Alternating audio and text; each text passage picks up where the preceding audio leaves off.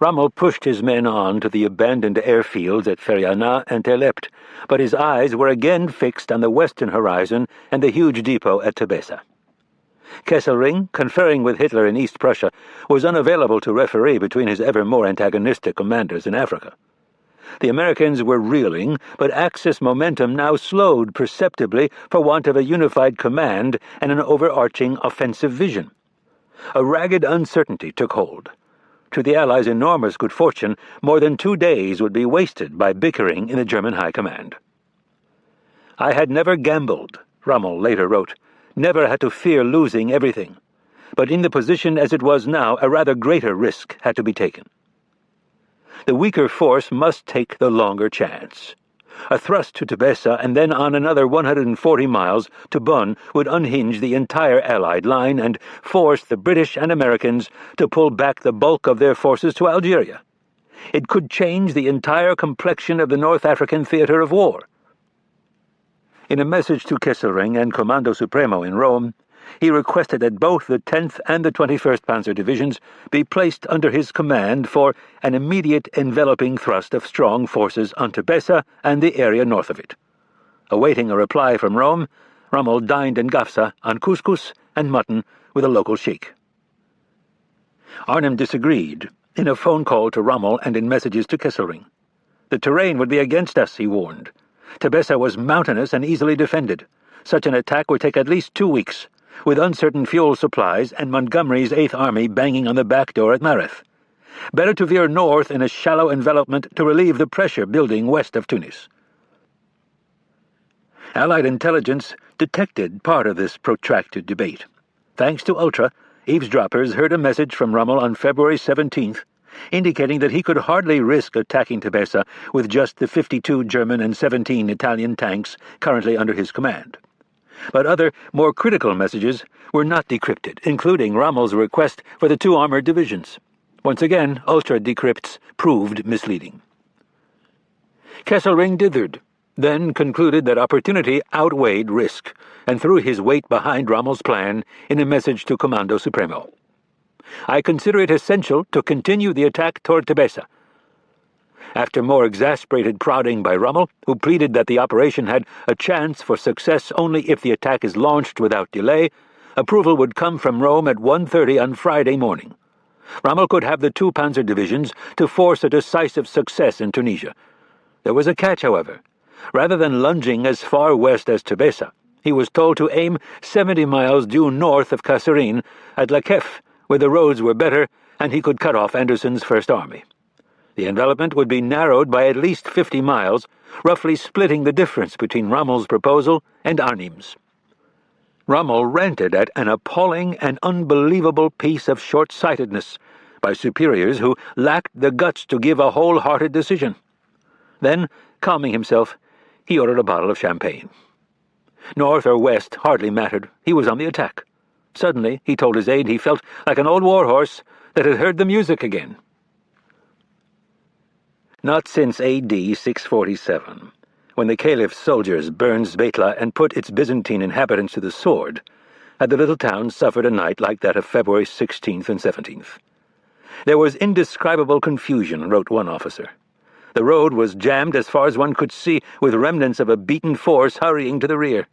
Zbeitla had already been crowded with hundreds of French colonial troops driven from Faid Pass 2 weeks earlier, as well as rear-echelon American soldiers growing more and more edgy at reports of disaster in the east.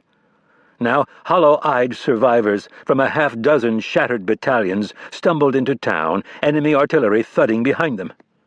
Most assumed that Rommel rather than Arnhem commanded the 3 armored columns baying at their heels. There was a perverse thrill at being routed by the famous Desert Fox who, one artilleryman conceded, was slapping us around like schoolboys. It was discouraging and humiliating, but more than that, it was fantastic.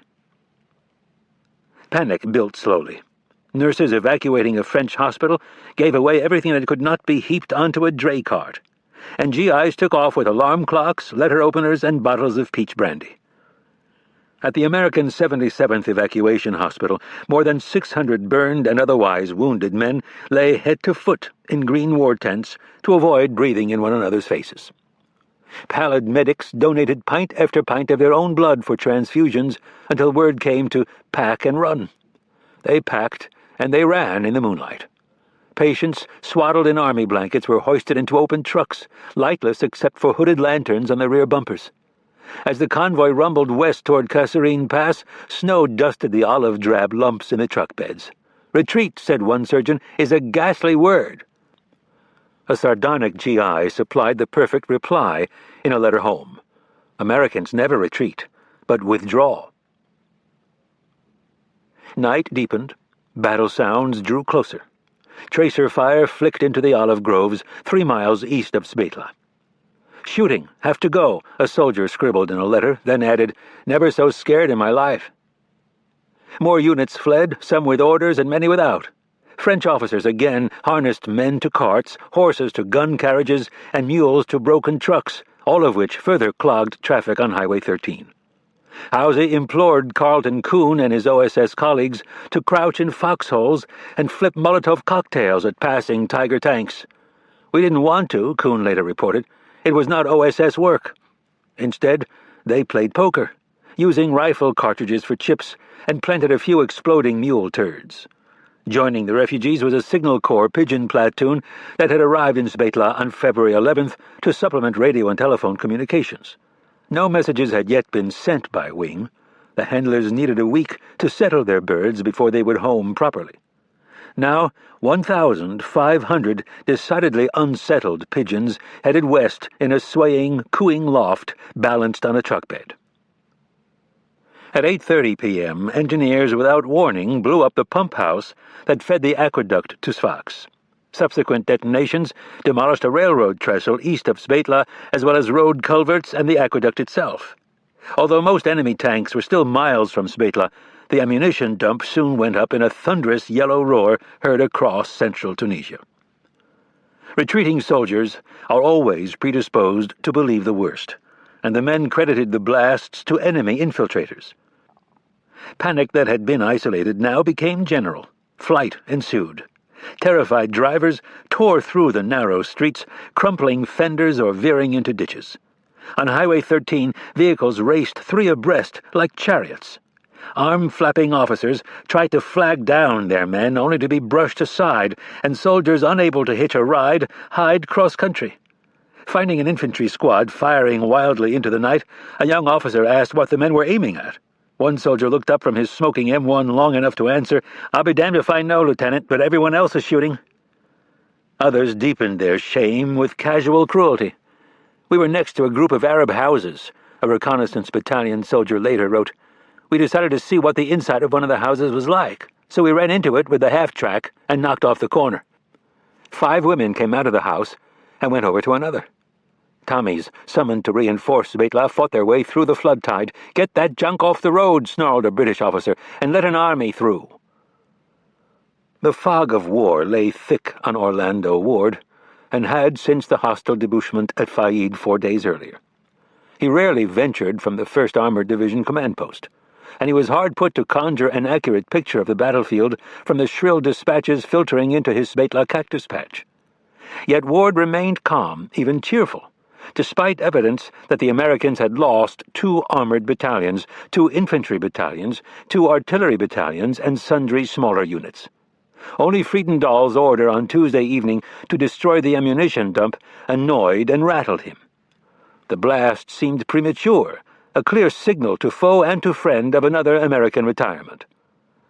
Ward was further discomposed by reports that among those stampeding west were McQuillan and many CCA troops not already dead or captured.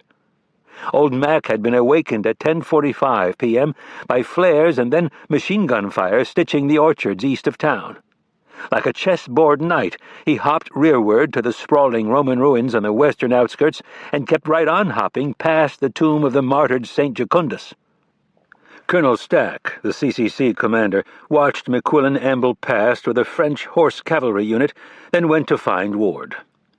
"I told General Ward," Stack recounted, "that if he thought that CCA was his front line, he was mistaken."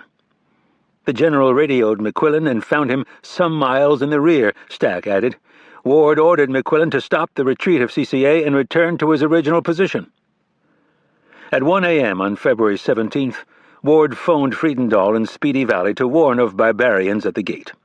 The spearhead of perhaps 90 panzers, including 9 Tigers, had pierced the American left flank 3 miles east of town. Ward did not know how long his division could stand and fight. Friedendahl immediately phoned Truscott in Constantine. The Second Corps commander earlier had reported that the picture does not look too good, but now his warning was dire. Friedendahl considered situation extremely grave and uncertain of ability to hold, Truscott wrote, scratching notes as fast as he could. 30 minutes later, Friedendahl called back. "Fears that we have lost 1st Armored Division," Truscott scribbled. "Feels that 1st Army has not given credit to his reports as to gravity of situation." Truscott had his own spy at Zbetla, a colonel who sent him lyrical, if poetically licensed, private intelligence missives. Shortly after 1 a.m., the colonel reported that tanks were fighting in the moonlight in Zbetla and were all around Ward's command post. Truscott now concluded that Old Ironsides would soon be overrun. Friedendahl took such counsel of his fears that he soon ordered Speedy Valley abandoned for a new Corps headquarters in the primary school at Laquif, 17 miles northeast of Tebessa. The tunnel project was forsaken forever, its incomplete shafts left as dank monuments to an American Ozymandias. This farrago of bad tidings had the virtue of being wrong. The enemy was near, but not that near, certainly not with almost 100 tanks. And no panzer was yet within 80 arduous road miles of Speedy Valley. Enough stalwarts had chosen to stand fast that the German advance was checked in mid-career. Strong enemy resistance, the 21st Panzer reported after several skirmishes. With just 65 tanks, the Panzer commander decided to await daybreak before pressing his attack. Further weakening the Axis cause, Arnim chose this moment to peel away part of the 10th Panzer Division for a thrust 25 miles to the northeast, where his tanks would find nothing but grief from mines and screaming sheets of Allied artillery fire. Better yet, from Ward's perspective, his division had been reunited for the first time since Northern Ireland. Finally convinced that the main Axis attack had indeed come through Faid Pass, Anderson authorized Friedendahl to shift CCB and other American units 60 miles towards Zbetla. "Move the big elephants to Zbetla, move fast and come shooting," Friedendahl told Robinette. In 2 pachydermal columns they pounded south. Ward placed CCB on his right, just east of town, and across Highway 13 the remnants of CCA anchored the left. CCC provided a rearguard reserve just west of town. Robinette tromped about throughout that long Tuesday night, emplacing his tanks, clucking at the faint hearts, and displaying all the swagger of a man keen to fight. When a fretful artilleryman voiced fear that his guns had been overrun, Robinette paraphrased Sherman, "When things are going badly at the rear, go to the front. They are always better up there." In truth, things were not so fine at the front either. CCA had buckled beyond repair, and so had the confidence of the High Command. "Everything is going badly at Zbetla," Anderson told a French general. At 1:30 on Wednesday morning, the British commander authorized Friedendahl to abandon Zbetla while asking that Ward hold until the next evening so fallback fortifications could be dug at Kasserine Pass in the west and at Spiba in the north. Friedendahl protested that by the next evening Old Ironsides would be reduced to smoking scrap. Anderson agreed to compromise by setting 11 a.m. on Wednesday as the decampment hour. Before dawn, the plan changed yet again to give Friedendahl more discretion, and Ward was instructed to hold at all costs until hearing otherwise. "I have had another argument with the big boss here," Friedendahl told Truscott, who now had a stenographer listening in on his phone conversations. "He wanted me to hold all day at Zbetla. It would have been all tangled up in another dogfight. Finally, I got them to agree to let me go ahead. They not only want to tell you what to do, but how to do it.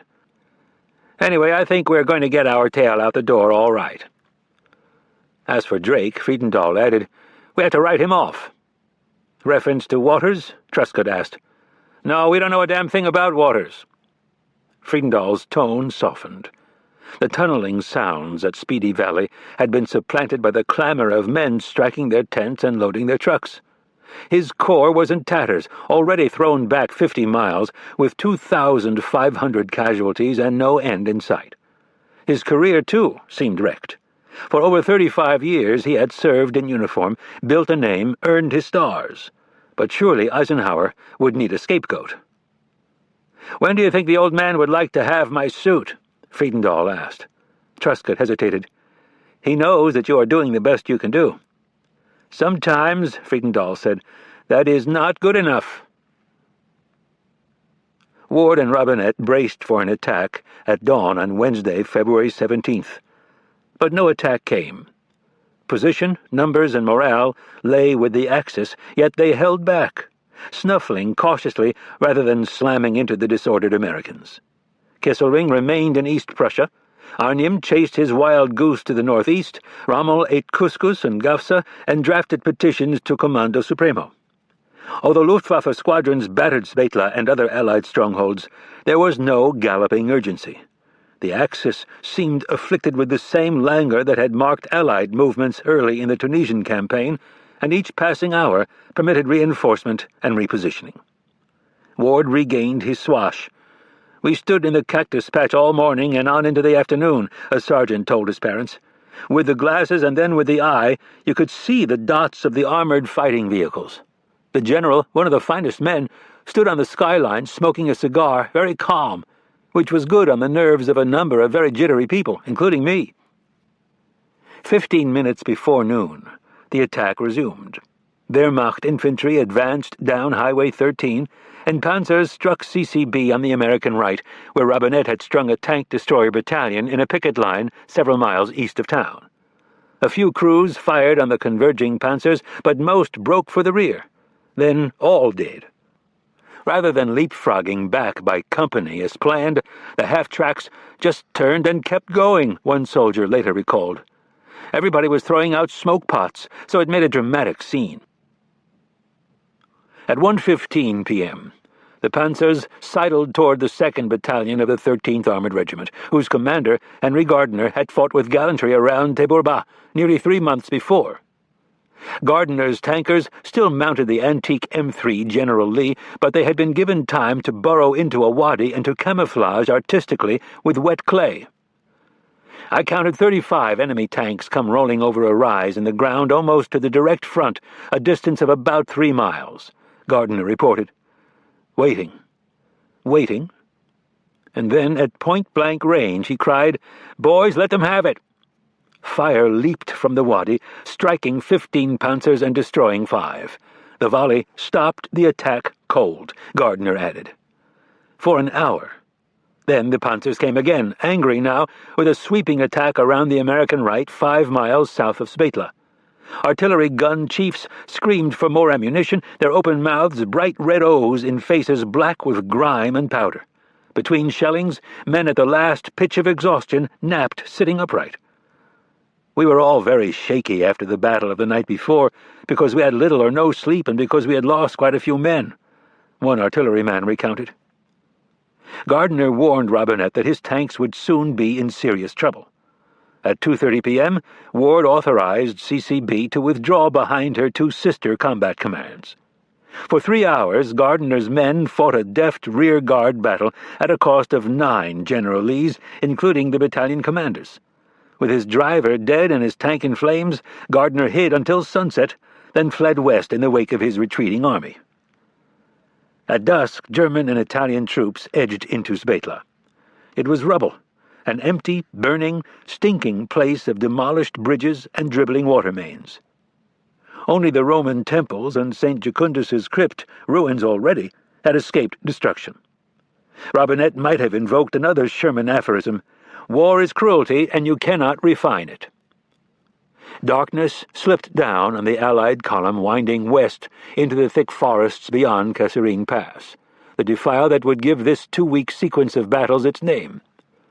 The night was heavy with low cloud, and always that intolerable wind, and all the inevitable turmoil and confusion of night movement, wrote A.D. Devine. Clouds were red with the burning of the Svetla dumps. Again the Allies had been drubbed. But in the glooming a spark kindled among those who had stood fast and fought well at the end. Pride, vengeance, anger came, yes, and a sense that enough was enough. that from this havoc a ruthless killing spirit could emerge.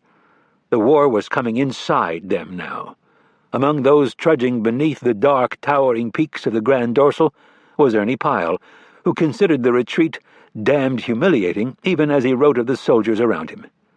"You need feel no shame nor concern about their ability. There's nothing wrong with the common American soldier. His fighting spirit is good, his morale is okay. The deeper he gets into a fight, the more of a fighting man he becomes." Pyle was telling his readers what he knew they wanted to hear. Oddly enough, it was the truth. This place is too hot.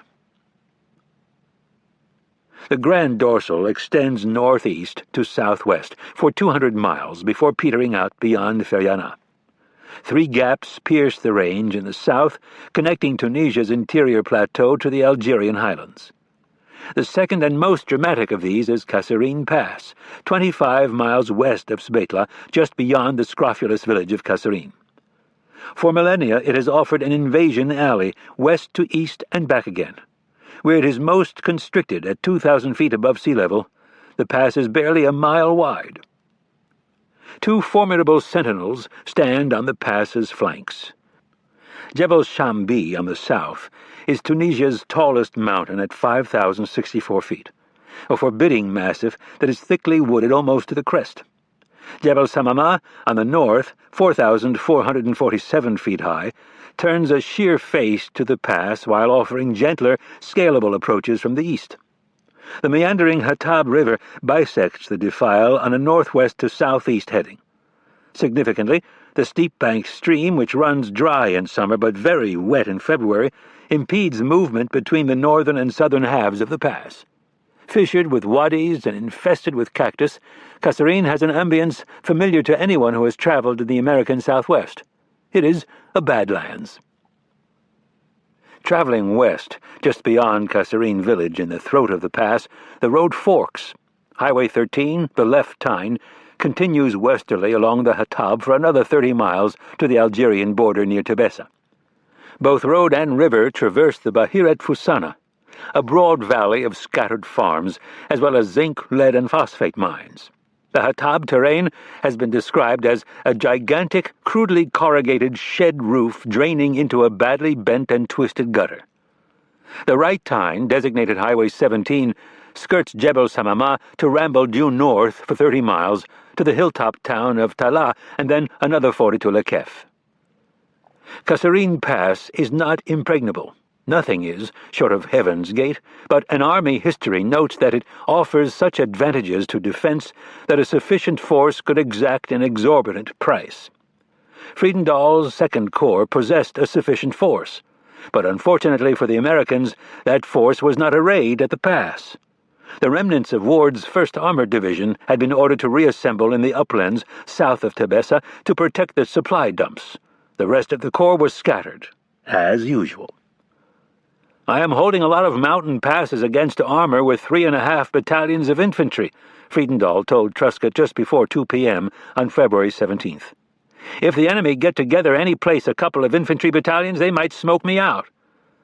"The artillery of the 9th Division are on the way," Truscott replied. "If you can get me a combat team of infantry, I haven't got a damn bit of reserve. I will do the best I can." "I need a combat team of infantry worse than hell," Friedendahl repeated. "All I've got is 3.5 battalions of infantry. They are not enough." Friedendahl sounded like a man running out of tether. Eisenhower was shipping 800 soldiers daily from Casablanca, roughly a battalion a day, but few would arrive in Tunisia before the end of February. "There isn't any hope of getting a combat team up here for a number of days," Truscott said slowly. "The infantry of the 9th Division is moving just as fast as it can now. We can expect a little reinforcement? Not a hell of a lot."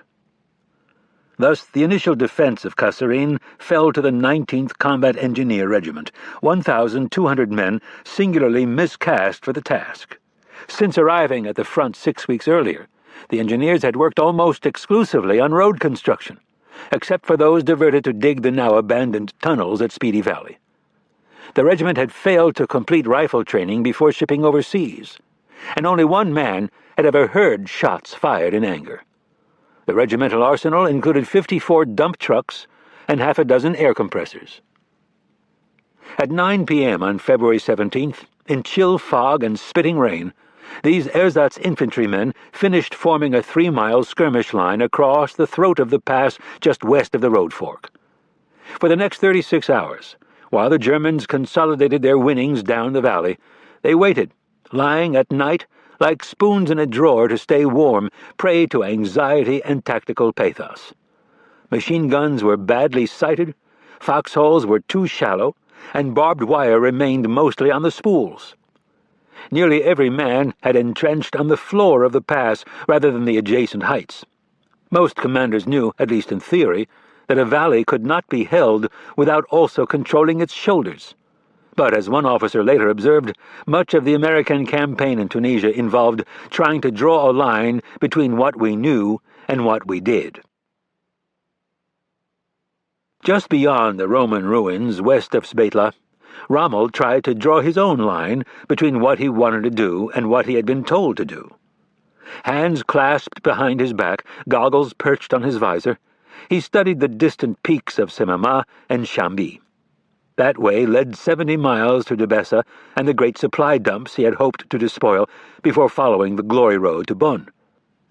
But it also offered, via Highway 17 through Tala, a backdoor route to Le Kef, the objective ordered by Comando Supremo.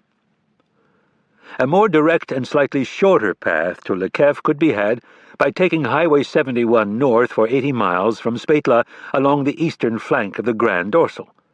The enemy would certainly contest both routes. Where would the defenses be softer? Left through Kasserine Pass or right directly toward Le Kef? Rommel studied the terrain with his field glasses, while staff officers in slouch hats toed the ground with their double-laced desert boots. His choice had been complicated by Arnim, who instead of giving Rommel the entire 10th Panzer, had held back half the division's tanks, including the Tigers, on a thin claim of needing them in the north. While denouncing the pig-headedness of his two African commanders, Kesselring had yet to return from East Prussia to adjudicate their squabble.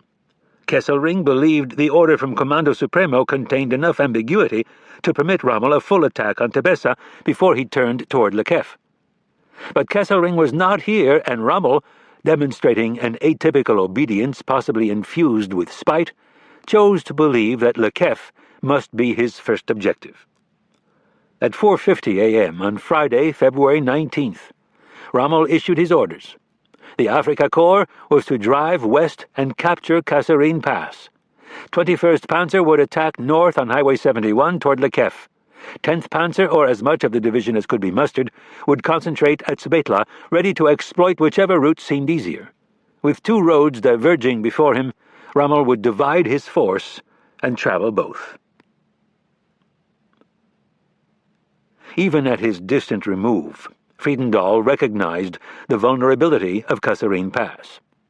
He peeled away a battalion from Terry Allen's 1st Division and shoved it forward to join the 19th Engineers, along with a 4-gun French battery and some tank destroyers. That brought the number of defenders to 2,000. In another call to Truscott late Thursday morning, he asserted that the 1st Armored gave them a good licking, a triumph that existed mostly in Second Corps imaginations, while asking for 120 replacement Sherman tanks. Truscott could offer 52, nearly enough to outfit a battalion, and he chose not to reveal that Eisenhower had decided to hold back more than 200 other newly arrived Shermans for fear of losing them all. At 8 that evening, Friedendahl phoned Colonel Alexander Stark, commander of Allen's 26th Infantry Regiment, who was south of Tebessa. "Alex, I want you to go to Kasserine right away and pull a Stonewall Jackson. Take over up there." Stark hesitated. "You mean tonight, General?" "Yes, Alex, right away."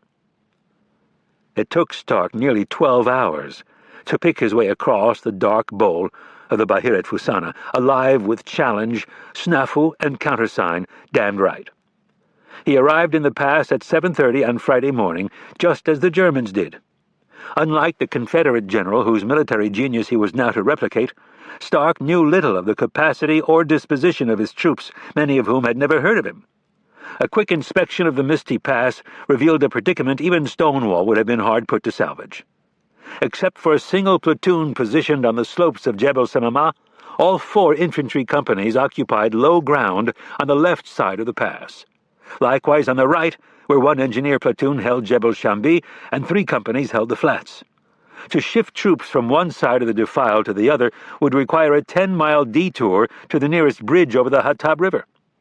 Anti-tank mines had simply been dumped rather than buried on likely enemy approaches. Another 60,000 mines and 5,000 booby traps were on their way from Algeria by cargo plane and truck, but the arrival time was uncertain. Friedendahl had also asked Anderson for 30 tons of barbed wire, and every platoon was pleading for sandbags, shovels, and picks. A German attempt at dawn to seize the pass in a coup de main had been repulsed with good shooting from the French 75s. The Afrika Korps Reconnaissance Battalion bounced back as if brushing a hot stove. But at 10 a.m., enemy artillery began falling around Stark's command tent 3 miles west of the Kasserine Narrows. 35 to 40 trucks brought up enemy infantry at 10:15, reported a staff officer. They are making for high ground on our left. And soon on the right. Wraiths in field grey scrambled up the rocky inclines, flopping to fire before scuttling on. Machine gunners crouched behind them with tripods and ammunition boxes, lashing the pass with flails of tracer fire. American reinforcements arrived early in the afternoon, including the regimental band, a tank platoon, and 3 companies from the 9th Division's 39th Infantry. The badly laid mines sufficed to cripple 5 panzers below Jebel Shambi, and Stark's spirits lifted despite German capture of the ridgeline below Semama's peak. Shadows swallowed the pass when Stark received a late-afternoon visit from Brigadier Charles A.L. Dunphy, whose British 26th Armored Brigade straddled the Tala Road 20 miles behind the Americans. Stark pronounced the battle well in hand, despite slight difficulties with communication from artillery shells severing his phone lines. Dunphy suspected that Stark was mistaken, a suspicion reinforced when the brigadier ventured forward 400 yards in his staff car for a personal reconnaissance and came streaking back to the tent beneath a swarm of German bullets. Enemy infiltration past U.S. lines was as obvious as it was ubiquitous. The Americans had no reserves, and, Dunphy reported, even the position of Stark's own troops was vague, and in particular he could not tell me where he had laid minefields beyond the fact that they had laid all they could get hold of. In short, Dunphy concluded Stark had completely lost control of events. I thought Stark a nice old boy, gallant but quite out of his depth. Returning to Tala at 7 p.m., he reported to Anderson that conditions were very poor at the pass. For his part, Stark dubbed Dunphy that blockhead. Even in the face of mortal peril, the cousins could not forbear their squabbling. Stark had not yet completely lost control of events. That would happen in the next few hours. But Anderson chose this moment to issue a stand-or-die edict effective at 8 p.m. The Army commander directs that there will be no withdrawal from the positions now held by the First Army. No man will leave his post unless it is to counterattack. Even as this puff of gas circulated through the ranks, many a man was leaving his post, and not to counterattack. Enemy artillery fell with greater insistence as the night deepened. The worst of it all was to see some of your best buddies next to you being shot down or blown up, observed an engineer corporal. I never knew that there could possibly be so many shells in the air at one time and so many explosions near you and still come out alive. Compounding the terror was a new German weapon deployed for the first time, the Nebelwerfer, a 6-barreled mortar that stonked targets with a half-dozen 75-pound high-explosive rounds, soon known as Screaming Mimis or Moaning Minis, because the wail they made in flight was said to resemble a lot of women sobbing their hearts out. Night fever spread through the engineer ranks holding Stark's right. A considerable number of men left their positions and went to the rear, an engineer officer reported. Some were corralled and herded back to the line, more simply melted into the night. Stark's left was even shakier. At 8:30 p.m., enemy patrols overran the infantry battalion command post. German infiltrators cut off the solitary company on the slopes of Jebel Semama, then seized Point 1191, the mountain's most important ridge. Many GIs who eluded capture were subsequently robbed of their clothes and weapons by Arab brigands. In some instances, the Arabs got the drop on the men with M1 and O3 rifles they had already obtained, a chagrined company commander told the provost marshal. Bad as the bad night had been, the foggy morning of February 20th was worse.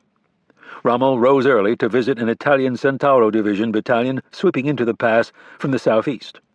At 10:30 a.m., he drove to Kasserine village, passing the bloated bodies of dead American drivers still behind the wheels of their charred vehicles. On a rail bridge spanning the Hatab River, Rommel met General Karl Bulovius, commander of the Afrika Korps, and General Fritz Freiherr von Broich, commander of the depleted and tardy 10th Panzer Division. The field marshal was displeased. Although Bulovius had ordered 2 grenadier battalions to resume their assault, the attack seemed sluggish. The Americans were crumbling but stubbornly refused to collapse. Unless the Germans punctured the pass this very day, Rommel believed, Allied reinforcements would clot the wound and prevent him from exploiting any breakthrough, particularly since the 21st Panzer had made little progress in its northward probe up Highway 71. He ordered 3 more battalions into action for a 6-battalion attack, 10th Panzer on the Axis right, Afrika Korps on the left, supported by 5 artillery battalions. After sharply berating Bulovius for torpor and Broich for not leading from the front, both stood glum as apprehended truants in their greatcoats and slouch hats. Rommel returned to the command post in the Kasserine train station. The American collapse began in earnest by late morning. At 11:22, the 19th Engineers commander, Colonel A.T.W. Moore, warned Stark by radio that enemy infantry and tanks were forcing the pass along Highway 13. An engineer major bellowed, "Forget about our equipment and just save your life." Artillery observers fled, explaining plausibly, if ingloriously, "This place is too hot." Companies disintegrated into platoons, platoons into squads, squads into solitary foot soldiers chased to the rear by screaming Mimis. Half an hour later, Moore radioed, "Enemy overrunning our CP," and bolted for high ground. He soon arrived at Stark's tent to announce that the 19th Engineers no longer existed. In fact, with 128 casualties, the regiment had been sorely hurt, but not obliterated. The uncoordinated withdrawal, as Moore delicately called it, was mirrored on the American left. Stark ordered his artillery to fall back. French gunners, without tractors to move their 75s, wept as they spiked the guns and took to the hills. Colonel Theodore J. Conway, sent forward by Truscott to assess Stark's plight, was shocked to see troops streaming past him for the rear. Briefly, he thought of Washington on horseback in the Battle of New York, whacking his fleeing Continentals with the flat of his sword in a vain effort to turn them. Having neither horse nor sword, Conway joined the exodus. Stark held until after 5 p.m., when grenades began detonating near his command post in the Hatab Gulch. With his staff and 2 hapless Army cameramen who had just arrived in search of some action shots, he hurried upriver before striking overland toward Talah. "We had to crawl," Stark later recounted, as in some instances German soldiers were not more than 15 yards away. Casualties just among infantrymen totaled nearly 500 dead, wounded, and missing. Italian tanks drove 5 miles on Highway 13 toward Tebessa without seeing a trace of the Americans except for burning wreckage. At 3:35 a.m. on Sunday, February 21st, precisely a week after the Axis offensive had begun, Friedendahl's headquarters warned, "Enemy reliably reported in possession of heights on either side of Kasserine Pass. Attack also going towards Talah on a 4,000-yard front and has advanced about 2,000 yards beyond the pass." Kasserine Pass was lost. Anderson observed the occasion with another windy exhortation. "There is to be no further withdrawal under any excuse. Fight to the last man." That, the weary Yanks agreed, simply meant the British were willing to fight to the last American. Order, counter-order, and disorder. Demolitionists laid slabs of gun cotton through the vast dumps at Tebessa and awaited orders to fire the stores. As rumors of an approaching enemy horde flew across the Bahir Fusana, 400 quartermaster troops scurried helter-skelter. The supply depot's arsenal consisted of 2 machine guns and a single 37mm cannon. Sentries paced the ancient walls and peered eastward for telltale coils of dust. A British officer, marinated in the lore of Khartoum and Balaclava, proposed repelling any approaching panzers with grenades flung from the parapets. 400,000 gallons of gasoline in 5-gallon flimsies were loaded into boxcars for evacuation. But more than 1 million meals' worth of rations would be abandoned if the enemy attacked. Hatchet-wielding cooks stalked like madmen through Tebesa's coops and hutches, slaughtering every chicken and rabbit rather than leave them for the Germans. The little garrison gorged on stew for breakfast. As always in the great clash of armies, the small dramas draw the eye. Ted Roosevelt was helping the French near Usaltia when word came that his son, Quentin, a 25-year-old artillery officer named for an uncle killed in the Great War, had been gravely wounded in a strafing near Kasserine. A Messerschmitt bullet had pierced his lung and lodged in his liver. The ambulance driver raced to 3 field hospitals before finding one not yet fleeing the German advance. Roosevelt wrote to his wife, Eleanor, "On the morning of the second day he ran a temperature of 104, and they thought he was dying. They got a message through to me. I started for there after dark. I had not slept for 2 days, and the hospital was 60 miles away. 60 miles of night driving, thinking I'd find him dead." He found him alive. Asleep on a cot in a mud-floored tent, Quentin had made the turn. "I went over and kissed him as if he were a little boy again, and indeed I did feel he was our little boy," Roosevelt wrote. "I'm feeling buoyant." Little buoyancy could be found at Second Corps headquarters in the school at Le Cuif. Although Friedendahl fought off despondency with occasional nips of bourbon, one officer described him sitting on the school's front steps, head in hands, and giving every evidence of being both bewildered and defeated. George Marshall had once said of Friedendahl, "I like that man. You can see determination all over his face." Now that face mostly showed despair. He had begun referring to his adversary as Professor Rommel. Whistling tunelessly while staring at the map, he abruptly turned to an aide and said, "If I were back home, I'd go out and paint the garage doors. There's a lot of pleasure in painting a garage door." Alerted to the possible abandonment of Tebessa, General Juin hurried to Le Cuif, where he found the Corps commander perched on a packing crate in an empty office. Tossing his left-handed salute, Juin urged the Americans to stand fast. Surrendering Tebessa meant offering the panzers a flat, open avenue to Constantine, a strategic prize. Friedendahl shrugged. He had no reserves. His corps was reeling. He would do whatever Anderson ordered. Juin drew himself up. "My wife and my children are in Constantine," he said in a fractured voice. "If you carry out this order, I shall remove from you the Constantine division in order to defend Tebessa, and we will get ourselves killed there." Friedendahl stirred from his crate, his lethargy momentarily dispelled. "I saw his attitude change," Juin later recounted, "and throwing his arms round my neck, he swore not to abandon Tebessa." At least not yet. Friedendahl repaired to his new bivouac, an elegant mansion owned by a Vichy mining executive. After Speedy Valley's sepulchral chill, the house seemed decadently cozy. Sitting by the oil stove in his slippers, he instructed his chief of staff, "Dabney, open up the bottle, let's have a drink." On the evening of February 20th, with Kasserine Pass gone and Professor Rommel running amok, the 1st Division artillery chief arrived after a muddy jeep ride that left his face so spattered he appeared to be wearing a plaster mask. "Reported to Friedendahl, who said that he had a very important mission for me, but it could wait until after dinner," Brigadier General Clift Andrus recorded. "Dinner, tablecloths, silver, waiters in white, beef, even ice cream." "I'm going to be the goat in this," Friedendahl told one of his lieutenants. That was most probable, unless he could find a substitute. Friedendahl's pale eye fell on Pinky Ward.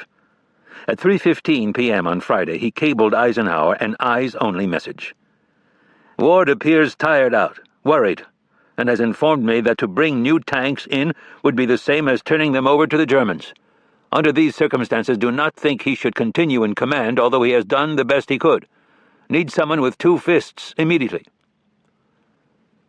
While Eisenhower pondered this unsettling request in Algiers, the Allied command structure along the Grand Dorsal grew yet more convoluted. With part of the 1st Division dispatched to Bouchepka, 20 miles southwest of Kasserine Pass, Friedendahl initially gave Terry Allen the mission of commanding a large area that included French and British units. On Saturday morning, as defenses in the pass collapsed, he ordered Robinette to take over the remnants of Stark's force and to counterattack with CCB. Ward again was excluded from the chain of command. Several hours later, Friedendahl thought better of handing Rommel the remaining American tanks on a platter in an impromptu conference over the hood of his staff car near Talas.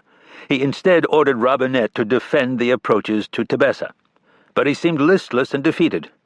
"There's no use, Robbie. They have broken through and you can't stop them," he said, then added, "If you get away with this one, Robbie, I will make you a field marshal." Robinette's defense of the western avenues would be coordinated by Brigadier Dunphy, who was blocking the northern approaches to Talas, even though Dunphy lacked compatible radios or any other means to communicate with the thousands of American troops scattered across nearly 1,000 square miles. As one final twist in a very twisted plot, Anderson, sure with each hour that Friedendahl's generalship was unlikely to resolve this mess, assigned his own candidate, Brigadier Cameron G.G. Nicholson, to command the British, French, and American forces now assembled south of Talas. Friedendahl retired to his wainscoted dining room to fret. Anderson's First Army headquarters was hardly more composed. "Everything was confusion there," reported one American colonel who watched a British officer slap a hysterical comrade across the face and bark, "Get hold of yourself." A British guardsman captured the sentiment of every man in the Allied ranks. "The most perfect example of order, counter-order, and disorder that has happened in my experience." Into the muddle stepped a man orderly in appearance, thought, and deed. General Harold Alexander had at last arrived from Cairo, ready to lead all ground forces in Tunisia, as agreed at Casablanca. Designated the 18th Army Group, his new command comprised 1st Army in the north and 8th Army just entering Tunisia in the south. After visiting Eisenhower in Algiers on Monday the 15th, "Your mission is the early destruction of all Axis forces in Tunisia," the Commander-in-Chief advised. Alexander conferred with Anderson on Thursday night and toured 2nd Corps on Friday, while his staff of 70 officers and 500 enlisted men settled in at Constantine. Officially scheduled to take over on Saturday, February 20th, Alexander found the front so disorganized that he advanced his own investiture by a day. At 7:20 p.m. on Friday night, 4 hours after Friedendahl had asked for Ward's removal, he cabled Eisenhower, "In view of situation, I have assumed command." In a note to Montgomery, he confessed himself very shocked. "There has been no policy and no plan. The battle area is all mixed up with British, French, and American units." He cut a dashing figure in his red-banded cap, with his open tunic, leather jacket, and corduroy trousers tucked into Turkish knee boots. He was lean and bronzed, with deep creases at the corners of his mouth that became furrows for the tips of his mustaches, and his eyes were crinkled from a career spent squinting into the middle distance. He was the 3rd son of the Earl of Caledon, and had been raised in patrician privilege on an immense estate at Ulster. Once asked to cite manly virtues, he proposed natural good manners. Considered able more than clever, he had aspired to become a painter and then president of the Royal Academy. Instead, he attended Sandhurst, soon becoming the youngest lieutenant colonel in the British Army, and later its youngest general. His combat record over 30 years rivaled Hector's. Rudyard Kipling wrote of him, "At the worst crises he was both inventive and cordial, and would somehow contrive to dress the affair in high comedy." When a staff officer at Dunkirk told him, "Our position is catastrophic," Alexander was said to have replied, "I'm sorry, I don't understand long words." Most recently, as Montgomery's superior, he had helped engineer the British victory at El Alamein. Suave, phlegmatic, and immaculate, the archetypal Edwardian hero, he was Britain's most admired soldier and Churchill's favorite general. Some thought him stupid. Wellington without the wit, one biographer called him. Intellect was not his most conspicuous asset. Despite his command of French, German, Hindi, and Urdu, Brooke and Montgomery both considered him an empty vessel. Another British officer confessed, "I cannot imagine his ever producing a plan, let alone a good plan." Others were charmed by his unpretentiousness — he would tap dance in regimental talent shows — and sang-froid. Harold Macmillan likened Alexander's mess to a high table at an Oxford college, where war was politely ignored and conversation rambled over the campaigns of Belisarius, the advantages of classical over Gothic architecture, or the best ways to drive pheasants in flat country. Brilliantly slow, or slowly brilliant, Alexander had arrived. He was in charge, and he was appalled. To Churchill and Brooke he wrote, "Real fault has been lack of direction from above from the very beginning." He considered Anderson a solid soldier, rather dull. But Alexander later observed the First Army commander was allowing the Germans to hurry him, and he didn't control his headquarters. He had lost the initiative. Yet it was the Yanks who alarmed him more. By misfortune, the first Americans he encountered were swaggering Anglophobes, including the mercurial General Joseph W. Stilwell in Burma and now Friedendahl in Tunisia. The latter was utterly shaken, Alexander concluded, with no idea how to redeem himself. His staff was dithery. "The poor body has a great weakness from its illness," he had said of Second Corps on February 18th. The troops appeared soft, green, and quite untrained. They lacked the will to fight. American incapacity horrified him in those first hours and days. The impression lingered to damage Allied comity in Italy, where Alexander would serve as commander-in-chief.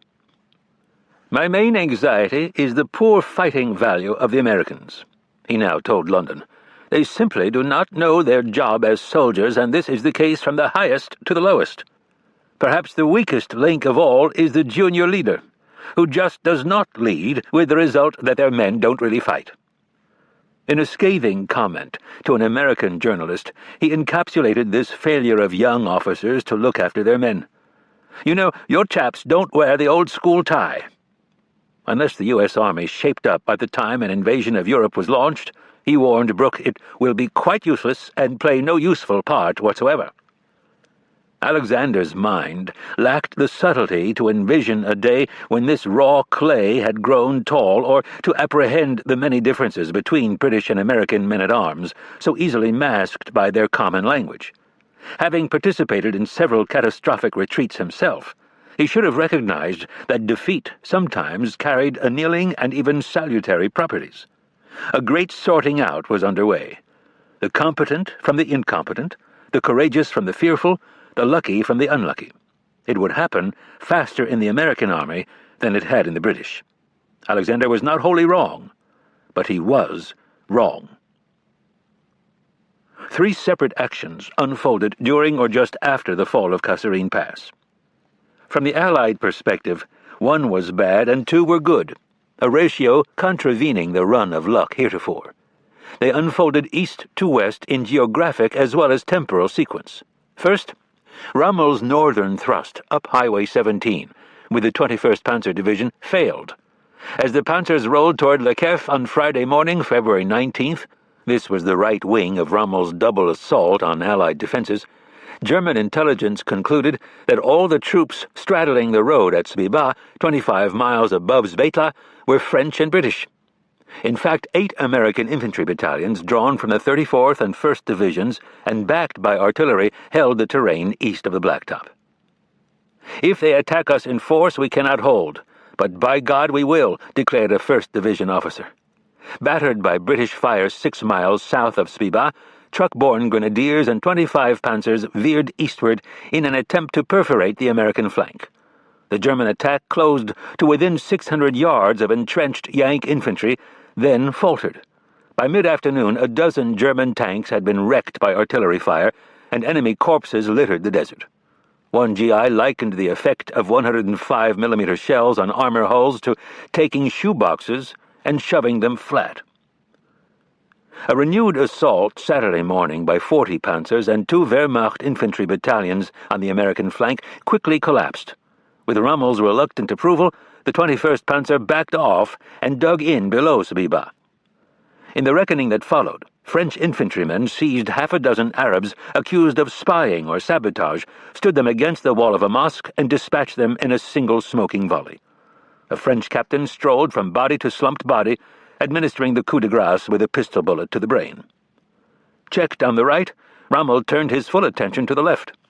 The fall of Kasserine Pass suggested that the western roundabout route through Talas was the easier way to Le Kef, and now the second action unspooled. Desperate to slow German momentum, Brigadier Dunphy ordered a small British rear guard down the Talas road toward Kasserine. The result was foreordained, if valiant. At noon on February 20th, tanks from the 8th Panzer Regiment slammed into the British 2 miles north of Kasserine Pass on Highway 17. For the next 6 hours, the Tommies yielded one untenable hill after another. We were forced back, and on every ridge we left a few more of our tanks, derelict, perhaps burning, wrote one soldier. A correspondent described crewmen fleeing their burning hulks like caterpillars dropping from a flaming nest. They run zigzag, eyes staring white in smoke-blackened faces, strings of German machine gun fire lashing them as they go. The squadron commander, Major A.N. Bileby, strolled from tank to tank, directing counterfire until shell fragments killed him. By 6 p.m., there were no tanks left to direct, and every artillery officer lay dead with Bileby. Survivors scoured north as hard as stiff legs and flapping revolvers in the leg holster would permit, chased by dusk-brightened tracers. Rommel again held the initiative, but with it came a familiar conundrum. Now what? From his command post near Kasserine, he studied the map, then motored through the pass to study the ground. He had twice divided his army at Svetla and at Kasserine. "I hoped to split the enemy forces far more than our own," he later explained. But now he lacked the strength to attack simultaneously north toward Talas and west toward Tebessa. Talas led north to Le Kef, but he could hardly ignore CCB and the other American forces lurking somewhere west beyond the Bahir et Fusana, perhaps waiting to counterattack to sever the Axis path of retreat through Kasserine. Despite its grievous losses, Second Corps still had 150 tanks. A reconnaissance report at 11:25 a.m. on February 21st pushed Rommel to a decision that led to the third action in this sequence, which in turn would lead to Kasserine's finale. 20 miles west of the pass and parallel to the Algerian border, a jagged escarpment known as Jebel el Hamra ran north to south, crossed by the packed dirt roadbed of Highway 13. Wehrmacht scouts reported that no substantial Allied forces could be found east of El Hamra. The shallow bowl of the Bahir et Fusana was empty. Without waiting for confirmation from Luftwaffe pilots that his left flank was indeed secure, Rommel ordered the 10th Panzer to continue up Highway 17 toward Talas in his main attack. The Afrika Korps would push to El Hamra and safeguard the flank by sealing the passes from Tebessa and Bouchebka. The scouts were wrong. Jebel el Hamra and its lesser foothills bristled with Americans on good ground and in formidable strength. In the south, Terry Allen held the Bouchebka Pass with the 16th Infantry. "Well, boys," Allen announced, "this is our sector and we will fight in place." To the north, on the east face of the ridge and in a thin screen across the Bahir et Fusana, Robinette commanded 8 battalions, 11 artillery batteries, nearly 50 guns, and a hodgepodge of others, including Senegalese riflemen and 700 lost souls snagged in a straggler line. Thick pines and rocky redoubts provided excellent concealment along a 4,000-yard front. From his command post near Highway 13, Robinette could see 20 miles to Kasserine Pass across a foggy plain dotted with pear orchards and cactus farms. Cocksure as ever, he knew the enemy would come his way. It was, Robinette later claimed, simply written on the ground. Anderson, on this very Saturday, had reported that American fighting value was very low. The Yank commanders, he added, were especially frightful. Yet a new bravado animated American ranks. Allen captured the mood in a message to Bill Darby, whose Rangers guarded against enemy infiltrators in the south. "There is a hell of a mess on our front. Can you send me one reinforced company with a hairy-chested commander with big nuts?" Darby sent Company C, whose captain presumably possessed the requisite anatomical credentials, then told his own men, "Onward we stagger, and if the tanks come, may God help the tanks." The tanks came, but at Robinette. General Bulovius surged forward along the Hatab's south bank at 2 p.m. on February 21st with 40 panzers followed in trace by Lloyd infantry. Italian troops from the 5th Bersaglieri Battalion joined the attack, recognizable in their plumed pith helmets and distinctive running march. But within an hour, the weight of massed American howitzers began to tell. Shells burst around Axis formations, tacking for cover where no cover existed. German 88s answered from the riverbank, but Bulovius lacked enough guns for effective counter-battery fire. By 4 p.m., the attackers had drawn within range of American tanks and plunging fire from anti-tank guns hidden in the rocks. Even for the Afrika Korps, it was too galling. At 6 p.m., Bulovius broke off the attack, still 4 miles short of Jebel el Hamra. Shades in feathers and coal scuttle helmets backed into the dusk until searching shell fire could no longer range them. Bulovius had lost 10 tanks, Robinette but 1. Repulsed on the right, Rommel ordered Bulovius to make a wide envelopment to the left. He meant to flank the Americans in the south and catch them from the rear. In darkness and teeming rain, Bulovius sidled across the mud. By first light on the 22nd, his men were not only drenched and disorganized, but lost, having wandered 7 miles south of Jebel el Hamra. Undeterred, 2 grenadier battalions attacked at dawn, where they found themselves just above Bouchebka Pass. By 8 a.m., 5 American howitzers and 3 lesser guns had been captured, along with 30 vehicles. The American line buckled and fell back, leaving a knobby, fog-shrouded salient known as Hill 812, covered with howling German grenadiers. It seemed all too familiar. High hopes after a credible initial clash, an indefatigable enemy who pressed the attack, a brittle defense that fractured under stress. By chance, the Afrika Korps had struck the seam where Robinette's authority ended and Allen's began. 35 miles away, the 2nd Corps command post was feverishly packing for Constantine and Le Queif in the fear that Le Queif would soon be overrun. Spooked by the German advances on what one Tommy dubbed Panic Sunday, officers joked about preparing their Oflag prison camp bags. Yet something had hardened in this army. Even as violent death swept the ranks, men stood their ground, the line stiffened. The Afrika Korps was 23 air miles from Tebessa. It would come not an inch closer. At 9 a.m. the fog lifted, exposing hundreds of grenadiers now marooned on Hill 812. Bulovius ordered 24 panzers and the 5th Bersaglieri to push northwest at Jebel el Hamra as a diversion from his trapped infantry. The force came within 2 miles of the ridgeline before stalling under American fire from 3 sides. The air was full of hardware and smoke and the sounds of a real scrap, Clift Andrus later recalled.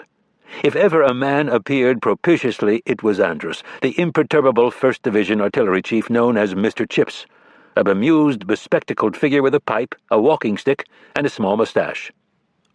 "The most skillful and practical artillery officer I know," Allen called him, and now Andrus lived up to that praise. The Americans had many guns, but no one to direct them in concert. Andrus rounded up wandering gunners and put them into the line. Eyes at the back of their heads, whiskers, mud, and every sign of utterly exhausted men, he wrote of one battery. Told that the Americans were about to counterattack, most of them started to cry in sheer relief. Axe-swinging gunners felled pines on the Jebel's front slope to clear fields of fire. And what fields they were! An artilleryman's dream, Andrus reported. The valley floor was covered with targets of every description, from tanks and 88 batteries to infantry and trucks. A single battalion, the 27th Field Artillery, fired more than 2,000 rounds, and others were nearly as prodigal. By 2 p.m., the milling Afrika Korps was in retreat. Soon, a headlong rout of terrorized soldiers heaved eastward. Enemy dead lay like gray flagstones across the Bahiret Fusana. The 16th Infantry drove the Grenadiers from Hill 812, recapturing intact every gun and vehicle lost that morning.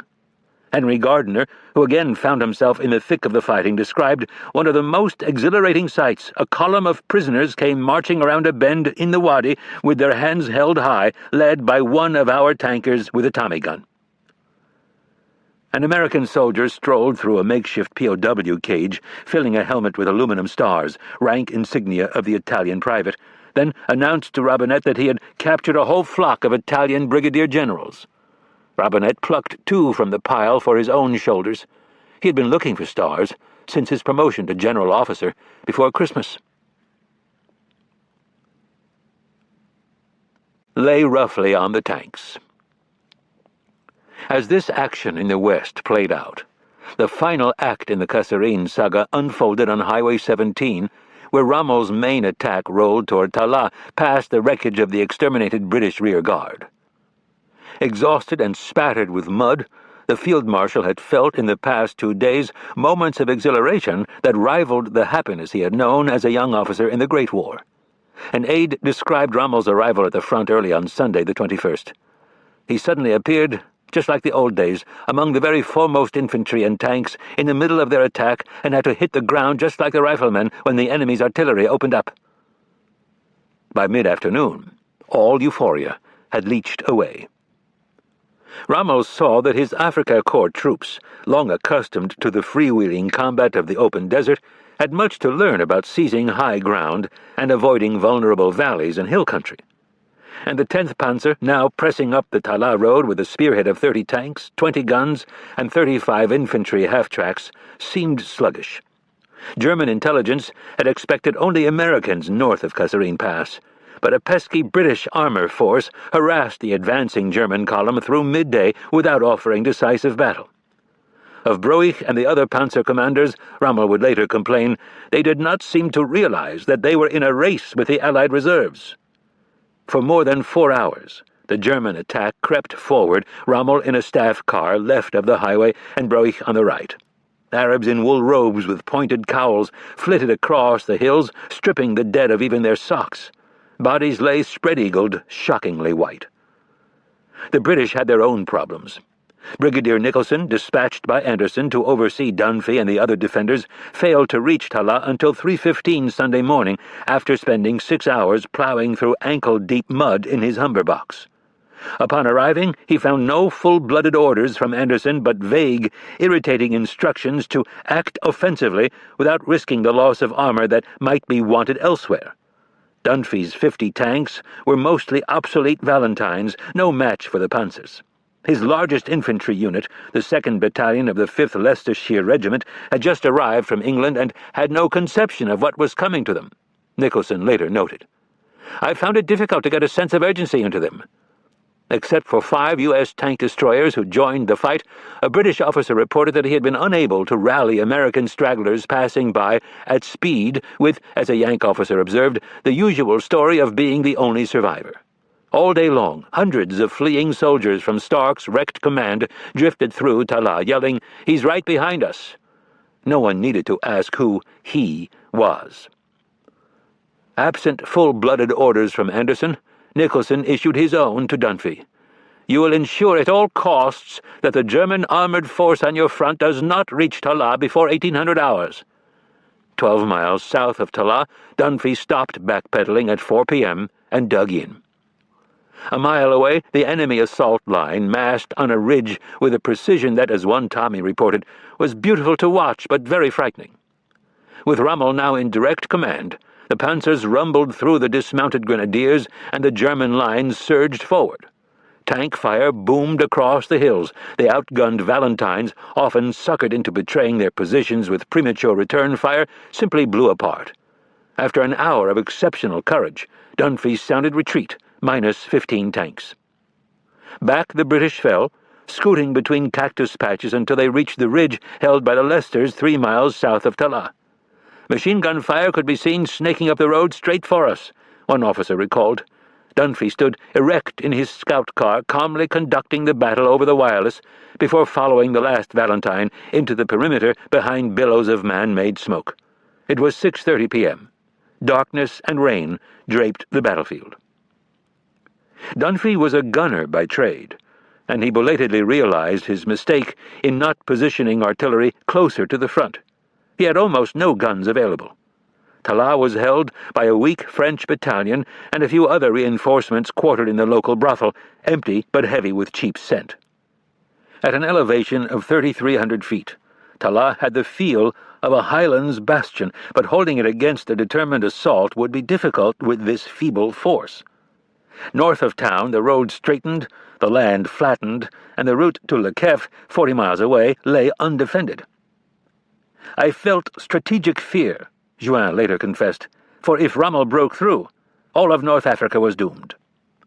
Almost on Dunphy's heels, an armored column led by a Valentine clanked toward the British perimeter on Highway 17. Hatless soldiers lay smoking on the fenders of these apparent stragglers. The Leicesters, whom Nicholson had just berated for their half-dug foxholes and unlaid minefields, glanced up from their digging at the familiar turret silhouette.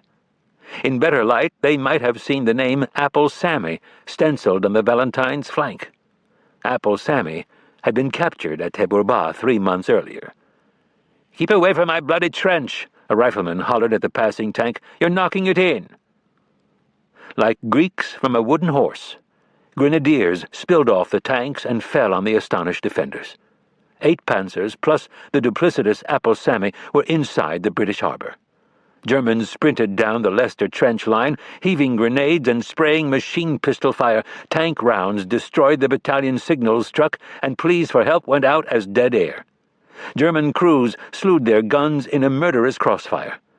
"Hands up, come out," an accented voice called in the darkness. "Surrender to the panzers." In minutes, the Leicesters were undone, and 300 stunned prisoners vanished into the night. 2,000 yards north, Dunphy's remaining tanks sheltered in a grassy hollow just below the town. Dismounted crews had settled down for supper when German tracers began to float over our heads, wrote one soldier. A flare shot up into the air. 6 German tanks were right upon us, greenish-yellow flame flickering from their machine gun muzzles.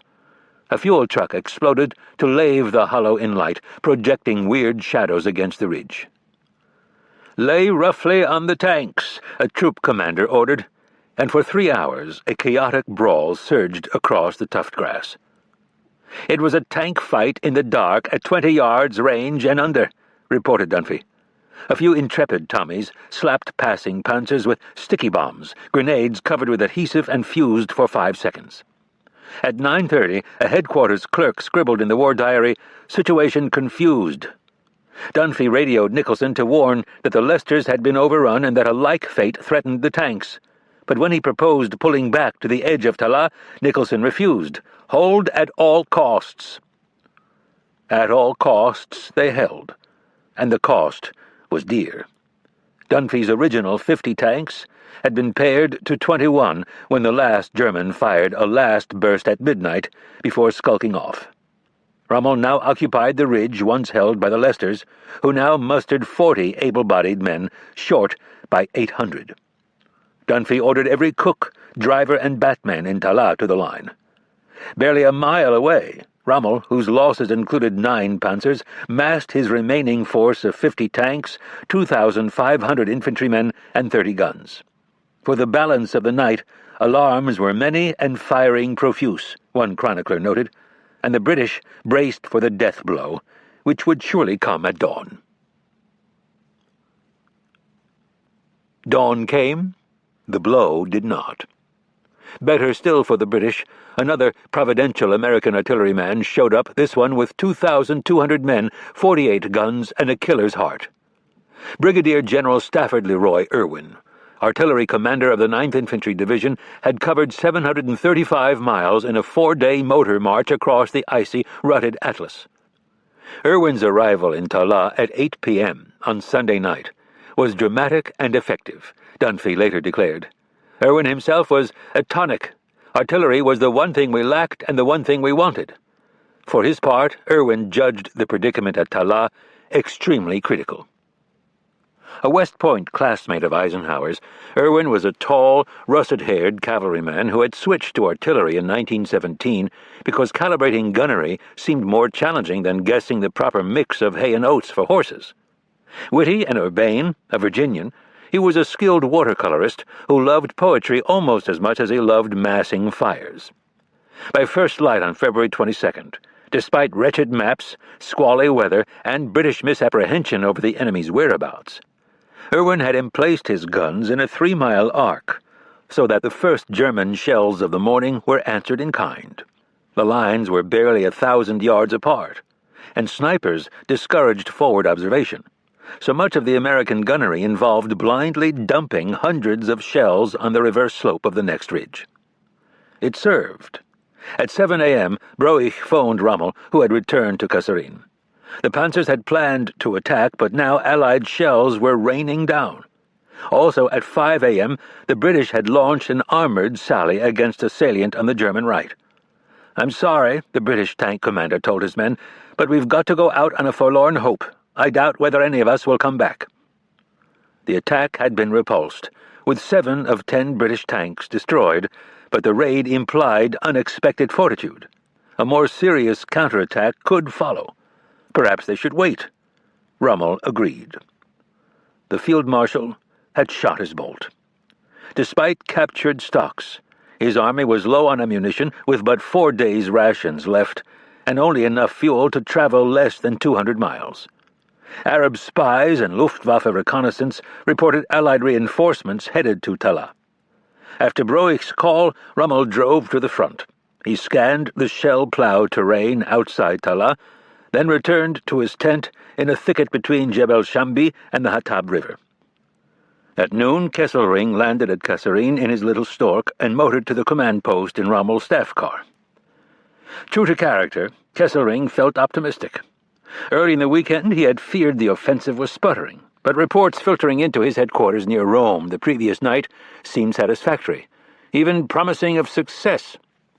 True, Arnim's refusal to send all of the 10th Panzer was a very serious failure which could not be made good again, and Kesselring had reproached him. Yet the Allies were reeling, Kesselring believed. Rommel wasted no time in disabusing him of this notion. In an hour-long conference frequently interrupted by a jangling telephone, he insisted on stopping the attack and withdrawing the attack group. Rommel lashed out at Arnim, the Luftwaffe, the Italians, even the poor combat value of his own men. His left flank was exposed to attack from the west, where the American defense had been very skillfully executed. The assault on Talas, rescheduled for 1 p.m., would be postponed again. A staff officer recorded Rommel's cooler arguments. "It appears futile to continue the attack in view of the constant reinforcing of the hostile forces, the unfavorable weather, which renders the terrain impassable off the hard roads, and because of the increasing problems caused by the mountain terrain, which is so unsuited to the employment of armored units. All this adds to the low strength of our organization."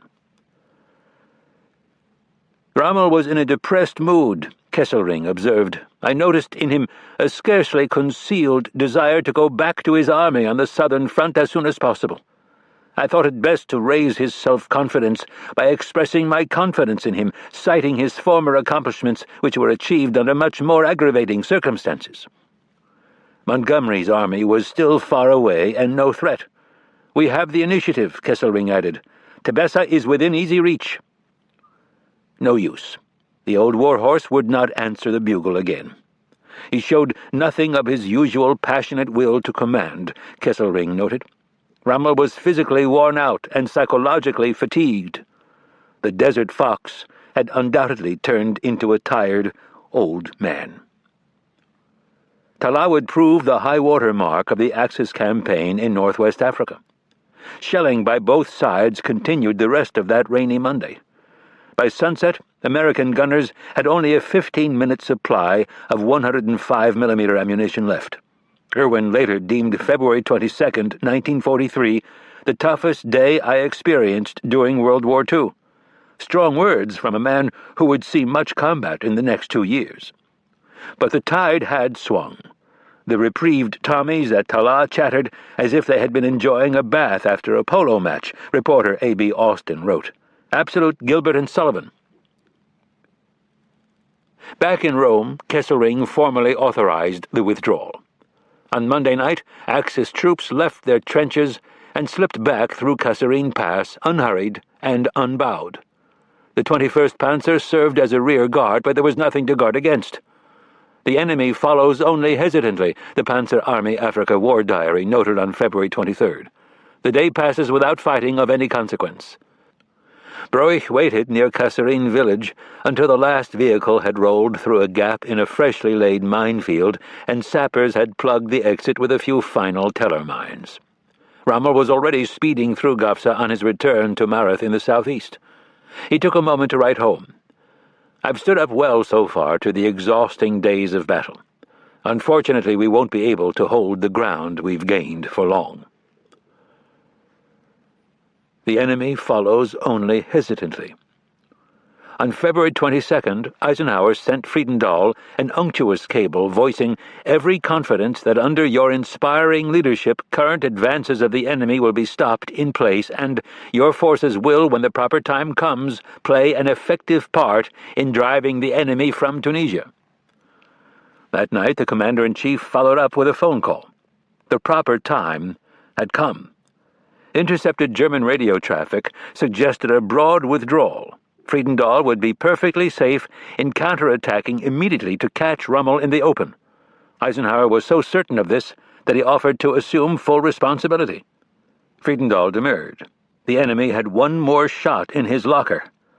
It would be wiser, he insisted, to spend another day on the defensive as a precaution.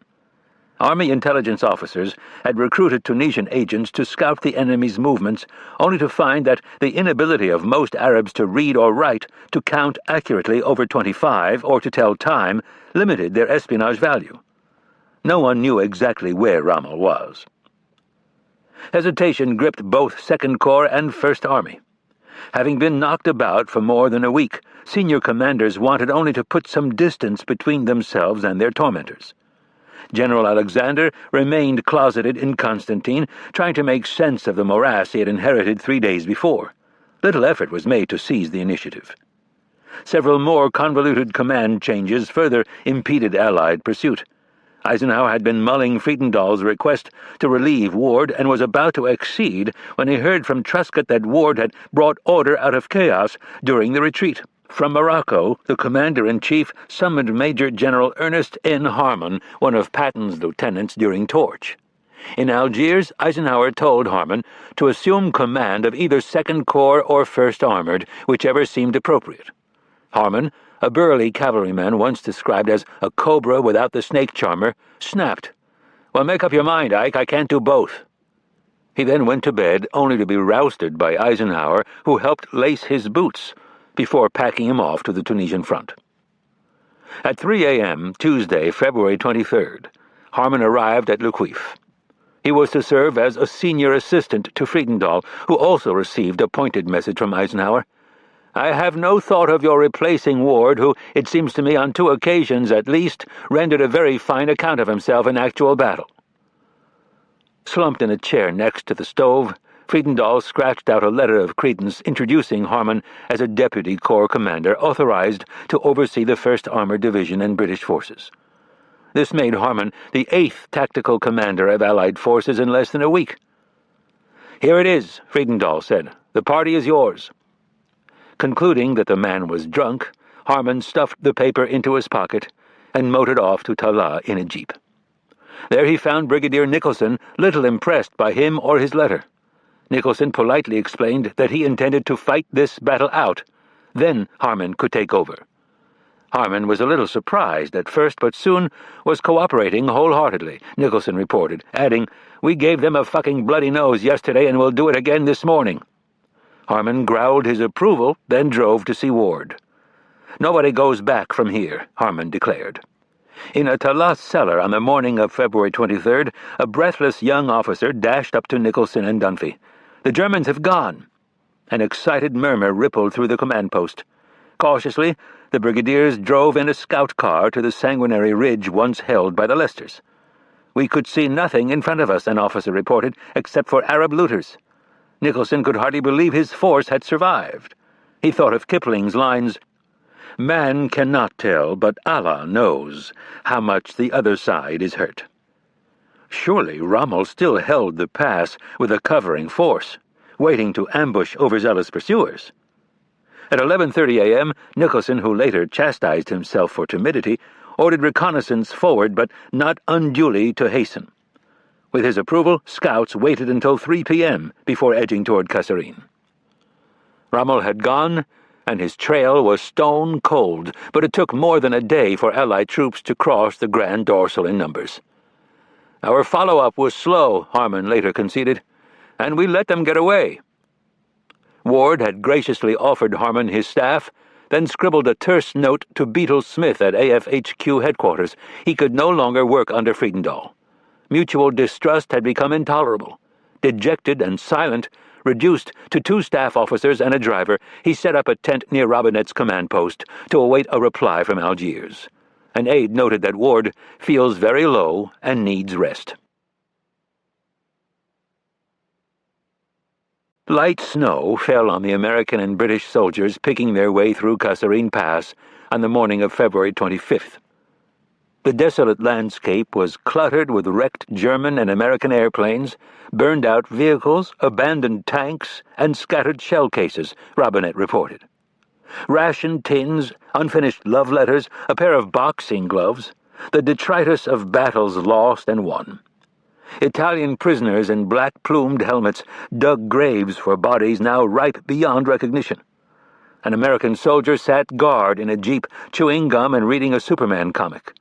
Severe orders were issued against looting, and the throaty sound of Tommy guns echoed in the snow. Tunisians ran or fell. Even if Allied troops had been roused to hot pursuit, Rommel's sappers discouraged audacity. All 9 bridges between Zbiba and Zbetla had been demolished, as had 13 others around Kasserine. More than 43,000 German mines had been planted. East of the pass, Allied vehicles were blowing up on the minefields in all directions, said one British officer. A most unpleasant and windy business. Battery-operated mine detectors shorted out in the damp weather, forcing engineers armed with bayonet probes to spread out like caddies and golfers looking for a lost ball. Soldiers also watched for the telltale sign of dismembered camels, whose flat feet usually provided enough pressure to detonate the 11 pounds of TNT in a Teller mine. A precise tally of casualties at Kasserine remains elusive, in part because of uncertainty over the French, Italian, and Tunisian tolls. American losses exceeded 6,000 of the 30,000 men engaged in the battle. Of those, half were missing. German records, ever precise, listed 4,026 Allied soldiers of all nationalities captured. Friedendahl's corps lost 183 tanks, 104 half-tracks, more than 200 guns, and 500 jeeps and trucks. British losses were relatively light, apart from the poor Leicesters and a few dozen tanks, and the Germans suffered fewer than 1,000 casualties, including 201 dead. Some American units were mauled nearly beyond repair, among them the 2nd and 3rd Battalions of the 1st Armored Regiment, temporarily combined to form the understrength 23rd Battalion. The 3rd Battalion of the 6th Armored Infantry, so badly carved up at Oran during Operation Reservist, was again gutted at Kasserine, shrinking from 750 men to 418. Half the survivors lacked shoes, like Ragamuffin Valley Forge soldiers. Our people from the very highest to the very lowest have learned that this is not a child's game, Eisenhower told Marshall. The proud and cocky Americans today stand humiliated by one of the greatest defeats in our history, Harry Butcher scribbled in his diary. There is a definite hang-headedness. From Faid Pass to Talah, the Americans had been driven back 85 miles in a week, farther than at the infamous bulge in the Belgian Ardennes nearly 2 years later. At least in terms of yardage lost, Kasserine may fairly be considered the worst American drubbing of the war. Grievous as the past 10 days had been, the Allies had suffered a tactical, temporary setback rather than a strategic defeat. Rommel had failed to reach the Allied supply depots, failed to force the British First Army to withdraw from northern Tunisia, failed to gut the offensive capacity of Allied forces who would soon make good their losses. Seasoned German soldiers proved themselves wily and ruthless, and Axis commanders demonstrated the battlefield virtue of leading from the front. But the Axis High Command was more riven with rivalry and inefficiencies than even its Allied counterpart, a poor standard indeed. Both sides had violated key principles of war to the detriment of their respective causes. They had, among other errors, failed to maintain contact with a retreating foe to exploit his derangement. The Axis had made this mistake at both Sidi Bouzid and Talah. Rommel, moreover, had violated the cardinal precept of concentration by twice dividing his force and attacking at too many places at once. Arnim had been right. The anabasis in mountainous country with a modest, footsore force was too ambitious. particularly without Arnim's wholehearted support. Allied failings were painfully evident. Again, portions of 5 American divisions had fought around Kasserine, but almost never intact. Leaders came and leaders went, sometimes changing twice a day, as if washing in and out with the tide. Strangers commanded strangers. For years, Friedendahl would be castigated for the poor American showing. Like several of his subordinate commanders, he was overmatched, unable to make the leap from World War I's static operations to modern mobile warfare. But Robinette made a fair point after the war that it was dead wrong to blame Friedendahl exclusively. Possibly, he wrote, one would have to search all history to find a more jumbled command structure than that of the Allies in this operation. That error could be laid at Eisenhower's door. Even as Rommel was forcing the pass on February 20th, Eisenhower summoned reporters to a press conference in Algiers and took full responsibility for the defeat, remarks he then placed off the record. He acknowledged underestimating French vulnerability and stretching the Allied line to the breaking point. Subsequently, he expressed regret at not having insisted in November on subordinating French troops to the Allied chain of command and at allowing the dispersal of American forces as far south as Gafsa. Moreover, he wrote after the war, had I been willing at the end of November to admit temporary failure and pass to the defensive, no attack against us could have achieved even temporary success. There were other unacknowledged failings. He had recommended, but not demanded, that Friedendahl counterattack vigorously on February 22nd, just as he had recommended, but not demanded, the concentration of the 1st Armored Division in mid-February. He expressed surprise in late February that the 37mm Squirrel rifle and 75mm half-track Purple Heart box proved no match for German panzers, although these deficiencies had been recognized for months. During the wearing and anxious week after his trip to Sidi Bouzid, he spent so much time dictating explanations to the chiefs of staff that Marshall chided him. I am disturbed by the thought that you feel under necessity in such a trying situation to give so much personal time to us. You can concentrate on this battle with the feeling that it is our business to support you and not to harass you. Certainly he had done some things well, even very well. He cannibalized the U.S. 2nd Armored and 3rd Infantry Divisions for reinforcements and hurried the 9th Division Artillery to its gallant rendezvous at Talas. He worked on rearming the French, redesigned American training methods, unleashed Alexander, overhauled his intelligence operation, and parried Churchill, who had sent an annoying message insisting that the Tunisian campaign be finished by March and the Sicily invasion launched in June. We must be prepared for hard and bitter fighting, Eisenhower told the Prime Minister on February 17th, and the end may not come as soon as we hope. He studied his mistakes. This practice was always one of Eisenhower's virtues, and absorbed the lessons for future battles in Italy and Western Europe. And he steeled himself for the remote prospect that his first big battle might have been his last. To his son John he wrote, "It is possible that a necessity might arise for my relief and consequent demotion. It will not break my heart, and it should not cause you any mental anguish. Modern war is a very complicated business, and governments are forced to treat individuals as pawns." Eisenhower could take heart that for the first time, notably in the successful defense of Jebel el-Hamra, American commanders showed some capacity for combined arms combat, the vital integration of armor, infantry, artillery, and other combat arms. That art, like fighting on the defensive and operating within an Allied coalition, had been given short shrift in stateside training. Soldiers were forced to learn where lessons always cost most, on the battlefield. The coordination of ground and air forces remained dismal, however. Fratricide flourished despite standing orders not to fire at airplanes until fired upon. In 3 Allied fighter groups alone, friendly fire destroyed or damaged 39 planes. And error cut both ways. Disoriented B-17 Flying Fortresses on February 22nd missed their intended targets in Kasserine Pass by 90 air miles, killing many Tunisians and battering the British airfield near Souk el Arba. Apologies were issued, along with a few $1,000s in reparations. Beyond the modest combined arms showing, 3 bright gleams radiated from Kasserine's wreckage. First was the competence of American artillery at Zbiba, at Jebel el-Hamra, and at Tala. Second was the mettle under fire displayed by various American commanders, among them Irwin, Robinette, Andrus, Gardner, and Allen, and comparable mettle in British commanders.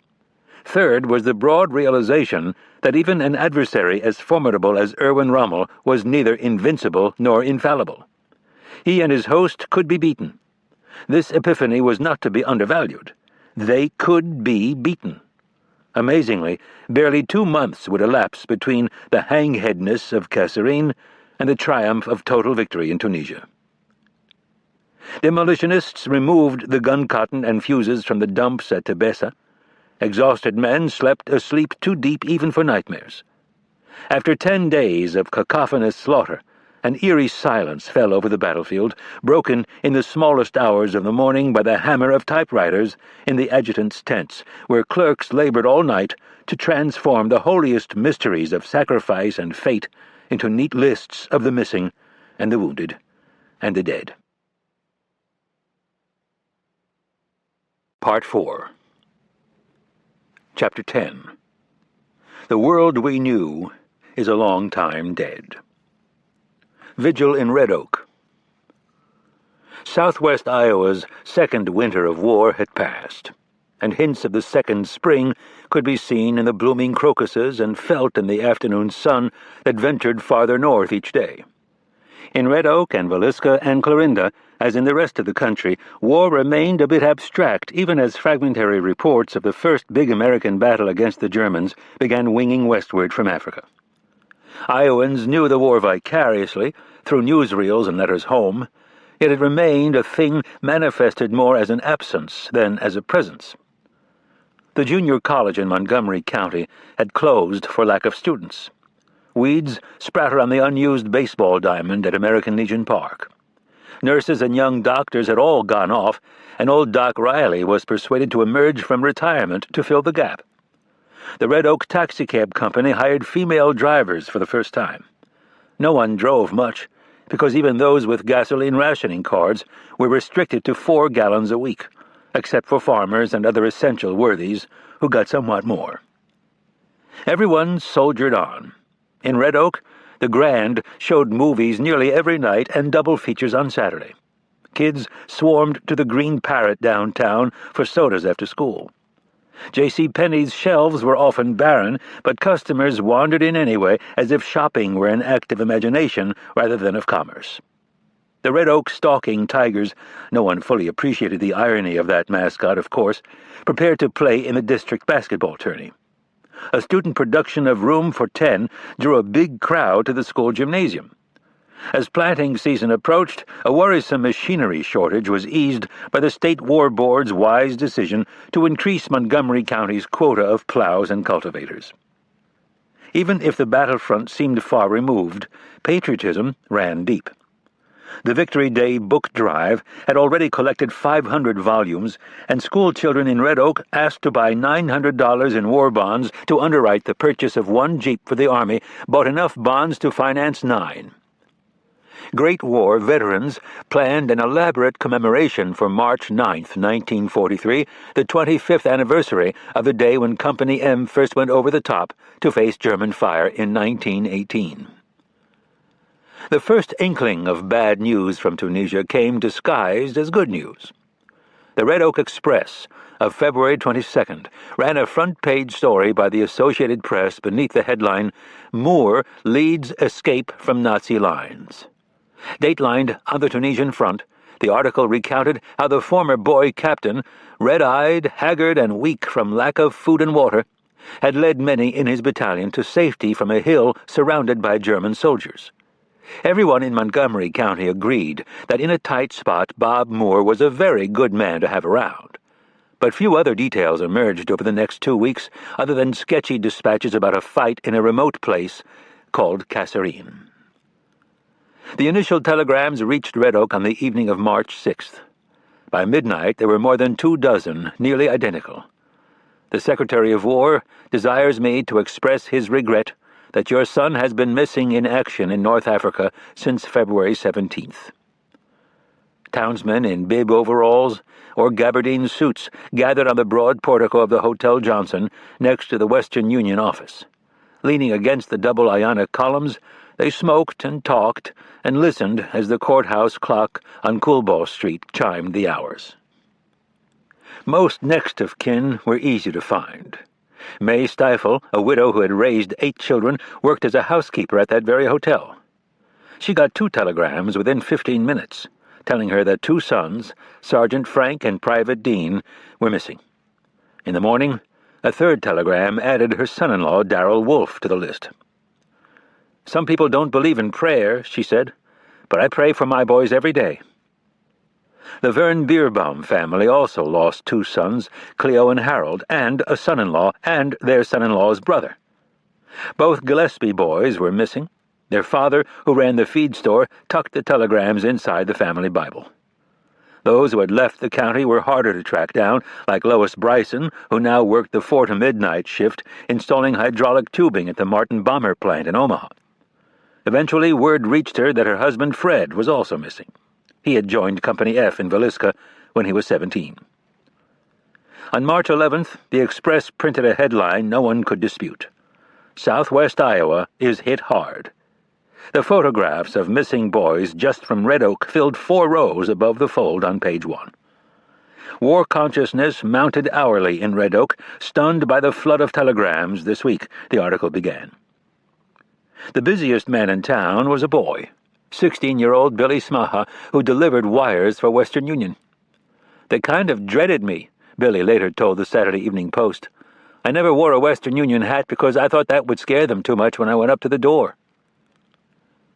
Wild rumors flourished. Shenandoah, Iowa, supposedly had lost 500 men, even though barely 1/4 that number were serving in North Africa. The truth was grim enough. Clarinda had lost 41, Atlantic 46, Glenwood 39, Council Bluffs 36, Shenandoah 23, Villisca 9. Red Oak's toll reached 45, nearly a third of Company M, which altogether had lost 153 men, among them the commander and 6 lieutenants. Total losses for the 168th Infantry Regiment included 109 officers and 1,797 enlisted men. There is no place, to my knowledge, where in this war there has been such a large group from such a comparatively small area, an Army official told the Council Bluffs Nonpareil. Everyone soldiered on again.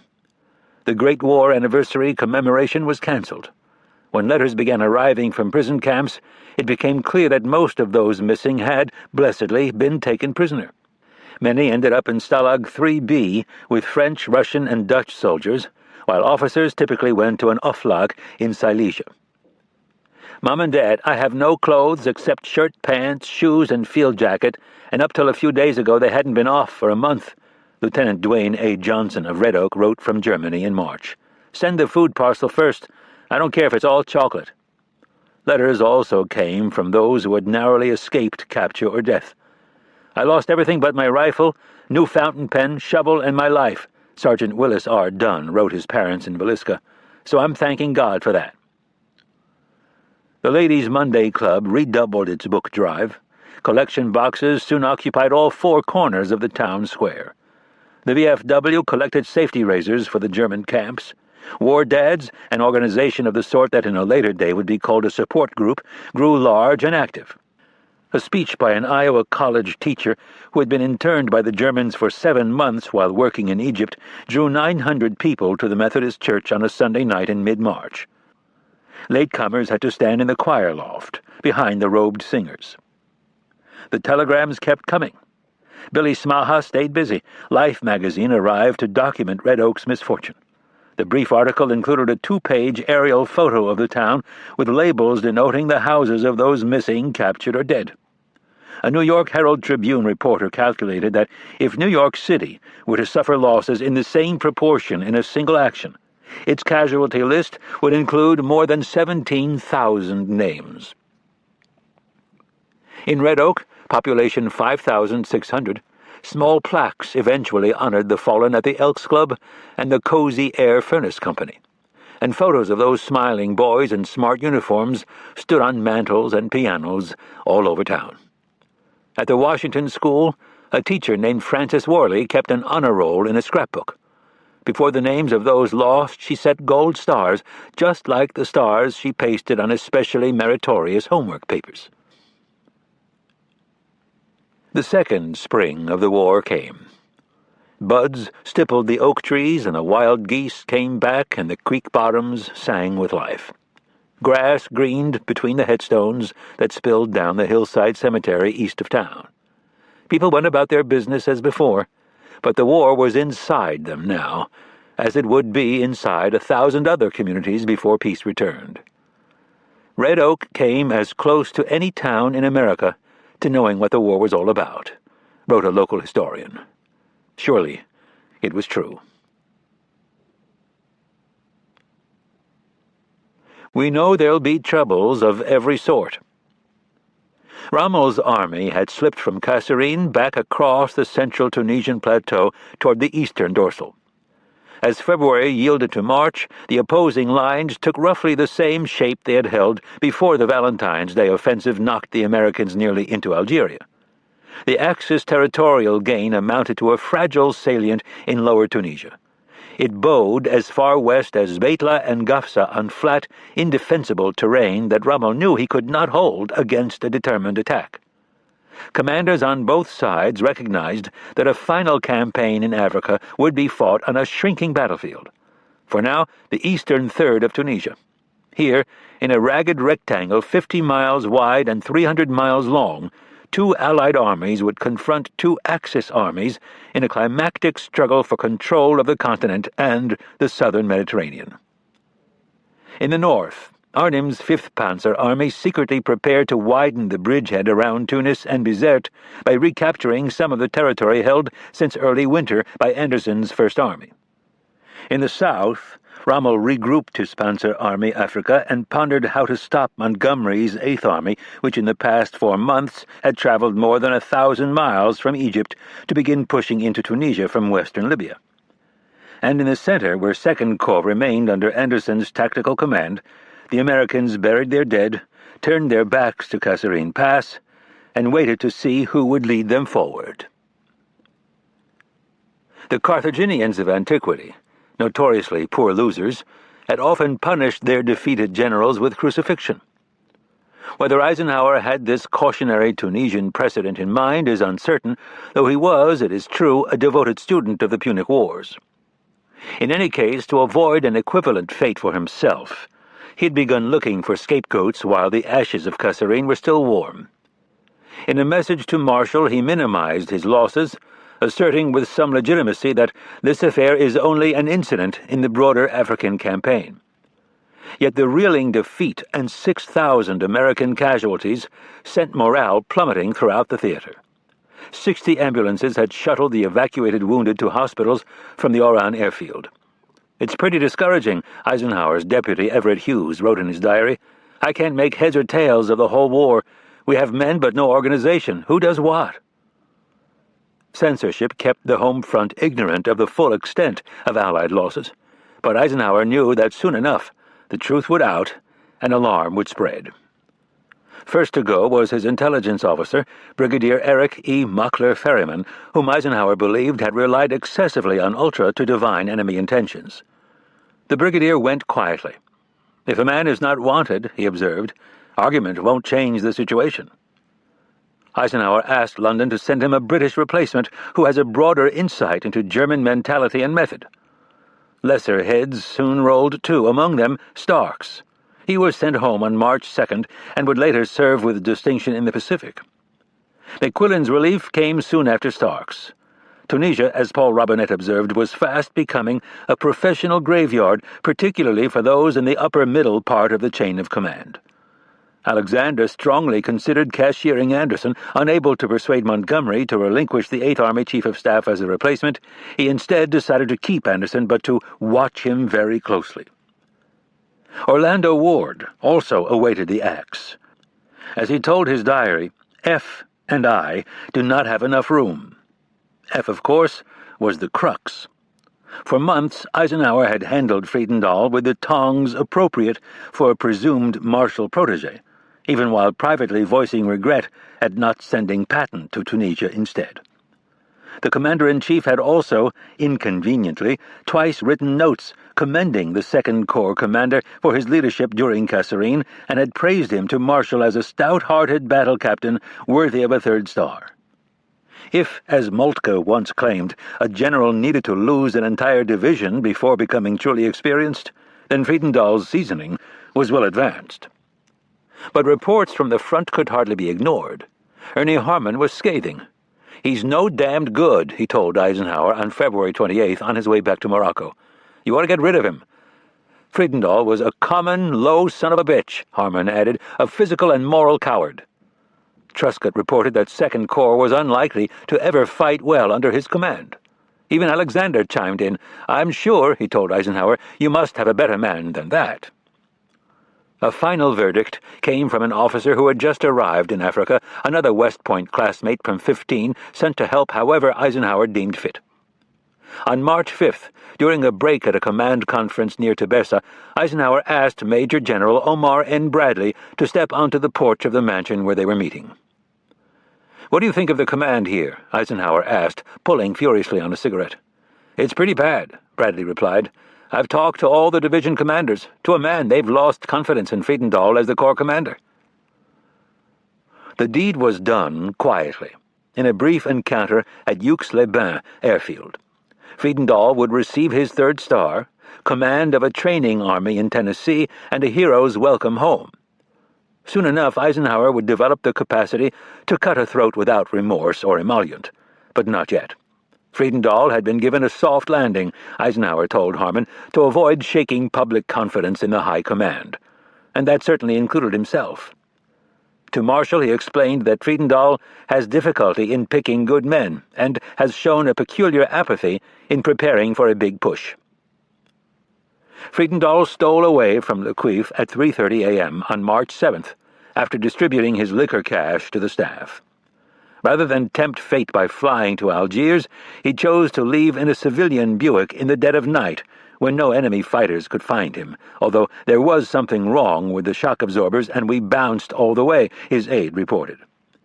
Along the road, Friedendahl and his traveling party would stop for a picnic lunch of K-rations and a piquant French Burgundy he had been saving. "Glory be," Ward wrote, but the most trenchant epitaph came from Beetle Smith. "He was a good colonel before the war." Patton was hunting boar in the Moroccan outback when a dust-caked messenger on motorcycle flagged him down with orders for the front. A few hours later he arrived at the Maison Blanche airfield outside Algiers, where he and Eisenhower had a brief conference over the hood of a car. The Commander-in-Chief expected Patton to command Second Corps for only 3 weeks or so before resuming his preparations for the invasion of Sicily. "Your personal courage is something you do not have to prove to me, and I want you as a Corps commander, not as a casualty." Eisenhower lectured. "You must not retain for one instant any man in a responsible position where you have become doubtful of his ability to do his job. I expect you to be perfectly cold-blooded about it." Patton had been brooding over the still uncertain fate of his son-in-law. He would personally comb Jebel Souda for John Waters's grave, and in any case, dispassion was hardly in his nature. He damned the Germans so violently and emotionally that tears came to his eyes 3 times during the short conference, Butcher reported. Eisenhower agreed that the man hated the enemy like the devil hates holy water. Omar Bradley, who was to become Patton's deputy, sketched an indelible portrait of his first appearance at the Le Cuif primary school.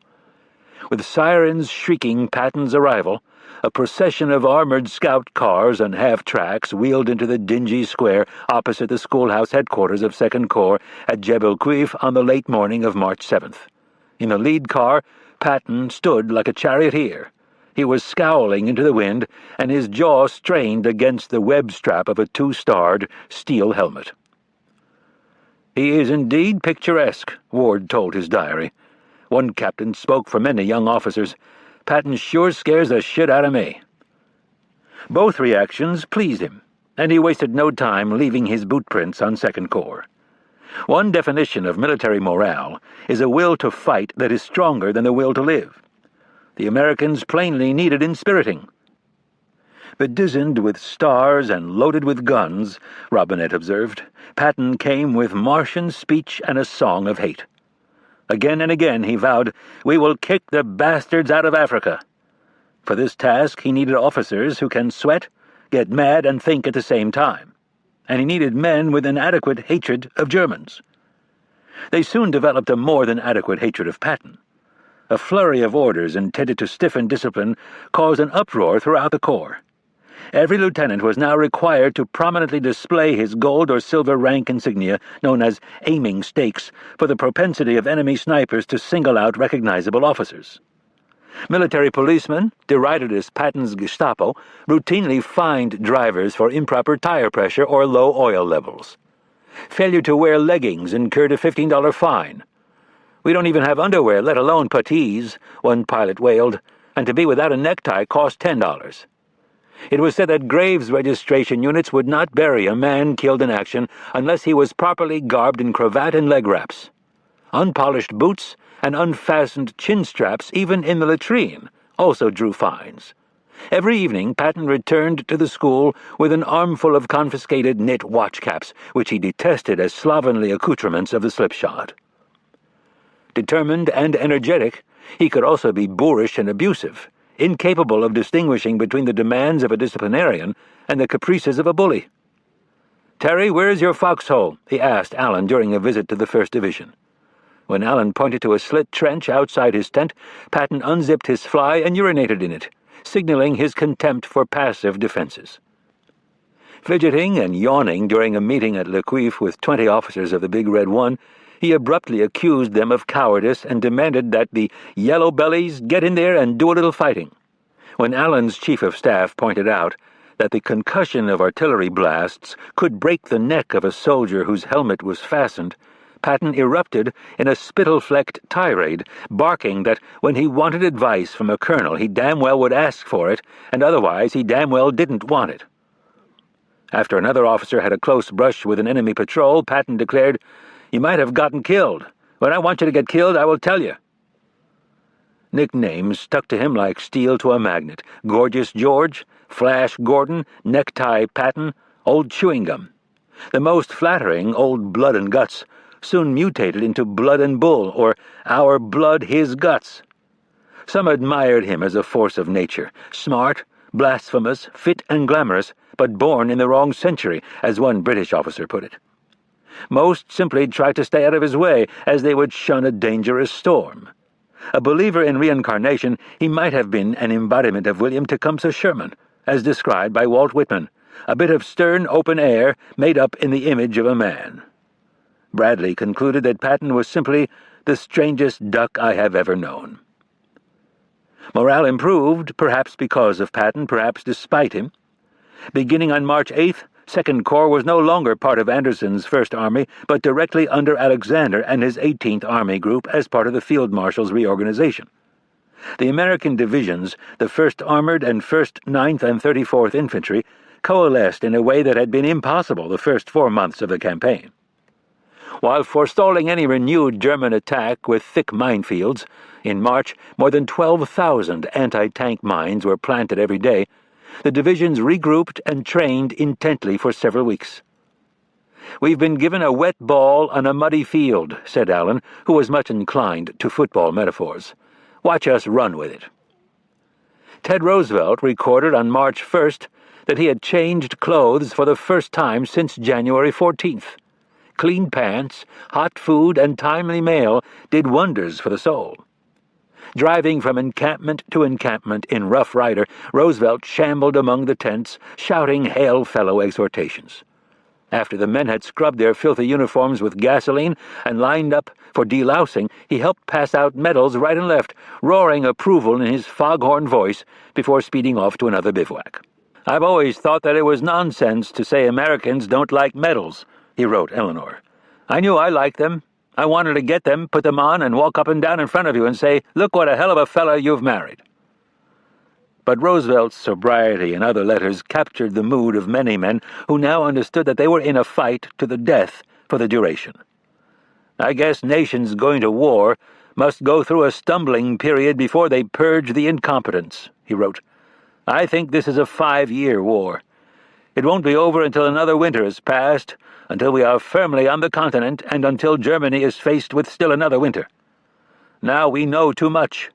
Now we know that the world we knew is a long time dead. We know there'll be troubles of every sort.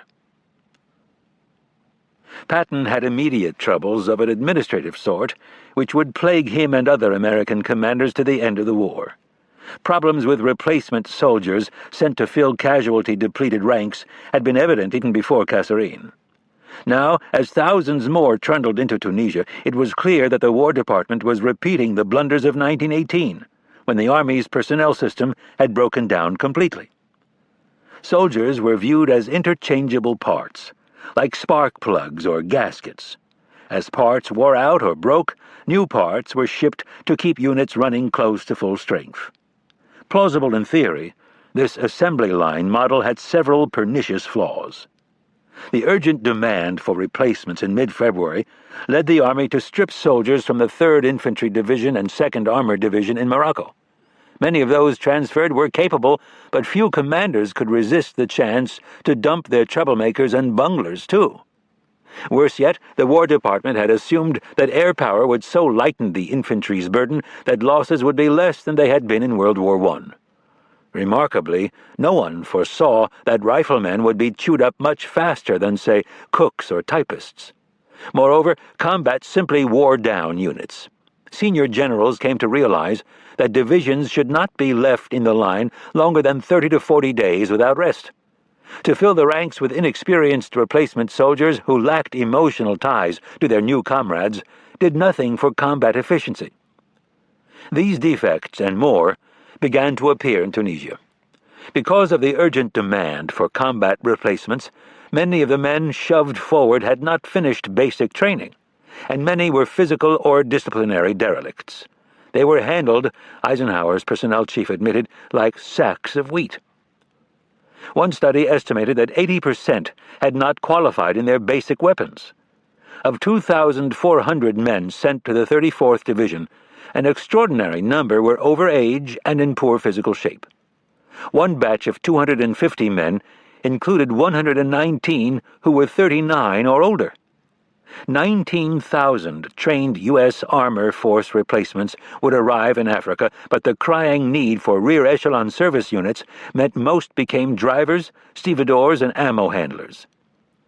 Rather than trust the vagaries of Army personnel officers, savvy commanders began sending their agents to replacement depots to pick out new soldiers, one officer wrote, somewhat as one would buy a horse. No less worrisome was a surge in mental breakdowns. Every man exposed to extended combat had become a bit windy of shellfire, in a British reporter's phrase. Before Kasserine, psychiatric reactions accounted for a fifth and sometimes more than a third of all battlefield evacuations. Now, in the spring of 1943, more than 1,700 men would be admitted to the psychiatric ward of a single hospital, the 95th General, and many thousands of others were showing symptoms of instability. Eisenhower worried in a memo to Patton that an increasing number of these cases are now being reported. First known as shell shock because of the Great War misapprehension that neuropsychiatric disorders derived mainly from concussions suffered in artillery barrages, the syndrome in Tunisia was renamed combat exhaustion, a term borrowed from the British. Soldiers also called it war fatigue or old sergeant syndrome. The Army's chief psychiatrist described the typical patient. He appeared as a dejected, dirty, weary man. His facial expression was one of depression, sometimes of tearfulness. Frequently his hands were trembling or jerky. By the end of the war, more than 500,000 men from the Army ground forces alone would be discharged for psychiatric reasons. This despite ruthless culling during induction physicals when 12% of the 15 million draftees examined were rejected as mentally unfit. For every 6 men wounded, another became a neuropsychiatric casualty. Individual cases in North Africa were often poignant, sometimes horrifying. A 1st Division soldier beat his head against our foxhole till his skin on his forehead was just hanging in strands. He was foaming at the mouth like a madman. A 20-year-old infantryman, the only survivor in a truck hit by a mortar shell, loped into the night with a pair of suspenders in search of a tree from which to hang himself. Another unhinged 20-year-old agitatedly recounted how he had positioned the bodies of two dead soldiers, one German and the other American, as shields during an artillery barrage. Men by the hundreds, then by the thousands, had tremors or paralysis in their limbs, dysfunctional bowels, vacant stares. Some tried to scoop foxholes in their hospital cots with hands and feet, tearfully whimpering that Hermann the German was stalking through the ward. At first, serious cases were evacuated far from the front, often to the United States or England, where they lost touch with their units, suffered a sharp loss of self-esteem, and often exaggerated their problems. An Army study concluded that commanders fostered an attitude closely akin to the old Puritan approach toward the venereal problem, the ostrich attitude, the "we don't discuss it" idea, or "it just isn't so." Unfortunately, it is very much so. The frontline soldier wears out in combat. Doctors soon learned to treat patients as far forward as possible.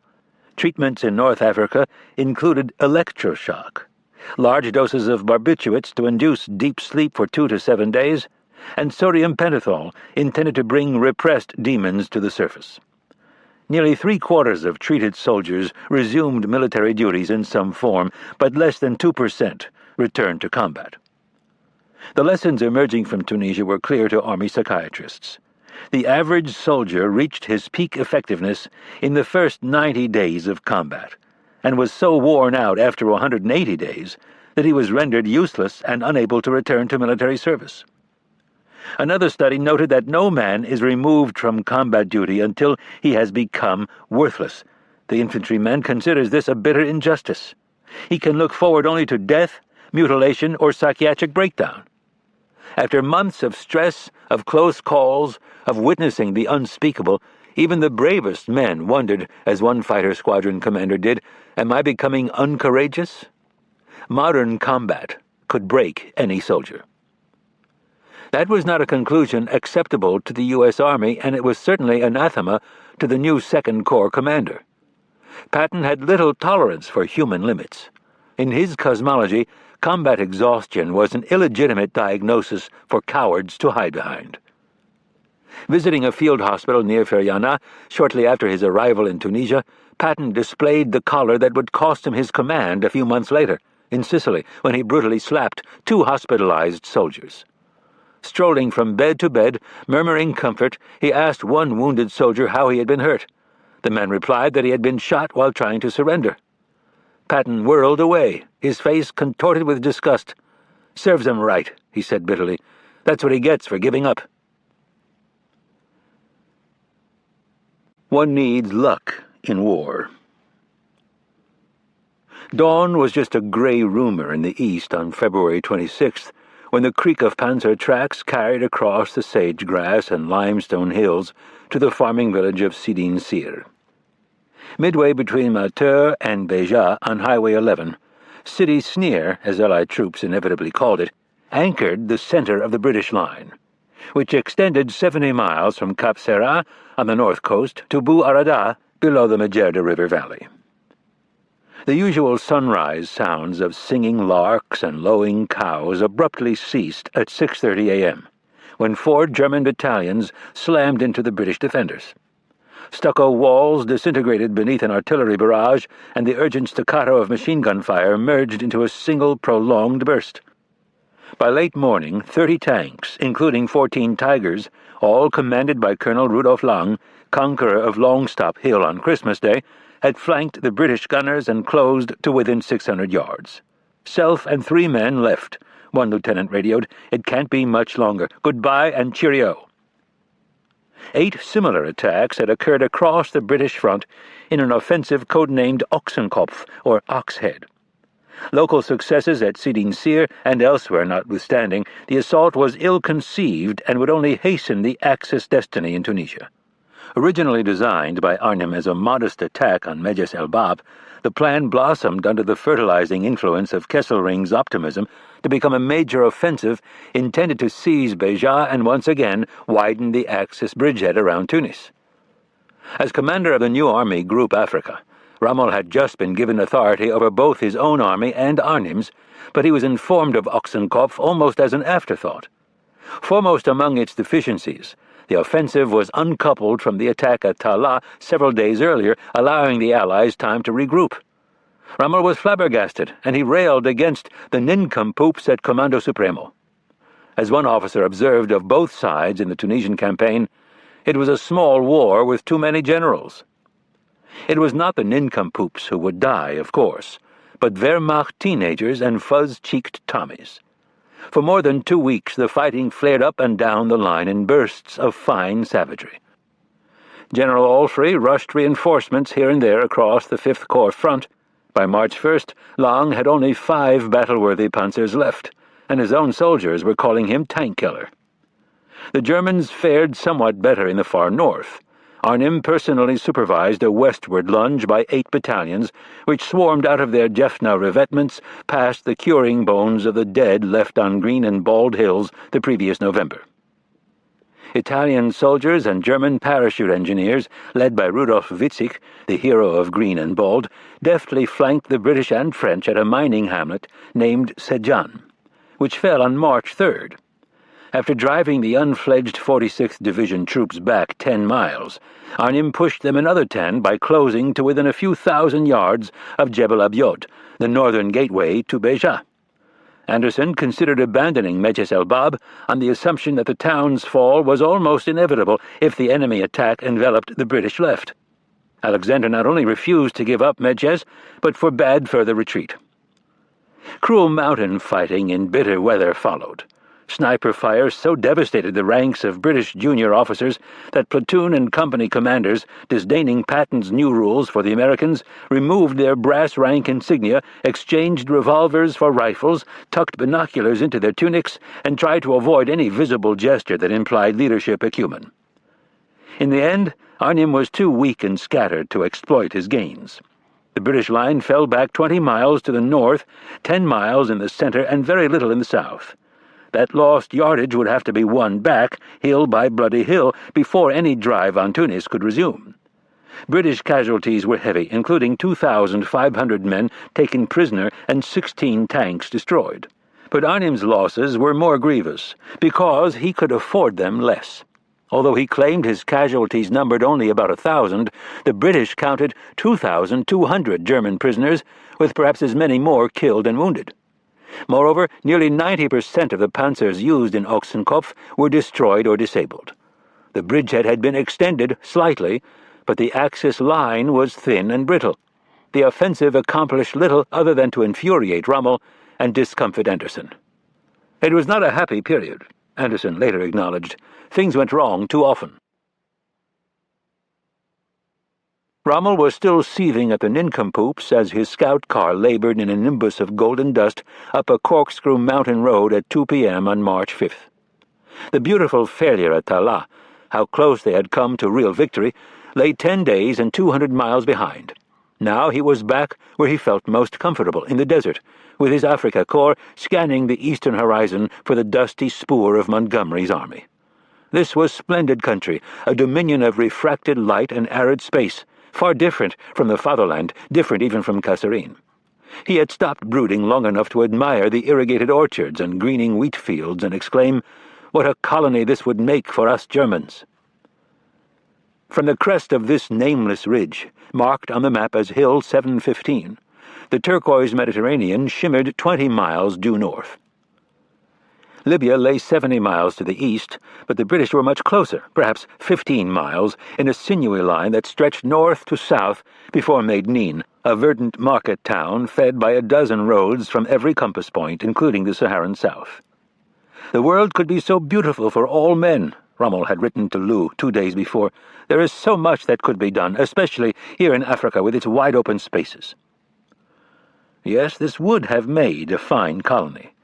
But the field marshal knew it was not fated, not for the Germans, and certainly not for the Italians, though they coveted the land even more.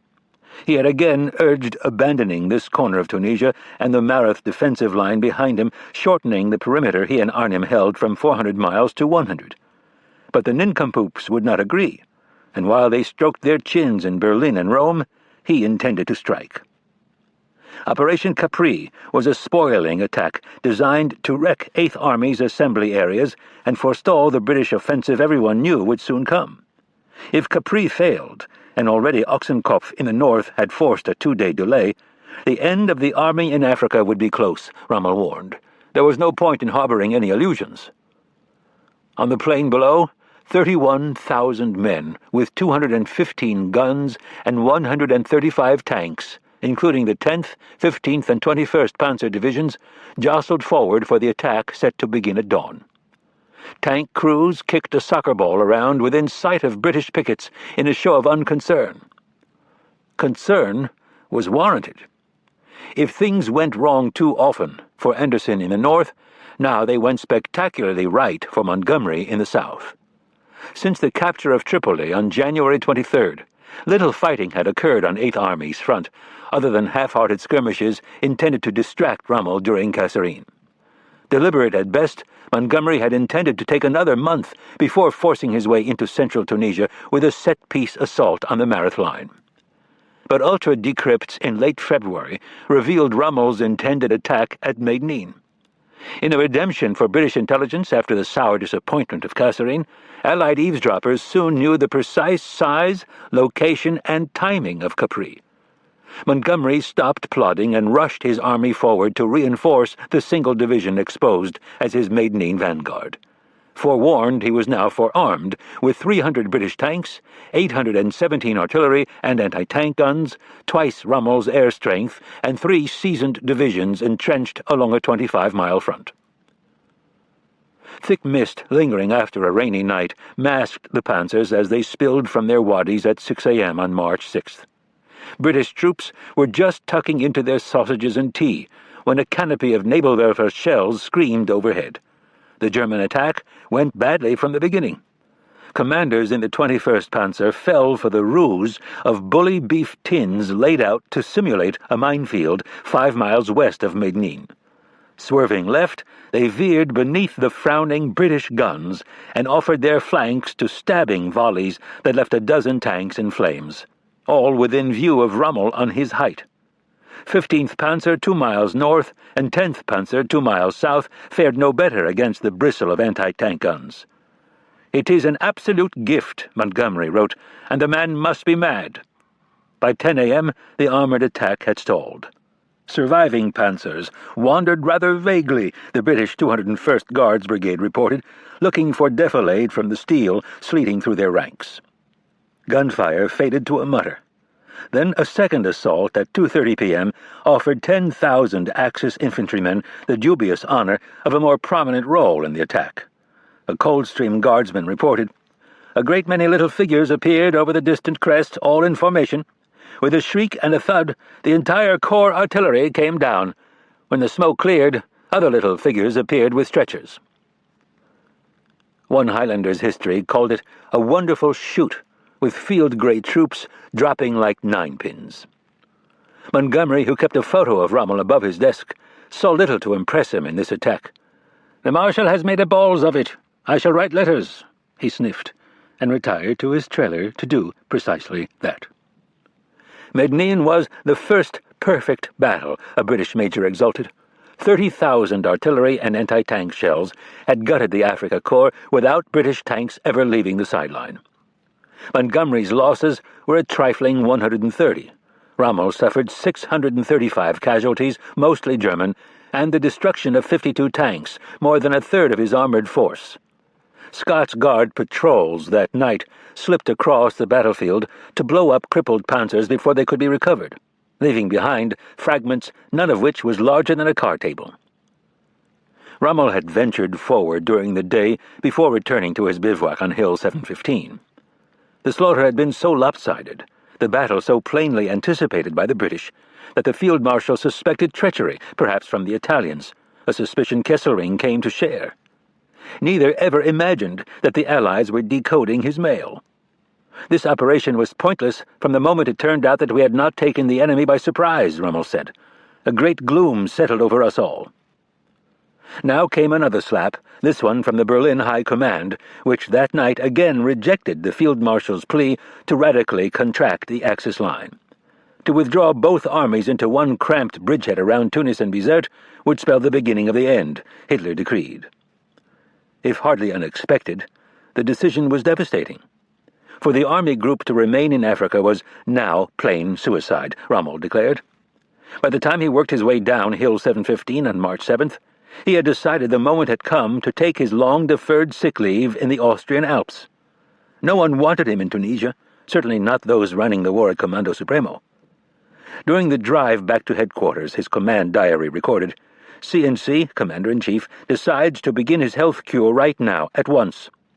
He spent a day saying goodbye to his Africans, a pale, thin figure yellowed by jaundice, his face and neck splotched with angry boils. CNC makes emotional farewell, his aide wrote. The whole thing stinks. I hadn't seen him for some weeks, and was shocked at how unwell he looked, his reconnaissance commander, Hans von Luck, later recounted. He was visibly weak and completely worn out. Campaign maps were strewn around his trailer, memento mori of his lost cause. Rommel stood and shook hands. Tears flooded his eyes. The tears of a great man, now cast down, Luck added, moved me as much as anything I saw in the war. At 7:50 a.m. on March 9th, he boarded a plane at Sfax for the flight to Rome. For over a month his departure remained secret from the Allies, and they kept swatting at his ghost. But he never set foot in Africa again. He was gradually consumed by the fire which glowed within him, wrote his chief of staff. Even Kesselring's optimism dimmed. Medellin was the last trump in our Tunisian hand, he subsequently concluded. We could no longer hope to keep the war out of Europe and away from Germany for another year. One needs luck in war. Rommel, without doubt, had been deserted by his lucky star for quite some time. Over tea, during a visit to Hitler's secret command post in the Ukraine, Rommel futilely urged the Führer to shrink the Tunisian bridgehead to a defensible inner keep. Hitler dismissed the notion with a rant. If the German people are incapable of winning the war, the Führer declared, then they can rot. To his young son, Rommel confided, sometimes you feel that he's not quite normal. Dear General Arnim, Rommel wrote on March 12th, a further withdrawal of forces is not approved for the present. I am only sorry that the Führer has refused my urgent request to be allowed to return immediately to Africa. He has ordered me to begin my course of medical treatment at once. My thoughts and concern are now as before with Africa. Long live the Führer. He was doomed, and he knew it, and so too was the unspeakable cause he had served. Our star was in decline, Rommel later wrote. The glory was gone forever. He told his son, I've fallen from grace. On Friday, March 12th, as Rommel lamented his plight, Eisenhower wrote his own son at West Point. I have observed very frequently that it is not the man who is so brilliant who delivers in time of stress and strain, but rather the man who can keep on going indefinitely, doing a good, straightforward job. A good, straightforward job was now called for, and in this homely requisite the Americans found their genius. If the winter campaign in North Africa had revealed Eisenhower's infirmities, just as it revealed those of his army, spring would elicit strengths of character and competence in both the man and the host he commanded. Eisenhower had been naive, sycophantic, unsure of his judgment, insufficiently vigorous, and a more titular than actual commander. The U.S. Army had been sloppy, undisciplined, cavalier, insufficiently vigorous, and a more titular than actual army. These traits did not abruptly slough away, molting into brilliances of generalship and elan, but new martial lineaments emerged, and they became the stuff of victory and liberation. After months of sailing with the wind in his face, Eisenhower now found a fresh breeze at his back. His health returned. Alexander and Patton shouldered many of his battlefield burdens. Axis weakness and the weight of Allied material strength became increasingly evident. The praise he craved was forthcoming from Churchill, who publicly extolled his selflessness of character and disdain of purely personal advancement, and from President Roosevelt, who sent word, "Tell Ike that not only I, but the whole country is proud of the job he has done. We have every confidence in his success." With his equilibrium restored, and his job apparently secure, Eisenhower's leadership ripened with the season. "I have caught up with myself and have things on a fairly even keel," he assured Marshall in early March. He sensed the power of a few fixed ideas compellingly preached, and these became tenets of the armies he commanded, even if sometimes practiced more in the breach than the observance. Foremost was Allied unity. "German propaganda is trying to convince the world that the British and Americans are at each other's throats in this theater," he told Alexander in a handwritten note. "We'll show them." He also radiated certitude of victory, which he saw in raw terms: good triumphing over evil after a struggle to rival the primordial brawl of angels. "We have bitter battling ahead, even in Tunisia," he wrote an old friend on March 21st. "Beyond this is the more serious, long-termed prospect of getting at the guts of the enemy and tearing them out." To his brother Edgar he asserted, "We're going to clear the Axis out of Africa, and that's something." He was busier than ever, but more focused. "Political questions are not plaguing me as much as formerly," he told Edgar. He announced that visitors to Algiers were unwelcome unless vital to victory. "American Legion commanders, princes, and others of that stripe are nothing but a deadly bore," he wrote Marshall. "I am cutting everybody off my list who has not something specific to do with winning the war." He took a personal interest in fielding better mine detectors, better tank sights, even better colored smoke for battlefield signaling. Endearingly modest, he retained the homespun authenticity that was part of his charisma. Men would do much to evoke that remarkable grin. "Eisenhower's genius seems to be that of a good chairman," the reporter Philip Jordan, once a harsh critic, told his diary in the weeks after Kesserin. "I have changed my views of this man. He has something." To a former schoolteacher in Abilene, who had once had trouble distinguishing between the 6 Eisenhower boys, the commander-in-chief wrote on March 5th, "I was third in line and the homeliest of the lot, if that will assist your memory." The award of his 4th star, he told his son, John, "doesn't amount to a tinker's dam in the winning of this war, and that is all that concerns me." Whatever his relationship with Kay Summersby, he clearly pined for Mamie. "I miss her so much that every letter from her is worth more than anything else to me." More and more of his time was spent on Husky, the invasion of Sicily tentatively scheduled for a fair moon in mid-June, and he now looked over the horizon toward the next campaign, as a commander-in-chief must do. He formed a secret group called Force 141. The number was that of a meeting room in the Hotel St. Georges, to draft and redraft 9 separate plans for the assault.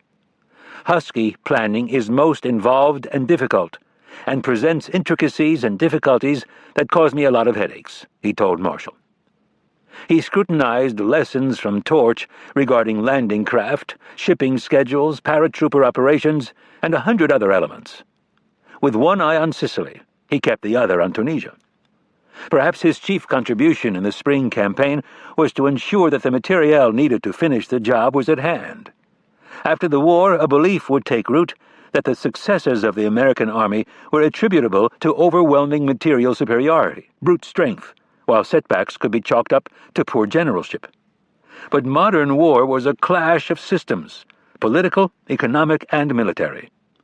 The engine of an enemy's destruction could be built only by effectively integrating forces that ranged from industrial capacity to national character to educational systems that produced men able to organize global war.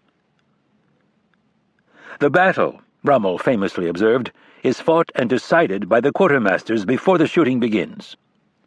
The shooting had begun months before in northwest Africa, but now the quartermasters truly came into their own.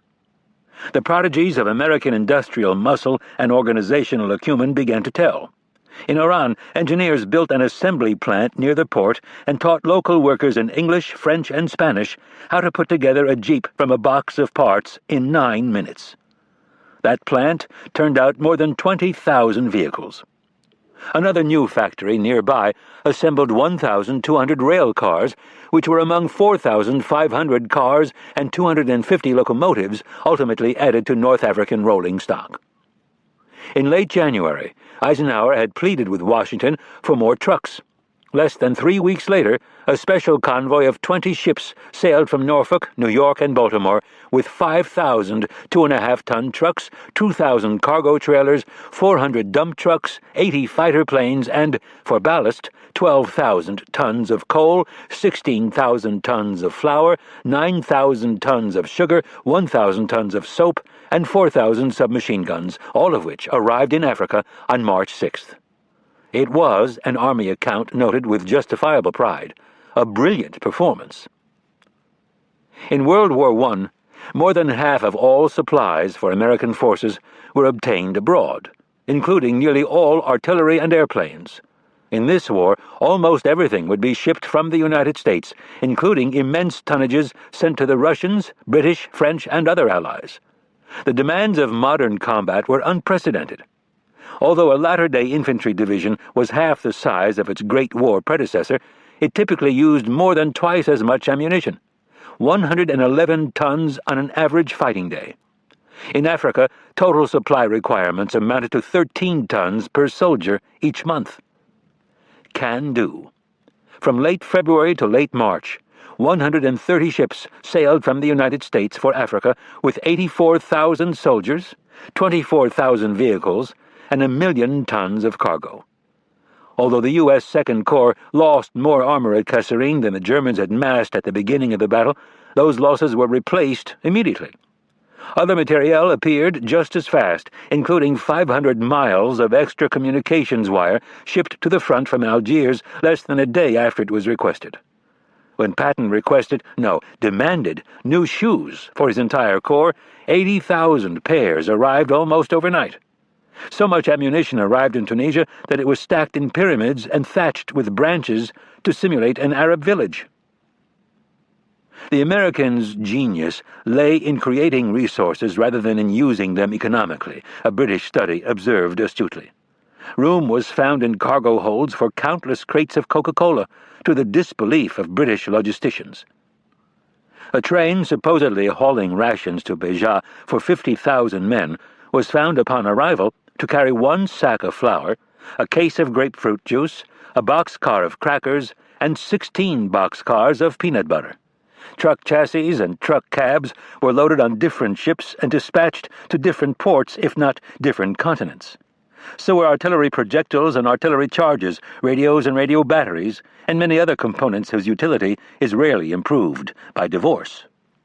Quays became so cluttered with arriving cargo that ships could not even load ballast for the return trip home and began carrying it with them on the outbound voyage. Inventories were confused beyond computation. Not until the summer of 1944 would the Army be able to tally with some confidence precisely what had been shipped to North Africa. The American Army does not solve its problems, one general noted. It overwhelms them. There was prodigal ineconomy, of time, of motion, of stuff. But beyond the extravagance lay a brisk ability to get the job done. After Kasserine, American aviation engineers built 5 new airfields around Svetla in 72 hours. More than 100 fields in all would be built during the Tunisian campaign. The enemy would not be solved in Tunisia. He would be overwhelmed. The German military had pioneered modern military logistics. But as the war entered its 43rd month, Wehrmacht whittlers could not keep pace with the Allies on all fronts simultaneously. With so much effort devoted to the Eastern Front, and with the overmatched German Navy occupied elsewhere, supply lines to North Africa depended heavily on the Italian fleet. That was a flimsy reed. 1/3 of the Italian merchant fleet had been interned when Rome entered the war. By September 1942, half of the remainder was at the bottom of various seas. Then things got worse. From the beginning of Torch to May 1943, the Italians would lose 243 ships and boats on the Tunisian run, most to Allied air attack, with another 242 damaged. The Sicilian Channel was described by one German officer as a roaring furnace, and to Italian sailors it became the death route, the most dangerous sea passage in the world. Italian captains often feigned engine trouble to avoid it. The skipper of one transport carrying 600 mules for the Wehrmacht's 334th Division headed out 3 times, turned back 3 times, and never did reach Africa. Ships not yet sunk were often immobilized for lack of fuel. Allied bombers battered Italian shipyards so relentlessly that at any given moment 2/3 of all escort vessels were unfit for service. Enthusiasm for the Germans' war dwindled with each new casualty list, and Italians increasingly worried over the dolorous prospect of defending their homeland. As spring advanced, nights grew shorter, offering less cover to those sneaking across the Mediterranean. The heavily armed, shallow-draft vessels known as Sibyl ferries gave some relief, and 90 had braved the furnace by late January. But German logisticians calculated that they needed 4 times that number, and steel shortages kept the ferry fleet small. Before his departure, Rommel warned that to create the build-up necessary for defense against a major attack in Africa would require shipping 140,000 tons of supplies each month. That was double the amount received in January and February combined, even before Allied interdiction intensified.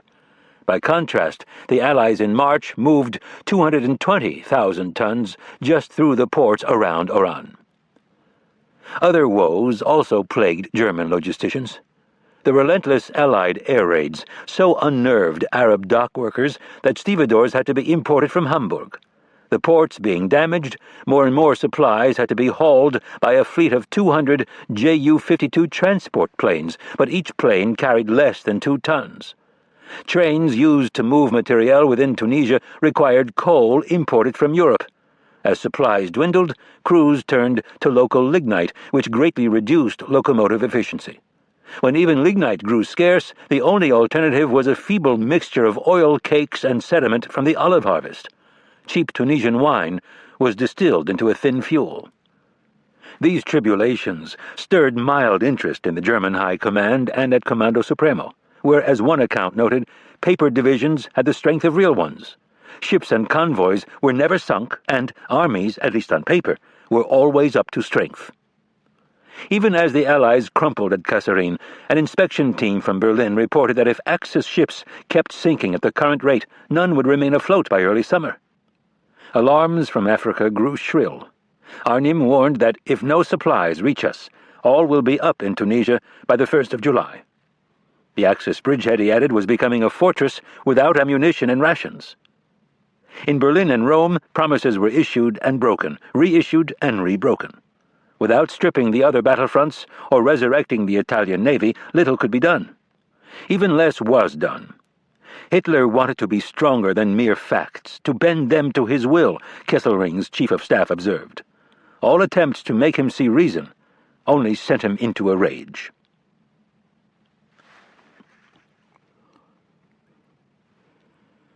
The devil is come down. The soft whir of a film projector silenced the British officers in Montgomery's mess. Setting down their tea mugs, the men pivoted their canvas chairs toward an army blanket hung as a makeshift screen. The familiar supper smell of bully beef and biscuits was overpowered by the stink of sweat-stained khaki and ripe cardigans. Brilliant white flashes limned the jagged rim of the wadi sheltering the command post, and the grumble of artillery carried on the evening airs beneath a waxing moon. Then the movie began. Artillery booms and flashes on the screen mingled with the real thing until they were almost indistinguishable. A celluloid depiction of the Battle of El Alamein 5 months earlier was superimposed on tonight's opening barrage of Eighth Army's assault against the Mareth Line. But it was the film that held the men rapt. Churchill himself had sent this print of Desert Victory, a 65-minute documentary that had become a worldwide propaganda sensation in the 2 weeks since its London premiere. Montgomery had seen the movie already on March 16th, but now, 4 nights later, he seemed no less entranced as he watched again, a wee bugger in a black beret, as a Scottish soldier described him, reliving the greatest triumph of British arms since Waterloo. His vulpine face, whitened with reflected images from the screen, hardly moved except for faint twitches of his thin black moustache. There was Rommel, seen in captured German footage, sporting his leather duster and goggles. Then Monty himself, that intensely compacted hank of steel wire in George Bernard Shaw's arch phrase. Tankers stacked their shells, medics unfolded their stretchers. Then sappers wriggled forward to snip the wire, and gun chiefs squint at their watches before shouting the command, "Fire!" The terrible cannonade turns night to noon. Infantrymen in baggy shorts surge forward, their rifles held at port arms. Bayonets thrust, pipes keen, then it's over, except for the final flickering frames of dead Germans blackening in the sun and POWs scuffing toward their cages as Eighth Army pushes west. The Union Jack flaps over Tobruk on November 13th, then Benghazi a week later, then Tripoli on January 23rd. Way stations to Medellin and the current line at Marif. Pursuit, the narrator asserts, was relentless. The leaders slapped round and round on the spinning reel as the officers shambled back to their bivouacs. They had a battle to fight, not just one to relive, and so far it was not going especially well. Montgomery stood and stretched to his full 5'7", perhaps a bit taller in chukka boots, before returning to his caravan. He loved the film. "It is first class," he wrote Alexander. As one reporter noted, he was thoroughly enjoying this conqueror business. Bernard Law Montgomery was a bishop's son who had passed a lonely and loveless childhood in remote Tasmania, dreaming of greatness and believing himself born to conquer. Near the photo of Rommel above his desk was a copy of Drake's prayer before the attack on Cadiz in 1587, entreating God for the true glory. There lay Montgomery's quest, the true glory. He was ascetic and fussy, a teetotaling, Bible-reading maverick who cited Cromwell and Moses among his favorite great captains and who had opened a commander's seminar on El Alamein a few weeks earlier by forbidding not only smoking, but coughing. Churchill, upon hearing Montgomery boast that abstinence made him 100% fit, replied that he both drank and smoked and was 200% fit. Hardened in the trenches, he had been badly wounded at Ypres. He was hardened more by the early death of a wife he adored. "One only loves once," he told Alexander, "and now it is finished." A line from the book of Job was among his favorites. "Yet man is born unto trouble, as the sparks fly upward." He was a master of organization and training, of the set battle, of the theatrics of command. "Kill Germans, even padres, 1 per week and 2 on Sundays," he told his soldiers. Not a man among the 200,000 in Eighth Army doubted that he was their leader, or that he would be stingy in spending their lives. That was something. A majority of his 43 infantry battalions came from Commonwealth or Allied armies, and he had enough political moxie to avoid partiality with other nations' troops. After taking command in Egypt in mid-August 1942, under Alexander's indulgent supervision, Montgomery had whipped Rommel first at Alam Halfa, then a second decisive time at El Alamein. That British attack on October 23rd, with more than 1,000 tanks, cracked the much weaker Axis defenders across a 40-mile front. The sheer weight of British resources made up for all blunders, one account noted. 12 days later, Rommel was in the full retreat that had led to southern Tunisia. Until Alamein, the British army had been mostly winless. His victory in Egypt gave new life to Churchill's government and to empire at a cost of 13,560 British casualties, but with more than twice as many exacted from his enemies. Church bells had pealed in Britain for the first time in 3 years. Fan letters arrived at Montgomery's bivouac by the thousands, including some marriage proposals. And soldiers rushed to glimpse his passing car as if he were a film star, which now he was. "We all trust him to win," one brigadier said. As a redeeming virtue, that too was something. And yet, sparks flew up around Montgomery. He was puerile, petty and egocentric, bereft of irony, humility, and a sense of proportion. It would not suffice for him to succeed. Others must fail. If he admitted to an error, it was always minor, and served, like a touch of black in a color scheme, to throw up his general infallibility. The historian Corelli Barnett would write after the war.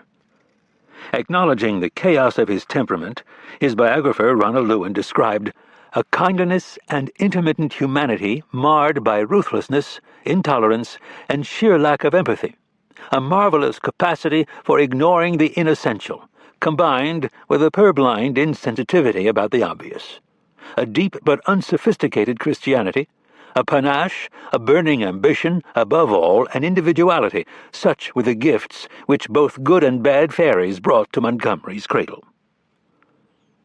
He disdained the French, quite useless except to guard aerodromes. and especially the Americans, to whom he would be miserably yoked for the duration of the war. Montgomery dismissed Eisenhower, whom he had met in Britain just long enough to rebuke for lighting a cigarette, in 4 words: "Good chap, no soldier." After their second meeting, soon to occur near Marath, he would embroider his assessment of the Commander-in-Chief in a letter to Brooke. "He knows nothing whatever about how to make war or to fight battles. He should be kept right away from all that business if we want to win this war." Before ever seeing the U.S. Army, he proclaimed that the real trouble with the Americans is that the soldiers won't fight. They haven't got the light of battle in their eyes. Montgomery was perhaps most controversial among his own countrymen. He deemed Anderson quite unfit to command an army. First Army as a whole was worthless. "The party in Tunisia is a complete dog's breakfast," he declared, "and there is an absence of good chaps over there." He quipped that he intended to drive the Germans and the First Army back into the sea. A senior British general considered him a thoroughly disloyal subordinate. Swaggering into Tunisia, Montgomery and his army were also thoroughly overconfident. He envisioned a grand sweep to Tunis, with more laurels and church bells awaiting him. "We will roll up the whole show from the south," he told Alexander. Churchill tartly noted, "Indomitable in retreat, invincible in advance, insufferable in victory." Yet the army lumbered like a dray horse on a polo field, in Corelli Barnett's phrase, despite an enthusiasm for the amphetamine Benzedrine, which was issued in tens of thousands of tablets to all 8th Army personnel on Montgomery's order. Contrary to the Desert Victory mythology, pursuit after Alamein was hardly relentless. Rommel had escaped with the core of his army, despite a 15-fold British advantage in tanks, an artillery superiority of 12 to 1, and an intimate knowledge of Axis weakness thanks to Ultra and other intelligence. 8th Army had hugged the ancient pirate coast across Libya, much closer than it hugged the retreating Axis. That lollygagging had allowed Rommel time to drub the Americans at Kasserine, return to Medellin for a drubbing of his own, then slip away again. Once Monty had his reputation, charged the British Air Marshal Arthur Cunningham, he would never risk it again. Now, another chance to bag the enemy army obtained, thanks to a stand-or-die order from the Axis High Command. This time the last ditch was to be dug at Marath, a line of fortifications stretching 22 miles between the Mediterranean and the rugged Matmata hills in the south. For centuries, the narrow coastal gap had been the main portal into southern Tunisia for trans-Saharan caravans carrying slaves and ivory. It was said that traveling merchants seized by Berber highwaymen were forced to drink vats of hot water to flush out any gold they had swallowed. Although Hitler had vacillated before ordering Marath held, Kesselring, ignoring Rommel's skepticism, considered the position a suitable place to begin converting Tunisia into one vast fortress. A retreat farther up the Tunisian coast, toward Gabes or Sfax, might allow the merger of Alexander's 2 armies. It would also shorten Allied bombing runs to Tunis and Bizerte. Under orders issued by Comando Supremo on March 17th, Marath was to be defended to the last. With Rommel gone to Europe, Arnim would command the Axis army group that comprised his own 5th Panzer Army in the north and Panzer Army Africa, renamed 1st Italian Army in the south. The latter included remnants of the Africa Corps among its 50,000 Germans and 35,000 Italians, and was commanded by General Giovanni Mese, who for the past 2 years had led the Italian Expeditionary Corps in Russia. Built by the French in the 1930s to thwart Italian aggression from the east, the Marath line, by an odd turn, was now garrisoned by 22 Italian battalions backed and flanked, corseted, by 10 German infantry battalions and the 15th Panzer Division with 32 functioning tanks. Wadis were scarped into anti-tank ditches more than 100 feet wide and 20 feet deep in places. Thick plates of barbed wire screened the front, which was 4 miles deep and seeded with 170,000 mines. 25 decrepit French blockhouses marked the line, some with concrete walls 10 feet thick. The Axis flank to the west beyond the hills was protected by Schott's desert salt lakes and was marked on French maps as terrain chaotique. These engineering nuances were known to the Allies, of course. Anglo-American intelligence possessed not only the Marath blueprints, but also the former French commander, who, Beetle Smith reported, was indulged in Algiers with 6 aides, 1 for himself and 5 for his wife. The 5 were always borrowing ham and bacon and sugar from Madame.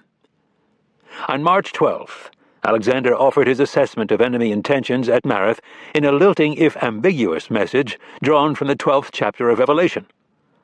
"The devil is come down unto you, having great wrath, because he knoweth that he hath but a short time."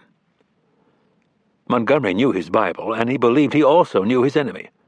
Eighth Army outnumbered the 85,000-man 1st Italian Army by more than 2 to 1. The disparity in heavy weapons was even more lopsided, including a 5 to 1 tank advantage, 743 to 142. With a sense of infallibility stoked by the rout at Medellin, Montgomery considered the Italians simply too weak to withstand his horde. Corseting be damned. He dispatched his New Zealand Corps with roughly 1/4 of his combat force on a looping expedition to the west, where by a series of secret night marches they were to negotiate the terrain chaotique before falling on the enemy's rear with 26,000 men and 150 tanks, wreaking havoc and despair. But the main blow, codenamed Pugilist Gallop, would be a frontal attack by his 30th Corps just a few miles from the coast on a pinched front of 1,200 yards. Once a hole was torn in the enemy line, the 10th Corps would plunge through in an ecstasy of exploitation. "When I give a party, it is a good party," Montgomery assured his men on attack eve. "And this is going to be a good party." The party had begun badly. In preliminary jostling intended to improve British positions 4 nights before the main attack, 2 Guards battalions on the night of March 16th struck an enemy salient 10 miles from the coast on the road from Medellin to Mareth. The attackers included the 6th Grenadier Guards and the 3rd Coldstreams, newly arrived from Syria with heavy Hebron coats and tasseled fly switches. Their objective? A curvy cluster of hills rising 600 feet above the plain and known as the Horseshoe was said to be lightly held by 1 or 2 isolated machine gun posts. In fact, it was defended by 6,500 stone-cold killers from the German 90th Light Division and was part of a 4-mile front bristling with more than 50 guns.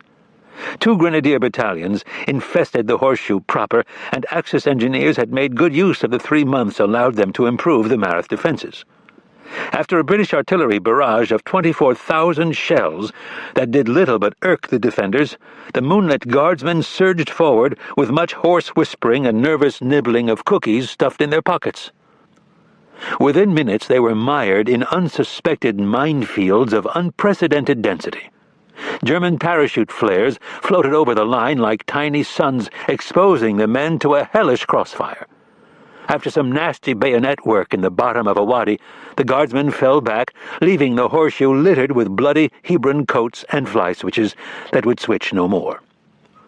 "It was my first contact with sudden death, and I couldn't credit my senses," one survivor reported. A German officer cadged cigarettes from British prisoners in exchange for cold coffee and black bread. "For you the war is over," he told them, "but I must go on." The Coldstreams suffered 159 casualties. The Grenadiers 363, including 27 of 34 officers. "Well, I am still alive, and that is more than I dared hope 12 hours ago," the Coldstream Padre wrote. "Our attack was a complete failure. It was," one of Montgomery's lieutenants admitted, "the most damnable thing." Enemy casualties were fewer than 200. Burial squads trying to retrieve 69 British bodies from one especially morbid acre found that they first had to remove more than 700 mines. A lesser man might have reconsidered his scheme for a frontal attack against such formidable defenses. Not Montgomery. Unfazed, he proclaimed that these preliminary operations as a whole were a great success. Distracted with planning for Sicily, he seemed so disengaged from Pugilist Gallop that Major General J.S. Crasher Nichols, commander of the division ordered to spearhead the attack, was left largely to his own devices, according to an official British account of the battle. The result was a valorous attack of regrettable ineptitude, using a solitary infantry brigade reinforced by a solitary regiment of Valentine tanks, most armed with the impotent 2-pounder popgun. Of such battles are myths made and empires lost. As Montgomery and his officers watched their movie on March 20th, 300 guns from the Royal Artillery unleashed 36,000 rounds. Most fell on the young fascist division, investing the point of attack 8 miles north of the earlier Guards' foray and within smell of the briny Mediterranean.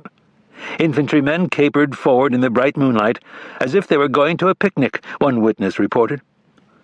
An officer holding a hurricane lamp led mine-sweeping Scorpion tanks through choking dust toward the Wadi Zigzao. They found a steep-banked freshet with water 8 feet deep in places and protected by a parallel anti-tank ditch fanged with concrete dragon's teeth. The medieval flavor of this battlefield was reinforced by the appearance of thug patrols, British squads carrying scaling ladders, which they laid over the anti-tank ditch for riflemen to scoot across into the labyrinth of trenches and breastworks on the far side. Valentine crews at midnight dumped into the wadi dozens of fascines, dense bundles of sticks intended to give purchase to the tank tracks. Other Tommies trotted forward with tape to mark paths through the mine belts or formed human ladders for their comrades to surmount the wadi banks. So far so good. Then the lead Valentine foundered in the mucky Zigzao, blocking the only vehicle crossing. The tank's hot exhaust ignited the fascines. Soon roaring bonfires added their illumination to the very lights and dusty moonbeams. 4 tanks managed to negotiate the wadi on a hastily built bypass, but a 5th stalled, blocking the gap cut in a minefield. By first light on March 21st, portions of 4 infantry battalions had gained a shallow bridgehead, a mile wide and half a mile deep. But with aircraft hampered by foul weather, even 300 guns could not, as one general had advised, pound the objectives to powder and render the defenders imbecile. Italian gunnery intensified in daylight, enfilading the wadi with sheets of fire. German grenadiers and artillery soon reinforced the young fascists. Casualties soared. Tommies spent the day trying to winkle defenders out of their pillboxes and waiting for darkness so the Valentines could again force a passage across the wadi. British engineers managed to build only 1 of 3 planned crossings over the Zigzao. Soon a vague feeling spread from soldier to soldier that something is wrong, one witness reported, that someone is making a hash of things. In the small hours of March 22nd, 42 Valentines were able to cross the wadi, but their tracks chewed up the delicate causeway and no anti-tank guns or other vehicles could follow. Thick overcast limited air support, and a cloudburst swelled the Zigzao, further undoing the engineers' handiwork. Ammo carriers plodded forward with their heavy green boxes, and litter bearers shuttled to and from the rear without ever bothering to fold their stretchers. "My operations progressing well," Montgomery cabled Alexander at 11:45 a.m. on the 22nd. "Suggest you announce that my operations are proceeding satisfactorily and according to plan." 1 hour and 55 minutes after this inanity went out, the 7,000-man 15th Panzer Division counterattacked in 3 columns from an assembly area 7 miles northwest of Wadi Zigzao. 30 tanks and 2 infantry battalions slammed into the bridgehead, gripping the British in such an intimate embrace that despite fairing weather, Allied pilots hesitated to fire for fear of killing their own. Panzers methodically obliterated one strong point after another, grinding in the slit trenches. Soon 35 Valentines were reduced to smoking hulks. The Zigzao's seething ravine became an abattoir, with bodies beached on the mud or floating heavily in the stream. As shrapnel frothed the water around them, bare-chested Sikh sappers toiled to repair the causeway with steel mesh and duckboards amid the improbable battle cry of "More fascines!" Crowds of men, wounded and unwounded, flitted like wraiths through the haze, the correspondent Jack Belden wrote. Some crawled, some stumbled, some marched erect. Most, in fact, crawled, often toward the rear on hands and knees in single file across 50 yards of steel-swept no-man's land. Snatches of incongruous conversation drifted above the shell fire. "Organization," a voice called in the gloaming. "That's the trouble." By nightfall, the bridgehead was all but gone. The 50th Division's 151st Brigade alone had 600 casualties. A drift to the rear continued. Someone had made a hash of things. Montgomery disliked being awakened even for good news, and not since Alamein had aides dared disturb his repose. But there was no sugaring this pill. At 2 a.m. on Tuesday, March 23rd, he was roused with word that his 30th Corps commander, General Oliver W.H. Leese, needed to see him. The huge, toothy Leese met Montgomery in the latter's cramped map lorry 10 miles southeast of the battlefield. The 50th Division had pulled nearly all surviving troops back across the Zigzag, Leese reported. A follow-on British thrust had been cancelled. Casualties were heavy. The attack had failed. Montgomery kept his composure until Leese left with orders to return in the morning.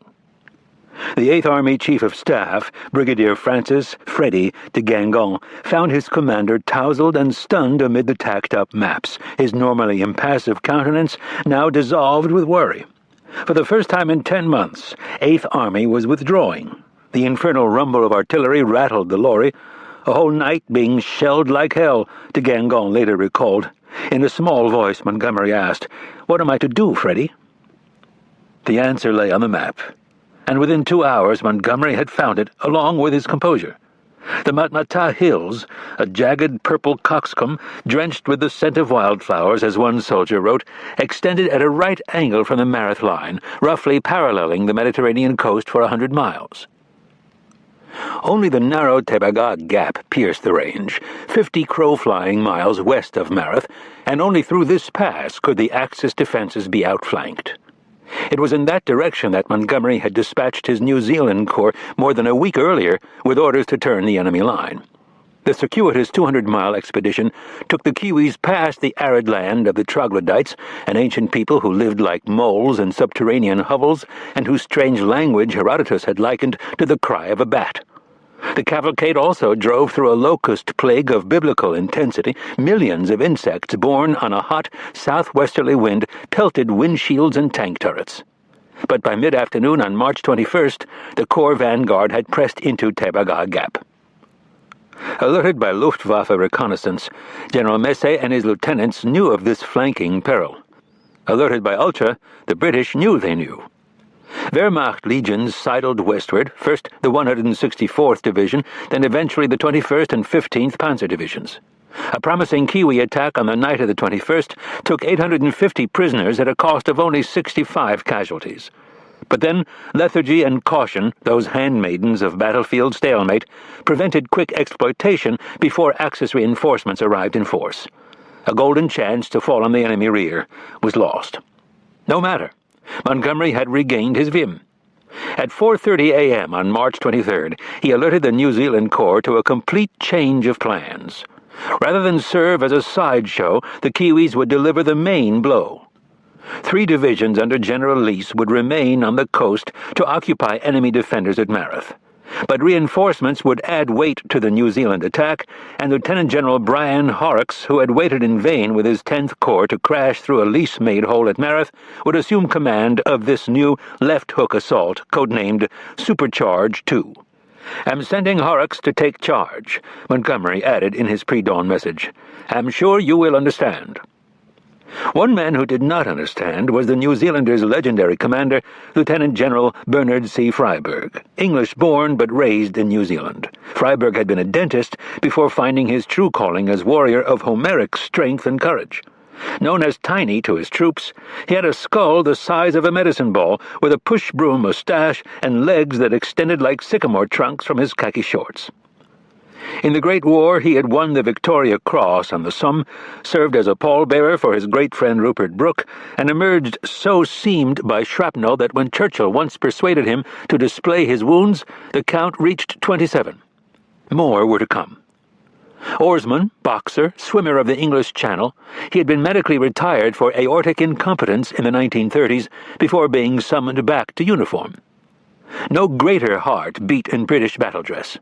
Churchill, a month earlier, had proclaimed Freyberg the salamander of the British Empire, an accolade that raised Kiwi hackles. "Why in hell's a salamander?" until the happy news spread that the creature mythically could pass through fire unharmed. Simple as a child and as cunning as a Maori dog, Freyberg was both superstitious — he refused, for example, to look at a new moon through glass — and literate. In his raspy voice he enjoyed reciting Mrs. Bennet's gleeful prattle in Pride and Prejudice upon learning that her daughter Lizzie is to marry the rich Mr. Darcy. 10,000 a year, oh Lord! What will become of me? I shall go distracted." The salamander was displeased at being supplanted by Horrocks, who was 6 years younger as well as junior in grade. Freyberg seemed grim, firm, and not at all forthcoming, the British official history recorded, while Horrocks felt embarrassed and was annoyed too. Montgomery sought to make amends for his offense by sending each man a bottle of brandy, while de Gangon addressed all messages to "my dear generals" and jokingly referred to them as Hindenburg and Ludendorff. Montgomery set aside thoughts of Tunis and Sicily long enough to concoct a plan worthy of his reputation. Insisting that Supercharge 2 go forward as quickly as possible, he also proposed an unusual late-afternoon attack out of the southwest. At that hour, the sinking sun would blind Axis defenders. After a frantically busy night of creeping forward and digging in, by dawn on March 26th, some 40,000 attackers and 250 tanks lay hidden near an old Roman wall that stretched 4 miles across Tebaga Gap. From their camouflaged holes, the men watched the sun march across the African sky until it was directly behind them. Officers played chess in their slit trenches to while away the hours. Then, at 3:30 p.m., low waves of British and American bombers attacked Axis targets marked with red and blue artillery smoke shells. 30 minutes later, the Royal Artillery erupted in a thundering cannonade as a providential sandstorm further blinded the defenders. At precisely 4:15 p.m., the first tanks surged from their revetments with shrieking Maori riflemen clinging to their hulls. One Kiwi commander recounted, "The infantry climbed out of their pits. Where there had been nothing visible, there were now hundreds of men who shook out into long lines and followed on 500 yards behind the tanks. At 4:23 p.m., the barrage lifted 100 yards, an extraordinary level line of bursting shells. Tanks and infantry closed to it, and the assault was on." Through the gap they poured, the forward edge of the advancing ranks marked with swirling orange smoke for the benefit of Allied pilots. "Speed up, straight through, no halting," officers called. 2 German battalions buckled and collapsed. On one particularly bloody hill, a brigadier reported, "Dead and mangled Germans everywhere, more than I had seen in a small area since the Somme in 1916. British tank commanders heaved grenades from their open hatches, and Maoris pelted the fleeing enemy troops with stones when their ammunition ran out. To the east, Gurkhas from the 4th Indian Division went baying into battle, not unlike hounds finding the scent. By nightfall, the attack had penetrated 4 miles into the pass. Tanks trundled as snails, feeling their way in the darkness until midnight, when the rising moon emerged from the clouds to reveal the extraordinary spectacle of British and German forces hurrying side by side toward the vital road junction of El Hama at the head of Tebaga Gap. It was a race the Germans won, if only temporarily. In the early morning of March 27th, an improvised anti-tank screen of 11 guns, as crudely effective as a dropped portcullis, delayed the British for more than a day 3 miles south of El Hama. That was long enough. By the time the blockade was flanked, General Messe had adroitly pulled back his forces from both Mareth and Tebaga Gap toward another fortified gap at Wadi Akarit, 60 miles north. Like a black snake squirming over the ground, we could see the lorries and guns of the German tail making their escape, a disappointed British soldier reported. Once again, a clever escape. Montgomery had won a battle, but not a resounding victory, and certainly not the war. 3 German divisions, with the help of Italian cannon fodder, had thwarted 3 British corps for a fortnight. True, the price was dear, and this Axis army could hardly afford heavy casualties. 7,000 Axis prisoners were taken in the Mareth actions, a third of them German. The cost to 8th Army totaled 4,000, including 600 casualties in the breakthrough at Tebaga Gap. After the battle, a single British private was seen leading several hundred Italian prisoners who chattered like parrots. Asked if he needed help escorting them to their cages, the young soldier answered, "Oh Lord, no, they trust me." "It was the most enjoyable battle I have ever fought," Montgomery exulted. Perhaps so, although local legend attributed the severe 5-year drought that began in 1943 to Montgomery's imprecations on the land.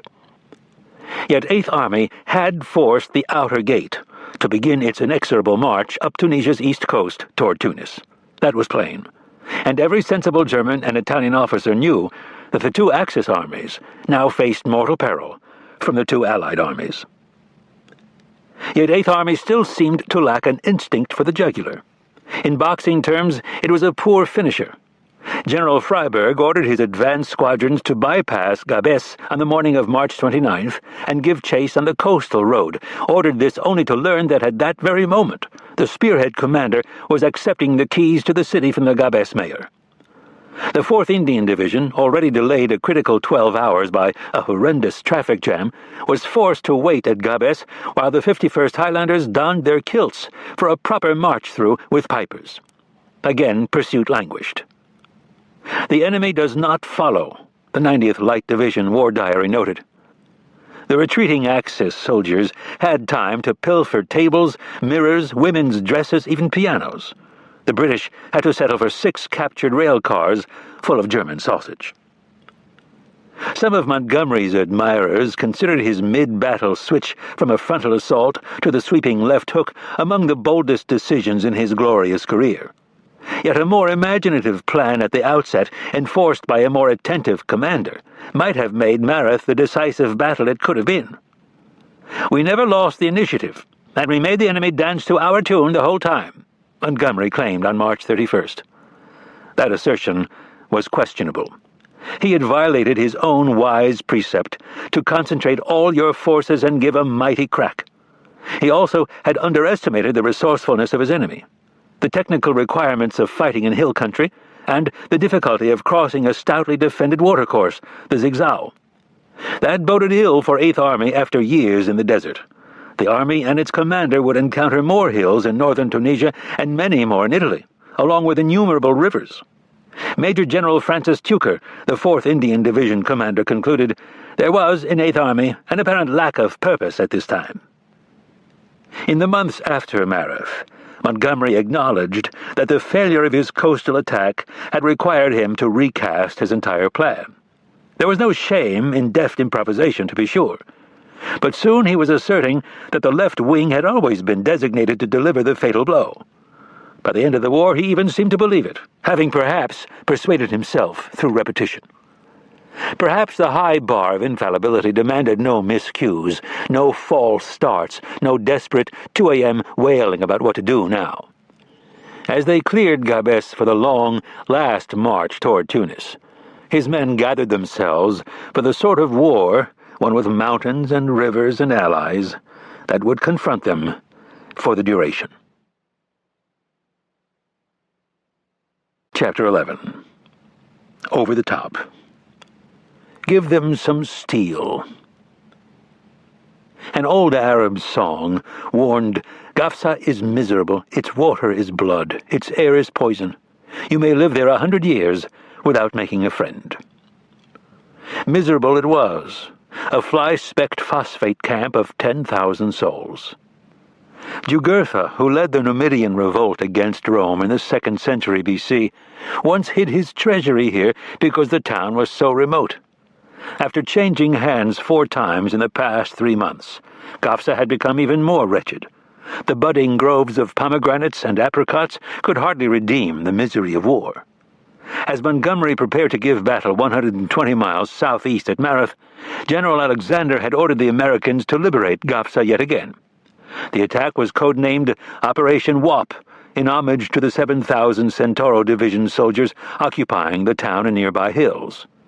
GIs composed their own tribute, a ribald ditty titled The Third Time We Took Gafsa.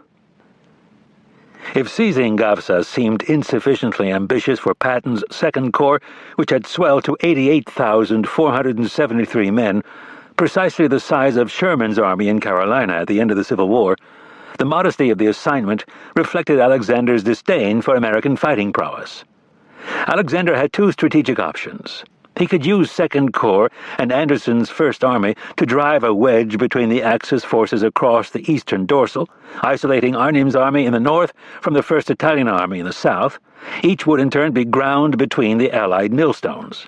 Or he could squeeze Axis troops into a shrinking bridgehead around Tunis, with Montgomery's 8th Army crushing the enemy to pulp. Alexander chose the latter course. The inexperienced Americans, he believed, could not withstand the panzer counterattacks sure to follow any attempt to split the bridgehead. "I do not want the Americans getting in the way," Montgomery privately told Alexander. Instead, he added, the cousins should get the road ready for me to use by lifting mines and fixing potholes. Montgomery was insufferable, as usual. But Alexander's decision was defensible in the wake of Kasserine. The memory of terrified Yanks scorching up the Tala road remained vivid.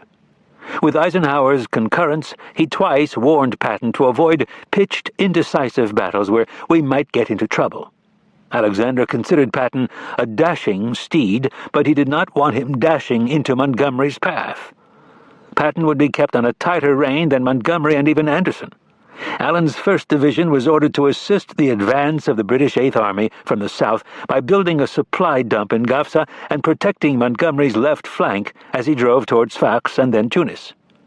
Only scouts would venture southeast of Gafsa toward Gabes.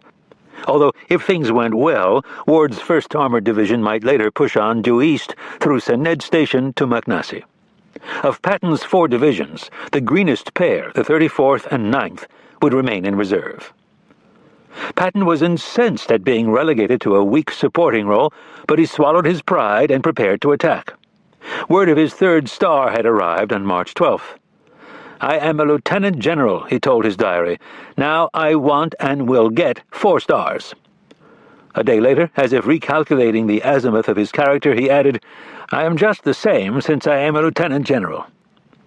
No man felt a more vivid kinship with the great captains of yore, and Patton now likened the Gafsa offensive to Stonewall Jackson's flank attack in support of Longstreet at the Second Battle of Manassas in 1862. Tromping about in high brown boots and a fleece-lined coat, he told his commanders he wanted to see more dead bodies, American as well as German. To his troops he declaimed, "Fortunately for our fame as soldiers, our enemy is worthy of us. The German is a war-trained veteran, confident, brave, and ruthless. We are brave. We are better equipped, better fed, and in the place of his blood-gutted Wotan, we have with us the God of our fathers known of old. If we die killing, well and good. But if we fight hard enough, viciously enough, we will kill and live. Live to return to our family and our girl as conquering heroes, men of Mars." He was rolling now. On March 16th, Patton summoned all staff officers to his dank command post in a shut-up Feriana hotel. With a scowl made even fiercer by the cold sore erupting on his upper lip, he announced, "Gentlemen, tomorrow we attack. If we are not victorious, let no one come back alive." He excused himself, then retired to pray. To B, he wrote, "I am always a little short of breath before a match." That night, military policemen wielding flashlights hooded with red cellophane waved the convoys down rain-slick Highway 15 on the 45-mile approach march to Gafsa. The floor of each vehicle was sandbagged to absorb mine blasts. Arab tents on the hillsides glittered like cobwebs in the dim moonlight. "The hardest thing a general has to do," Patton told his diary, "is to wait for the battle to start after all the orders are given." At 11 p.m. he heard the rumble of artillery. "Well, the battle is on," he scribbled. "I am taking off my shoes to go to bed." There was no battle, although the American press and its eagerness to forget Kasserine would tout Operation Wap as if it were Second Manassas. 1,200 Italians and a German reconnaissance battalion slipped away to the east at dawn, unmolested by Ward's CCA, which was delayed by heavy rain and failed to sever the escape road to Sened Station as planned. Ted Roosevelt waited on a low ridge while bombers plastered Gafsa and scouts drove sheep over the road to test for mines. After hours of listening to confused voices crackle from the radio, Roosevelt impatiently bolted forward. Rough Rider led a convoy of jeeps like a small flotilla of ships bumping through the wadis, one witness wrote, into Gafsa to find the enemy gone. By 12:30 p.m., the town was declared secure. "The Dagos beat it," Patton wrote. He and Allen, who wore riding breeches and a field jacket, drove down from Feriana to find only stunned civilians emerging from their cellars. An old woman in black wailed on a broken balcony, her grief sweeping across the ruined town. A month of Axis occupation and the morning's bombardment had finished the destruction begun by American demolitionists during the Kasserine retreat. Italian and Arab pillagers had wrecked nearly every house belonging to Gafsa's 500 French residents and 800 Jews, smashing furniture, tearing doors from their hinges, and stealing rugs, faucets, and bathtubs. Cattle and camels had been driven off. Not for months had date caravans arrived in the Fondouk, and the grain market in the Halle aux Grains stood forlornly empty. Items not stolen or smashed had been thrown down cisterns, including family photo albums. After the previous Axis occupation, French troops had shot Arab looters and left their bodies in the square. Now they began rounding up the usual suspects again. Within hours, the Americans had once more made the town theirs. Chaplains celebrated a Mass to honor St. Patrick's holy day. Later in the week, Patton claimed as his headquarters the yellow brick gendarmerie with its blue tile floor. In an abandoned mine shaft, soldiers on patrol discovered ore cars, which they rode down the tracks like a roller coaster, shrieking in merriment. Madame Lazanga and her daughters soon returned from Tebessa to reopen the bordello, contributing to venereal disease rates in Tunisia that had reached 34 cases per 1,000 white soldiers and a staggering 451 per 1,000 black soldiers. Patton ordered the brothel off-limits to U.S. units, but French colonial troops offered to rent their helmets and tunics as disguises. The Second Corps Provost Marshal and Intelligence Chief both reported that when asked by a sentry if he was out of uniform, one patron in a kepi answered, "No, sir, I sure isn't. I's a Moroccan." Patton knew the value of publicity, and he wasted no time wooing the correspondents who trailed him to Gafsa. Charming and voluble, he hosted press dinners featuring Viennese steak and good coffee. Each hack received a dessert pack of cigarettes and a roll of lifesavers. A radio report broadcast to the United States just before midnight on March 17th told listeners, "If any American officer ever had the will to win, that man is Lieutenant General George S. Patton. He certainly won the first round today. Apparently the Nazis saw him coming and ran." But even Patton could hardly persuade himself that this was the campaign of a Stonewall Jackson. "The great and famous Battle of Gafsa has been fought and won," he sarcastically informed his diary. To reporters he said, "I'd feel happier if I knew where the Germans were. As long as I know where they are, I don't mind how hard they fight." Already frustration had set in. On the evening of March 17th he called Terry Allen and snapped, "You should have kept going until you found somebody to fight." On the 19th, as Montgomery prepared to attack Mareth, Alexander modified his orders to the Americans. Patton was to extend his two-pronged offensive to the east. After seizing Sened Station, Ward's tanks and an infantry regiment were to press on 20 miles to Magnasi, then dispatch raiders to shoot up a Luftwaffe airfield across the eastern dorsal at Muzuna. Farther south, Allen's Big Red 1 would edge into the hills beyond Gafsa. Darby's 1st Ranger Battalion had already captured El Guitar, a palmy oasis 10 miles southeast of Gafsa on Highway 15. Italian troops melted into the rugged jebels along a gravel track dubbed Gumtree Road, which ultimately led 100 miles to Sfax. No one who met him ever doubted that Bill Darby was born to command other men in the dark of night. He exuded certainty, one officer said, that he could lead anyone into combat and bring them back safely. Handsome and good-humored, he often joked that he hailed from an Arkansas family so poor that his father had slopped the children at a hog trough. Except for minor missions at Arzeux in November and at Sened in February, his battalion had seen little fighting, and many bored rangers had transferred to conventional units for fear the war was passing them by. Some had sold their British mountain boots in Algeria to pay for wine or harlots. Now they would regret it, because Terry Allen had a dark-of-night mission for them. After falling back from Gafsa, several thousand Italians had occupied an impregnable defile in the hills east of El Guitar. A frontal assault by the Big Red 1 down Gumtree Road would cost hundreds of casualties, and American units veering southeast on the paved road to Gabes would also expose a flank to enemy artillery from the same defile. Isn't there some way, Allen had asked Darby, to loop behind them without attacking into the teeth of Italian defenses? On the evening of March 20th, A serpentine column of 500 Rangers and 70 mortarmen veered northeast off Highway 15, 3 miles outside El Guitar. They had taped their dog tags to prevent clinking and blackened their skin with dirt and spit. Up the scree they tramped, stumbling over unseen obstacles on an unblazed trail. More than 1,000 boots scraped the rock with a soft hiss that one soldier likened to the sighing of the sea. For 10 miles they snaked over the fissured shoulder of Jebel Orbata, a 3,700-foot bluff looming above Gumtree Road. They crossed flumes and saddles. To scale the sandstone cliffs, they clasped wrists to form human chains. Their hands were bloodied, their fatigues shredded. At 1 a.m. the moon rose. Among those struggling to keep up was a bald, middle-aged socialite named Ralph M. Ingersoll, who had been managing editor of Fortune and The New Yorker and then general manager of Time, Inc. Now he was just another footsore engineer lieutenant. "No one will ever believe how beautiful it was on that march after the moon came out," he wrote. "The deep valleys, the jagged peaks, the play of moonlight and shadow in the gorges, the delicate translucent puffs of clouds that drifted slowly across the edge of the moon as it rose higher and arched across the sky. All these were themes in a symphony in gray and silver tones. Going over the saddle of a hill, you could see the line of men for several hundred yards ahead, winding down the hillside, figures in soft silver armor."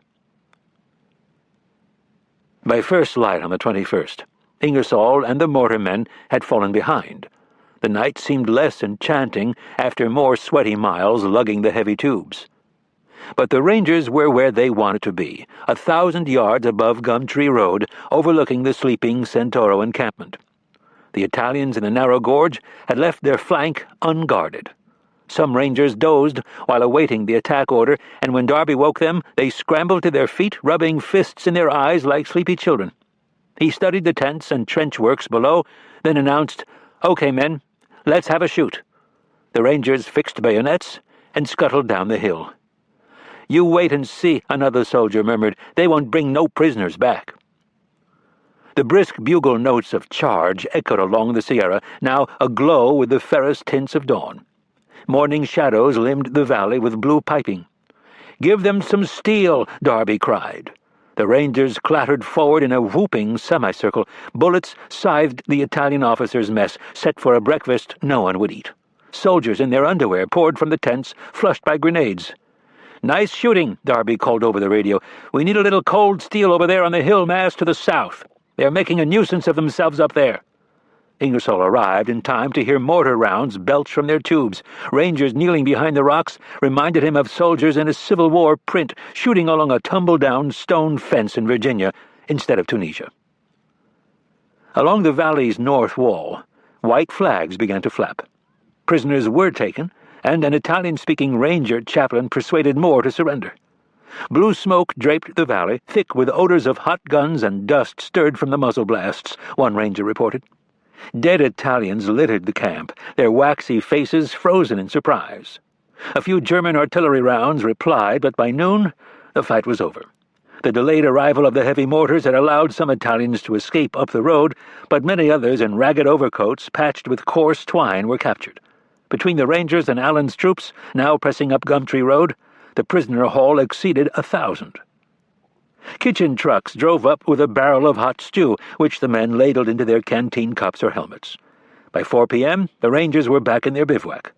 Allen's 3 infantry regiments continued forward along a 15-mile crescent southeast of El Guitar before digging in for the night.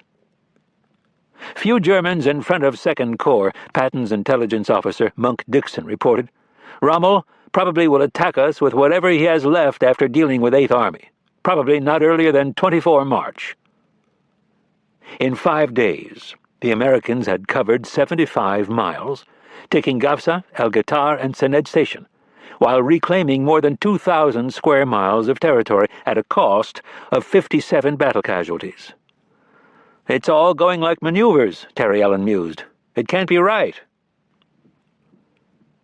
Ted Roosevelt woke on Tuesday, March 23rd, to the harsh cough of machine gun fire.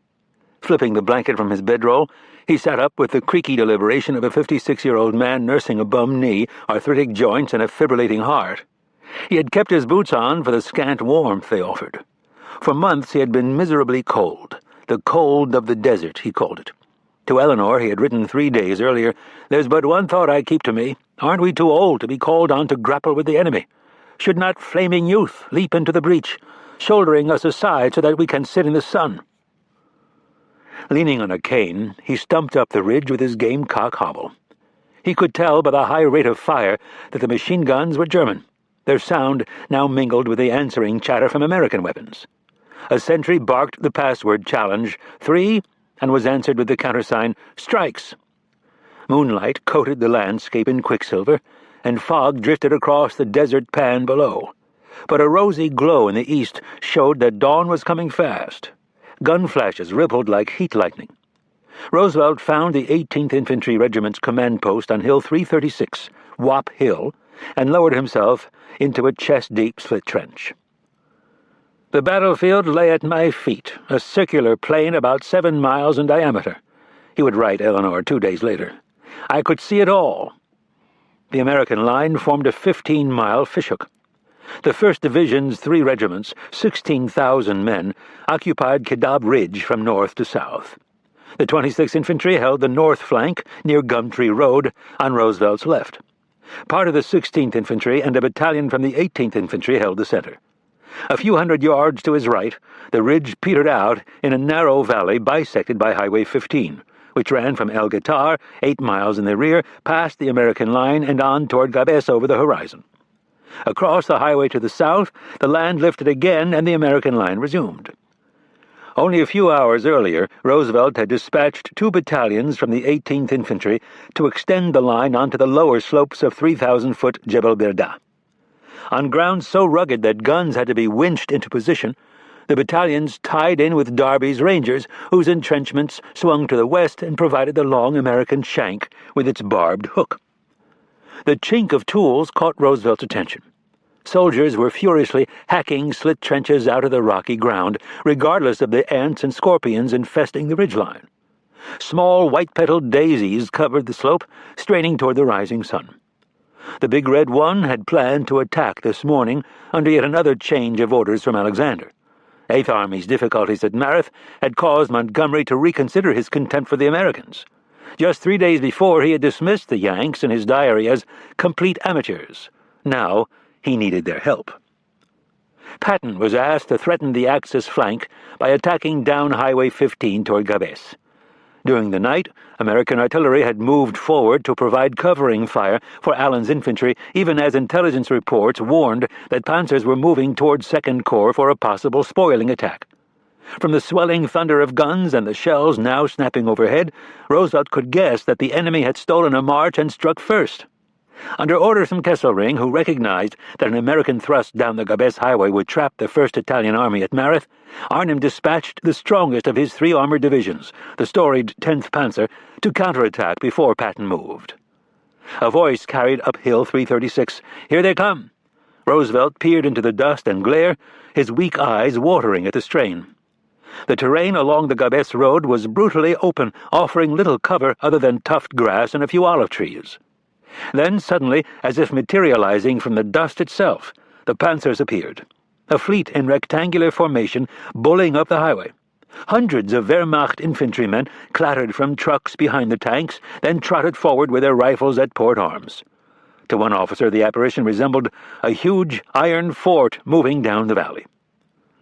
Sheaves of orange fire leaped from the front edge of the formation. The enemy tanks numbered in 3 digits, one sergeant later recalled, but no one had the heart to count them.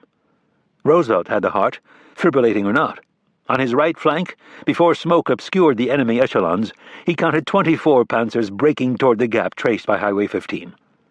There were in fact more, although the entire 10th Panzer was down to 57 tanks and a comparable number of armored cars and half-tracks. 2 other armored prongs veered toward the American left, followed by grenadiers and a flatbed Volkswagen hauling extra ammunition. Bellowing encouragement above the battle din, Roosevelt ordered another tank destroyer battalion forward from Gafsa and then radioed commands to his artillerymen. Waves of gull-winged Stukas attacked the ridge, swooping so low that officers emptied their pistols skyward before diving for cover. "I felt I could reach up my hand and grasp them," Roosevelt later told Eleanor. The panzers churned out banks of white smoke to hide themselves and the grenadiers. Soon even the sun vanished. The plain, Roosevelt reported, became a smoky, dusty dream. On the American left flank, smoke and dust were the least of it. By 8 a.m., 2 U.S. artillery battalions, the 32nd and the 5th, were in mortal peril after being caught in the exposed forward positions they had occupied in anticipation of attacking, rather than being attacked.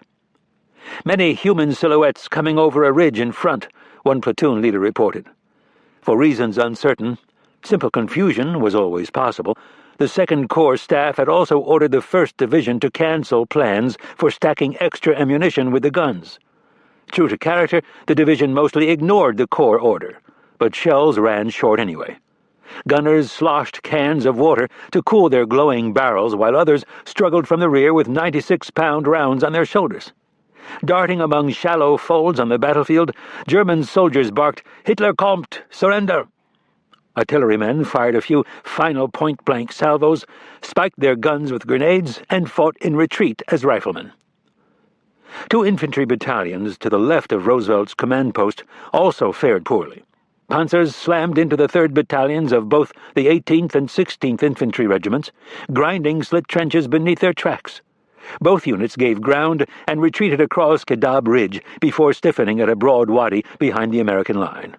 The hand-to-hand fighting was as brutal as that on Long Stop Hill 3 months earlier. One company, K of the 18th, kept the grenadiers at bay with synchronized showers of hand grenades and shouts of, "Come on, you Hun bastards!"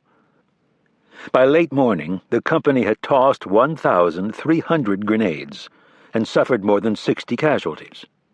In a small oasis near the wadi, Terry Allen, hair disarranged, necktie long ripped off, summoned reinforcements from Gafsa and supplies from as far away as Tebessa. As the sound of German tank fire drew near, a staff officer proposed moving the division command post. "I will like hell pull out," Allen answered, "and I'll shoot the first bastard who does." Desperate as the fight was along Kedab Ridge, it was the southern German thrust down Highway 15 that most imperiled the 1st Division. Not far from Roosevelt's perch, the 601st Tank Destroyer Battalion anchored the segment of American line overlooking the road. 30 panzers struck so quickly that one company buckled and fell back with heavy losses, while another, also mauled, fought until its ammunition racks were empty. German tanks poured into the gap and had nearly broken through to turn the American flank when Company A opened fire at 2,200 yards. The 75mm volley staggered the panzers, which veered south only to mire in boggy ground and a minefield along a dry lake bed. Fire intensified from both the tank destroyers and Allen's artillery. With each hit, the men on the ridgeline roared their approval, none louder than leather-lunged Roosevelt. By mid-morning, the panzers had seen enough of the gap the Americans now called Death Valley. They hesitated, turned around, and retreated, Roosevelt reported. The men around me burst into cheers. 24 of 36 guns from the 601st were lost. Collectively, the battalion had fired nearly 3,000 75mm shells and almost 50,000 machine gun rounds. The unit commander, to whom Patton had sent word that "I expect him to die if there is an attack," survived, to notify Allen that his battalion no longer existed. Lost, too, were 7 new M10 guns from the 899th Tank Destroyer Battalion, which rushed into battle from Gafsa, only to be ambushed on the valley floor at 10 a.m. "Gallant but green," Roosevelt commented after watching the sally. Yet the 10th Panzer had been cut up even worse.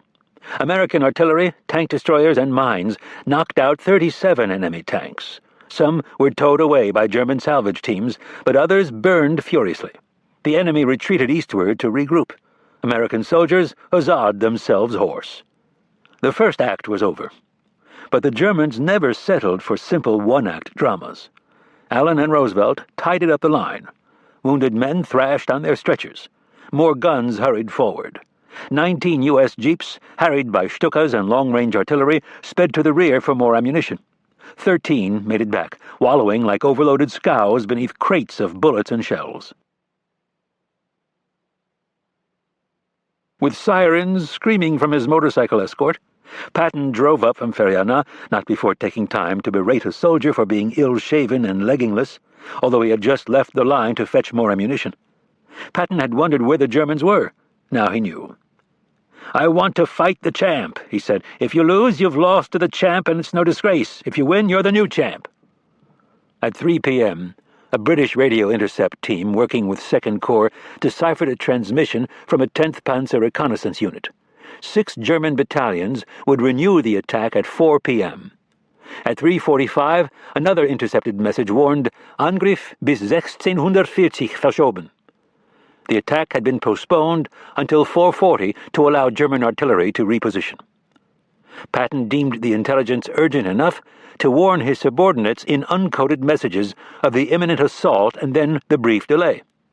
At 4:15, Allen ordered his signalers to broadcast a message over a 10th Panzer radio frequency. "What the hell are you guys waiting for? We have been ready since 4 p.m. Signed, 1st Division."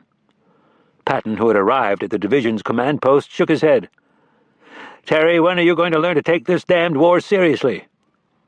Patton's uncoded warnings and Allen's taunt alerted the Germans to their security lapses, and 10th Panzer soon changed its codes. "We couldn't read German mail for quite a long time after that," Allen's intelligence officer later acknowledged. The British were furious at the American indiscretion, but for now the Yanks stood ready. At 4:45, 2 grenadier battalions, a motorcycle battalion, an artillery battalion, and 2 panzer battalions with some 50 tanks appeared on the lip of Highway 15, just over 2 miles from Kedab Ridge. Patton and Allen moved up to join Roosevelt in his slit trench on Hill 336, as if, one officer suggested, watching an opera from a balcony seat. This time the panzers hung back, milling in a miasma of brown dust beyond range of the tank destroyers. A.J. Liebling likened the tank's bulky advance to diffident fat boys coming across the floor at a party to ask for the next dance, stopping at the slightest excuse, going back and then coming on again. The German grenadiers showed no such hesitation. Straight for the American line they marched.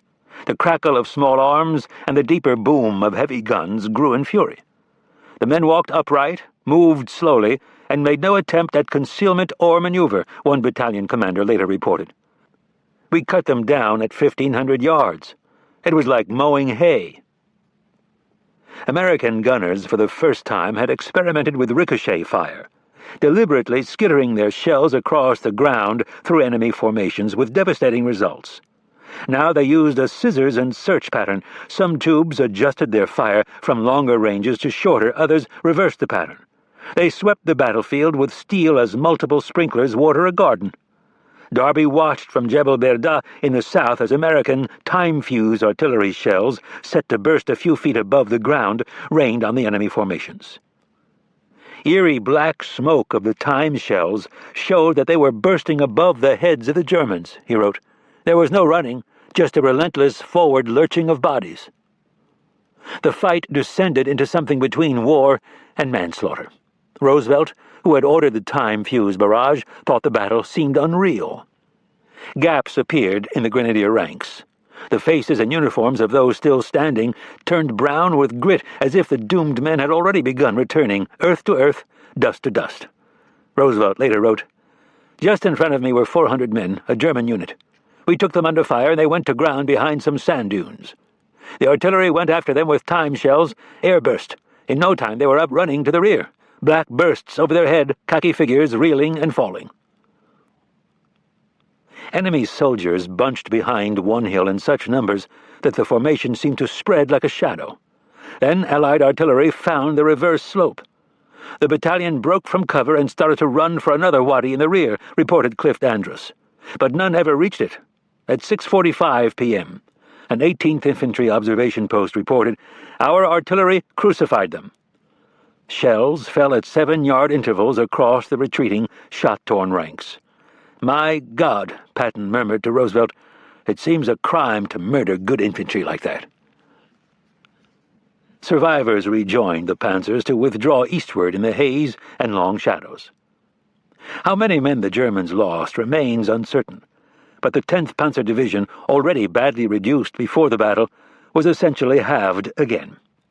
An ultra message on March 25th listed 26 serviceable tanks in a unit that now was a Panzer Division in name only. Allen's losses for the week totaled 417, half of them on March 23rd. and 24 guns. The American army had won a signal victory, defeating a veteran German armored division that had terrorized opponents in Poland, France, Russia, and Tunisia.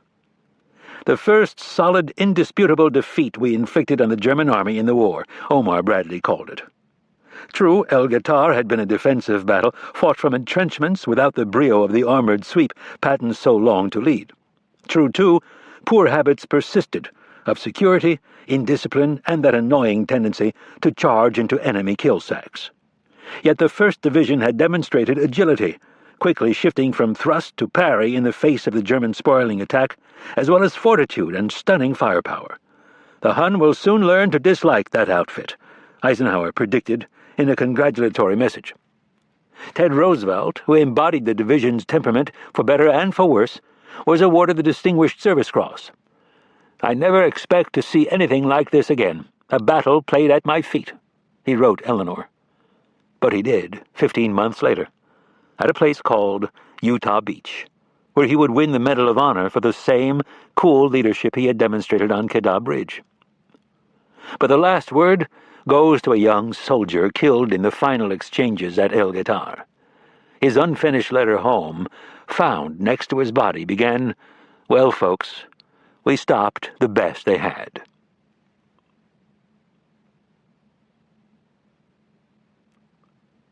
Search your soul. 40 miles northeast, a battle of comparable intensity and consequence was brewing as the left tine of Patton's two-pronged offensive sent Axis troops reeling across the eastern dorsal. Orlando Ward's attack had begun well enough, despite a gully-washing flash flood that swept away tents and rifles on a 3-foot wall of water.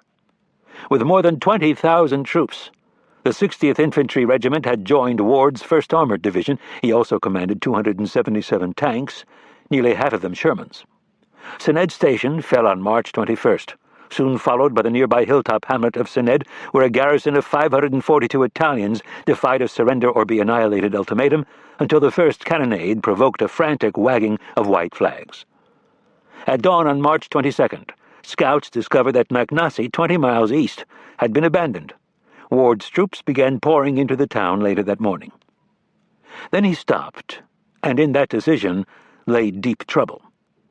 Under Alexander's March 19th plan, Ward was to occupy McNassie and remain there except for launching Operation Buster, a battalion-sized tank raid on the German airfield at Mezuna, 15 miles east on the road to Sfax. As he drove down Highway 14 into McNassie that Monday morning, the 22nd, Ward considered his options. Irrigation had converted the desert here into a vast citrus and olive orchard. McNassie was a pleasing farm center with date palms and shuttered shops lining a single paved street 300 yards long. 5 miles east of town, the groves ended, and the flat terrain rose abruptly to a snaggle-toothed ridgeline several hundred feet high. Beyond this modest escarpment lay Mezuna and the open coastal plain. A French liaison officer had urged Ward to grab the heights quickly or risk very serious and costly fighting. But little intelligence was available. Ward did not know that only a few Italian companies held the Highway 14 gap or that German reinforcements were hurrying forward. With orders anchoring him in McNassie, he felt little incentive to seize the high ground or risk pointless casualties. Only 31 Americans had been killed or wounded in getting this far. Just the day before, Patton had urged Ward to use more drive and to personally hug the front lines. Although fuming in his diary that Ward simply dawdled all day in occupying McNassie, Patton chose not to go forward himself. Rather, he sent a staff officer who concurred in Ward's decision to fully assemble his forces before moving on the hills. Ward collected field glasses from staff officers and distributed them among his tank commanders. It was the sort of gesture at which he excelled. Ward also had other worries. The 60th Infantry, on loan from the 9th Infantry Division, had not distinguished itself. The regiment seemed sluggish, and there had been friction with Ward's tankers. Colonel Frederick J. DeRowan, the regimental commander, was dueling with his executive officer for the unit's loyalty. The regiment was divided right down the middle, one officer later recalled. Some officers had the gall to sign a petition requesting DeRowan's removal. Moreover, a War Department inspector reported that malaria had plagued the regiment since the landings at Port Lyautey, with 468 cases tallied and insufficient stocks of quinine to treat them. Then there was the Robinette problem. In the months since Kasserine, Ward's trust in his CCB commander had evaporated. "Robbie has let his ambition run away with him and is cutting my throat," Ward wrote his wife in late February. Even Robinette's staff officers considered him disloyal for his habit of disparaging Ward and undermining him with the Second Corps staff. One officer pronounced Robinette a little dictator. Ward lamented the consummate conceit and selfishness of a man who had become a terrible thorn in my side. He seethed, but confrontation was not his way. He also recognized that whatever demons of ambition possessed Robinette, he was among the most tactically competent tank officers in the U.S. Army. "Robinette, personification of I," Ward confided to his diary on March 9th. "He is most difficult but able." Eisenhower, too, had taken notice. In a dear pink letter to Ward on March 12th, the commander-in-chief cited reports that Robinette was exceedingly difficult to handle. "Don't ever be afraid to use the iron inside the glove, if it has to be done." Eisenhower had his own grievance to nurse. Robinette's critique of the Army's deficiencies, written privately to Marshall after the Tebourba debacle in December, had finally reached Algiers. Now the commander-in-chief, too, was seething, perhaps because the criticisms were legitimate, even if the out-of-channels tattling was not. In a note to Marshall, Eisenhower called Robinette a puzzling man. "Notwithstanding Robinette's combat record, the best of any frontline commander," he added, "I will never recommend him for promotion until he learns to control his tongue. He seems intelligent, but entirely without judgment, except in a tactical sense." Finally, Ward had his Patton problem. "George Patton is taking over with a vim," Ward had written Eisenhower. "Personally, I am a new man." That enthusiasm was not reciprocated by the new Corps commander, who told his diary a week after replacing Friedendahl that "First Armored is timid." On March 18th he wrote B ominously, "I may have to relieve a general." Ward's finer qualities, professionalism, penetrating intelligence, decency, impressed Patton not at all. "Ward has not done well," he scribbled after McNassie fell. "No drive," Patton became increasingly shrill, demanding that Ward get up off his ass. In a phone call one evening, the Corps commander grew incensed when Ward mentioned his good fortune in losing no officers in combat that day. "God damn it, Ward, that's not fortunate. That's bad for the morale of the enlisted men," Patton snapped. "I want you to get some more officers killed." Ward was dumbfounded. "Are you serious?" "Yes, God damn it, I'm serious. I want you to put some officers out as observers well up front, and keep them there until a couple get killed." Characteristically, Ward looked for a silver lining. In his diary on March 22nd he wrote, "Patton impatient, but fair." Alexander's new orders to Second Corps on March 22nd, the revision that prompted Terry Allen's plan to attack from El Guitar, preempted when 10th Panzer attacked him first, set in train an ordeal no soldier in Old Ironsides could have foreseen. To further threaten the Axis flank, 1st Armored was directed to continue eastward. Having just chosen not to seize the McNassie Heights, Ward received instructions from Patton to capture the hills that very night. Patton made clear that this was the opportunity every true swashbuckler craved, a chance to rampage through the enemy rear with 300 tanks. At 11:30 p.m., after a 30-minute bombardment by 36 guns, 2 infantry battalions broke cover from the orchards east of McNassie and scuttled across half a mile of moonlit grassland. By 3:30 on Tuesday morning, 1 battalion, the 1st of the 6th Armored Infantry, had seized its hilltop objective against feeble opposition. The other battalion, the 3rd of the 60th Infantry, was stopped cold. Mines and machine gun fire pinned the men to the exposed slopes of Jebel Nemiyah, an L-shaped ridge overlooking Highway 14 in the throat of the pass. Shortly after sunrise, the battalion commander warned Ward that he faced at least an entrenched enemy battalion. He was actually facing only 80 German infantrymen, the remnants of Rommel's former Begleitkompanie, his personal bodyguard, and a few engineers. With primitive ferocity that dispirited an American force 10 times their size, the Germans pelted their attackers with bullets, stones, and a cascade of dislodged boulders. A single 88mm gun was used both to repel the attackers and to dissuade Italians trying to surrender. At noon, Ward renewed the attack, this time with tanks. 4 Shermans impaled themselves on mines, but American momentum nearly carried the pass until another steel and stone counterattack threw the Yanks back. Having forfeited surprise and audacity at the outset, Ward then compounded his tactical sins. He failed to strike with sufficient strength. This was poor tank country. The broken ground of the hills funneled armor into the vulnerable roadbed, and the rocky terrain made tanks throw their tracks. But Ward had used only 2 of his 6 infantry battalions in the initial assault. With every hour, the defenders grew stronger. Now the Americans faced none other than Colonel Rudolf Lang, who had been personally ordered by Arnim to take command on the McNassie Heights. Eager to avenge his failed attack on Beja during Ochsenkopf, Lang arrived Tuesday morning to find Italian soldiers scampering to the rear. After ordering the 88mm crew to use all means to prevent even one single additional man or vehicle from moving toward the east, Lang, soaked in sweat, eyes glowing with anticipated glory, loped into the pass to rally a defense that was soon celebrated in Wehrmacht lore as a German Thermopylae.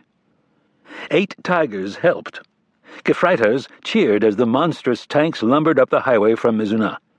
Long-range artillery also arrived, along with 19 smaller panzers and portions of 2 grenadier battalions.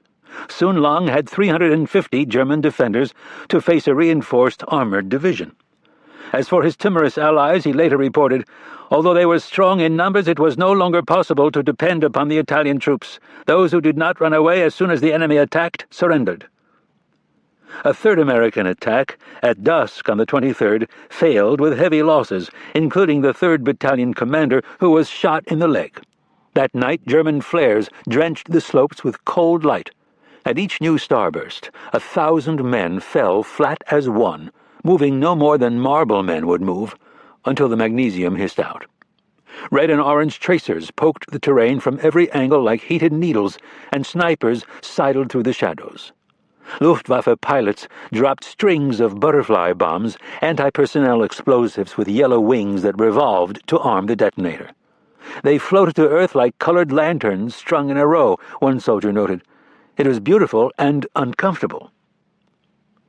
Ward attacked again at 7 o'clock Wednesday morning with 8 battalions, including tanks.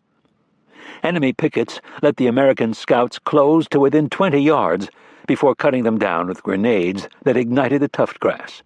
Some fled the fire, while others tried to smother the flames with field jackets and were shot dead. Leaving his command post 3 miles west of McNassie, Ward worked his way under artillery fire to the narrow-gauge rail tracks that snaked along Highway 14 at the base of Jebel Nemiyah. Men by the hundreds crouched in culverts or ditches or straggled through the orchards. He worked the lines, rallying his troops. Come on, it's not hurting you," he cried. "We've got to make that rise in the ground directly to the front." Some followed. Most did not. Mortar and machine gun fire soon drove every man to ground again. Mines stopped an American tank attack on the right flank. A more sweeping envelopment, also on the right, where Ward thought he saw sufficient defilade to shield his Shermans from German anti-tank fire, failed too. There was no defilade, only counter-attacking panzers. Repeated attacks by 4 U.S. infantry battalions gained hardly an inch. Casualties piled up by the score, then by the hundreds. Apathy stole over the battlefield, and no amount of hectoring could budge the men from their burrows. In a captured enemy diary, U.S. intelligence officers found an entry that spoke for both sides. "Here one can find out what it means to spend a whole day with one's nose in the dust. This is a miserable place, not a tree, not a shrub around. Just a little grass, and the rest is sand, stone, and lime. We are grimy from head to foot." A 1st Armored Supply officer observed, "This here's a shooting gallery, and we is the ducks." Nonplussed, Ward watched the fighting from a sheltered hillock near the highway before returning to his command post early in the afternoon. Patton had again spent the day with Allen's division, reveling in its repulse of the panzers at El Guitar. Upon returning to his own command post, still in the dank Feryana schoolhouse, he wolfed down his supper and started a letter to B. At 7 p.m., a staff officer, Lieutenant Colonel Russell F. Akers, brought the latest reports from McNassie. In 48 hours, Ward had made no progress. "What's wrong with that goddamn 1st Armored Division?" Patton fumed. Akers suggested, somewhat unjustly, that the stalemate reflected Ward's tendency to lurk 15 miles behind the front lines. Patton picked up a field phone. "Get me General Ward," he snapped, then slammed down the receiver and returned to his letter. The phone rang with Ward on the line. "Pink, you got that hill yet?" Patton listened for less than 10 seconds before interrupting. "I don't want any goddamn excuses. I want you to get out there and get that hill. You lead the attack personally. Don't come back till you've got it." He again slammed down the receiver. Before going to bed, Patton wrote in his diary, "Now my conscience hurts me, for fear I have ordered him to his death." Ward stood with the pallid dignity of a man consigned to the gallows. He eased a helmet over the remaining strands of his once red hair, picked up a carbine, and at 8 p.m. headed back toward Jebel Nemiyah. He stopped first at the 6th Infantry Command Post, in a malodorous tent tucked into the trees east of Maknasi. There, on a litter, he saw Lieutenant Colonel William B. Kern, the regiment's 1st Battalion commander, who had fought so ably from Oran to Kasserine. A machine-gun bullet had destroyed his right eye. Dusted with sulfa powder and sedated with morphine, Kern was bound for a field hospital in the rear. Ward patted his shoulder and pressed on. More than 2,000 men and 3 6th Infantry battalions were to attack shortly after midnight. To catch the enemy off guard, no advance artillery barrage would be fired. Ward moved to the front of the 2nd Battalion, clutching his carbine as the troops stifled their surprise at seeing a major general take the point. At 12:30 on Thursday morning, March 25th, the column set off for Jebel Nemiyah, a hulking black presence to the northeast. 1,200 yards from the ridge, the column divided, with one company angling left and 2 others, led by Ward, skirting the right flank. Rifle fire chattered from the redoubt ahead. Ward paused to harangue a faltering sergeant.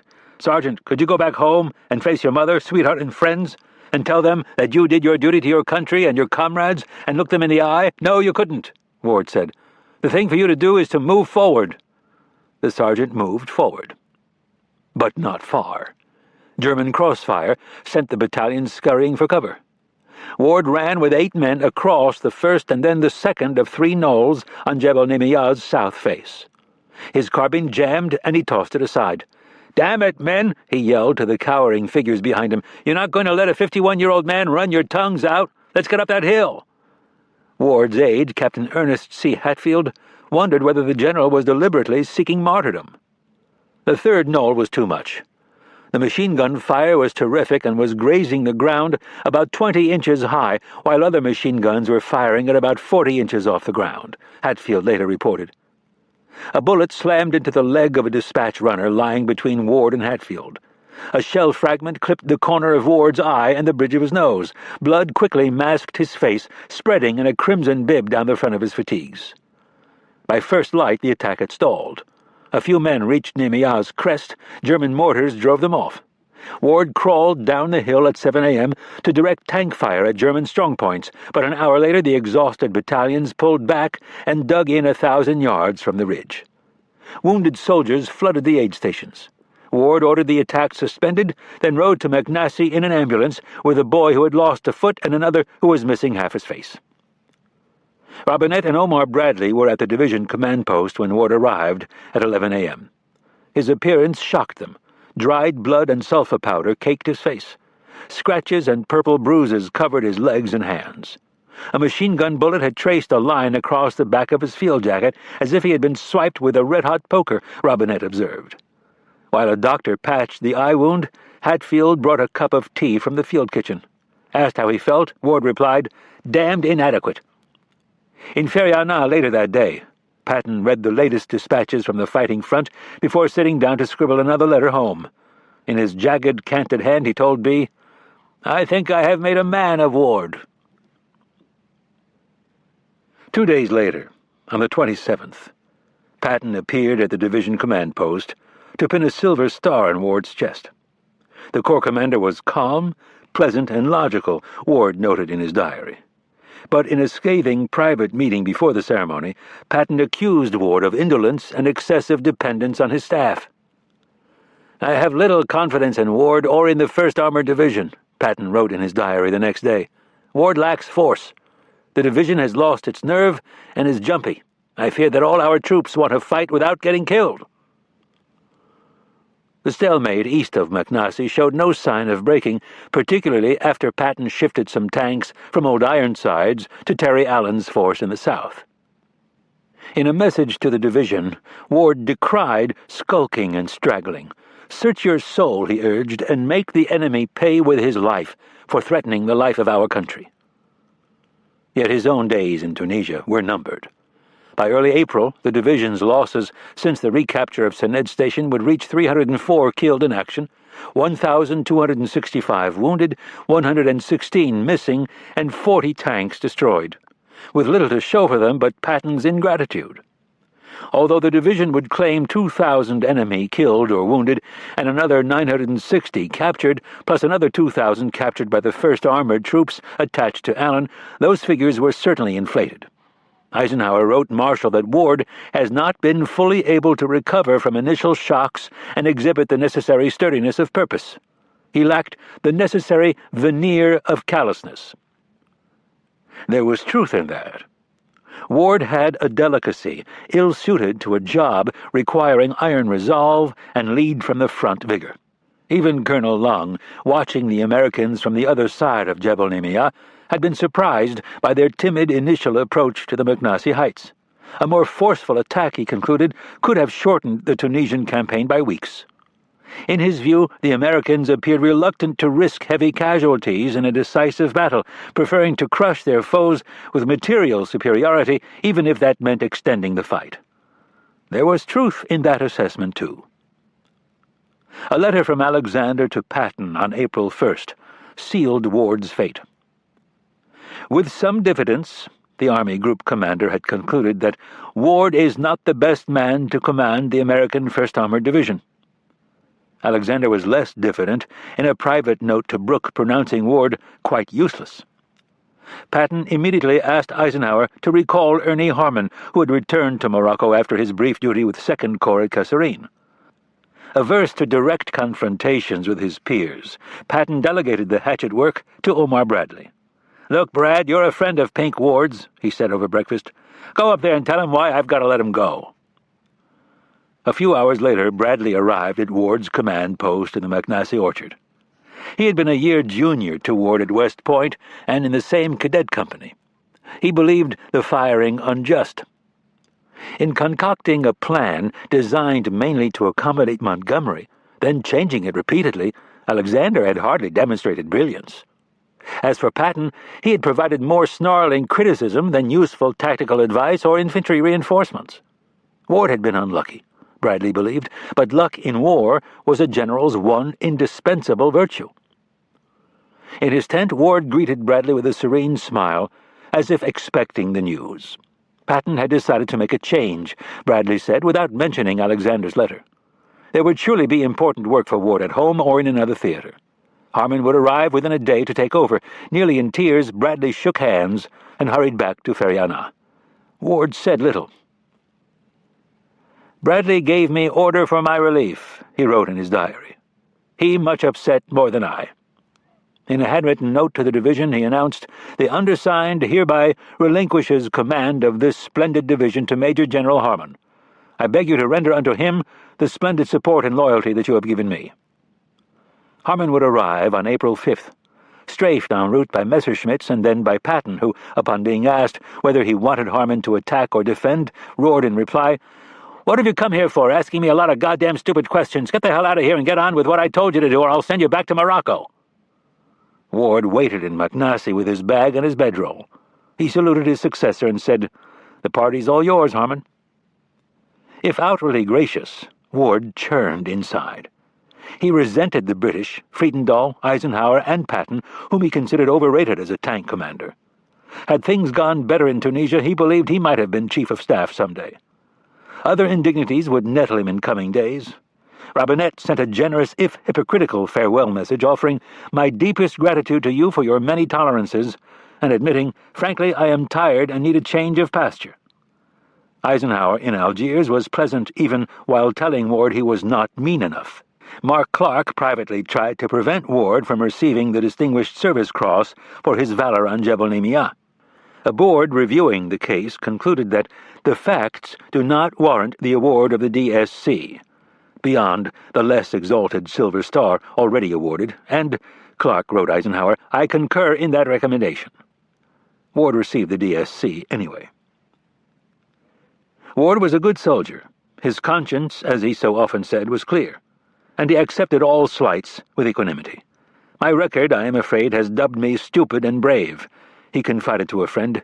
"It probably takes a stupid man to get himself into such fixes." By mid-April he would be home in Denver. There was indeed important work for him, first as commander of the Army's tank destroyer and field artillery schools, and then as commander of another armored division, which would seize Munich in April 1945. In the American Army, few relieved commanders got a second chance to lead men in combat. Ward was an exception because he was exceptional.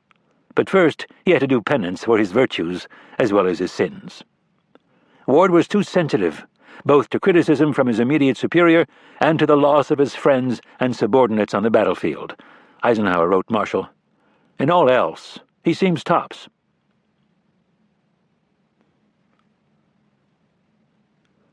Night closes down.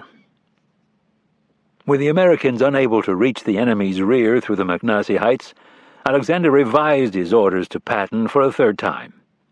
At noon on March 25th, as Ward was having his bloody eye doctored and Montgomery prepared to launch his left hook at Mareth, Second Corps was told to shift the weight of its attack to the south.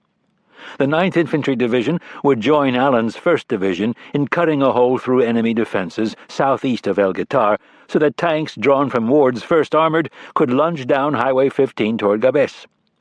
The offensive was designed to harass German forces facing Montgomery by again threatening to split the Axis armies and trap the Mareth defenders from behind. As ordered by Patton, Allen, shortly before midnight on the 25th, pulled Darby's Rangers and 2 battalions of the 18th Infantry Regiment off Jebel Derda on the extreme southern flank of the American line. They were happy to leave. A frenzied German counterattack the previous evening had driven them back 2,000 yards. The Rangers returned to Gafsa to loll in the hot springs and play volleyball. The 18th Infantry looped north to Gumtree Road and now anchored the left flank of Allen's division, which occupied a 9-mile front north of Highway 15. The 9th Division shuffled forward to take the positions south of the highway vacated by Darby and the 18th. If any gods were watching from their Jebel Eyries and saw disaster brewing, they declined to intervene on behalf of the mortals in olive drab. Patton's plan, concocted in response to Alexander's hasty change of orders, was badly flawed. German infiltrators now occupied the highest ground on Jebel Berda, including a key promontory designated Hill 772.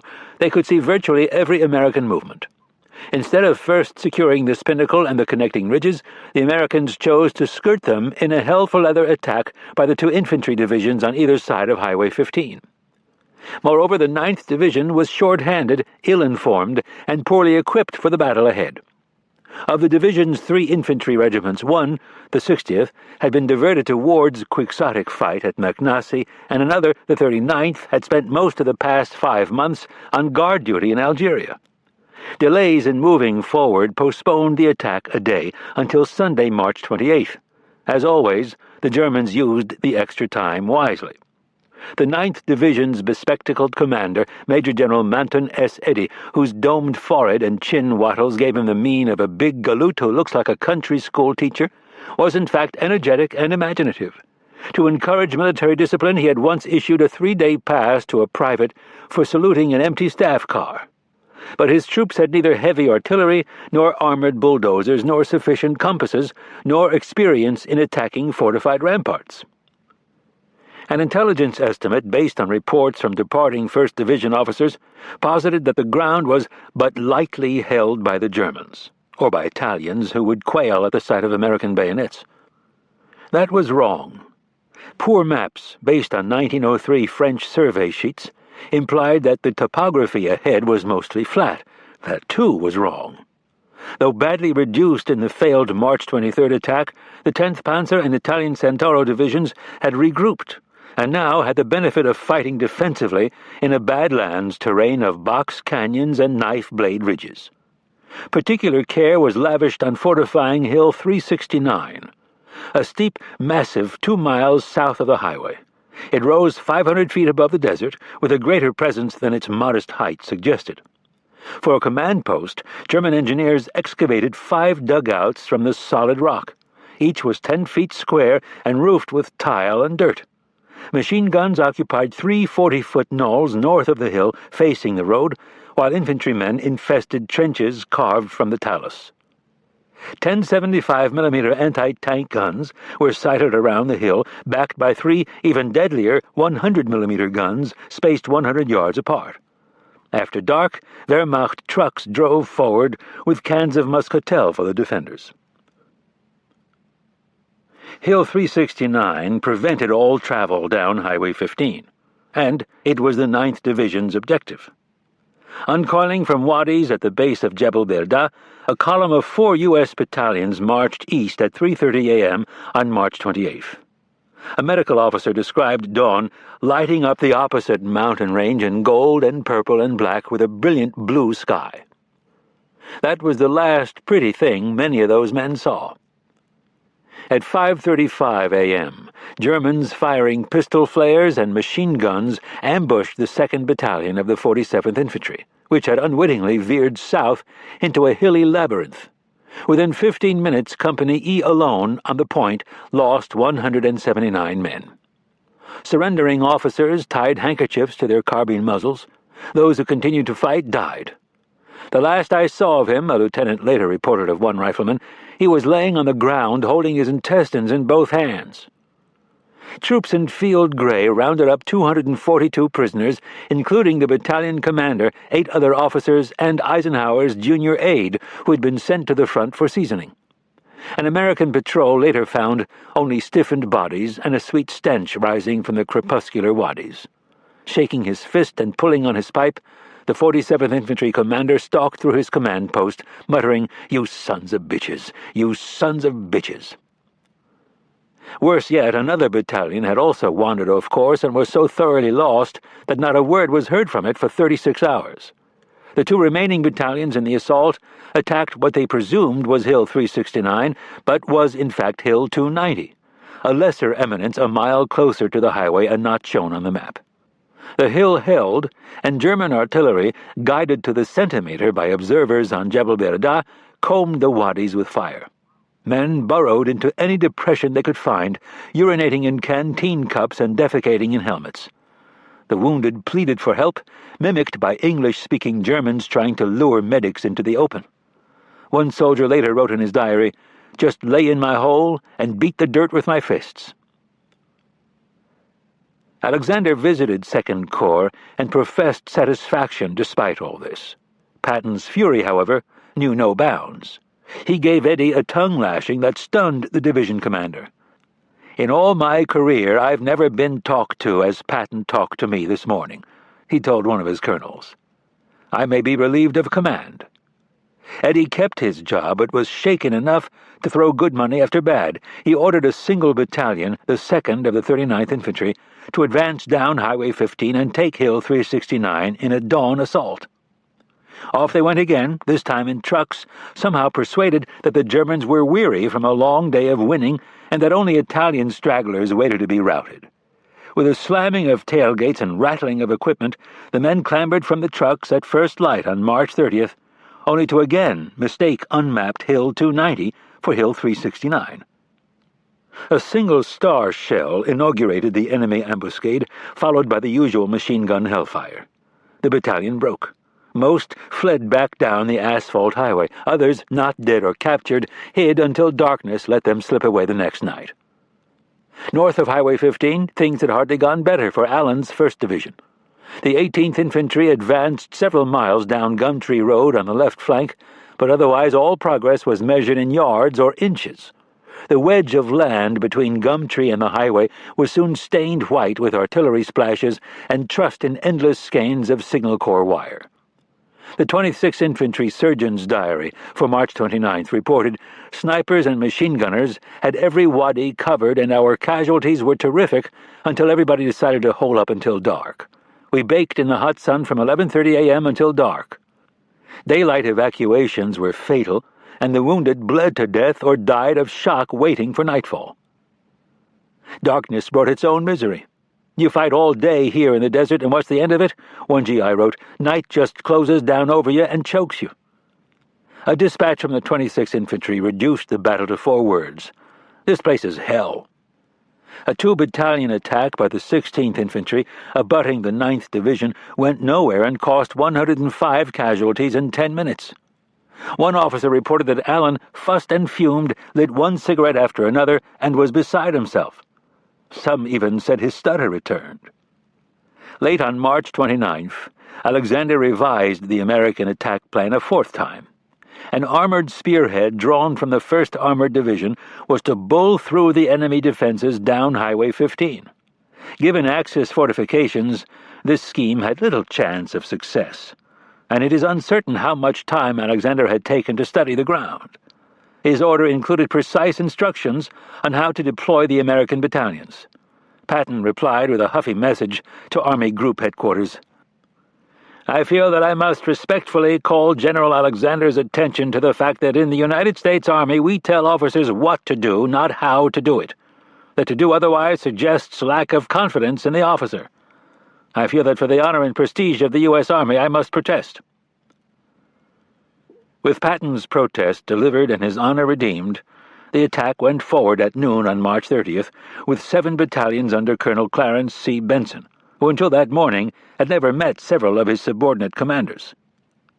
From 100 wadis and ditches, tanks began to debouch onto the center of the valley, the correspondent Alan Moorhead wrote, as though one was looking at a battle fleet steaming into action over a green, flat sea, a wonderful sight. Whip antennae swayed to the rhythm of the pitching tanks. Dark ranks of infantrymen rose from their holes to trail the Shermans. After a 5,000-yard running start on a half-mile front, Benson's juggernaut ran into a minefield and then blistering fire from German guns in a feral patch the Americans now called the Hot Corner. Puffing on his corncob pipe 300 yards back, Benson soon realized that the enemy had been reinforced, first with Afrika Korps Grenadiers and then with the 21st Panzer Division. I saw tanks hit by shells burst into flames, correspondent John Darcy Dawson reported. The turret was thrown back and small figures leaped to the ground, running between falling shells toward jeeps which bounded forward to pick them up. Moorhead added, ambulances began to stream back from the other direction. Over everything sounded the same quick staccato coughing of the guns. With 5 tanks in flames, Benson retreated. Trying to chivvy the enemy from their works, he warned, was like digging potatoes. At 12:30 the next afternoon, Benson Force tried again, but made just modest headway before the fuming guns drove them back, minus another 8 tanks. Grim counsels of war followed. We seem to be stuck everywhere, Patton told his diary on March 31st. The Axis line drew back 2 miles in the north and a mile in the south, then held fast. A 2-battalion attack on Hill 772, belatedly recognized as the battlefield linchpin, failed with grievous losses. Nasty, grim mountain fighting, Patton told Eisenhower. On April Fool's Day, Alexander ordered another change, his 5th, reinstating the original plan for 2 infantry divisions to pry open a gap for the tanks. Weary dog faces continued to gnaw at the jebbles, but to little profit. The 9th Division log for April 2nd acknowledged no movement of any importance during the day. Tens of thousands of mortar and artillery rounds fell on both sides. The 9th Division would expend more than 1 million rounds of rifle and machine gun ammunition at El Guitar. The 47th Infantry added another 75 stretcher-bearers to the regiment's original 16. The 39th Infantry added 60. Even the squeal of ambulance brakes at night drew fire. The dead were stacked like sawed logs in a truck bed and hauled to Gafsa for burial. In little more than a week of fighting, the 9th Division suffered 1,812 casualties, more than 10% of the division. 5 of 6 battalion commanders were lost. Casualties in the 47th Infantry alone totaled 868, more than a quarter of the regiment. Eddy later considered El Guitar the division's toughest battle of World War II, not to be eclipsed by combat in Sicily and Normandy. The 1st Division's losses approached 1,300. Stanhope Mason, the Big Red One's operations officer and eventual chief of staff, also deemed El Guitar the most severe battle of the 3 years of warfare. A remarkable assessment for a division whose destiny led to such killing fields as Sicily, Normandy, and Aachen. The stuck-everywhere period lasted a week. Nearly every man now felt the deep weariness that Ernie Pyle called cell-by-cell exhaustion. Second Corps had done what was asked, luring 2 panzer divisions and more away from 8th Army's front. Montgomery had broken through at Mareth, captured Gabes, and now besieged the enemy at Wadi Akarit on the coast, due east of the Americans. But that was cold comfort. As hopes faded for a breakthrough to the sea, a peevish frustration took hold. Everybody ordering everybody else, as one major put it. Ted Roosevelt wrote Eleanor, "We let the opportunity get away." Patton took it badly. His choler turned to rage on Thursday morning, April 1st, when his favorite aide, Captain Richard N. Jensen, died in an air raid while visiting Benson's command post 4 miles east of El Guitar.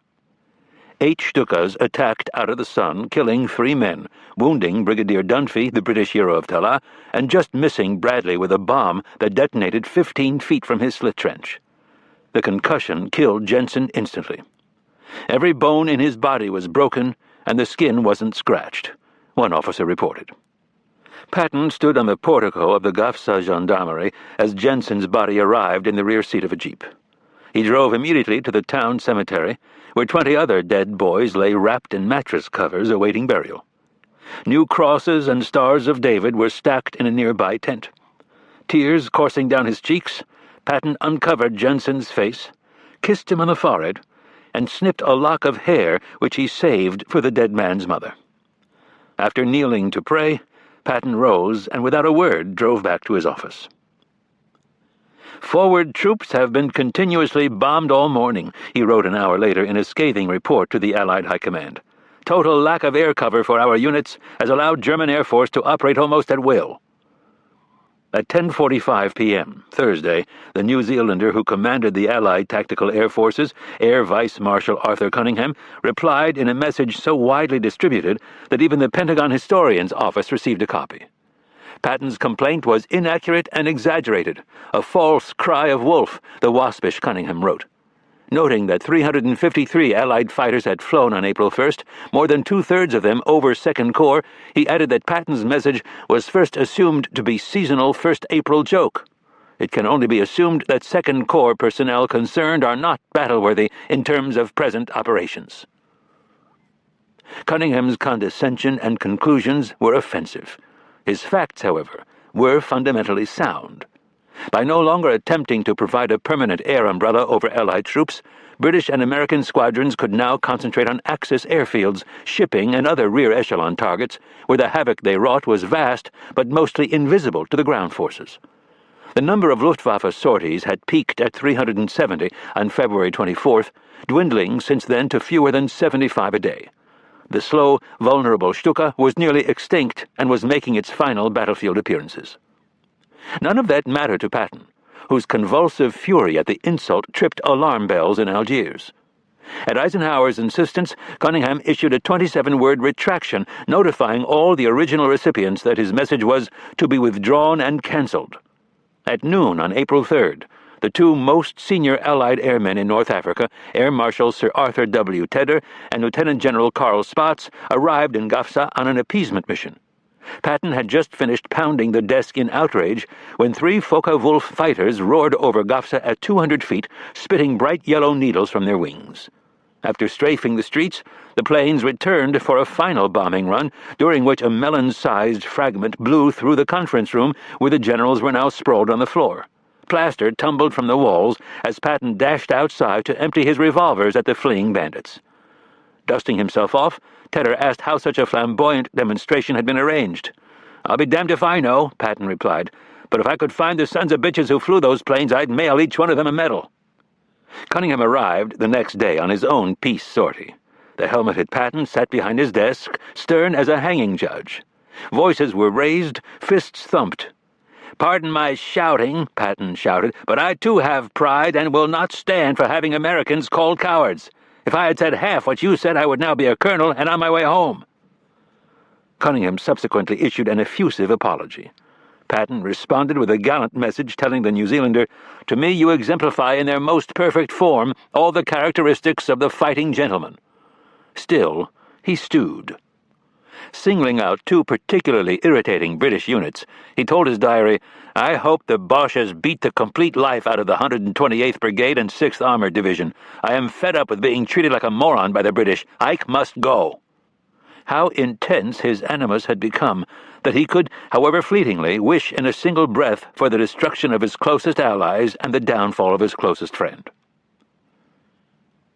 If choler infected the American camp, so did an even deeper and darker emotion. Ernie Pyle now noticed in the troops the casual and workshop manner in which they talked about killing. They had made the psychological transition from their normal belief that taking human life was sinful over to a new professional outlook where killing was a craft. The American combat soldier had finally learned to hate. His blood was up. He was fighting for his life, and killing then for him was as much a profession as writing was for me. He wanted to kill individually or in vast numbers.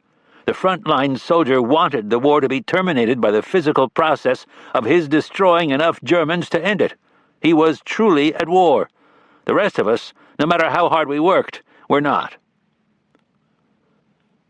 What Rommel called Krieg ohne Hass, war without hate, had prevailed in the desert for more than 2 years. If more myth than battlefield reality, no armies bent on mutual annihilation can avoid malice, a perverse chivalry had obtained, producing a clean, straight, dispassionate war with no Gestapo, no politics, no persecuted civilians, no ruined homes, as one correspondent romanticized it. The British in 1942 even felt obliged to institute hate training by stressing enemy brutality and spattering slaughterhouse blood around assault training courses. The Americans were less imaginative, but just as ineffective. Various exhortations had touted the virtue of antipathy. "You are going to get killing mad eventually, why not now?" Lieutenant General Leslie J. McNair, Chief of Army Ground Forces, had urged in a national radio address in November. A training memorandum from AFHQ in Algiers urged commanders to teach their men to hate the enemy, to want to kill by any means. Patton told his corps in mid-March, "We must be eager to kill." But the infliction of nearly 6,000 casualties in 3 weeks, including 845 dead, did what no speechifying could do. "Perhaps these American troops will suddenly get their blood up and find their feet," Alexander wrote Brooke on April 3rd. "I say perhaps because, unlike us, they are a mercurial people and are either up or down." The blood was up in these mercurial people. They were further inflamed by wide-eyed atrocity tales of Germans bayoneting prisoners. At El Guitar, "We really learned to hate," a sergeant in the 26th Infantry later wrote. "The hatred for the Krauts carried through to the rest of the Tunisian campaign, Sicily, France, Belgium, through Germany into the Harz Mountains and Czechoslovakia." An officer in the 6th Infantry concluded, "A soldier is not effective until he has learned to hate. When he lives for one thing, to kill the enemy, he becomes of value." "They lost too many friends," Pyle observed with his usual penetrating simplicity. Soon it was killing that animated them. A very thin membrane separates the sanctioned rancor of war from sheer barbarism. And in North Africa, shooting at Arabs became a sport in some units. Troops convinced themselves that the natives were either in cahoots with the enemy or subhuman. They were called wogs. The slang came from the British, who rated Tunisian Arabs a serious menace, and they lived in waggeries. "We became ruthless with the Arab," a 1st Division soldier wrote. "If we found them where they were not to be, they were open game, much as rabbits in the States during hunting season." Another soldier explained, "Here Arabs live all over. Some we shoot on sight, some we search, and some we make a deal with to buy eggs and chickens." Soldiers boasted of using natives for marksmanship practice, daring one another to shoot an Arab coming over a hill like a target in an arcade. Others fired at camels to see the riders bucked off, or shot at the feet of Arab children to watch them dance in fear, as one 34th Division soldier recounted. At a training camp in Algeria, sentries were told they could fire on anyone dressed in white and not promptly responding to the password. Natives suspected of espionage or sabotage were usually turned over to the French for summary justice, but not always. "We made them dig their graves," one 1st Division soldier reported. "We lined them up and shot them." British commandos near Green Hill in the north burned waggeries whose inhabitants were suspected of aiding the Germans. "It is not pleasant to stand around blazing huts while women and children scream outside," one witness acknowledged. After Kasserine, during a move from Zbiba toward Fondouk, "I saw men from another outfit shoot Arabs just to watch them jump and fall," Edward Boehm later recounted. Boehm was a lieutenant from Montana with Battery C of the 185th Field Artillery. "I could hear them yell and laugh each time, and there was nothing I could do about it. I saw them do it like you're shooting gophers. I could hear them, 'Wow, I got one.' Those guys were murderers." Such atrocities were committed by a very small percentage of American troops, but Provost Marshal and Judge Advocate files reflected a disturbing indiscipline. When a truck convoy bound for 2nd Corps with replacement troops stopped for lunch in Afriville, Algeria, some soldiers got drunk on local wine and started firing at Arabs along Highway 4. One private shot dead a man on his donkey, wounded a second, and then killed another before boasting that he got 3 out of 5 Arabs. Given a dishonorable discharge, he was sentenced to 20 years at hard labor. But other crimes went unavenged. On March 31st, Giraud sent Eisenhower a letter citing incidents in which U.S. and British troops have molested, assaulted, and killed natives. Several weeks later, a secret AFHQ memorandum reported that Giraud's chief of staff again called our attention to a situation which has come up repeatedly in the past month. This is the continuing cases of rape in the forward areas against Arab women. Another internal AFHQ memo regarding crimes committed by American troops in the forward areas reported that an additional military police battalion had been dispatched to keep order. Some of the most appalling incidents involved depredations in the northern Algerian village of Le Tarf, 7 miles from the Tunisian border. In mid-April, drunken troops from an American engineering company reportedly terrorized Le Tarf for 2 days.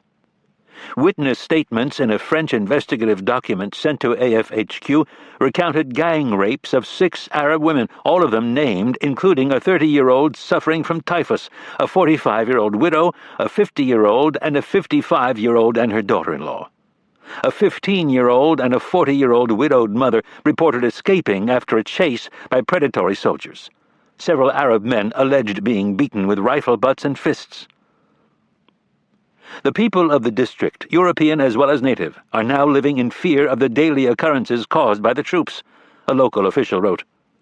A French investigator reported visiting the American company, which had bivouacked 2 miles up the road. He was assured that the unit in question was not involved. If American authorities examined the French allegations, and AFHQ files indicate that at least a preliminary investigation was launched, their findings have vanished. During World War II, 140 U.S. soldiers were executed for murder and rape. But if justice was meted out for the ravaging of Le Tarf, the records remain silent. I had a plan, now I have none. Ted Roosevelt was among the first to sense the enemy's withdrawal. "It has a soft feel up and down the front this morning," he wrote on Tuesday, April 6th. At Wadi Akarit, 50 miles east of the 1st and 9th Division front, 8th Army had attacked the new Axis line with a tank advantage of 462 to 25. The apocalyptic hurricane of steel and fire, as General Mesa described the British assault, took more than 5,000 Italian prisoners, so many as to constitute a nuisance. They were used as footstools by Tommies scrambling out of the anti-tank ditches. Mesa told Arnim he could hold until Wednesday night, but only by flinging the last man into the furnace. Instead, most of the surviving troops, including nearly every German, slipped away to the north after dark on Tuesday, while those facing the Americans also fell back before their escape route was severed. Non è stata una bella battaglia. Massey lamented. This was not a good battle. It was not especially good for the British either. Eighth Army suffered 600 dead and 2,000 wounded, yet still failed to annihilate the enemy or prevent his flight. On Tuesday night, Alexander issued his sixth and final change of orders to the Americans. Second Corps was to attack in the morning without regard to armor losses, in a last attempt to ram the Axis flank. On a paper scrap torn from a notebook, Patton scratched a message in his runic cursive for Colonel Benson. "Attack and destroy the enemy. Act aggressively. GSP, Jr." They swung at air. As the enemy melted away, Hill 772 and Jebel Berda finally fell. So did Hill 369, after a ferocious U.S. artillery bombardment. Soon, the desert along Highway 15 was covered with American tanks, half-tracks, mobile guns, jeeps, and trucks surging eastward in line abreast like a Spanish fleet, with pennants and flags flying. 1,000 prisoners were seized, bringing the total captured by Second Corps at El Ghatar to 4,700. But only 1 in 10 was German, and the bulk of the enemy army was only a dusty pall on the northeast horizon. In his diary, Patton wrote, "Sic transit gloria mundi." The McNassie Heights also fell, finally, and American pursuers had a bit more luck near Mezuna and along Gumtree Road. Colonel Lang got away, but a half-dozen U.S. tanks raked a German rear-guard convoy, and marauding Allied fighter-bombers tormented the retreating columns. Among those caught in the open was the 10th Panzer Division operations officer, Colonel Klaus von Stauffenberg, a tall, brilliant aristocrat who during duty in the Soviet Union was so alienated by German barbarism that after arriving in Africa in February, he had quietly begun agitating for a military coup to oust Hitler. On Wednesday afternoon, fighters strafed Count Stauffenberg's staff car with 20mm cannon fire. Gravely wounded, he was rushed to a field hospital in Sfax, where his right hand was amputated at the wrist and tossed into the garbage, still wearing a ring. Surgeons also removed his left eye and took 2 shattered fingers from his left hand. Evacuated to Italy, Stauffenberg was placed on a hospital train bound for Munich. His long recuperation gave him time to concoct the bomb plot that nearly killed Hitler on July 20th, 1944. Within an hour or two of Stauffenberg's wounding, American scouts and British Eighth Army troops spied one another across the desert for the first time. "Hello, limeys," the Yanks shouted, notwithstanding that the troops so helloed were Indian.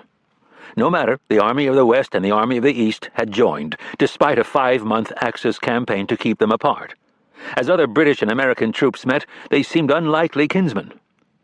2 weeks at El Ghatar had reduced the Americans' uniforms to tatters and the men wearing them to scarecrows. 2 years in Africa had made the bleached and bronzed British resemble Arabs in jeeps, as the Yanks called them, garbed in a heterogeneous array of khaki shorts, short-sleeve blouses or bare backs, and headgear that ranged from berets to burnouses. That first meeting produced handshakes and broad grins, but few memorable utterances. "This is certainly a pleasant surprise," a British sergeant said amiably, to which Private Perry Searcy of Kentucky replied, "Well, it's good to see somebody besides a Nazi." The cousins were together, and no enemy would sunder them again. Eisenhower was jubilant. "We are at last operating on a single battle line and have placed the enemy in a position that, to say the least, is highly embarrassing for him," he wrote to his son John. "I have been aiming for this for a long time, and frankly, I must say that I experience a definite feeling of happiness and delight." Success in Tunisia reinforced Eisenhower's conviction in the righteousness of the Allied cause, a theme he articulated most ardently to his closest correspondents with robust, primitive patriotism. "My single passion is to do my full duty in helping to smash the disciples of Hitler," he told John. Although his men fought, as all men at arms fight, primarily for one another, Eisenhower saw other priceless things for which we are fighting. "It seems to me," he wrote in early April, "that in no other war in history has the issue been so distinctly drawn between the forces of arbitrary oppression on the one side and, on the other, those conceptions of individual liberty, freedom, and dignity under which we have been raised in our great democracy. I do have the feeling of a crusader in this war." He was just as fervent in championing Allied unity, which he considered the keystone of imminent victory in Tunisia and the eventual larger victory beyond. We are establishing a pattern for complete unity in Allied effort, ground, air, Navy, that will stand the Allied nations in good stead throughout the remainder of this war, he wrote to General A.D. Searles at the War Department. Again and again he reiterated my policy of refusing to permit any criticism couched along nationalistic lines. Enforcing this policy was not easy. Proximity to the British had only deepened the latent Anglophobia of many American generals, Patton, Clark, and Bradley among them. If the British were more circumspect in their disdain, the Yanks suspected with good cause that they were being patronized. The only way in which we can get things really tidied up, Air Marshal Tedder wrote on March 26th, is by showing the Americans the right way to do things and letting them see where they are wrong. Alexander concurred, telling Montgomery 3 days later, I have taken infinite trouble with them, and mind you, one has to deal very carefully with them because they are not one of us. I have grave doubts that these soldiers are really doing their duty as we understand it. Even Eisenhower had to swallow hard. On March 30th, he flew to the 8th Army Command Post south of Gabes to confer with Montgomery. Both men followed their public display of conviviality with private binges of character assassination. His high-pitched accent and loud talking would drive me mad, Montgomery complained to Alexander. I should say he was good probably on the political line, but he obviously knows nothing whatever about fighting. For his part, Eisenhower warned Marshall that Montgomery will never willingly make a single move until he is absolutely certain of success. The hostility, and it had just begun, was aggravated by Montgomery's juvenile demand that he be sent an American B-17 Flying Fortress for his personal use. He had occupied Sfax ahead of schedule and thus won a gentleman's wager with Beetle Smith. Montgomery to Eisenhower, entered Sfax 0830 this morning. Please send Fortress. He cabled on April 10th. The plane was sent. It would crash 3 months later, but the commander-in-chief seethed. God damn it, I can deal with anybody except that son of a bitch, he complained. Montgomery was a thorn in my side, a thorn in my side. As if to compensate for such forbidden sentiments, Eisenhower proselytized like a man possessed by the true faith. Every subordinate throughout the hierarchy of command will execute the orders he receives without even pausing to consider whether that order emanated from a British or American source, he decreed. In a conference with Alexander and Patton, he confided that he did not think of himself as an American but as an ally. Patton told his diary, Ike is more British than the British. Yet in his ecumenical zeal, Eisenhower neglected the role his countrymen were to play in the last act of the Tunisian drama. Second Corps officers had long speculated that the British intended to have Anderson's First Army capture Bizerte and Montgomery's Eighth Army capture Tunis. Those suspicions were confirmed when Alexander's staff unveiled a plan for the endgame that excluded Second Corps except for the 9th Division on the assumption that it would be too hard to supply British and American forces simultaneously around the shrinking Axis bridgehead. Both Patton and I were speechless with rage, Bradley later wrote, but since we were under strict orders from Ike to do what Alexander told us to do, we raised no objections. Incapable of holding his tongue for long, Patton sent Bradley to Algiers in late March for a private talk with his old West Point classmate. Eisenhower seemed unaware of the British plan and, in Bradley's view, not terribly interested. Bradley offered several arguments that leaving 3 experienced American divisions on the sidelines was tactically foolish, that seconding the 9th Division meant returning to the bad habit of mixing national units, that the United States and its army had earned the right to be in on the kill. This war's going to last a long time, Ike. There'll be a lot more Americans in it before we're through, Bradley added. Until you give us the chance to show what we can do in a sector of our own, with an objective of our own, under our own command, you'll never know how good or bad we really are.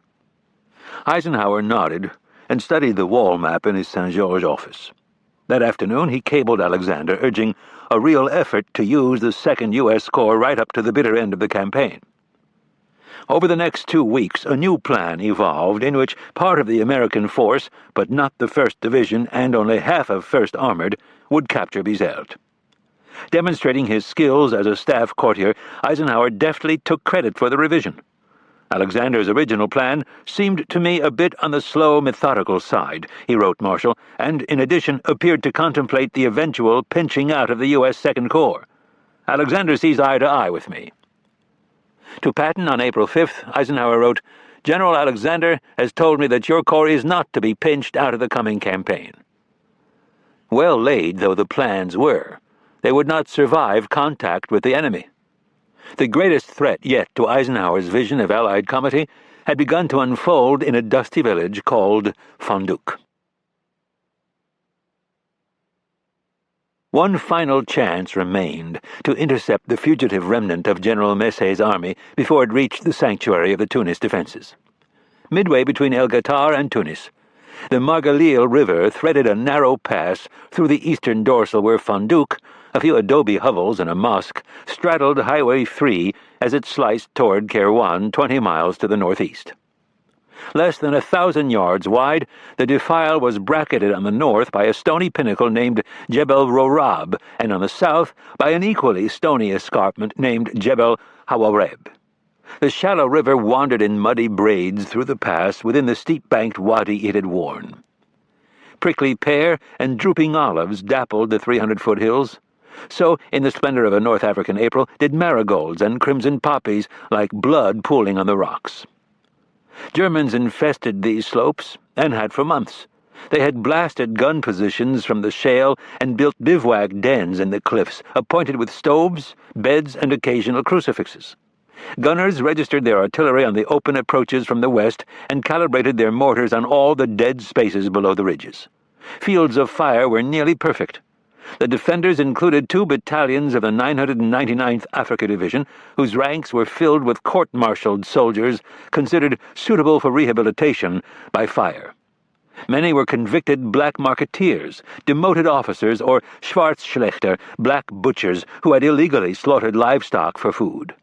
Forbidden to wear national emblems, they sported no breast or cap eagles, no cockades or collar patches, no belt-buckle insignia of Gott mit uns. Discounting the formidable rehabilitative powers of German sergeants, British intelligence considered the units inferior. This was a mistake, as American troops could attest. One half-hearted effort had already been made in late March to force Fonduque Pass. In harmony with the Second Corps demonstrations at Maknassi and El Ghâtar, which were intended to siphon Axis forces from Montgomery's front, Patton on March 25th had ordered the 34th Infantry Division to go out in that area and make a lot of noise, but don't try to capture anything. The division's 3 infantry regiments, the 168th, 133rd, and 135th, had finally been reunited, and a homebody strain of Iowa and Minnesota still ran through them. But rough handling at Kasserine left residual scars, both physical and psychic.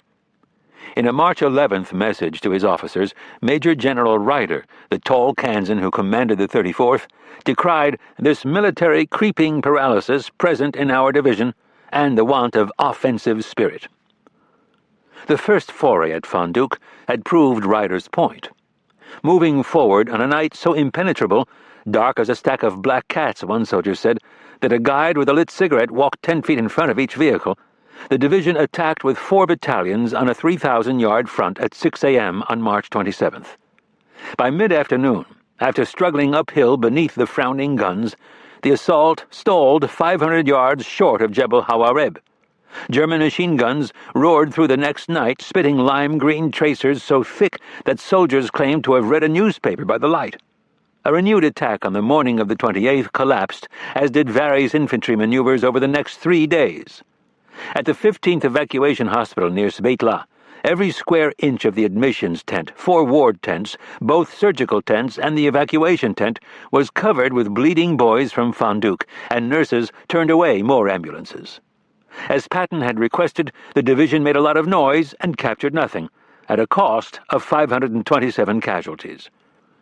Most losses fell on the star-crossed 168th Infantry, just replenished after the Sidi Bouzid debacle. Now its ranks needed filling again. Belatedly, Alexander realized that only a much bigger force could crack the Fonduque gap. Caution and conventionality, jabs, short hooks, and frontal assaults had characterized the 6 weeks of his generalship in Tunisia. Nearly 90,000 Americans had been used to peck at the eastern dorsal in 3 different spots, while a comparable force in Anderson's First Army had mostly sat on its haunches for the past month. Just as Colonel Long had concluded that a more forceful American attack at Macnassi Heights would have unhinged the defenders there, so senior Axis commanders came to believe that the African campaign could have ended a month sooner had Alexander struck a quicker, bolder blow at Fonduc. Now he tried to make amends. The 34th Division would join with the British 9th Corps and French troops, more than tripling the Fonduc force. Infantrymen would prise open the gap along the Margalil River, allowing the British 6th Armoured Division to sweep onto the coastal plain toward Kairouan. Messé's army, fleeing Montgomery and Patton in the south, was to be intercepted and destroyed before it merged with Arnim's 5th Panzer Army in the north. At 11 a.m. on Tuesday, April 6th, trailing a banner of dust, Lieutenant General John Crocker arrived at Ryder's camouflaged tent in an orchard 9 miles southeast of Fonduc. The British Corps commander had arrived in Africa a few weeks earlier with a reputation that had grown steadily since his capable command of a tank brigade in France in 1940. Direct and sane, Crocker nevertheless harbored prejudices against the Americans. Some were trivial. He was credited with a caustic bon mot, "How green is our ally," and he disliked the common Yank habits of eating only with a fork and smoking at table. More important, he considered U.S. forces so weighted with equipment that it handicapped their strategic mobility. American officers tended to be very ignorant, and the staff had little idea of how to operate forces. Americans also seemed given to fantasy, retrospectively elevating the Kasserine debacle into a victory. To his wife a few weeks earlier, Crocker had written that in dealing with Americans it is necessary to watch your step and wrap anything that one has to say which is the least critical or which savors of advice in the most tactful language. They were a queer lot with many nice ones. So far as soldiering is concerned, believe me, the British have nothing at all to learn from them. It was regrettable that Crocker thought so, because his plan for Fonduc was flawed. Earlier in the week, he had proposed seizing Jebel Rohrab in the north with the British 128th Infantry Brigade, while Ryder's men attacked in the south toward Jebel Hawareb, scene of their recent repulse. Now, however, 15 officers in Ryder's stuffy tent huddled around a large map mounted on plywood, colored paper squares represented the various battalions, to find that Crocker had amended the scheme in hopes of accelerating the armored push toward Kairouan. Jebel Rohrab was only weakly held, Crocker asserted, so British infantrymen would initially swing farther north, denying the hill to the enemy, but not actually occupying it until the American attack was well underway. American artillery could blanket the hill with smoke shells, but not with high explosives, lest they hit the arriving British troops. Ryder was stunned. Just a week earlier, his division had been blistered with fire from Rohrab, which jutted to within 500 yards of Crocker's proposed avenue for the American attack. Surely the Germans had since reinforced an already formidable position. "I had a plan based on our conference of a few days ago," Ryder replied evenly, "but now I have none." He pointed out the vulnerability of his troops, which would face galling fire from both north and east. Crocker waved away these objections. Speed and maneuver would overwhelm the thin defenses. Ryder stared at Crocker with pursed lips, then shrugged. Eisenhower's orders seemed clear enough. Subordinates were to salute and carry on, disregarding nationality. Now another officer spoke up, en français. General Louis-Marie Coltz, commander of the French 19th Corps, knew this ground from personal heartache. The Germans had routed his troops here in January to capture the high ground they now occupied. In his sky-blue uniform and gold-speckled red kepi, Coltz pointed out that the American approaches were entirely flat and completely exposed except for a row of cacti. His own reconnaissance showed that a frontal attack would fail. Blue eyes flashing, tidy mustache twitching in his ruddy face, Coltz added, "We could take out Jebel Rohrab from the north because in this region the infantry could be supported by tanks." The rolling terrain and dense olive groves there would offer attackers more cover than the naked ground approaching Jebel Hawareb. Crocker listened politely, then reaffirmed his plan. "My intervention had no effect," Coltz later said. "Having to express myself in French, I may not have been well understood." It went badly, of course. Fatalism settled over the 34th Division. which collectively bought $26 million in life insurance that spring, mostly on the eve of the Fondouk offensive. Chaplains stayed busy hearing confessions or ministering to the doubtful. A head count at church services one Sunday in April tallied almost 7,000 worshippers, nearly half the division. In a handwritten note, Alexander told Eisenhower that troops in the 34th Division seem reasonably confident about tomorrow's operation, and I hope it will go well. To Brooke, however, he pronounced them soft, green, and quite untrained. Is it surprising, then, that they lack the will to fight? As the 135th Infantry commander later conceded, no officer in the division favored this attack. But no one was saying so to the others. British planning was derided as brittle and axiomatic, inflexible. Ryder had been wary of the British since the invasion of Algiers, and now, unjustly, he believed that they wished to win the war with American troops and materiel. At Fondouk, that meant expending the 34th Division so the 6th Armored could bust through to Kairouan unscathed. Perhaps, Ryder mused, the division could tiptoe past Jebel Rorab before dawn. He successfully petitioned Crocker for permission to advance his attack from 5:30 a.m. on April 8th to 3 a.m. His men laced toilet paper in their helmet nets so they might see one another in the dark, while rehearsing the challenge, grocery and countersign, store. They picked at a final meal of hardtack and 1,000-bone oxtail soup, then nibbled the single slice of white bread served each man for dessert. At 8 p.m. on Wednesday night, the regiments packed into trucks for assembly areas west of Fondouk. A half-ton truck for carrying out the dead trailed the convoy, bold white letters on its side proclaiming, "The Stuka Valley hearse, death rides with us." At 2:30 in a shallow wadi, each rifleman dumped his overcoat and collected 2 extra bandoliers of ammunition. Colonel Ray C. Fountain, a former federal bankruptcy referee in Des Moines, who now commanded the 133rd Infantry, informed his officers, "I have been told that there will be tremendous aerial bombing support which will flatten everything, something we haven't seen to date." There would be no bombing, tremendous or otherwise. Poor communications and confusion over the new attack time led to cancellation of the airstrikes.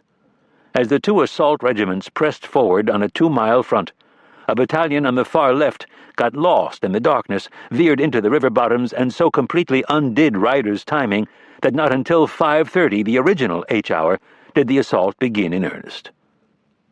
They found themselves in the beaten zone almost immediately.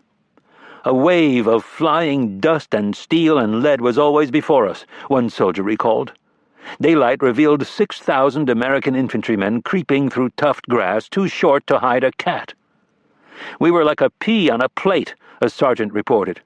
At 7:30, as plunging fire from Rorab on the left and Hawareb straight ahead intensified, orders came to pull back 2,000 yards for another bombing raid that never materialized. By the time the troops moved forward again, the Germans had their range. Gales of artillery swept the field. Machine gun rounds snipped the long-stemmed poppies, and anti-tank shells ricocheted end over end through the cactus like a buzzsaw. We continued to move forward toward the enemy, standing erect like the British regulars charging up Bunker Hill, a young officer wrote. Not for long. By noon, all forward movement had stopped, 700 yards from Jebel Hawareb. Frantic men scraped at the dirt with bayonets and mess kit lids, then lay motionless except to flick away the hot shell fragments burning through their twill uniforms. The mere raising of an eyebrow attracted enemy fire, one sergeant in the 135th Infantry reported. It never got better. Not for 2 days. Tanks rumbled up in the early afternoon to inspirit the infantrymen, but instead attracted more fire. Within minutes, 4 Shermans were flaming and the rest pulled back. Renewed attack orders at 3 p.m. went unheeded. The men did little more than look up and dig a little deeper, a lieutenant noted. 15 more tanks arrived at 5 p.m., but no riflemen would follow them, and soon another half-dozen burning hulls brightened the valley's long shadows. General Crocker was fixated on when to unleash the 6th Armored Division toward Kairouan, and he persuaded himself that perhaps Jebel Rorab had been neutralized or even abandoned. It had not. By mid-afternoon, enemy skirmishers halted British infantrymen more than a mile from the crest. Throughout the next day, April 9th, a Guards battalion fought a ferocious boulder-to-boulder battle that left every officer in 2 British companies dead or wounded. At 3:30 p.m., 34 hours after the Allied attack began, Jebel Rorab fell. More than 100 German prisoners were captured, but a light number escaped. The Welsh Guards' losses alone totaled 114, a hefty price for a hill considered inconsequential. A hard night for Ryder's men had been succeeded by another hard day. The hill looked bigger than ever, a lieutenant in the 133rd Infantry wrote of Jebel Hawareb. In the American ranks, not a soul could be seen moving. Troops went to ground and would not rise except to skulk rearward on various pretexts. There was no cover or concealment, a company commander in the 135th Infantry reported. Mortar and artillery fire was so heavy that the dust cloud formed by the shell fragments looked like a smokescreen. 3 American tank attacks outran all artillery and infantry cover and were forced to beat a quick retreat. One battalion commander asked to be arrested rather than press the fight another hour. His request was granted.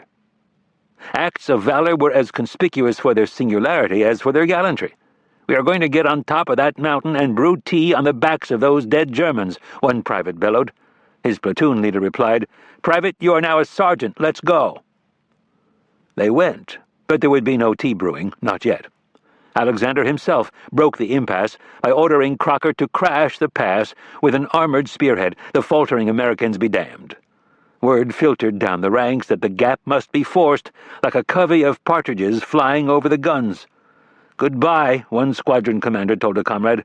"I shall never see you again. We shall all be killed." Not all, but enough, including the prescient commander. No sooner had the 17th/21st Lancers pressed forward a few hundred yards, the unit's heritage included an alarmingly similar charge at Balaclava in 1854, than the lead Sherman radioed, "There's a hell of a minefield in front. It looks about 300 yards deep. Shall I go on?" The reply came immediately, go on at all costs." Mines ripped the front ranks, and 15 German anti-tank guns took most of the rest. Crews, spilling from their flaming turrets, were machine-gunned before they touched the ground. 32 tanks were lost. 2 surviving Shermans clattered to the rear with dazed Tommies clinging to the hulls. Some men were burned so badly that their smoldering battle dress set fire to blankets in the armored carriers, hauling them to an aid station. Foolhardy or not, tankmen would debate the matter for years. The audacious assault won through. Another squadron, the 16th/5th Lancers, followed on, veering to the left along a narrow navigable lane that angled into the Margalil Wadi. "The tank rocked like a tug in the high sea," a British captain wrote. "On we went, engines revving, Browning rattling, guns crashing, being flung backwards and forwards and from side to side." Bulling through the fenny bottoms, the tanks began to emerge late Friday afternoon more than a mile beyond Fonduque village. American infantrymen trailing far behind on the southern slopes were amazed to see the Tommies pause to build tea-brewing fires in the lee of their Shermans, even while shrapnel rattled off the hulls. The unhinged enemy, 7 Axis battalions eventually fought at Fonduque, including the rehabilitated, though much reduced convicts, slipped away at dusk through the wheat and wildflowers. Others remained at their guns, stone dead and half buried in spent brass. Their faces were as smooth and white as marble statues, one Yank lieutenant recalled. Once again, the breakthrough came too late. The retreating Italians in Messe's army had tramped past Kairouan on the night of April 8th into the morning of the 9th, silhouetted against the domes and minarets. Feeling little pressure from Montgomery or Patton, the Germans trundled through the next night, looting local hotels of linen, cutlery, and mattresses as they went. After learning that remnants of the 10th and 21st Panzer Divisions lurked somewhere ahead, Crocker chose to lay up for the night rather than push into the coastal plain in darkness. By 10 o'clock on Saturday morning, April 10th, more than 100 British Shermans had cleared Fonduque Pass to grab 650 prisoners and destroy 14 enemy tanks. But the bulk of the enemy army escaped to the north in another of those tawny dust clouds that receded just beyond artillery range. That evening, Kairouan fell, and Allied troops marched through the 5 gates piercing her crenellated walls. Lovely fluted domes looked like white velvet on a scarlet carpet, so thick were the poppies in the fields beneath them, wrote the correspondent Philip Jordan. A British sergeant offered a less romantic view of the city, though it dated to AD 671 and was considered the fourth holiest in all Islam. To us it looked just the usual wog town. Arabs stared impassively from shops in the labyrinthine souk, but French children handed sprays of pink mimosa to the liberators, and Jews wept with joy at being told they could remove their yellow stars. Tommies pinned the discarded stars to their own caps or handed out matches so the Jews could burn them. Burial details combed the Fondouk battlefield to collect the dead before looters stripped them. Grave robbers had become so bold that chaplains carried carbines. The British had lost 39 tanks and an uncertain number of men in addition to the Welsh Guard casualties on Jebel Rorab. Always that terrible, torpid stench of burned flesh, wrote the Reverend G.P. Druitt, chaplain of the 16th/5th Lancers. He had just removed a charred corpse from a wrecked Sherman. It seems to hang in one's nostrils for days. American losses in the past 3 days totaled 439, including more than 100 killed in action. Wrapped in white mattress covers, the dead were lined up for trucking to another new cemetery. "It is only by the grace of God that I am here to write this today," a soldier in the 135th Infantry told his parents in Minnesota. In the evacuation hospital, surgeons worked all night, steam rising from each incision in the cold air. The stoicism of British tankers particularly impressed the medicos. You couldn't make them complain even when you had to strip the burned skin off their hands and faces, the 109th Medical Battalion reported. Among the wounded Americans was Robert Moore, commander of the 2nd Battalion of the 168th Infantry, who had been tossed from a slit trench by the German bomb that killed his radio operator. Temporarily blind and deaf, Moore was evacuated to the rear, where a soldier who had known him in Villisca described him a week later as still very dazed and shaky, a sad and worried man. He spoke several times of his wife Dorothy and of daughter Nancy, and wondered if he would ever see them again. A great opportunity had been lost. Massey's troops closed on the Tunis bridgehead at Amphilaville, 40 miles south of the capital, and the most formidable position occupied by the Axis since the loss of El Alamein 5 months earlier. Now the Tunisian campaign would become a siege. How long it would last was anyone's guess, and the setting wanted only battering rams and boiling oil dumped from the ramparts to complete the medieval ambience.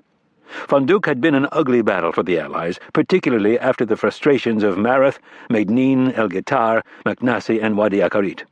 Alexander's strategy had been plodding, Crocker's tactics impoverished, American battleworthiness suspect.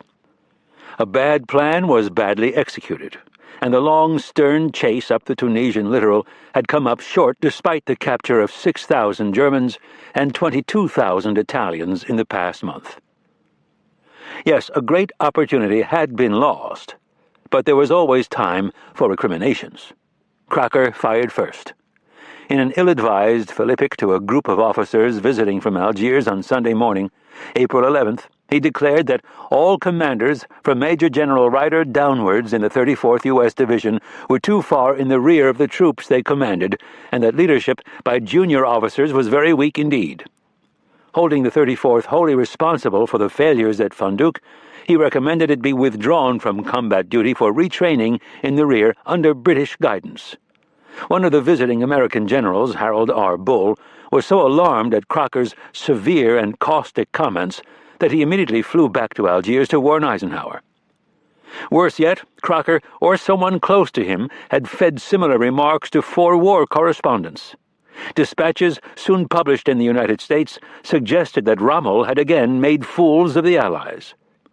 Time magazine reported in its April 19th issue that Fondouk was downright embarrassing for the Americans and had afforded a sharp comparison between British and U.S. troops.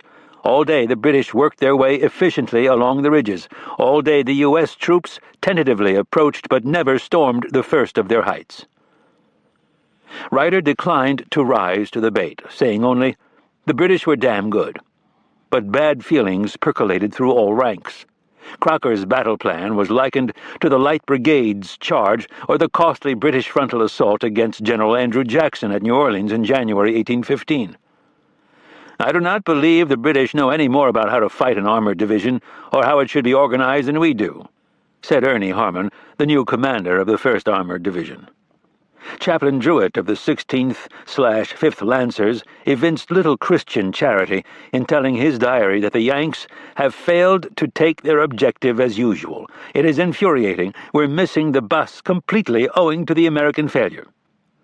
A British gunner passing an American convoy flipped an obscene gesture and barked, "Going to fuck up another front, I suppose?"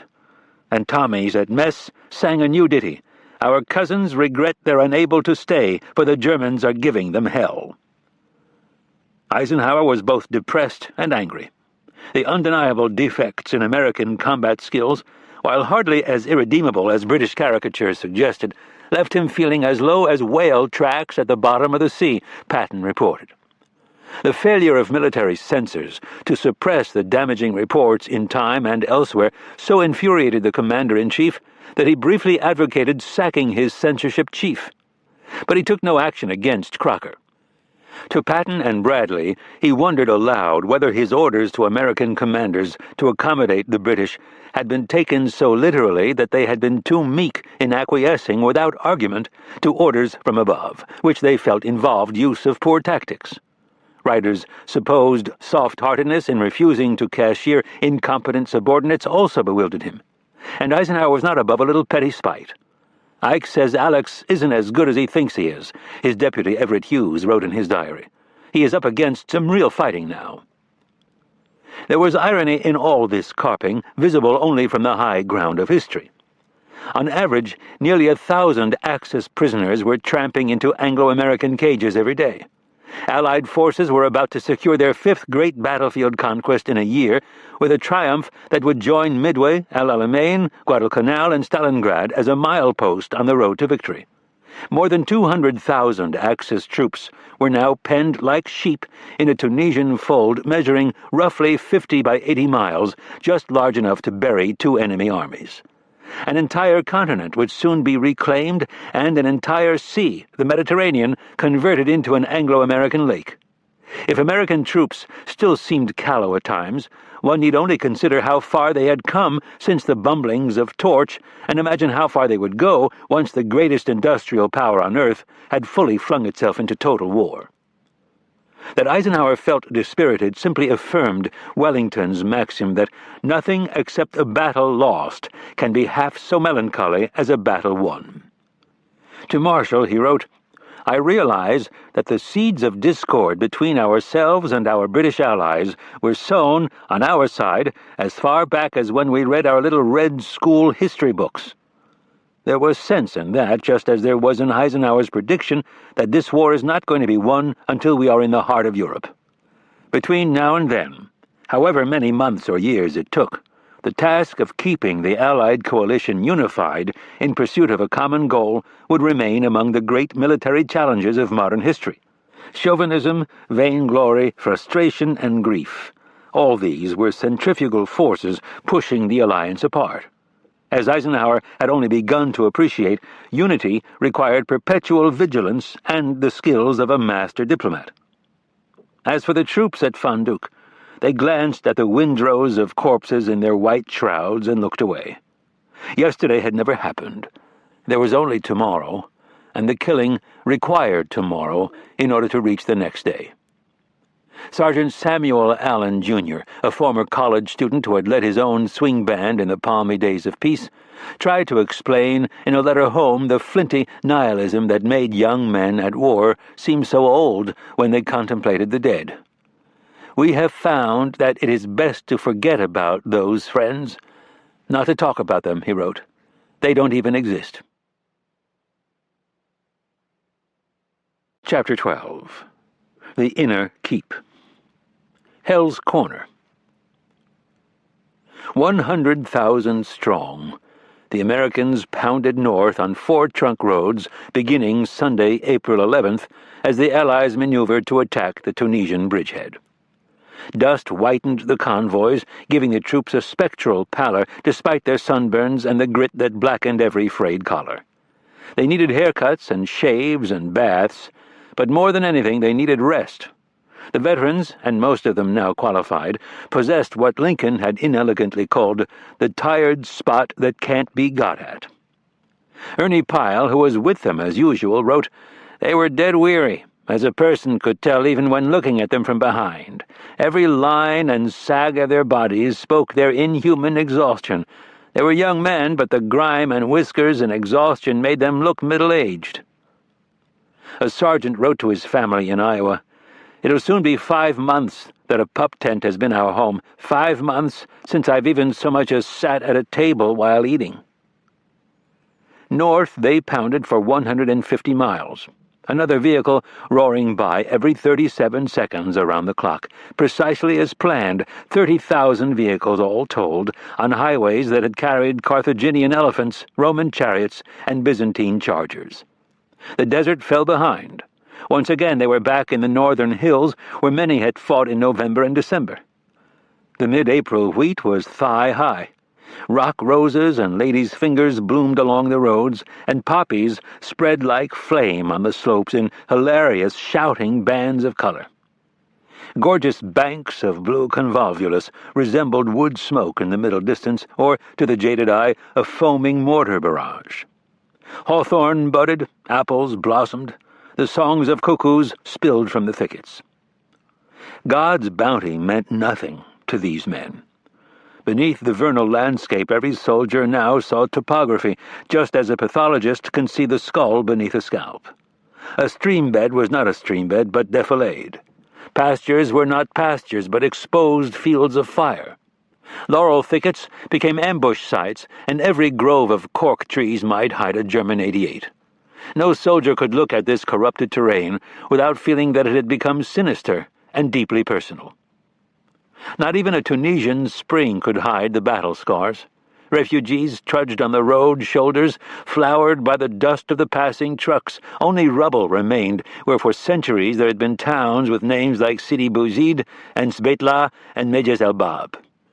Once pretty Beja, with its rambling walls and hilltop Byzantine towers, was posted with yellow signs warning all pilgrims of typhus.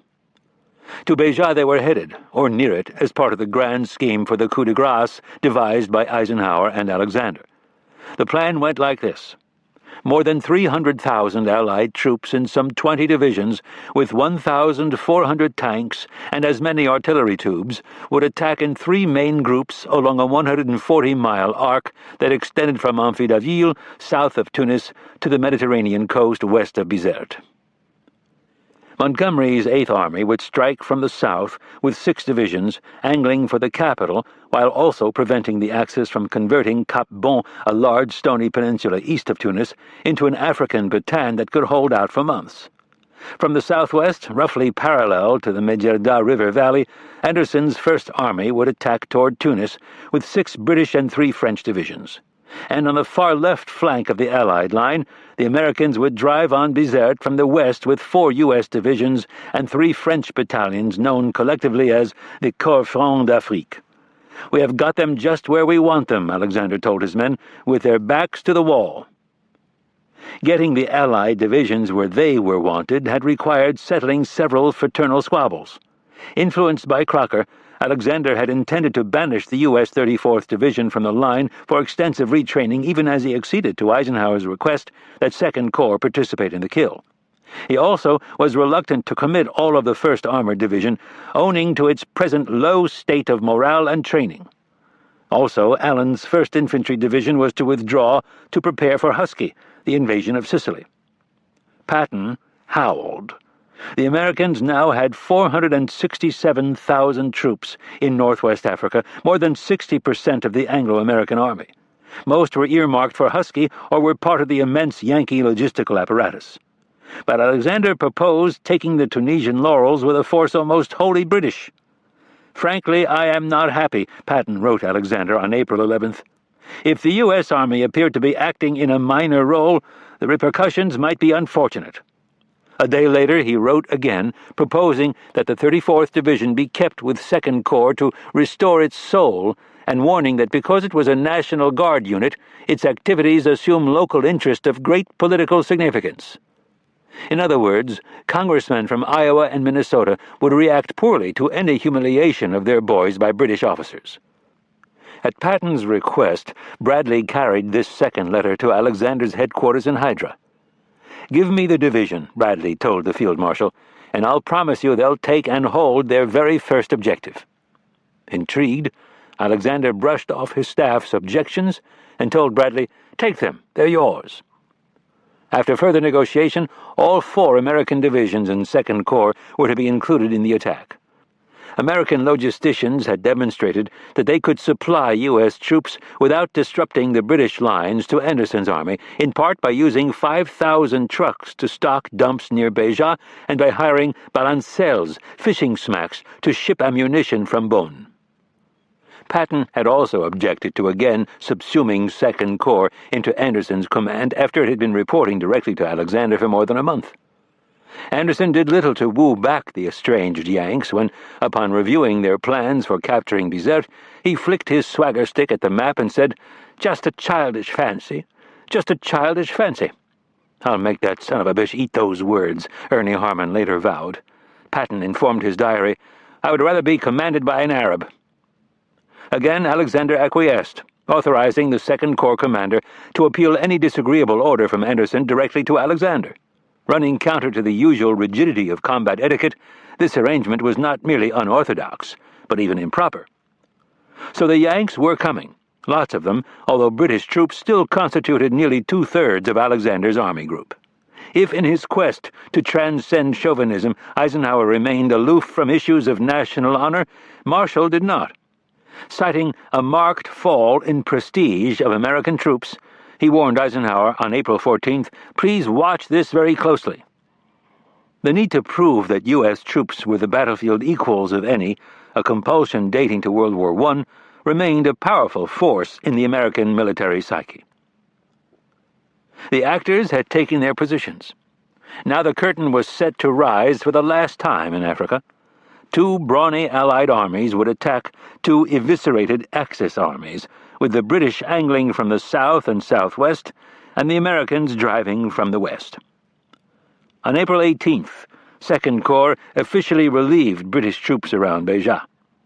But when the U.S. command post went up in tents on a farm 2 miles northwest of town, one man was conspicuously absent, G.S. Patton, Jr. As Eisenhower had long intended, Patton had quietly surrendered the Corps command in order to complete preparations for Sicily, now less than 3 months away. In 43 days he had become a national hero, fought the best German tank forces to a draw, and gone far toward building a reputation as our greatest fighting general, in Franklin Roosevelt's phrase. Yet, as perhaps even he realized, his tenure had been checkered at best. For all Patton's melodramatics, his influence on the esprit and discipline of Second Corps was marginal. Even when allowances are made for the restrictions imposed by Alexander, he had demonstrated little tactical flair at El Guitar, McNassie, or the 1st Fonduc. Sweeping envelopments by rampaging tanks, he was discovering, were nearly as rare in this war as they had been in the last. Despite Eisenhower's praise for the outstanding example of leadership you have given us all, Patton would leave Tunisia with his thirst for glory unslaked.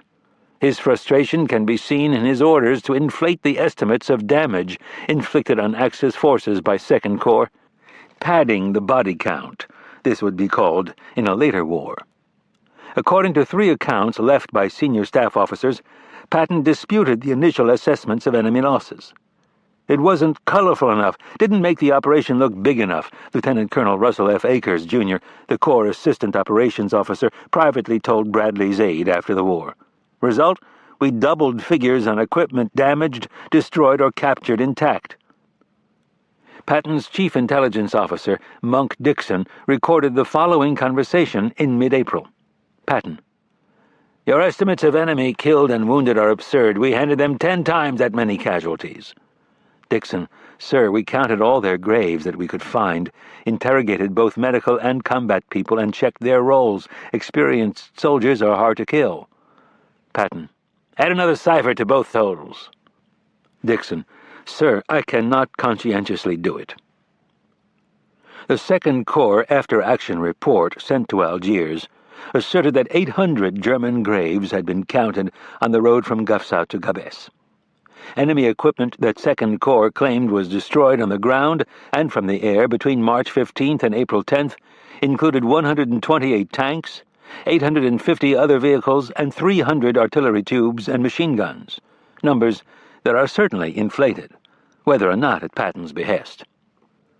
Because the final report was still in preparation when Patton left, Akers added, the departing commander gave me his signature on a piece of paper, which I traced onto the stencil when it had been cut. As he left Gafsa, Patton picked a bouquet of nasturtiums and laid them on Dick Jensen's grave. Nearly 800 other American boys were buried there with the young captain. He wept at the sight. Never bad behavior in a general. His final diary entry before he left Tunisia was vintage Patton.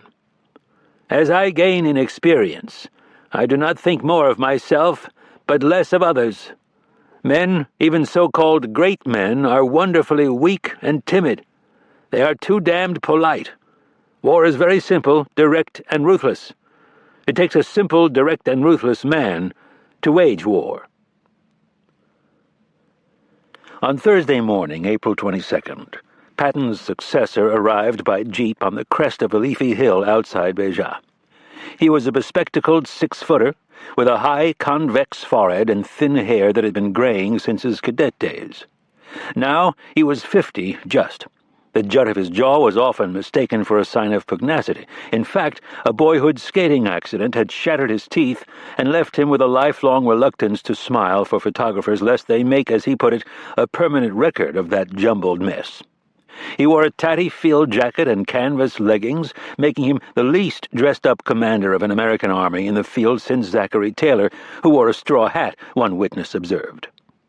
Unscrolling the map of northern Tunisia that he carried under his arm, he clipped it to an easel, then turned to the small band of correspondents who had come to take his measure and hear his plan.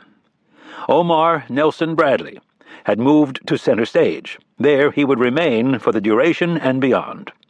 He descended from hardscrabble Missouri farmers and one itinerant schoolteacher, his father. Eisenhower had contributed a generous accolade for his classmates' yearbook entry at West Point. True merit is like a river. The deeper it is, the less noise it makes. Like Patton, Bradley could be simple, direct, and ruthless, but the similarities ended there. Profanity offended him, and he had never even tasted alcohol until the age of 33. His teetotaling wife, Mary, flew into a rage at the spectacle of intoxication, hardly rare on army posts. His cultivated image of homespun humility, he was the GI general, was not so much wrong as incomplete.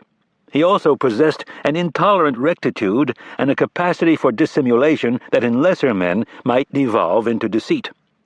Hunting was his great passion.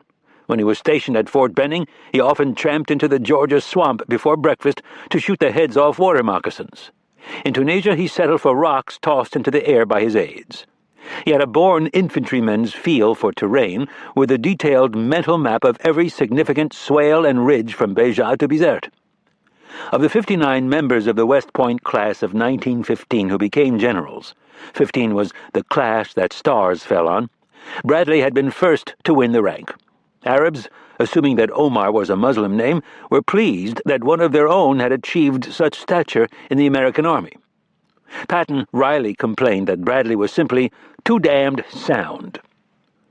With map unfurled on the easel and pointer in hand, Bradley quickly explained the impending campaign in his flat sodbuster twang. He laid down his schedule with no more panache than a teacher outlining the curriculum for the new semester, recalled A.J. Liebling among those squatting at his feet. Mateur was the key to Bizerte. The 9th Division would take the far left flank along the sea, skirting green and bald hills where the British had found so much trouble. The other two U.S. infantry divisions, the 1st and 34th, would attack farther south through Sidin Sir and the hill country below it. The 1st Armored Division would exploit any breakthrough onto the coastal plain leading to Bizerte.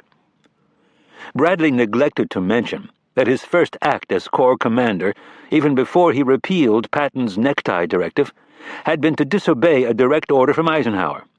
In a patronizing Dear Brad message on April 16th, The commander-in-chief noted that the southern portion of your sector appears to be reasonably suited for tank employment, and it is in that area that you will be expected to make your main effort.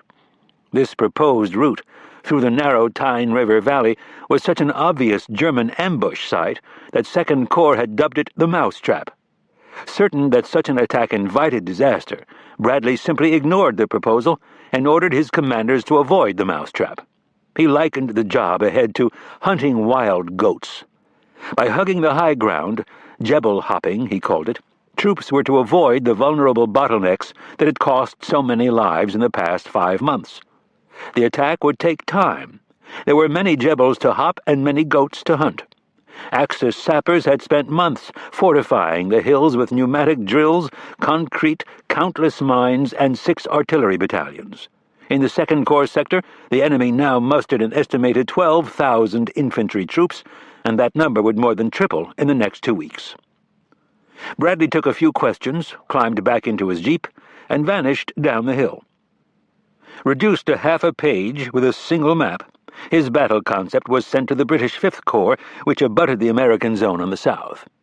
General Alfrey studied it and then shook his head. "This chap Bradley," he was reported as saying, "obviously knows nothing about commanding a corps." Although the endgame was just beginning on the ground, it had been underway for weeks in the air. Overwhelming Allied air superiority might be hard to see from the bottom of a slit trench at Beja, but it was all too visible to the Axis wretches caught in Allied bomb sites. Thousands of tons of high explosives had been dropped on ports, airfields, and marshalling yards across northeast Tunisia, Sicily, and southern Italy, with thousands more to come. Bizerte had been hit so hard that not a single structure in the city was habitable. "We attacked Bizerte with the intention of blotting it off the map," said one Army Air Forces general. That was not boast, but fact. Raids on Tunis concentrated on docks and airfields, but the pummeling still killed 752 civilians and wounded more than 1,000. Pinpoint accuracy was out of reach for B-17s, flying at 23,000 feet through flak so heavy the route became known bitterly as the Milk Run. A single raid on Palermo blew up an ammunition ship, sank 7 other freighters, and generated waves powerful enough to toss 2 coastal lighters onto the quay. The port was immobilized for weeks. In another raid, 3 Italian destroyers ferrying a panzer battalion to Tunisia were sunk. 6 men survived to tell the tale. Allied mine layers north and east of Tunisia became so proficient that Axis vessels were forced to cross the Sicilian Straits through a single swept channel a mile wide and 40 miles long. Ultra-eavesdropping revealed ship manifests and sailing times in such detail that Allied targeteers could select their prey on the basis of which cargo they most wished to see on the Mediterranean floor any given day.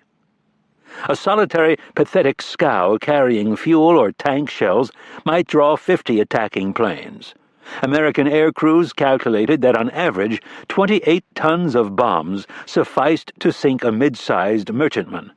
A typical formation of 18 flying fortresses dropped twice that tonnage, and crews came off the target singing, "It's better to give than to receive," over their intercoms. In March alone, more than 36 Axis ships had been sunk on the Tunisian run, and with them nearly half the military cargo and fuel intended for Arnim's forces. Consequently, Kesselring turned to air transport more and more.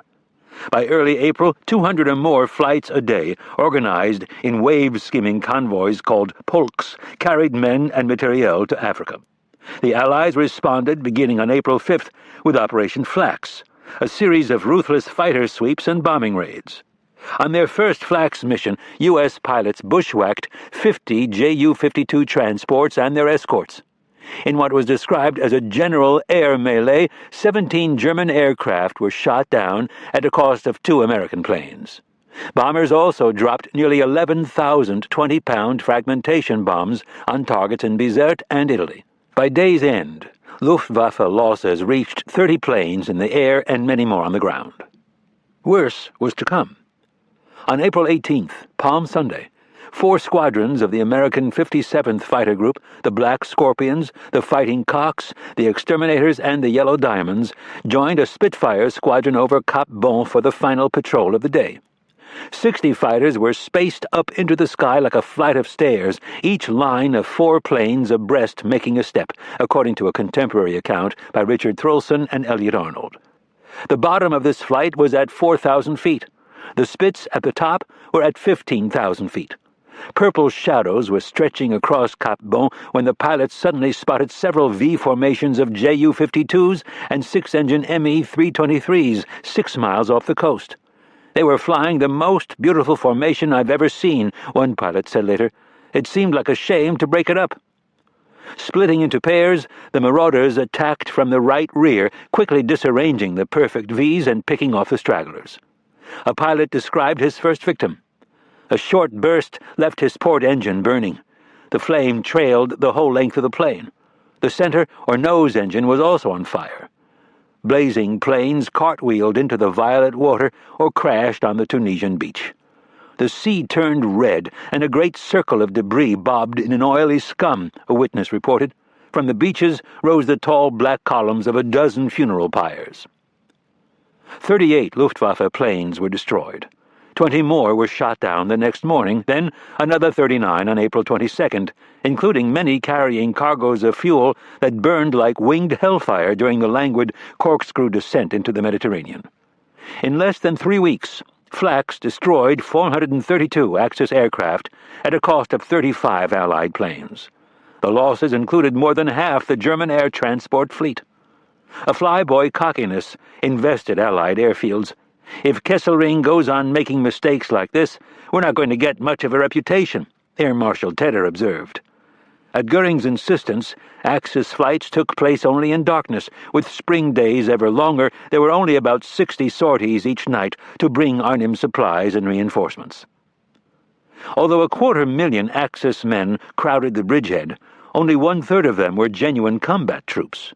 Most others were non-combatants, from the Italian logistical tail that had been organized for an army with pretensions to a vast colonial empire, or rear-echelon soldiers from divisions destroyed in Rommel's long retreat across Africa's northern rim. Reduced to fewer than 100 guns, the Italian army was in agony, one general observed. Arab black marketeers did a brisk business in safe conduct passes sold to Italians keen on slipping across no man's land. Allied pilots and artillerymen papered the Axis ranks with propaganda sheets encouraging defection and dissent. These were the initial barrages of nearly 4 billion leaflets, equivalent to 4,000 truckloads, that would be printed in the Mediterranean in the next 2 years. Axis reserves were still ferried to Tunis at a rate of about 2,000 men each day, but most frontline units were beyond reconstitution. The 15th and 21st Panzer Divisions had roughly 5,600 men each, while the 90th Light Africa was down to 6,000 and the 164th Light Africa numbered only 3,000. The Italian Centauro and Spezia divisions had been obliterated, and 3 others had been reduced, collectively to 11 scarecrow battalions. General Mace warned that the repulse of a large-scale enemy attack is impossible with the amount of ammunition on hand. By late April, a Luftwaffe anti-aircraft unit had trouble scrounging the 35 gallons of fuel a day it needed for its radar sets. A German staff officer noted that an armored division without petrol is little better than a heap of scrap iron. An armored division without tanks was even less. The Axis armor fleet numbered fewer than 150 tanks, barely a tenth the Allied force. The 15th Panzer had 4 tanks fit for battle. Arnhem rejected several counterattack proposals as pointless butting at the mountains. When a senior officer visiting from Berlin accused Army Group Africa of squinting over its shoulder, Arnhem tartly replied that he was squinting for ships. As early as December, the German High Command had discreetly considered what transport would be needed for a complete evacuation of the Tunisian bridgehead, but those contingency plans had been shelved in light of Kesselring's unflagging optimism. When Kesselring later proposed a comb-out of extraneous personnel, Hitler refused on grounds that selective evacuation would hurt morale. Although Allied intelligence estimated that in early April the Axis could still remove 37,000 men a day from Tunisia, not until mid-month did a limited, belated evacuation begin of the mangiatori, useless mouths. Mouths unfortunate enough to be considered essential got little to eat. An Italian soldier's diary indicated that his daily ration comprised half a mess tin of cold rice, a couple of potatoes, and a slice and a half of bread. If his virtual abandonment of the African army seems daft in hindsight, Hitler, as usual, could spin a logically coherent strand within the larger web of his lunacy. On April 8th, he and Mussolini met in a castle near Salzburg to conspire. Il Duce's former strut was gone. Every Allied step closer to Tunis was a step closer to Rome. Naples and other cities in the south were being pummeled from the air. Strikes and peace demonstrations wrecked Turin and Milan. Depressed and feeble, Mussolini renewed his plea for a separate peace between Berlin and Moscow. The Axis could then turn full force toward the Mediterranean, holding Tunisia while falling on the enemy rear through Spain and Spanish Morocco. Hitler dismissed this scheme. Of Mussolini's proposals, only standing fast in Tunisia interested him. After the disaster at Stalingrad, recent German successes in the Kharkov counteroffensive, 3 Soviet armies had been obliterated in less than a month, had revived the Führer's craving for complete victory over the hated Russians. As long as the Anglo-Americans concentrated their strength on the periphery of the Axis empire, they could not attempt major operations elsewhere. Tunisia, he told Mussolini, was shielding Italy and the rest of southern Europe. The Führer also recognized that the final loss of North Africa would further undermine Mussolini at home, perhaps fatally, imperiling both the defense of the Italian homeland and the Axis itself. Tunisia must be defended to the last ditch. Il Duce's backbone was stiffened by Hitler's rhetoric. He agreed that the bridgehead should hold at all costs, that portentous phrase used so glibly by those far removed from the firing line. Everything can happen if we persist, he told Kesselring in Rome on April 12th, and therefore we shall hold. The next day, Tuesday the 13th, Arnim was told there would be no mass evacuation. Appalled at what he called this liquidation, Arnim later acknowledged the greatest desire to call it quits and to ask to be relieved. Instead, he saluted the order, began cobbling together infantry battalions from his cooks and clerks, and turned to the task of digging that last ditch. Hammering home the cork. As the Allied armies converged on the bridgehead, their engagements increasingly occurred simultaneously. For narrative simplicity, they may be considered one at a time, beginning with 8th Army in the south. Montgomery's horde swaggered toward Tunis as cocksure as a street fighter eager to put an opponent on the pavement one last time. Tommies sorted through booty abandoned by retreating Axis troops, including American swimsuits captured at Kasserine and a box of Italian regimental silverware left on the road like an oblation. A cool swank pervaded the ranks, and even the muddle-headed cries of "Vive les Américains" from liberated villagers failed to prick the high spirits of an army that had its quarries sent. Montgomery had known since April 11th that Alexander intended First Army to make the main Allied thrust toward Tunis. Gentler terrain clearly favored an armored blow from the southwest, rather than due south, where the coastal plain narrowed to a funnel barely a mile wide and frowned upon by hills that were high, steep, and 20 miles deep. Bald rock faces, gullies, and abominations, as the official British history put it. This Montgomery could accept. He had urged Alexander to concentrate all your strength for an almighty crack in one spot, and as requested, he donated his own 1st Armored Division and an armored car regiment to First Army toward that end. But Montgomery was not a man to relinquish laurels easily, particularly to those he considered his military inferiors, which included virtually everyone. It would be all right if Anderson was any good, as he could do it all, he wrote in his diary on April 12th, but he is no good. To Alexander on April 16th, he cabled, "All my troops are in first-class form and want to be in the final Dunkirk." Although under Alexander's plan, 8th Army was to contribute little more than a hearty feint, Montgomery still hoped to beat Anderson to the Tunisian capital by gate-crashing the Axis bridgehead with a 4-division assault on the rocky massif above Amphittaville. It is axiomatic in mountain warfare that the second highest crest is often worthless ground, but 8th Army now launched a campaign to capture a chain of second highest hills. After years in the desert, the abrupt change in topography was pleasing to the eye. For 1,800 miles these men had dreamed of green hills and wildflowers, but tactically confusing. Montgomery's increasing reliance on brute force played badly here. Even overwhelming firepower had a limited effect on sloping, fissured terrain that sheltered defenders and swallowed vast tonnages of bombs and artillery shells. 8th Army units were badly under strength after the travails of the past year, and up to 1/4 of the remaining infantrymen would be needed to haul ammunition over ground often too rugged even for mules. Such handicaps seemed manageable to the British because their intelligence had concluded that the Amphittaville fortifications were lightly held, with 6 or 8 demoralized German battalions and some hapless Italians supposedly facing the 10th Corps sector. Soon, that estimate of enemy forces would triple. But Montgomery was convinced he could bounce the enemy out of Amphittaville, just as he believed he had little to learn from the amateurs in 1st Army and 2nd Corps, despite their 6-month apprenticeship in Tunisian hill fighting.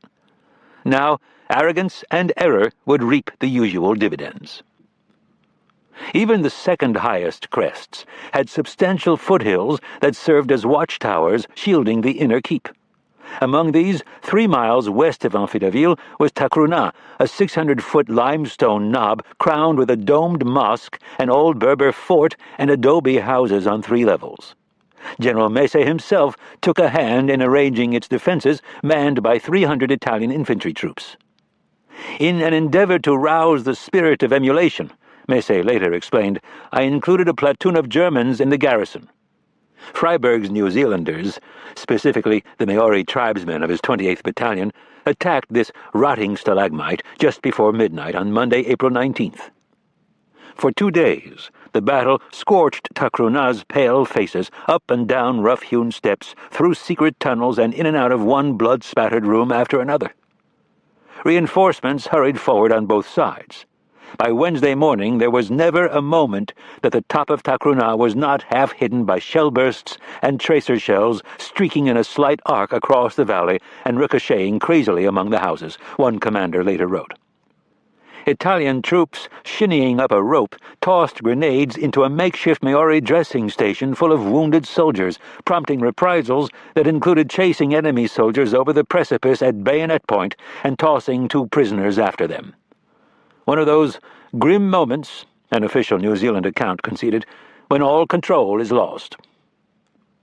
Sergeants were promoting themselves to platoon sergeants, corporals to sergeants, and so on.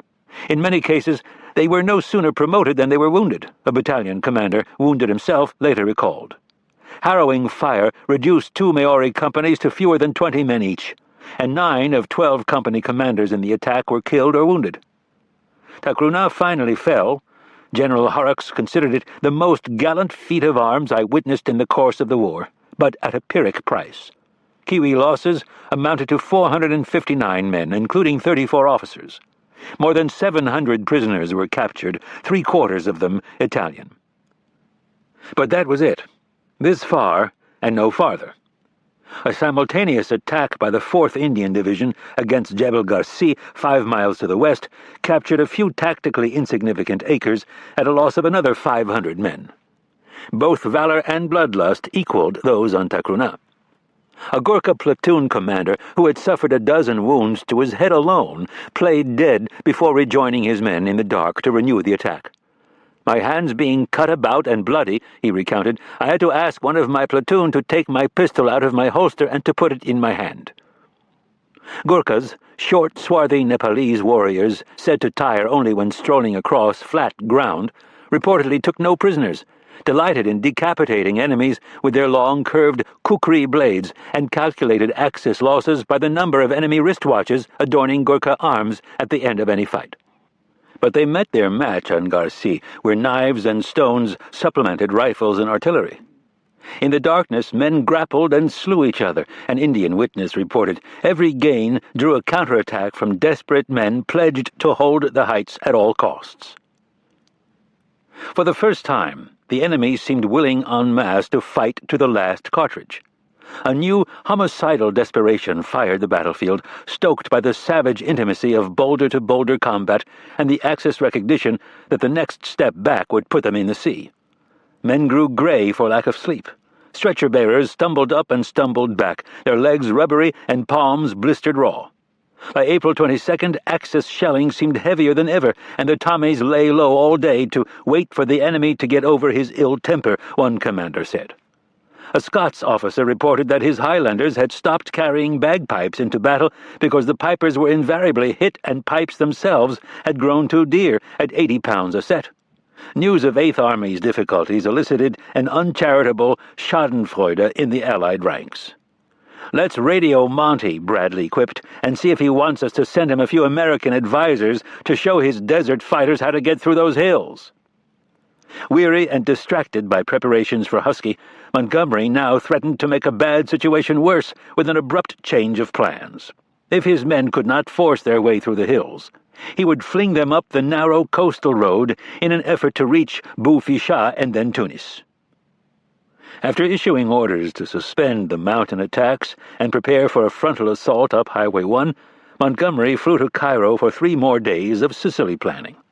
He returned on Easter Monday, the 26th, with a raging case of tonsillitis to find his subordinates, particularly the division commanders Bernard Freiberg and Francis Tucker, in surly rebellion at a plan that appeared to put the army commander's personal ambition ahead of tactical prudence. Irritated and feverish, Montgomery took to his caravan bed. "The big issues are so vital that we have got to force this through here," he croaked. Horrocks threw up his hands in exasperation. "Of course we can break through," he snapped before storming from the trailer, "but there won't be much left of your fine Eighth Army when we have done it." Montgomery just grunted as the door slammed. Even the most irresistible force occasionally encounters an immovable object, and for Montgomery, Amphittaville was that object.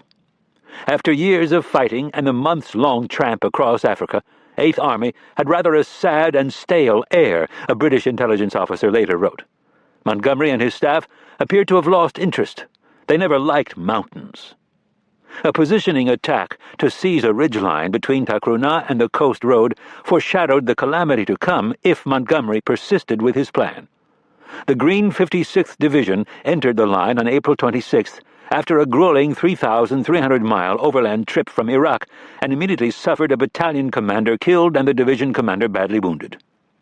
The spooked survivors stampeded as if they meant to run all the way back to Kirkuk.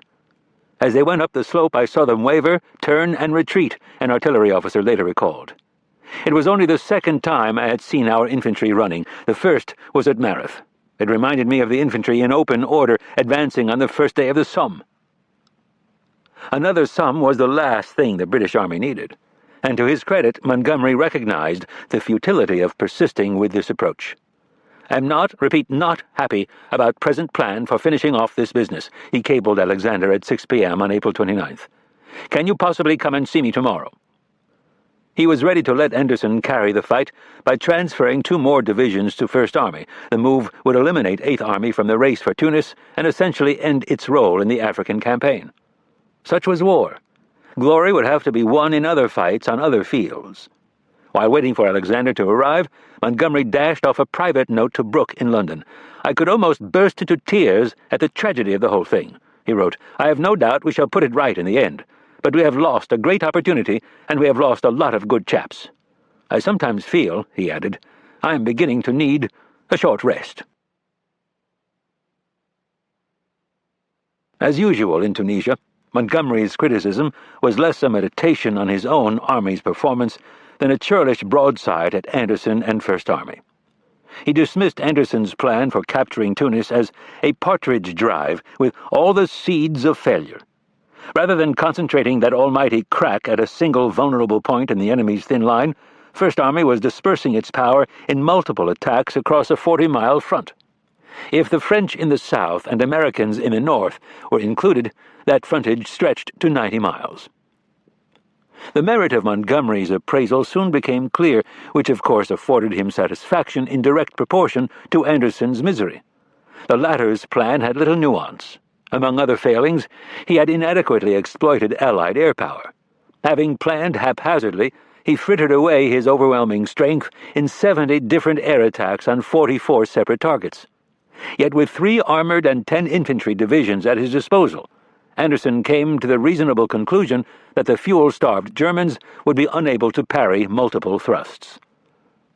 Operation Vulcan was just that, multiple thrusts. First, the 9th Corps of General Crocker, fresh from the Fonduc unpleasantness, would attack on the British right to draw enemy forces from Allfrey's 5th Corps on the left. Then, 16 hours later, Allfrey would thunder toward Tunis down the Medjerda Valley, where Anderson rightly believed the enemy's vitals could be found. Finally, a day later, the Americans on the far left flank would begin their surge toward Bizerte, although they were not expected to actually reach it. Even less was expected from the French 19th Corps, wedged between the British 1st and 8th Armies as a sop to Allied unity. Anderson intended to destroy Arnim's 5th Panzer Army before wheeling south to take the 1st Italian troops from the rear as they faced Montgomery. The offensive was to last 9 days. "We are going to annihilate, finally, the armies of von Arnim and Rommel, all of us together," he told his troops, still flailing at the Desert Fox's long shadow. Kenneth Anderson was incapable of making a plan without diffidence, that queer thing human nature kept intruding. And Vulcan was no exception. "The plan's all right, but will the troops fight?" he asked General Ively.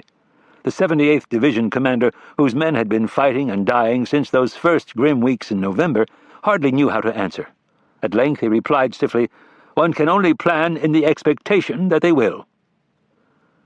The Germans struck first, as they so often did, with a spoiling attack codenamed Fliederblüte, Lilac Blossom, and timed by Kesselring for the night of April 20th as a birthday tribute to Hitler.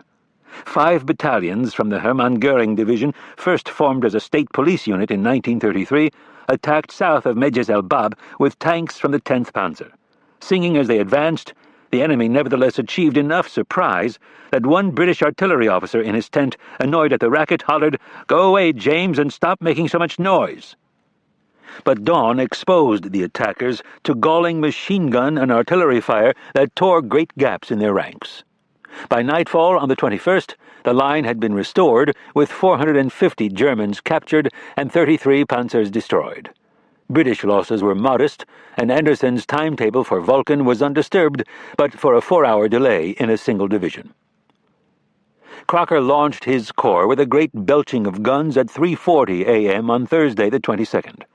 By late the next day, Good Friday, he had shoved the 6th Armored Division into the breach, punching 10 miles through the German line and rousing hopes of a rampage to the sea. But the attack stalled. Murderous anti-tank fire and Wehrmacht counterattacks at a scabrous hill called Jebel Boukournin led to stalemate. The British 1st Armored Division ended up almost where it had started, and other advances were limited to a few hard miles. Atame at Boukournin wrote, "Men have begun drifting back in small groups, most of them badly shaken. They talk of crawling up sheer precipices to find every level expanse swept by machine-gun fire, of wounded rolling all the way to the bottom, of tripwire mines and booby traps on hand-grip ledges, of areas automatically illuminated on approach by flares and bulbs, immediately drawing fire, of premature rifle shots from stumbling men supposed to have given the game away, and of walls and caves and all sorts of cunning defensive devices on the summit, piled round the dead of previous assaults." On April 26th, Anderson ordered 9th Corps to halt the futile, costly attack. Search parties scuffed through the ripening wheat at night, feeling with their feet for corpses. They soon stopped, having discovered that German sappers often mined fallow fields and then sowed grain so that the new crop would camouflage their handiwork. Wounded men filled the aid stations, their faces blued by starlight and shock. General Crocker joined them the next day after being struck in the chest by debris from a new British anti-tank weapon. Eager to show his troops that the gadget could penetrate a captured tiger, he had instead set fire to a grain field and put himself in the hospital. There he would remain for the rest of the campaign. So it was up to Alfrey and Fifth Corps. As planned, on the night of April 21st, 3 battalions from Mejes el Bab had crept through the barley and olives to a staging area north of the Mejarda. They went to ground before dawn in gullies near the hamlet of Chassal Tefaha. Each man lay motionless in the scorching sun all the next day, alone with his thoughts and a clear view of the objective looming 2 miles to the northeast, Longstop Hill. As in late December, Longstop barred all traffic through the Mejarda Valley and would have to be captured before any tank column could push up Highway 50 to Teibourba and Tunis beyond. Unredeemed even by April marigolds and gauzy sunlight, the double-peaked hill seemed more sinister than ever. Skeletons in moldering uniforms sat in the crevices where they had died during the Christmas battles, as if, one British general later wrote, the ghosts of good soldiers gathered to watch. Alfrey's attack opened at 8 p.m. on the 22nd, with the cannonade answered weirdly by a spring storm that whipped through from the north in a spectacular lightning display. 400 tubes roared from gun pits around Mejes, and the infantrymen rose from their holes to scramble up the lower slopes. The flashes of those guns, we hoped, were visible in Tunis as a sign of the wrath to come, BBC correspondent Howard Marshall reported. Stripped to the waist, the gunners kept up their stream of fire while our infantry advanced close behind the barrage. The imperturbable Alexander was among those watching through field glasses from a Mejarda meadow, like a crowd of spectators watching climbers on the face of the Eiger. Magnesium flares and artillery detonations illuminated tiny dots ascending the slope, followed at a distance by the slightly larger dots that were pack mules. These periodically broke in terror for the bottom. Fractious, 4-legged children of Satan, a soldier-turned-muleteer called them. Good Friday dawned with the attack behind schedule and the assault battalions exposed. A reporter in Mejes noted that the whole ridge seemed on fire. Jebel el Ameira, the western peak of the double-crested pinnacle belatedly discovered at Christmas, was to be seized by the 8th Battalion of the Argyll and Sutherland Highlanders on the theory that the Scots would find inspiration in terrain so like home.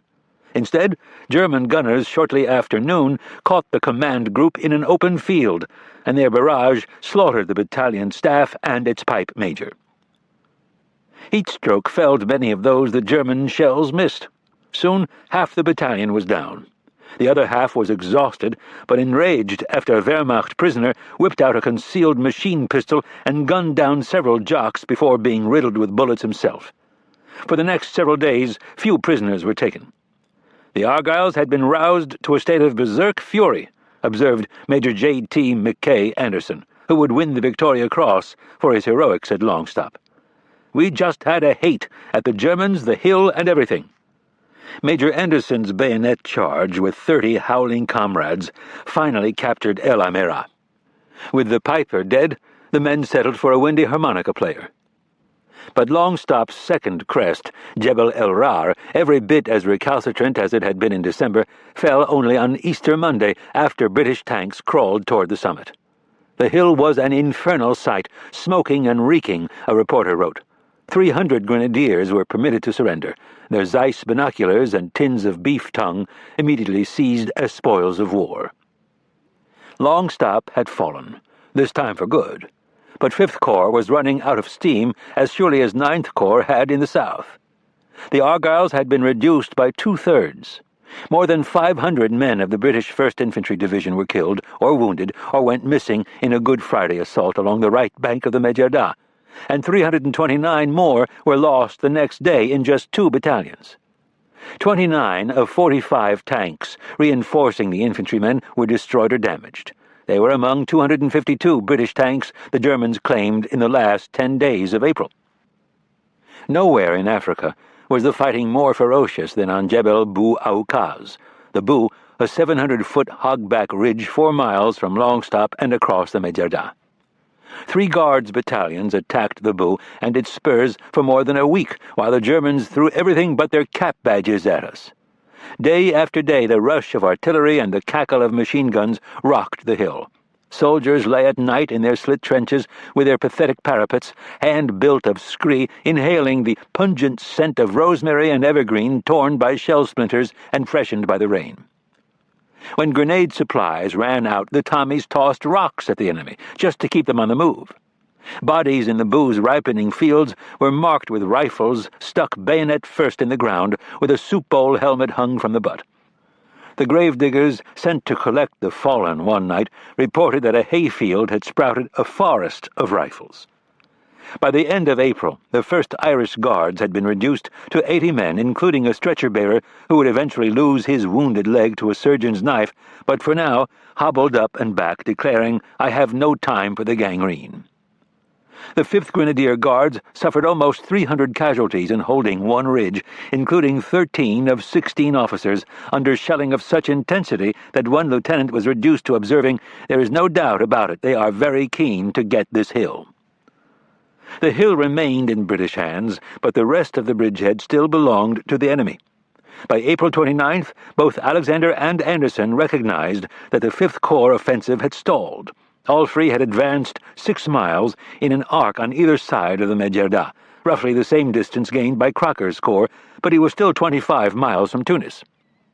The next day, Friday the 30th, Anderson told Eisenhower that First Army in the past week had suffered 3,500 casualties, including roughly 900 killed. Vulcan had cost 1 man for every 3 yards gained. Many companies were reduced to fewer than 24 soldiers of all ranks. If British losses were heavy, so were German and Italian, and there was always consolation in that. Arnhem now had 69 functioning panzers in all of Africa. His reserves consisted of a single depleted tank battalion. But still there was no Allied breakthrough, only heartache and death. Anderson rejected a truce proposal from the Hermann Göring Division to collect the dead, and at night the chinking of shovels from surreptitious burial details could be heard across the fields and orchards of the no-man's land. A British chaplain who found a long-dead guardsman near the Boo later described trying to inter the man quickly before dawn. "One arm was sticking straight up," the chaplain wrote. "We couldn't get it in the shallow grave. Every time we forced it down, it jumped up again, a gleaming white hand in the darkness. It is terribly hard to break a dead man's arm."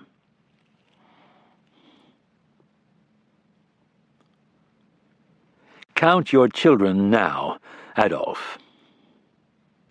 With both British armies brought to a standstill, the final drive in the Tunisian campaign may fairly be said to have begun with the Americans. Omar Bradley's initial assault in the north was no less frustrating than those of the British, and certainly no more valorous. But once started, the attack was never stopped, even when daily progress was measured in inches. And the drive that began Good Friday can be seen as a continuous 2-week victory march to the sea that finally brought the U.S. Army battle honors fairly won.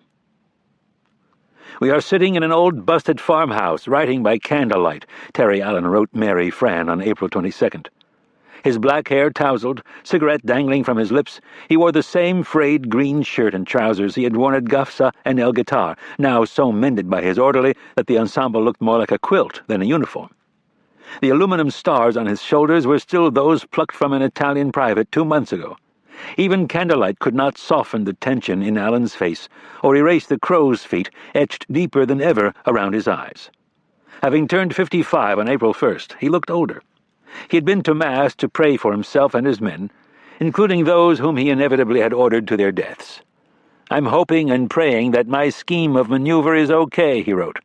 "The strain is rather tough, and I'll be glad when this mess is over." The guns finished his thought. Searing white flashes leaped from the pits and rippled along the ridgelines like heat lightning. The barrage, A.B. Austin wrote, filled the hollows with light. It was as if the hill waves really were pitching and rolling. A single 105mm howitzer firing at its maximum rate could lob 4,000 pounds of shells in an hour over a 43,000 square yard area. American gunners now massed more than 300 guns, spitting 11 tons of steel each minute. The shells were fitted with new radar sensors that made the rounds detonate 40 feet or so above the target for optimal killing dispersion. After every concentration, the gunners whooped, "Count your children now, Adolf!" The infantry surged forward in Friday's first light, a long, slow line of dark-helmeted forms silhouetted in the flash, Ernie Pyle wrote. As Eddie's 9th Division swept across a broad, 28-mile front on the left flank, Bradley threw the heft of his attack against the right with the 34th and 1st Infantry Divisions and the 6th Armored Infantry Regiment forming a 13-mile crescent on a northeasterly vector. The Big Red One shook out 3 regiments abreast, each with a 2-mile frontage, lurching toward hills designated only by their height in meters, plucked from a map: 350, 407, 400, 469, 575, 394, 346, 444. 10 enemy battalions awaited the assault, backed by Tigers. Guns boomed, mortars crumped, great gouts of orange and red streaked the hilltops, and smoke lay in dirty banks across the battlefield. Within 2 hours, they were in trouble, if not in perdition itself, and Allen's prayers appeared to have gone unheard. Hill 350, looming above the southwest entrance to the Mousetrap, proved especially grievous for the 2nd Battalion of the 18th Infantry, which suffered 224 casualties on Good Friday alone. Her sister battalion, the 3rd, tallied another 138, assaulting Hill 407 2 miles to the north. The commander wept at his losses. In the division center, artillery fell short for a long hour, inadvertently killing or wounding 70 men in the 16th Infantry. Soldiers found every slope seeded with anti-personnel mines, many of the kind known as castrators or bouncing betties, because they sprang belt-high before detonating. In one company of the 26th Infantry, all the officers and the first sergeant were killed or wounded. A soldier in the 26th, hearing agonized shrieks from a wounded comrade, later reported, "I rolled over to him and he looked at me and pleaded, 'Help me, please shoot me.' The boy soon died, unassisted." Into this maelstrom on Friday morning rode a short, sharp-featured visitor from Washington who promptly concluded that the troops lacked the requisite passion for closing with the enemy. Lieutenant General Leslie J. McNair had come to Tunisia to assess American battle worthiness, for which he was responsible as commander of U.S. Army ground forces. Unsociable, enigmatic, and half-deaf, a blue-eyed Scot from Minnesota, McNair had been the youngest American general in France in 1917. An artillerist and accomplished mathematician who carried a slide rule as other men carried pipes or Bibles, he liked to describe himself as a simple pick-and-shovel man. But one associate likened him to a Presbyterian pulpit speaker, all irony and intellect. "You may do the wrong thing," McNair often advised, "but do something." Now McNair did something, and it was indeed the wrong thing.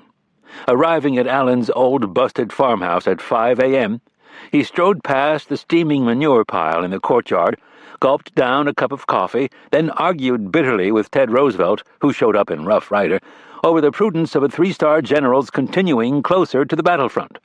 Undeterred, McNair eluded the officer assigned to escort him and pressed forward in a jeep with a large 3-star placard on the bumper, bouncing toward the sound of the guns. After sweeping through the 26th Infantry on the left flank, he sped south to the 16th Infantry, grousing that nowhere did I find anything other than 100% lethargy. There was not a bit of fight in the entire outfit. McNair grew more liverish that afternoon, when he found much of the 2nd Battalion pinned down behind a hill and soldiers braying at him to get the jeep the hell out of the area. Muttering at this sorry picture of a fighting outfit, and ignoring more advice to stay back, McNair climbed the ridgeline to an artillery observation post where he opened a large map to study the terrain. A dozen German shells landed harmlessly behind him before the 13th burst with a fierce crack on the crest, killing a company first sergeant. One steel fragment sliced through the rear lip of McNair's helmet, slowing enough so that it lodged in his skull instead of penetrating his brain. Another gouged an 8-inch gash in his neck and shoulder, severing an artery. As blood soaked his open map, McNair observed, "I miscalculated my defilade." Rushed by jeep to the division clearing station for treatment with plasma and sulfa, the general grumbled when a surgeon scissored away his $16 tailored shirt. He was then hauled by Dodge ambulance over a camel track to an evacuation hospital north of Beja. Bradley soon appeared to pin a Purple Heart, accidentally upside down, on McNair's pajamas. Flown to a hospital in Oran before evacuation to Washington, McNair continued to complain that American soldiers are not fighting. That was untrue. A damned lie, really. Some 500 U.S. soldiers would be killed in Tunisia during Easter week, with another 2,000 wounded. No Pentagon calumny could diminish their sacrifice. While Allen's men struggled in the south to advance a few thousand yards a day, on the left flank General Eddy's 23,000 troops, his own 9th Division and 4,000 from the Corps Franc d'Afrique, pushed forward in vegetation so dense the men often had to crawl. The 47th Infantry bowled through the sword grass along Highway 7 until green and bald hills loomed into view. Charred wreckage from the 3 failed British attacks on the Jaffna fortifications littered the roadbed and lower slopes. Rather than launch yet another frontal assault, the 47th began to gnaw at the German fringes on the morning of the 23rd, demonstrating and distracting while her 2 sister regiments looped north to outflank the enemy in terrain long considered impassable. Impassable it proved to be, at least at first. Division von Manteuffel, 5,000 Axis soldiers in 9 battalions, held the 20-mile front between Jaffna and the sea in fortifications so deep that some bunkers required ladders to enter. The 39th Infantry's attack north of Highway 7 started poorly when a German patrol bushwhacked and captured 150 men, including the regimental commander, Colonel J. Trimble Brown. Less than an hour later, an intrepid captain who had seen Brown and his band led away after surrendering their rings and watches, counterattacked with Company G, killing or wounding 45 Germans, freeing the prisoners, and saving the day, if not Colonel Brown's battle plans, which unfortunately disappeared with the fleeing enemy. Shortly before midnight, Eddy relieved Brown, who collected his bag and bedroll before heading to the rear. So it went, day after day. Savage fighting raged across more nameless hills, 432, 438, 513, 382, at such close quarters that soldiers struggled to stay awake for fear their snores would attract grenades. Peaks were captured and lost, captured again, and lost again. Fog hugged the hollows, making them even more opaque and sinister. One officer likened the terrain to being led into a dark theater after the movie had started. American gunners shattered enemy counterattacks with barrages of white phosphorus shells dumped so near to friendly lines that GIs stumbled out of the smoke with chemical specks burning holes in their uniforms. Muezzin's calls to prayer from hilltop mosques drew gunfire from skittish troops, convinced that the criers were signaling the Germans. Taking no chances, U.S. counterintelligence agents created a zone free from Arabs by forcibly evacuating a 400-square-mile swath east of Beja. Eddy's victuallers procured 350 mules and 50 tons of fodder to haul supplies where no jeep could travel, and each packed train returned with dead boys trussed over the saddles. The enemy held fast to Green and Bald, but north of Highway 7, the line slowly bent back. By April 27th, the 39th Infantry was 2 miles north of Green Hill and threatening to envelop the entire Jaffna redoubt.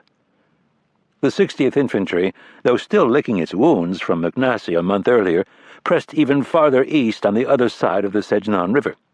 By month's end, the regiment would cover 12 miles, almost half the distance to Bizerte. The Corps Franc d'Afrique edged along the coast with 3 battalions of men considered too politically volatile for the main French army. Among the commanders were a reputed Spanish admiral, a Jewish doctor, and an anti-Vichy colonel who had been jailed in Morocco for helping Patton during Torch. But most colorful by far was a company of gooms, Moroccan tribesmen in filthy robes and sandals cut from old tires. As conventional soldiers, the goons, as the Americans inevitably called them, were hopeless, routinely raiding Arab villages and carrying off native women.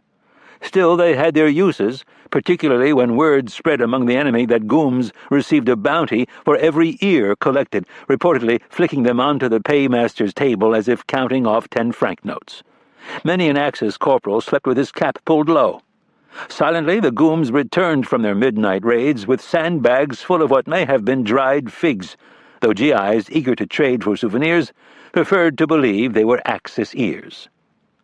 "One more hill," the American officers told their men each morning, always with the ironic inflection required when comrades lie to one another.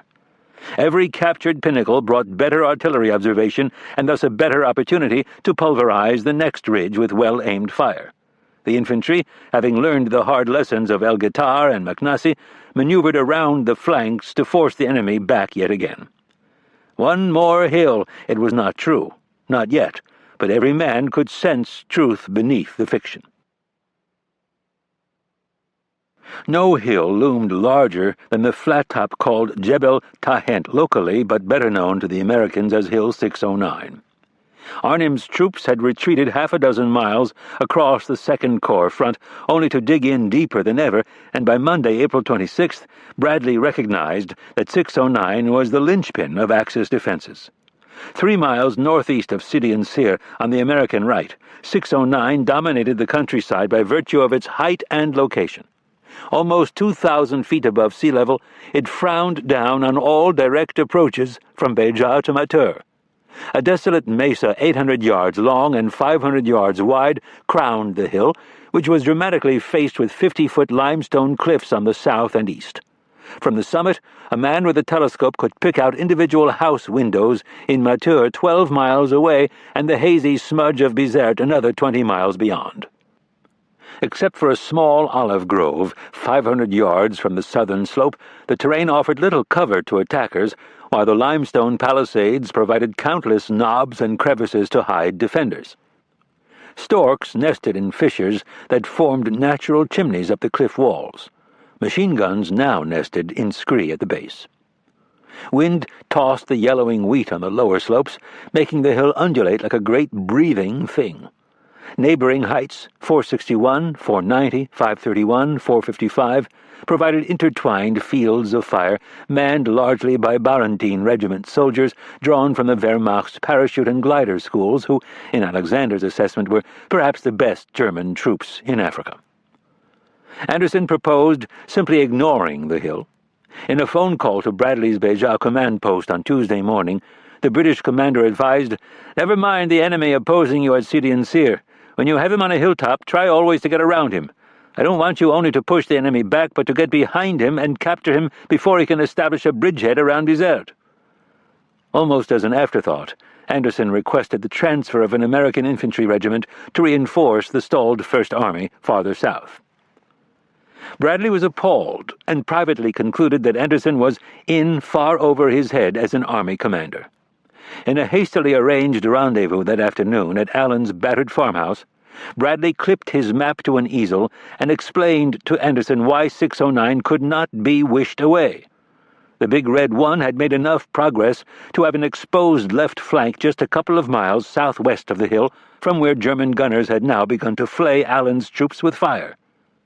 The 1st Division was more than 2,000 men under strength, including a shortfall of 60 officers. New lieutenants received a 15-minute orientation lecture, then were shoved straight into the line. Allen lacked the muscle to bull ahead against the 5 enemy battalions on his front without risking a catastrophic counterattack from Hill 609 that would roll up his left wing. Furthermore, bypassing the hill meant returning to the vulnerable valleys and again drawing fire from every hilltop Gefreiter with a mortar tube. All this depends upon our taking Hill 609, Bradley concluded. Allen nodded vigorously, head swiveling to keep the cigarette smoke from his eyes. Anderson squinted at the map for a long minute, then also nodded. As for the loan of an infantry regiment, Bradley refused. "We'd like to help you, but you're asking me to do something I will not agree to without direct orders from Ike." To his staff, he added, "This campaign is too important to the prestige of the American Army to take such risks." Eisenhower soon concurred, telling his corps commander, "Stand your ground, Brad." To seize the hill, Bradley turned to troops whose self-esteem and reputation may have been the lowest in the U.S. Army.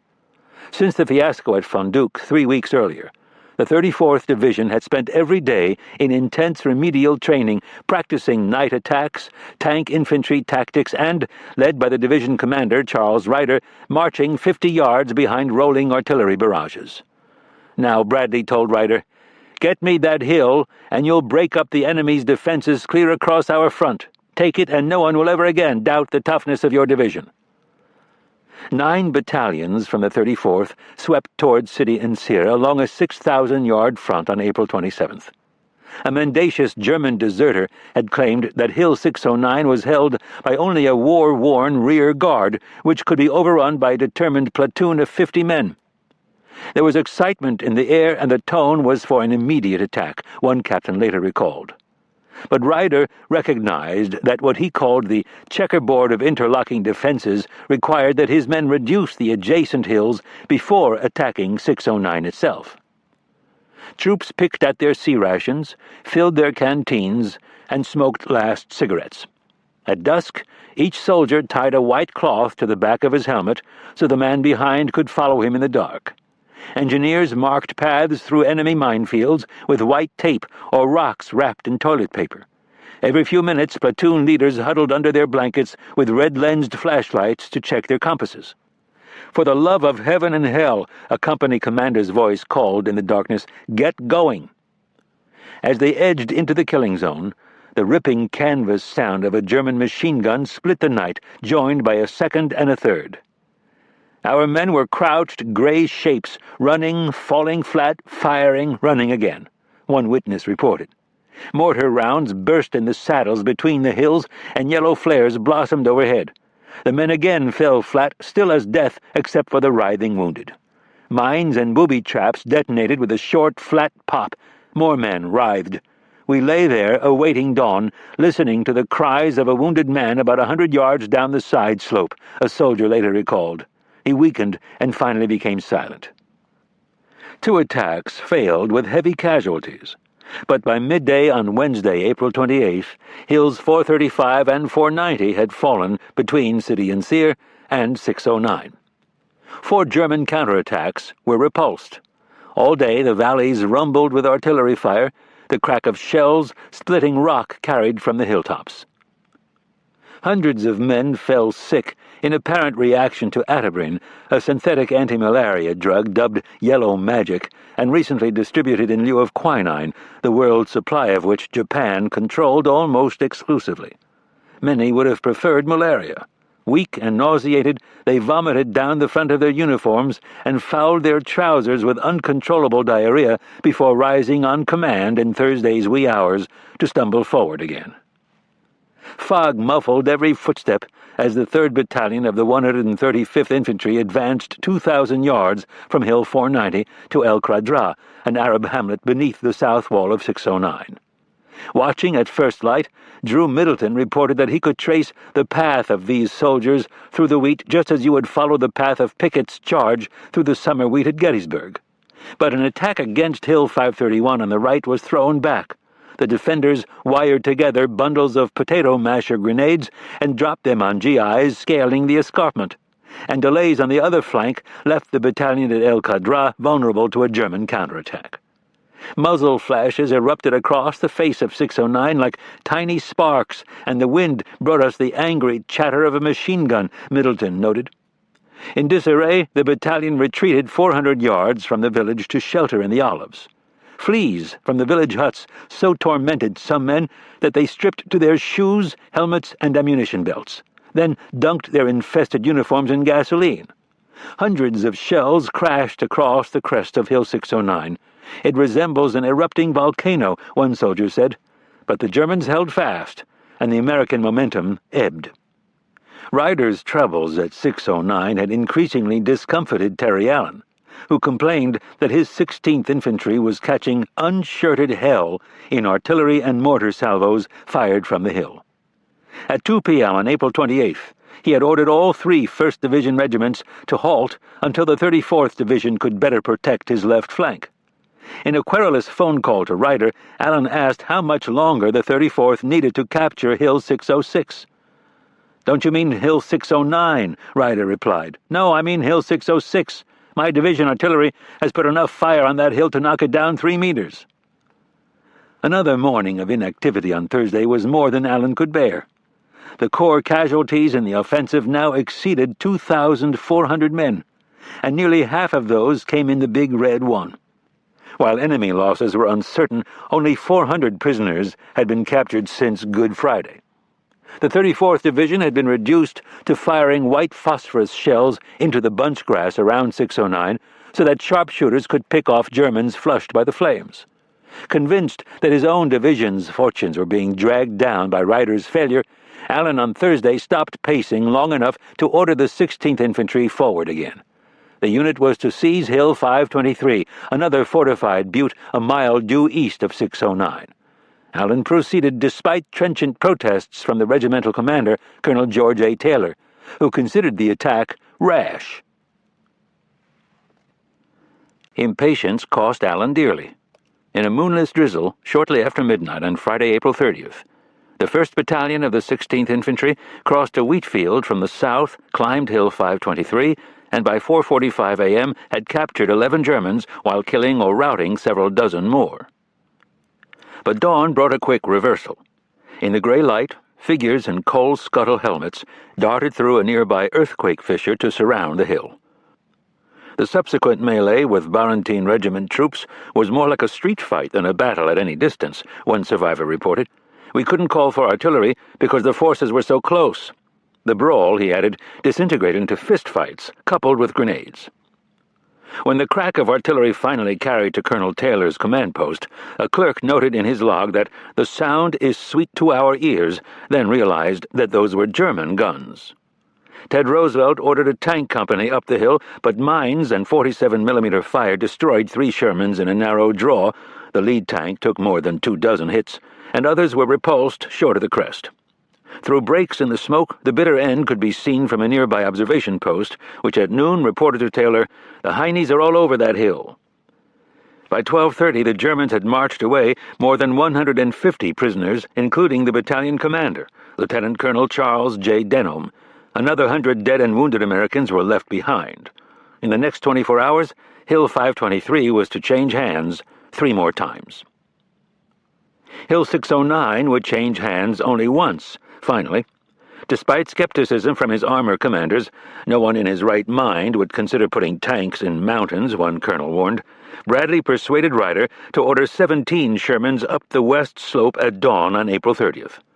Clouds of infantrymen trailed behind, often grabbing the skirt of a tank with one hand while firing their rifles with the other.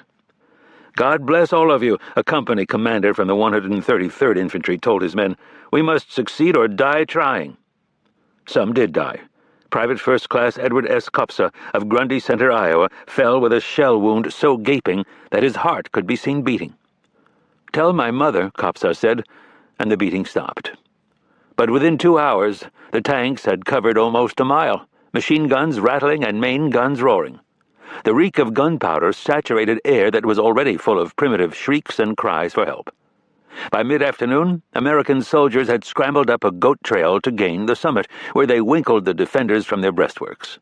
Additional battalions enveloped the hill from both flanks, and among the first reinforcements to top the crest were Iowans from the 2nd Battalion of the 168th Infantry, including Company F of Villisca and Company E of Shenandoah.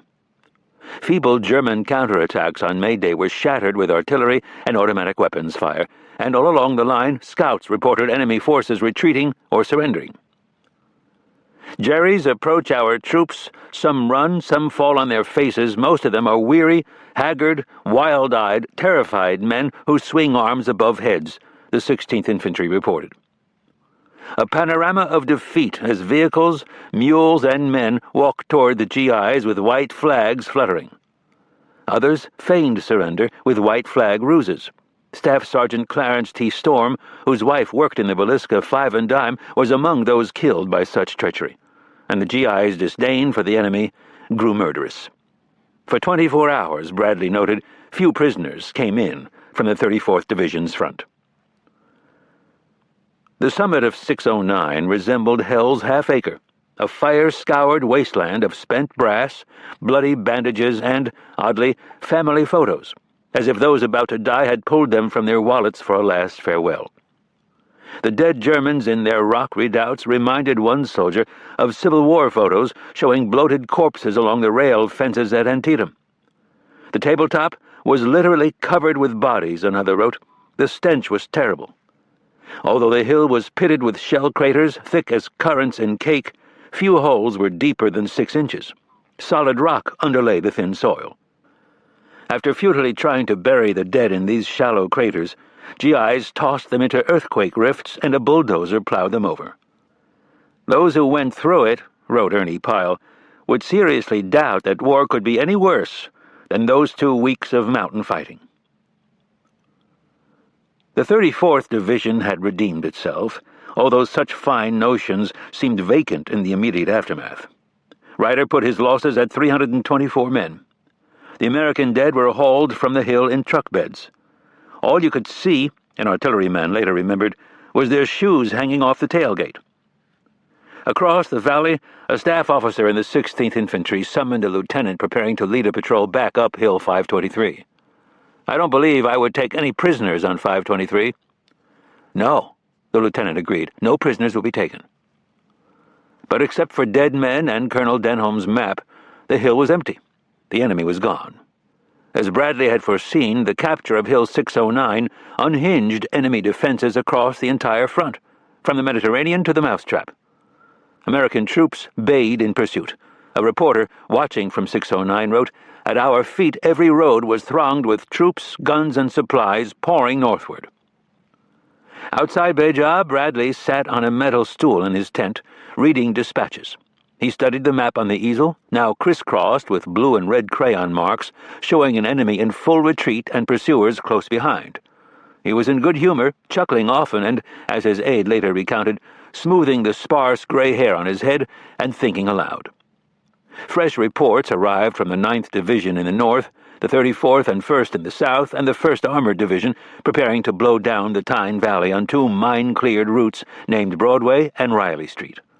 The enemy appeared to be falling back as much as 15 miles to the far side of Mateur. When another dispatch noted signs of a possible counterattack, Bradley nodded. "Let 'em come," he said. "We want to kill Germans." Mateur fell on May 3rd, 3 days ahead of Alexander's estimate.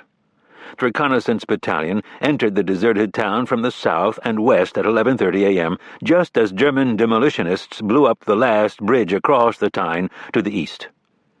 By early evening, Army engineers had a new span in place. A dozen roads and rail lines converged at Mateur, and its capture ended any Axis hope of concentrating against the British, who were still struggling in the Medjerda Valley 20 miles to the south. The land here flattened out before rising again in a final set of foothills that cradled two large lakes between Mateur and Bizerte. Swallows scissored the brilliant air, rich with the odors of manure and fresh-cut hay, and poplars marched along the road shoulders in perfect ranks. In a white manor house flanked by cypresses, troops found a biography of Bismarck open on the desk. Soon they surmised that the mansion for months had served as General Hasso von Manteuffel's division headquarters. American scouts sat on a knoll overlooking the Tyne, singing "Moonlight on the River Colorado." Others got drunk in a Mateur wine cellar, and the 1st Armored Commander ordered them shot at sunset. "General," a staff colonel urged him, "I think we ought to let the men live until sunrise. It's customary." General Harmon reluctantly agreed, and on reflection commuted the sentence. Wounded Americans and captured Germans shared a farmhouse aid station near Mateur, smoking, cursing, or grimacing. A GI who arrived by ambulance with a bullet in his lung gestured at a column of prisoners and murmured, "Tell the sons of bitches to go to hell." Many thousands had retreated to the last bastion, the Lake Ichcoil Hills. American gunners, wearing Barbasol shave cream as sunblock and head nets against the swarming flies, plastered them with artillery that ignited the dry grass. Arab shacks and straw burned with great fury, sending clouds of smoke into the air, an officer noted.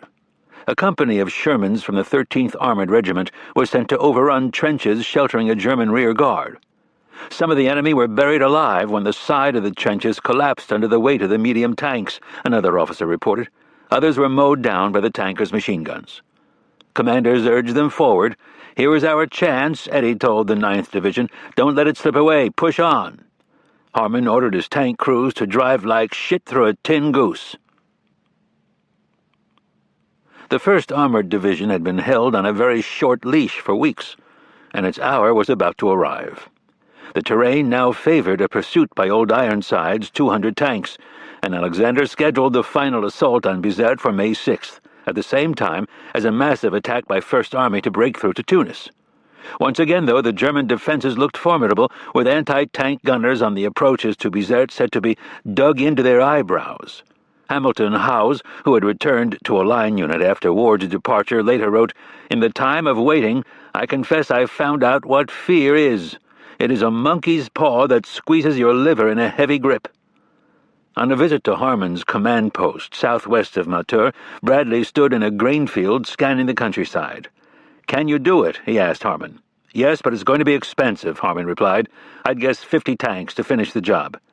"Go ahead. It'll cost us less in the long run if we cut 'em to pieces quickly." Yet Harman nursed his own doubts.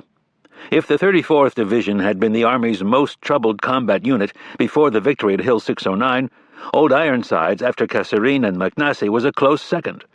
Harman had spent his month in command trying to rebuild what he deemed a crybaby outfit, still fractured by divided loyalties to Ward and Robinette and honeycombed with dissension. But he had alienated many with his brusque approach, exemplified by a memo in mid-April that castigated the division for lack of discipline, lack of system, and a general sloppy appearance. And at dusk on April 13th, he had summoned every officer to the slopes of Jebel es-Souda, where the charred wreckage from Sidi Bouzid lay scattered in the shadows. Harman delivered a shrill rebuke which, in Robinette's description, damned all past performance of duty, sparing none. He concluded with a raspy warning. "The division will get to Matur, but maybe you won't." Some men had the temerity to boo. Most trudged off in dejection. His speech was not very well received, a lieutenant later wrote. "We all went to bed that night very much hurt." Now they had reached Matur, but the biggest prize still lay ahead in Bizerte. On May 5th, Harman drove to Robinette's headquarters and led the CCB commander into an open field for a private conversation.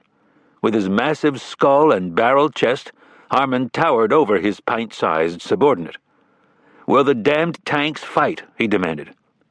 "Damned right they will fight, as some are doing now," Robinette snapped. "They have always fought and will fight again."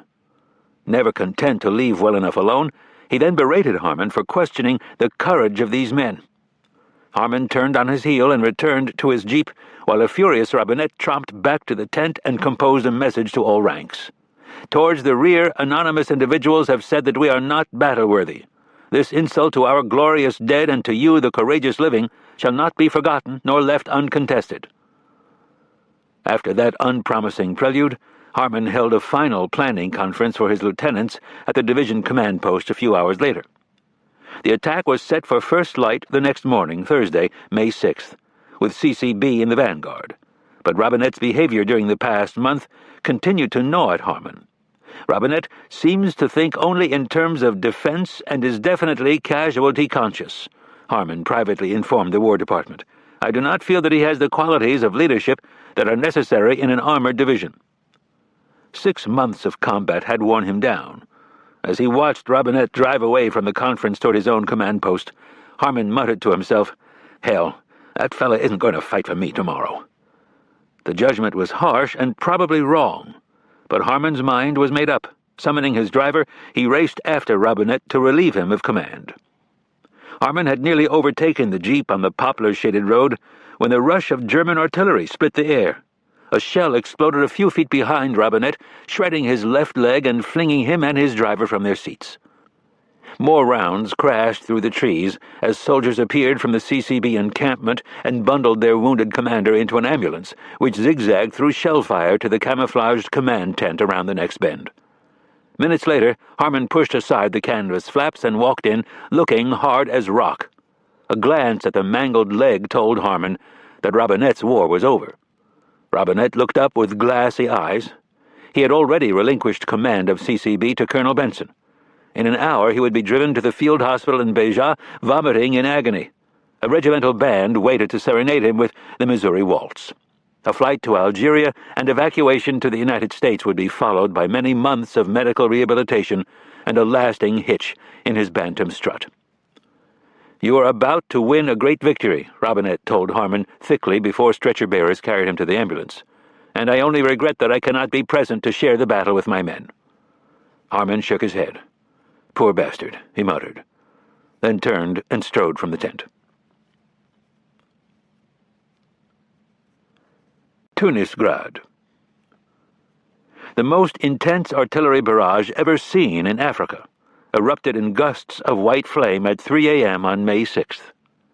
More than 400 Royal Artillery guns cut loose simultaneously on targets along Highway 5, 5 miles south of the Medjerdá River. Here, First Army had concentrated for the Great Lunge on Tunis, now codenamed Operation Strike.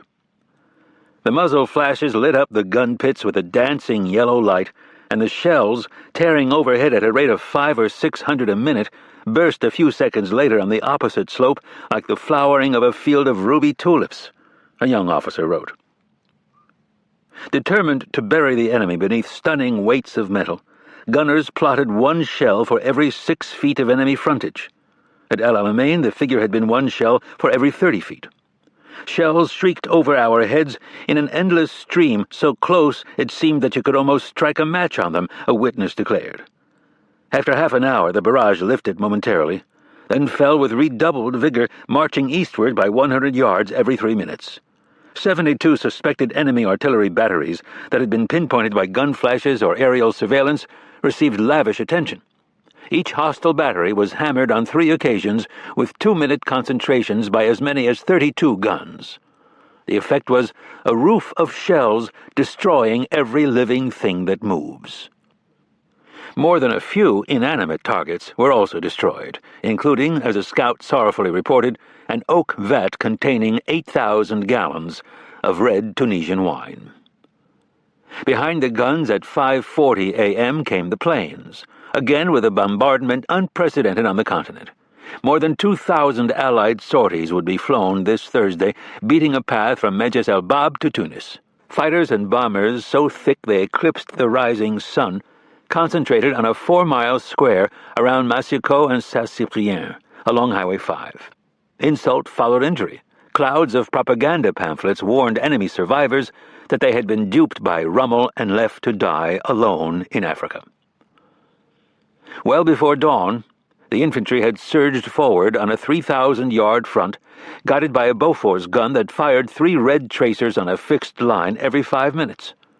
At Alexander's insistence, First Army had been reinforced with 2 divisions and a Guards brigade from Montgomery's horde. They had arrived more than 30,000 strong from Amphidavyl over the past few days, fire-blackened T-tins banging against their yellow fenders. Although headlights were authorized for the move, after years of blackout not 1 vehicle in 5 had working bulbs. No fraternal love was lost between the mountain tribe and the desert tribe. The 2 British armies were as different as chalk from cheese, General Horrocks conceded, and Tommies in the 78th Division went so far as to paint signs on their vehicles, "We have no connection with the 8th Army." But the added weight lent irresistible momentum to Anderson's attack, and by daybreak the British 4th Division and the 4th Indian Division had pried a gap 2 miles wide through enemy defenses. 4 tank battalions rushed through. Defenders not killed by artillery or air attack died at their posts or broke for the rear, tossing aside their rifles as they ran. Despite advanced knowledge from intercepted radio messages about where the British would likely attack, Arnhem was powerless. The 5th Panzer Army had been reduced to fewer than 70 tanks, little ammunition, and even less fuel. By 11 a.m., British armor had penetrated 5,000 yards beyond the gap with light losses. Anderson initially had proposed having his tankers linger to mop up stragglers, but Alexander overruled him. The tanks were to drive with all speed and energy on Tunis, Alexander ordered. The rapier, he later explained, was to be thrust into the heart. "The whole valley before us became a heaving sea of flame," wrote the American journalist John McVane. Over a dozen roads and trails, plumes of flowery dust rose from the columns of vehicles. The stink of cordite and crushed wheat was nauseating enough to bring some men to their knees. Through a thick pall of smoke and dust resembling ground mist, drivers bumped along in second gear, navigating by compass heading. The correspondent Alan Moorhead described seeing Alexander racing forward at almost reckless speed, both his hands tight on the wheel and his face whitened like a baker's boy with white dust. Allied eavesdroppers intercepted German radio messages sending medics into the line as riflemen. The walking wounded soon were ordered to join them. Another message from Arnhem's quartermaster requested that no more ammunition be dispatched from Italy because there was no fuel with which to distribute it in Africa. A third message reported that the 15th Panzer Division had been laid low. Its bulk must be considered as annihilated. As German resistance disintegrated, the British vanguard was urged to press on with a prearranged code word, butter. Soon, radios across the front were chirping, butter, butter, butter. By dusk, 2 armored divisions had reached Massicot, 8 miles beyond the infantry and a day's march from Tunis. On a hilltop west of the capital, a British colonel reported, "I can see the lily-white walls of that blasted city." 18 Royal Navy destroyers patrolled the Sicilian Straits to prevent any last-moment Axis decampment. The ship's superstructures had been painted an unmistakable royal red after 3 accidental bombings by overzealous Allied planes. All waters within 5 miles of the Tunisian coast were declared a free fire zone, and Eisenhower's naval chief soon reduced his order of the day to 7 words: sink, burn, and destroy, let nothing pass. The righteous wrath of such orders fell heavily on 464 American and British prisoners of war embarked on the freighter Lloyd Triestino for passage to Italian stockades. Marched through the wrecked docks of Tunis on the night of May 5th, each man before boarding received a quarter loaf of sour bread, a tablespoon of canned meat, 8 prunes, and a scoop of Red Cross macaroni. Among the Yanks were Lieutenant Colonel Denholm and the 150 men from the 16th Infantry who had been captured on Hill 523. German guards confiscated the prisoners' cash, always tendering a proper receipt in return, and limited their interrogations to wistful queries about whether captured Axis troops were being sent to camps in Canada or the United States. The 3,000-ton scow cast off at 5 a.m. on May 6th. Slowly steaming from a harbor so crowded with the protruding masts of sunken ships that one prisoner thought it looked almost like a forest.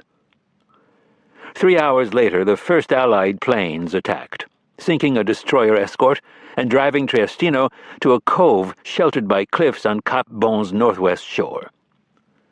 Terrified prisoners cowered in the dank hold as near misses opened seams in the hull and cannon fire riddled the upper decks. German anti-aircraft crews answered, and after a second attack, blue smoke draped the listing vessel. Suffering from dysentery and limited to 3 filthy heads on the exposed weather deck, the men ripped up planks in the hold so they could defecate into the bilge. The air, Denholm later reported, was very bad. With his ship slowly sinking, the Italian captain hauled anchor and wallowed back toward Tunis early on May 7th.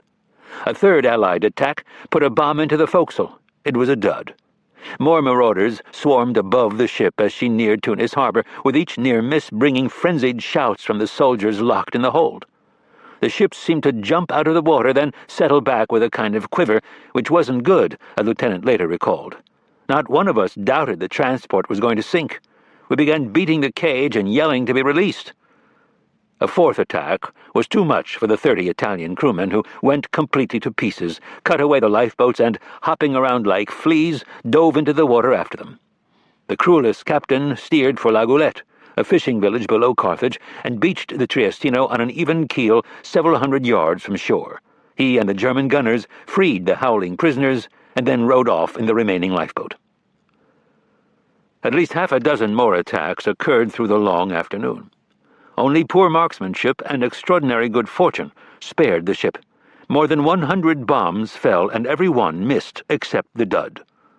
Tommies struck the Italian flag, and Denholm's men laid out large red crosses on the weather deck with upholstery ripped from the ship's saloon. Pilots either failed to see the warnings or considered them a ruse. The attacks continued, forcing the men back into the fetid hold. A crude raft was launched toward La Goulette, but the wind blew it seaward. That night, several Tommies swam ashore seeking help, and an intrepid Frenchman in a motorboat carried a plea to approaching Allied forces to stop the attacks. At last, Triestino's ordeal was over. Denholm reported more than 4,000 cannon and machine gun holes in her hull. Miraculously, only 1 man had been killed, 3 wounded. Harman's First Armored surged east in a light rain on the late afternoon of May 6th. CCA angled toward Ferryville on the southwest shore of Lake Bizerte, while CCB sliced due east to control the roads between Bizerte and Tunis.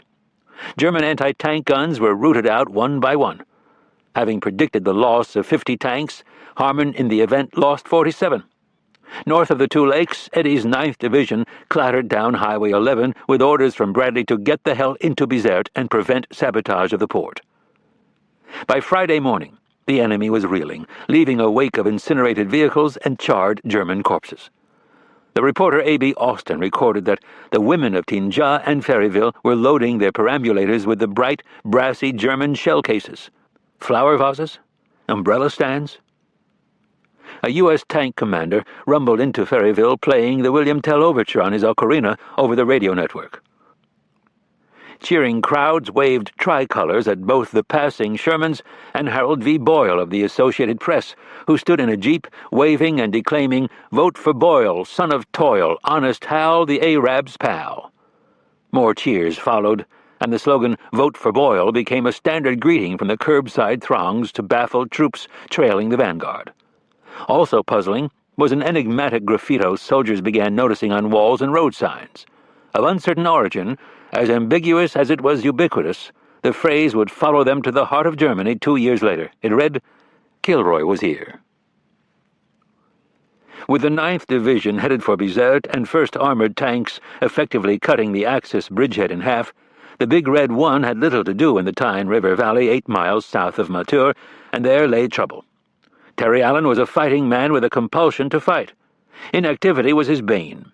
Ordered by Bradley to hold in place and prevent a counterattack by the Barentine Regiment across the Tyne, Allen, on the night of May 5th, concocted a plan to rout enemy troops from the hills east of the river. His 18th Infantry Regiment commander opposed the scheme. So did Ted Roosevelt and several senior staff officers, who argued at 11 p.m. that if left unmolested, the Barentine troops would feign a counterattack and withdraw east to flatter terrain. Allen wavered, prayed over the matter, and at midnight ordered the attack forward. At 4:20 a.m. on May 6th, the 18th Infantry surged from the Tyne across Highway 55 and up the grain-gilded slope marked on Army maps as Hill 232. By 5:30, a flanking battalion was lost in the dark, and several assault companies had been pinned down by scything machine gun and mortar fire. Bullets were singing all around now, Private Max B. Siegel of the 3rd Battalion told his diary. "Our boys were not doing so good. Many were hit and calling for medics. I seen a few boys running back. I tried to keep low." Engineers finished bridging the Tyne at 7 a.m., but the span collapsed with a great crack after only 4 tanks had crossed. The 3rd Battalion commander stumbled back with fewer than 3 dozen shocked, silent men. Others lay motionless in the wheat until nightfall to avoid drawing artillery fire. By 4 p.m., all battalions and tanks had splashed back across the Tyne. Losses in the 18th Infantry totaled 282 men. The Barentine slipped away in the night. Allen was chastened, and even loyalists doubted his judgment. "My bloody foolish commander," complained Lieutenant Colonel John T. Corley, who, in a storied combat career, would win the Distinguished Service Cross twice and the Silver Star 8 times. "We got the shit beat out of us. It's the vanity of the commander. He wanted to be in on the kill." Early on Friday afternoon, Bradley and Eisenhower arrived in the leafy glen west of the Tyne, where the 1st Division had moved its headquarters. A warm drizzle slicked the roads, and camouflage netting billowed in the breeze. A shot-up farmhouse across the swale had served as a German supply dump, and the yard was strewn with gray tunics and Africa Corps sun helmets. This was Eisenhower's 3rd trip to the front since the Good Friday offensive began, and Harry Butcher thought he resembled a hen setting on a batch of eggs, wondering if they will ever break the shell. He had approved the final plan for Sicily on May 3rd, and now awaited concurrence from the combined chiefs in London and Washington. With more time to devote to the endgame in Tunisia, he had seen a great deal that was heartening. "We are learning something every day," he wrote a friend, "and in general do not make the same mistakes twice." While admitting to Marshall only the slightest need for rest, "When this affair is all cleared up, I am going to take a 24-hour leave where no one in the world will be able to reach me." To Butcher he proposed getting good and drunk when Tunisia is in the bag. In truth, he was sleeping badly, often waking at 4 a.m. to pace and fret, puffing through a pack of cigarettes before breakfast. Although victory in Africa approached, there was still much to unsettle a commander. "The fighting since April 23rd has had a definite influence on our thinking and calculations," he wrote Marshall. "Even the Italian defending mountainous country is very difficult to drive out, and the German is a real problem." The portents were unmistakable for Sicily and whatever battlefields lay beyond. The Tunisian fight appears to offer a good indication of what we can expect when we meet the German in defensive positions," Eisenhower added, "especially where the terrain is favorable to him." But only to his closest confidants did Eisenhower acknowledge the deeper impact of his extended stay at the front. Here, where the consequences of combat were most vivid, the weight of command felt heaviest. To his brother Arthur he wrote of visiting the desperately wounded and of seeing bodies rotting on the ground and smelling the stench of decaying human flesh. He had ordered so many men to their deaths, thousands upon thousands, with many thousands yet to die. He sought refuge in duty and pro patria resolve, as commanders must. "Far above my hatred of war is the determination to smash every enemy of my country, especially Hitler and the Japs," he told Arthur. He also immersed himself in nitty-gritty decisions concerning supply and personnel, as if his own willful intercession in minutiae could hurry the war to its end. That very week, he had proposed the Army quartermaster design a better winter uniform of very rough wool because such material does not show the dirt. To Marshall on Wednesday he noted, "We have discovered that our older men, that is, the 50 to 55-year-old fellow, does not wear out physically as quickly as might be imagined." Now the 55-year-old Terry Allen stumbled from his tent, where he had been roused from a dead sleep on the ground.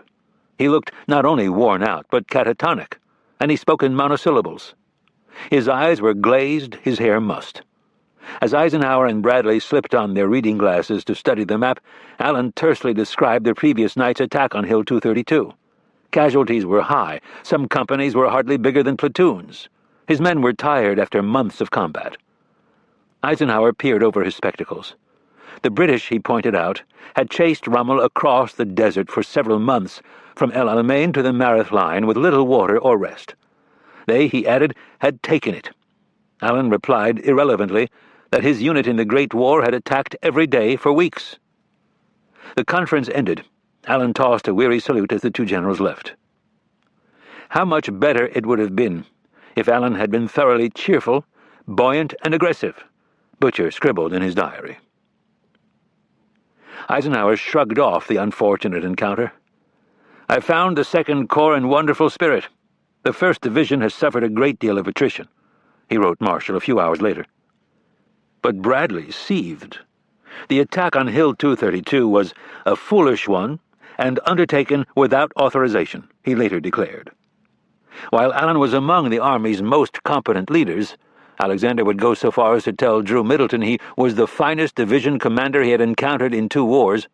Bradley found him the most difficult man with whom I have ever had to work, an incorrigible rebel fiercely antagonistic to any echelon above that of division. He was disturbed by Allen's truculent independence and the Big Red One's self-absorption.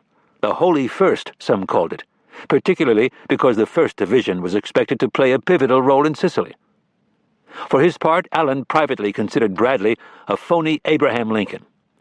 Two men could hardly have been more dissimilar: the abstemious, restrained, cerebral Corps commander and the carousing, emotional, impetuous division commander. But Bradley had both the rank and the commander-in-chief's ear. Eisenhower had just recommended him for a 3rd star, and this boded ill for Allen. From that point forward, Bradley later wrote of the Tyne River debacle, "Terry was a marked man in my book." As Eisenhower and Bradley drove back to the new 2nd Corps headquarters below Hill 609, Lieutenant Colonel Charlie P. Eastburn radioed the 9th Division command post. "Believe road to Bizerte wide open," said Eastburn, commander of the 894th Tank Destroyer Battalion. "Request permission to proceed and occupy the town." The reply from Eddie came swiftly. "Go ahead, good luck." Mustering 3 companies, including more than a dozen tanks, Eastburn forded a creek past a demolished bridge, then wheeled back onto Highway 11. Shortly before 4 p.m., the cavalcade rattled past the stone gateposts at Bizerte's western edge. They entered a dead city. The ancient port of 70,000 souls lay empty, gutted by more than 24 4,000-pound bombs and many tons of lesser explosives. "Bizerte was the most completely wrecked place I had ever seen," Ernie Pyle wrote. Italianate houses lay disemboweled, their porticos smashed. Charred palm trunks, stripped of fronds, lined the corniche. Shops had been bombed and then looted, and a stench of rot and plaster dust hung in the rain. The town had been without running water for 3 months. Typhus was here, and cholera threatened. Warehouses and shipyards lay in rubble. Bombs had wrenched a 100-ton crane from its foundation, tossing it across a dry dock. All that remained of a large Catholic church was 3 scorched walls and debris heaped in the nave. You walked through the great stone front door right out under the open sky again, a soldier recalled. To escape the bombing, German soldiers had retired months before to tents west of town. In recent days, they had returned to blow up the remaining docks, power plants, and even fishing smacks that Allied bombers missed. As Colonel Eastburn paused in the downtown shambles to ask a drunk Frenchman for directions to City Hall, machine gun bullets abruptly ricocheted off the pavement and 88mm shells cracked overhead. Muzzle flashes from German rearguard troops winked in the rubble 500 yards across a shipping channel originally dug by Phoenician colonists to connect the salt lagoon of Lake Bizerte with the Mediterranean. Eastburn's Shermans returned fire with a smoky roar. Other gunners hammered away at the Wehrmacht snipers, infesting rooftops and a steeple. More Frenchmen popped from their cellars to toast the liberators with upraised wine bottles, huzzahing each tank volley even as slabs of stucco sheared from the walls and sniper bullets pinged about. "Quite ridiculous," a British liaison officer muttered. "Quite ridiculous." In the Café de la Paix, a soldier banged out "It's a long way to Tipperary" on a tuneless upright despite the bark of a Sherman main gun down the street. Everybody was standing up straight at attention, partly humming, partly singing because nobody knew all the words, according to one account. This café was part of another planet. By dawn, the last Germans had died or fled. The Corps Franc d'Afrique was trucked forward to Bizerte for the honor of formally capturing the town. Behind the French procession, American soldiers followed in a jeep with a busty mannequin liberated from a lingerie shop. The men belted out a new barracks ballad that eventually would reach 200 stanzas, all of them salacious. Dirty Gertie from Bizerte hid a mousetrap neath her skirty, made her boyfriend's finger hurty. A few miles to the east, scouts reported hundreds of vehicles being burned on the flats, while overhead the sky was brilliant with tracer ammo being fired in anticipation of surrender. Harman's Shermans rolled to the edge of the Gulf of Tunis, took aim at a few Germans trying to escape by barge or skiff, and blew them out of the water. The end was near. Tunis fell at 3:30 p.m. on May 7th, almost as Eastburn entered Bizerte. The Derbyshire Yeomanry and 11th Hussars, drawn respectively from the 1st and 8th Armies, raced into the city so fast that Royal Air Force fighters mistook the vanguard for fleeing Germans and attacked 3 times. Snipers fought a bitter delaying action downtown, puncturing the tires on British armored scout cars. Reduced to their rims, the vehicles rattled across the cobblestones in a blaze of sparks. Unlike Bizerte, much of Tunis beyond the wrecked port remained unscathed, and many of the city's 180,000 residents had remained through the occupation. Delirious French throngs now capered through the rainy capital, tossing flower garlands at the liberators or spraying them with scent from atomizer bottles. French vigilantes chased departing Germans with muskets and horse pistols, singing the Marseillaise. The streets were full of civilian traffic. Astonished Germans were seen on the pavements, walking out with their girlfriends, a rifle brigade commander later wrote. The populace was screaming itself hoarse in true French style.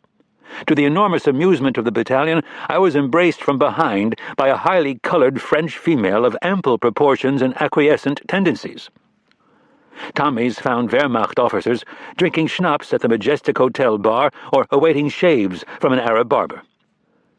Muffled explosions rumbled from garages along Rue El Jabbar as Germans grenaded their cars. Others roared through the streets like gangsters on the lam, with tires squealing and guns blazing.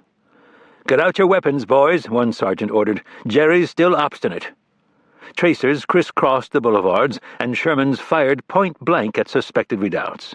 Hussars reported capturing the city's collaborationist governor, complete with Buick and girlfriend. And above the roar of one firefight, a Cockney voice bellowed, "Stop that shooting, you bloody fools, it's one of ours." East of the city, near the White Chapel where St. Louis had died of plague while leading the last crusade in 1270, Columns of black smoke billowed from burning fuel dumps. Wehrmacht soldiers spiked their big guns and piled small arms to be crushed by panzer tracks. At El Awina airfield, the only thing still functioning was a windsock. Into the city came endless streams of lorries pouring ahead 3 abreast, full of exuberant troops. Men were singing and shouting. General Barré, the first French general to fire on the Germans in Tunisia, was given the honor of marching into the capital at the head of his troops. Logisticians and camp followers trailed closely. Vengeful Frenchmen, jubilant Jews, souvenir hunters, quartermasters reserving the best buildings for their bosses, and journalists who enraged Anderson by describing the capture of Tunis as a left hook by Eighth Army. "Cannot this pernicious rivalry be stopped?" he cabled Eisenhower. "We are all one army and working for one cause." God, Everett Hughes told his diary, "I wish we could forget our egos for a while." 10 teams from a counterintelligence unit known as S-Force also swept through town carrying a list of 130 targets, including the suspected Gestapo and SS headquarters at, respectively, 168 and 172 Avenue de Paris and a house on Rue Abdelwahb used to train Arab saboteurs. Also warranted for arrest were scores of civilians whose descriptions and purported offenses were equally vague. Scarzini, Italian dentist, on Avenue Bab Jedid, for instance, and Ramdam, a Tunisian egg merchant in La Goulette. For months, Eisenhower had worried that Axis troops would convert the Cap Bon Peninsula into a die-hard redoubt. But once Bizerte and Tunis fell, fuel shortages and Allied alacrity prevented Arnim from regrouping.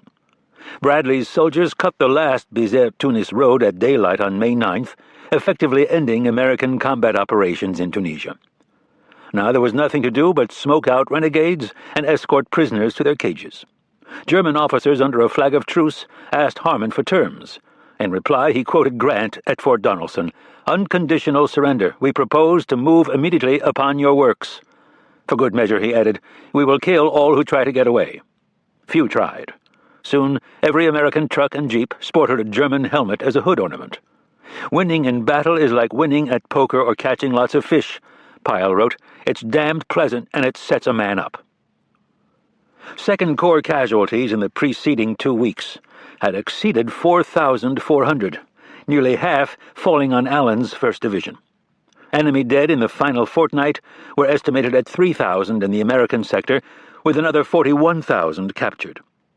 Booty included 30,000 small arms, almost enough to corduroy the roads, as Sheridan had done with Confederate muskets near Appomattox. The wheezy declamations that commanders had issued earlier in the campaign now yielded to eloquent brevity. Bradley's 2-word cable to Eisenhower on May 9th read simply, "Mission accomplished." For the British farther south, the end was less tidy. Although the Axis troops still holding the Amphi-Daville line lacked enough gasoline to fall back 40 miles on Cap Bon unless they abandoned their heavy weapons. Kesselring, at his headquarters in Rome, ordered U-boats to haul fuel and materiel to Tunisia. Each could carry 20 tons, but only one reached the African coast, where the skipper failed to find a suitable beach for his cargo of ammunition. On the night of May 8th, German commanders signaled Axis ships lying offshore to jettison their fuel barrels, wanly hoping that a few would drift to shore on the tide. An announcement from Berlin that remaining Axis troops will be withdrawn in small boats brought derisive hoots from the German and Allied camps alike. Alexander's intelligence officer repeated Churchill's bon mot of 1940 when a German invasion of England had been expected. "We are waiting, so are the fishes." The jig was up. The 5th Panzer Army, which had occupied the northern swath of bridgehead from Tunis to Bizerte, recorded a last entry in its war diary at 3:23 p.m. on May 8th. "The mass of our tanks and artillery is destroyed. No ammunition, no fuel left. Intention, fight to the last round. In loyal performance of duty, the last fighters of the 5th Panzer Army greet the homeland and our Führer. Long live Germany." The 90th Light Division ordered troops to smash all equipment, including wristwatches. At Hammam Lif, a coastal resort 10 miles southeast of Tunis, British tanks and infantrymen with fixed bayonets swept through 6 parallel streets on May 9th, cleaning out snipers. The fighting surged up and down staircases and across rose gardens in the milky dawn. More than a dozen tanks outflanked the enemy with a bold sally along the strand, kicking up waves like a steamboat as they circled through the water, one journalist reported. Two other squadrons bowled through town, turrets swiveling from side to side, as Arab mourners in a funeral cortege scattered into the alleys, and giddy Frenchmen sprang from their cellars to offer the Tommies wine and pastry.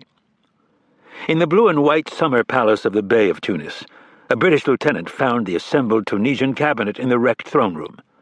The Bey soon emerged from an inner chamber and, with the sang-froid of a host welcoming guests to tea, politely inquired after the health of the British king and queen. "Perfectly well, thank you," the lieutenant assured him, then ordered the Bey arrested for collaboration. Much keening was heard from the royal concubines, but his bodyguards, resplendent in scarlet and black, surrendered their weapons without protest, and then looted the palace. Like Terry Allen on the Tyne, Montgomery had found consignment to the periphery a deeply frustrating fate. On the night of May 10th, he launched his 56th Division against Zaghouan, 20 miles northwest of Amphilaville. The attack cost nearly 400 British casualties, a setback as unfortunate as it was unnecessary. On Tuesday the 11th, Cap Bon was cleared, and Axis resistance dwindled to isolated pockets in the tortured hills above Amphilaville. In a dozen liberated towns, jubilant French civilians unfurled their tricolors and draped the Tommies with honeysuckle. On May 12th, for the first time since November, soldiers were allowed to build campfires. Sherwood Rangers celebrated with victory cocktails made of equal parts gin, wine, whiskey, and condensed milk.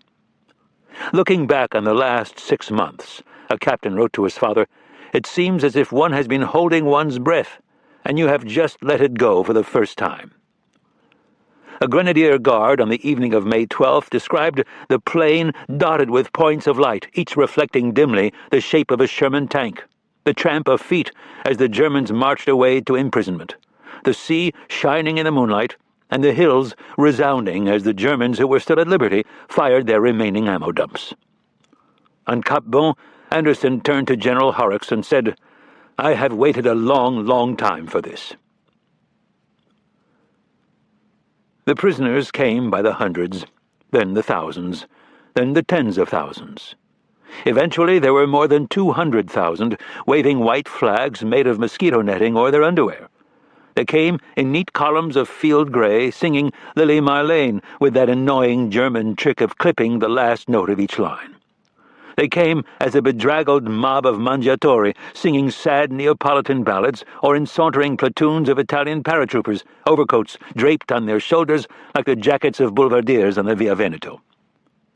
They came in dun-colored Africa Corps trucks with palm tree insignia stenciled on the tailgates, or in alcohol-burning buses piled high with baggage and pet dogs, or in chauffeured Mercedes sedans, colonels and generals dressed in gorgeous uniforms with iron crosses at their throats and boots so beautifully buffed that one GI said you would have thought the bastards were going to a wedding. Germans were everywhere, Ernie Pyle reported. It made me a little lightheaded. Many surrendering soldiers were lightheaded too, with drink.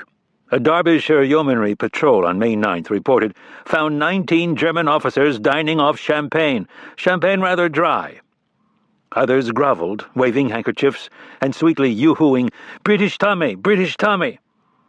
Lacking a sword to present in surrender, a military hospital commander handed his captors a case of dental instruments. As Barentines and Manteufels and Hermann Goerings shuffled to their cages, GI guards issued orders in a hybrid tongue of English and Yiddish, then sang their own song. "Are we not der Supermen? Ja, wie ist der Superman? Super-duper Superman!" A few escaped, in dinghies or by lashing themselves to the undercarriages of the last overloaded Axis planes to leave. Ultra eventually disclosed that only 632 men were evacuated in the final days. Allied sailors netted another 700 at sea, including a German platoon that had cut down telegraph poles, on which, a Grenadier Guards account noted, they sat astride and began to paddle hopefully toward Italy. Stragglers from the 15th Panzer Division across the Megerda River were persuaded to surrender by a couple of well-placed warning shots. Finding the water too deep to wade, the men were ferried into custody on the dray horses of Arab farmers who charged the Germans 50 francs per trip. Into the stockades they swarmed, the heron folk like chickens in a yard, A.D. Devine wrote. To each new batch of prisoners, General Kurtz, the French corps commander, proclaimed, "The anguished of yesterday salute the vanquished of today." Among the booty seized by King's Dragoon Guards were instruments from the 21st Panzer Division band, including a piano, with all but 2 of its 88 keys intact. German musicians serenaded the camps with "Roll Out the Barrel," and Wehrmacht officers organized songfests and soccer leagues and vaudeville troupes with costumes improvised from camouflage netting. As recently as May 5th, Eisenhower had assured Marshall that the Axis cannot have more than a total of 150,000 men in Tunisia. That was wrong by nearly half.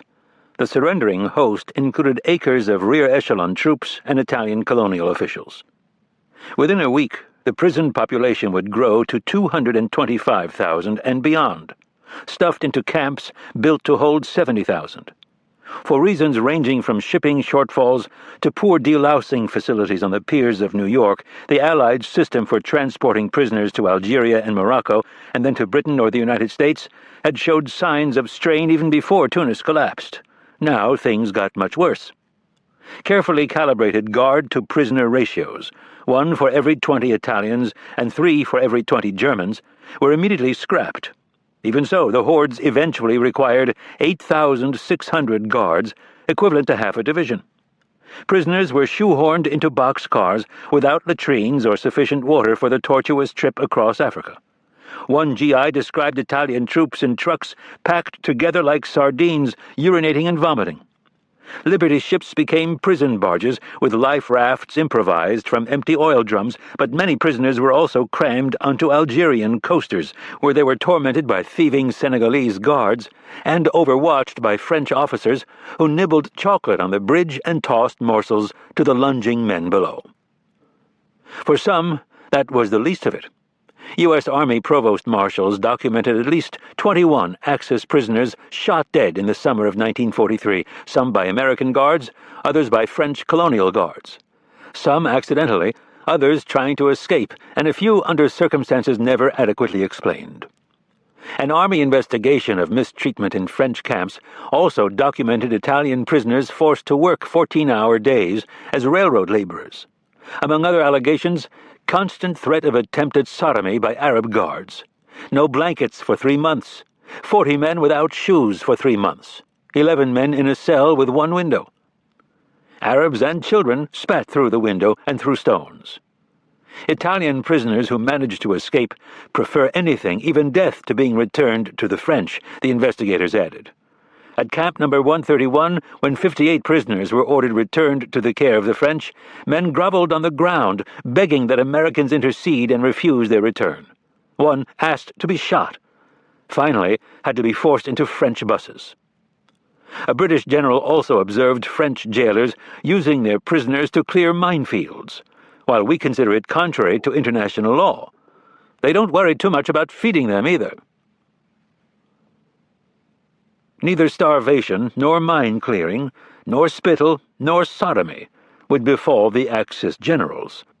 Only the ignominy of defeat in a bad cause. In late April and early May, certain senior officers had conveniently fallen ill with maladies that required their return to Germany for treatment. Among the invalids were division commanders Friedrich Weber and Hasso von Manteuffel. A few were also ordered home or otherwise escaped. But the Allies bagged more than a dozen generals. 4 from the Wehrmacht and 2 from the Luftwaffe surrendered to Second Corps. They were fed sea rations and beans on May 10th, before being ushered into Bradley's intelligence tent, known as the Playhouse, where Monk Dixon plied them with whiskey and cigars during a long chat around a plywood mapboard. The commander of the 15th Panzer reportedly wept as he observed, "The Americans have fought like sportsmen." The biggest fish were caught farther south. At 11:15 a.m. on May 12th, Mussolini authorized the capitulation of the 1st Italian Army. He offered Giovanni Messe the consolation of promotion to field marshal, then added in a message, "As the aims of your resistance can be considered achieved, Your Excellency is free to accept an honorable surrender." Dickering followed, with white flag emissaries dispatched to coax terms from the British, who offered the choice of unconditional surrender or annihilation. 10 minutes before the British deadline, Massey struck his colours. Taken into custody, he complained bitterly about the small size of his prison camp tent. One witness described him slumped in the back seat of a staff car, heavy and stern. He had tried standing up in his car and saluting as his captured countrymen marched past, but soon got tired and sat down again and let the endless stream of Italian soldiers go their way without a nod of recognition. With fuel scavenged from a barrel found washed up on the beach, Arnim and his coterie had retreated to remote Sainte-Marie-de-Zite, 20 miles north of Amphidaville, where they camped with General Hans Klammer and the remnants of the Afrika Korps. Hitler's orders to fight to the last bullet had provoked animated theological discussions. What does the last bullet mean in a modern war? Arnim asked his staff. As Gurkha riflemen swarmed over the next hill on May 12th, Arnim decided it meant the last tank shell which had long been expended. White flags sprattered across the encampment. Klammer sent a final radio message informing Berlin that the Afrika Korps has fought itself to the condition where it can fight no more.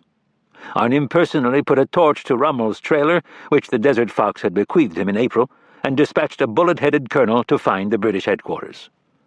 He soon returned with Generals Alfrey and Tucker, commanding respectively the British 5th Corps and 4th Indian Division, in his staff car. Hundreds of Wehrmacht soldiers stared impassively, their heads swiveling as the British commanders climbed from the car and walked through the camp. In a narrow ravine, Arnim and Klammer stood erect outside the last intact Afrika Korps caravan, still camouflaged with artfully arranged branches. Both German generals wore long-waisted tunics with green breeches, high-peaked caps, and polished riding boots. Especially compared to Tucker, who sported threadbare drill trousers and scuffed desert boots, and who impishly introduced himself as General von Tucker, Arnim looked as if he had turned out for a Potsdam parade, spotless and immaculate, one witness said. Declining to use his capable English, Arnim spoke French to inform the British that he could not alter Hitler's orders by surrendering all remaining forces in North Africa. Alfrey brusquely promised to blow them off the map, and gave Arnim 15 minutes to pack for prison. All personal weapons were to be surrendered immediately. He took this badly, Alfrey later recalled, pulling out his automatic and throwing it down in a temper. Tucker cheerfully demanded his pocket knife, which Arnim, now very red in the face, tossed on a table with a clatter. As his staff officers formed ranks at a right angle to the caravan, Arnim delivered a brief speech, his voice cracking, then walked down the formation to offer handshakes and hiles. He then got in his car and stood up in front, saluting his men as he was driven off, Alfrey recalled. I did not like the man, and was glad to see his back. Down the valley the car sped with a British escort before turning onto the Tunis road, past the charred ruins of a once mighty army and the tramping columns of prisoners who tossed stiff-armed salutes and chanted, Von Arnim! Von Arnim! He was flown to Algiers and a camp erected on a muddy soccer field. Eisenhower snubbed Arnim by refusing him an audience, thus establishing a precedent of not speaking to a German general until the final surrender at Reims 2 years later. A British lieutenant colonel commandeered Arnim's limousine, a Steyr Daimler said to have 28 forward and 6 reverse gears, while the surviving trailer was shipped to India for display as a curiosity during charity fundraisers. As for Arnim, a GI bard composed a quatrain that perfectly captured the scorn Allied soldiers now felt for their conquered foe. Jürgen T. von Arnim wore an iron-plated monocle, but he could not see behind him. Now wasn't that ironical? He fought a rearguard action, and he did it very bitterly, with booby traps and teller mines and gallant sons of Italy. His petulant refusal to surrender the final forces mattered little. The Axis army had imploded. At 1:16 p.m. on Thursday, May 13th, Alexander sent Churchill a message of singular grace. Sir, it is my duty to report that the Tunisian campaign is over. All enemy resistance has ceased. We are masters of the North African shores. Epilogue. Roses perfumed the morning air in Tunis on Thursday, May 20th, 1943. A brilliant sun climbed through a cloudless sky, and shadows melted to narrow black stains on the pavement. By 11 a.m., The temperature in the shade was 92 degrees. "Too damn hot to cuss," one soldier wrote. But crowds 6 deep lined Avenue Maréchal Gallieni and the broad, palmy Avenue Jules Ferry for the victory parade that would end the North African campaign. Children squirmed to the front or shinnied up trees. Sidewalk vendors peddled little French, British, and American flags. An anticipatory hum ran through the throng like a jolly football crowd, Harold Macmillan told his diary. Every street was packed. Every window in every house was packed. Every roof was packed. Shortly before noon, the massed pipes and drums of the Scottish regiments hove into view with a great wheezing of bags and swishing of tartans. In stately half-step, the pipers advanced to the still empty reviewing stand, then wheeled in a countermarch to take positions across the boulevard, skirling for all they were worth. The clack of hobnails on pavement followed, and an honor guard of immensely tall grenadier guards marched into position with, an American officer reported, the same precision and utter indifference as to what was going on around them as they used to show while changing the guard at Buckingham Palace. Heat soon began to thin the grenadier ranks as those weak with dysentery dropped to one knee or abruptly heeled over. The regimental sergeant-major used all his cunning to remove each sick man in turn without any spectator becoming aware of it, the Guards historians noted. A convoy of limousines and open sedans pulled up to the reviewing platform. In riding breeches and knee boots, clutching a swagger stick, his arms akimbo, Eisenhower took his place in the front row next to the immaculately vacuous General Giraud.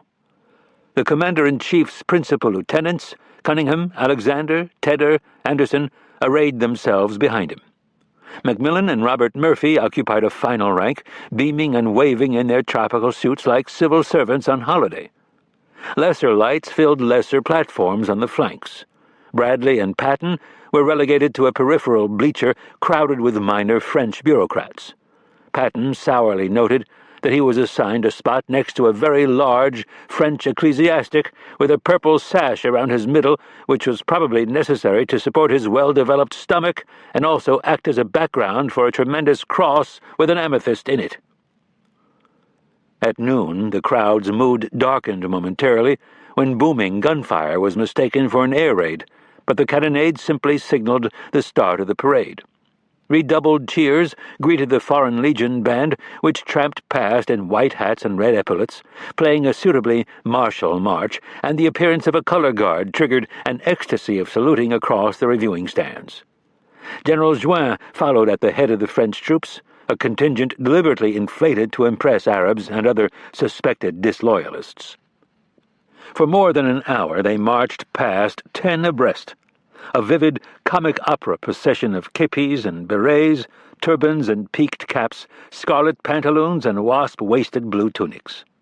Crimson-cloaked spahis stood in the stirrups of their white chargers, saluting with upraised sabres. Algerians and Moroccans and Senegalese tirailleurs padded past, some shod and some not. Behind them came shambling bearded gooms in striped robes. Their leather pouches provoked nudges from GIs determined to believe that each sack held a cache of enemy ears, and high-stepping legionnaires whose ranks were full of blond Germans and Poles. After the French came the Americans. A band crashed through the Stars and Stripes forever, and the 34th Division's 135th Infantry Regiment, chosen for their valor at Hill 609 to represent all American infantrymen, swept past, rubber-soled shoes clapping softly on the pavement. The men had burned their vermin-infested combat uniforms and now wore new olive-drab wool blouses, buttoned at the collar with the sleeves rolled down. Steel helmets half hid their faces. General Harmon thought the troops shuffled like Arkansas backwoodsmen, and Patton complained that our men do not put up a good show in reviews. I think that we still lack pride in being soldiers, and we must develop it. Thousands of spectators disagreed. From the sidewalks and the balconies came shrieks of "Vive l'Amérique!" and young men dashed into the street to pump the hands of their liberators. Then pipers again. The faint strains of Flowers of the Forest trailed the last Americans, and the British wheeled into view almost 14,000 men, arrayed 9 abreast and led by General Ively. Each marcher had received instructions as meticulous as a battle plan, including the commandment, "Brasses will be polished." They were gleaming. The men wore shorts and knee socks, with berets or forage caps, and their blouses were open at the throat and rolled to the elbow to give an effect of sinewy limbs and tanned faces. Macmillan beamed at the swinging, striding, outstepping men, and an American colonel admitted that the British made much the better show. On they came, 9 by 9 by 9, Maoris and Aussies and Sikhs and Coldstreams, a precise 20 yards separating each contingent. Commanders snapped a smart, eyes right salute as they clapped past the main reviewing stand, and great flocks of Spitfires and Flying Fortresses roared overhead, wagging their wings in homage. The parade straggled to a merciful finish, with yet another refrain of Glory of the Trumpets, and Sherman tanks clanking behind the British infantry. As the last gun tubes and limbers passed the reviewing stands, horse spectators shinnied down from the trees and emptied the balconies. Hundreds of Italian prisoners of war who had been paroled to watch the parade, cheering each new formation with manic enthusiasm, complained bitterly as guards herded them back behind barbed wire. Eisenhower and his lieutenants climbed into their cars for the short trip to the resident general's mansion, where Juin would host a luncheon for 70 people sitting at one long table. Afterward, they would meet the new Bey, uncle of the ousted collaborator, in a ceremony described by Harry Butcher as complete with gold throne, eunuchs, and native Tunisian troops. Patton and Bradley, still miffed at their exclusion from the main reviewing stand, headed back to Algeria to resume training for Sicily. The parade, Patton grumbled, had been a goddamned waste of time. Even after 2.5 hours in the molten sun, Eisenhower showed no sign of wilting. A reporter described him as lean, bronzed, and loose-limbed. He was happy as a schoolboy, taking the salutes as the units passed. When the parade drew to an end, he smoked, laughed, and joked with the various leaders. In truth, he had been peevish and distracted, notwithstanding the gleeful announcement from his West Point classmates that they were renaming him Icus Africanus. "All the shouting about the Tunisian campaign leaves me utterly cold," he confided to Marshall. The concept of a victory parade appalled him, and he had tried without success to convert the event into a sober commemoration of the dead. He still slept badly. If he seemed jolly, jolliness was among the many masks the commander-in-chief had learned to wear. No soldier in Africa had changed more, grown more, than Eisenhower. He continued to pose as a small-town Kansan, insisting that he was too simple-minded to be an intriguer or to attempt to be clever, and he retained the winning traits of authenticity, vigor, and integrity. He had displayed admirable grace and character under crushing strain, but he was hardly artless. Naivete provided a convenient screen for a man who was complex, shrewd, and sometimes Machiavellian. The Darlan affair had taught him the need to obscure his own agency in certain events, even as he shouldered responsibility for them. The failings of Friedendall and other deficient commanders had taught him to be tougher, even ruthless, with subordinates. And he had learned the hardest lesson of all, that for an army to win at war, young men must die. One of the fascinations of the war was to see how Americans developed their great men so quickly. A British general later observed, "None more than Eisenhower." In the fall of 1942, the general continued, he had been a well-trained and loyal subordinate to his more experienced British colleagues. Now he was a commander. His son John later wrote, "Before he left for Europe in 1942, I knew him as an aggressive, intelligent personality. North Africa transformed him from a mere person to a personage, full of authority and truly in command." Even as victory was claimed and commemorated, a few loose ends remained to tie up. The tiny Mediterranean island of La Galite was liberated by a battle flotilla sailing from Bonn. A British naval officer reported that a shipboard ceremony with the islanders was repeatedly interrupted by the need to salvage, firstly, the delegates' hats, which they kept throwing into the air and the wind blew into the sea, and secondly, the mayor, who fell overboard. Allied salvage crews combed Tunisia for scrap and abandoned Axis materiel, but reported finding not a great deal of value. Most of the weapons have been effectively rendered useless. Mine clearing occupied thousands of engineers, and mines would continue killing civilians and soldiers, including Colonel Richard R. Arnold, Kay Summersby's fiancé. Arnold died in an explosion at Sejnan on June 6th. 60 years later, Tunisian authorities were still digging up an average of 50 unexploded bombs, shells, and mines every month. The French High Command wasted no time embarking on what the OSS secretly described as a ruthless campaign against Muslims and, to a lesser extent, Italians in Tunisia. The 6-month Axis occupation had won widespread Arab allegiance with effective propaganda, anti-Semitic edicts, and economic measures, including some land redistribution and a doubling of wages, paid with stolen Bank of France notes. In retribution for suspected Arab perfidy during the occupation, a general reign of terror was instituted in which arbitrary arrests and torture of Muslims became frequent occurrences, the OSS disclosed. Detention camps on the island of Jerba allegedly held 3,000 Arabs, with beatings, killings, and mass executions reported. Gendarmes and other rogue officials were running amok in the interior and beating and imprisoning personal enemies. Among other reparations, French officials demanded 25 million francs from Arabs in Sidi Bouzid to compensate French farmers whose land had been plundered. Such actions were contrary to United Nations ideals, the OSS observed, and served to discredit not only the French authorities but U.S. and British prestige as well. Preoccupied with the imminent invasion of Sicily, Eisenhower and his lieutenants paid little attention, and most Allied troops could not have cared less. Recuperation before the next campaign absorbed every man, and the days were spent sleeping, fishing with hand grenades in Lake Bizerte, and soon training. Among some, a powerful nostalgia took root.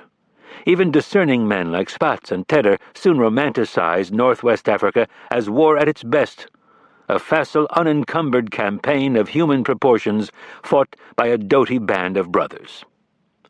Gimlet-eyed GIs and Tommies had no such illusions. Irony and cynicism infested the ranks.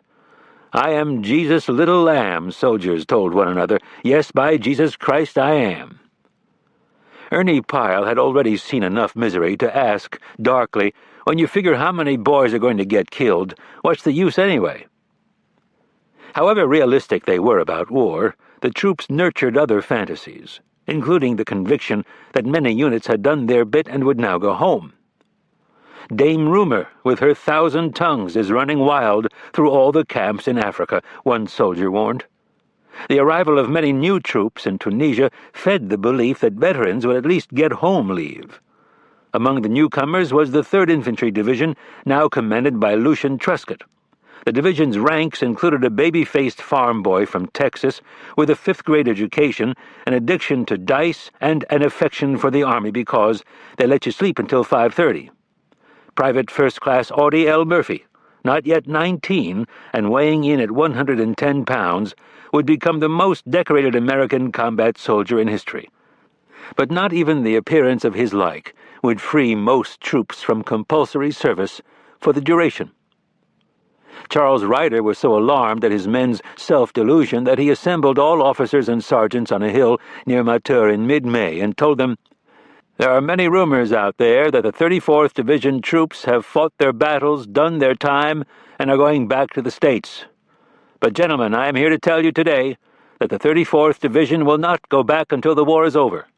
As this war goes on, it will get progressively worse, and there will be progressively harder objectives to take, and more casualties as the German lines tighten. We shall fight in Europe, and we shall find that in comparison the Tunisian campaign was but a maneuver with live ammunition." It was the truth.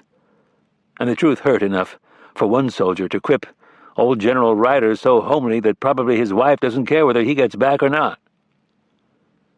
Most of their leaders, too, would go on to the Italian campaigns or northern France or both.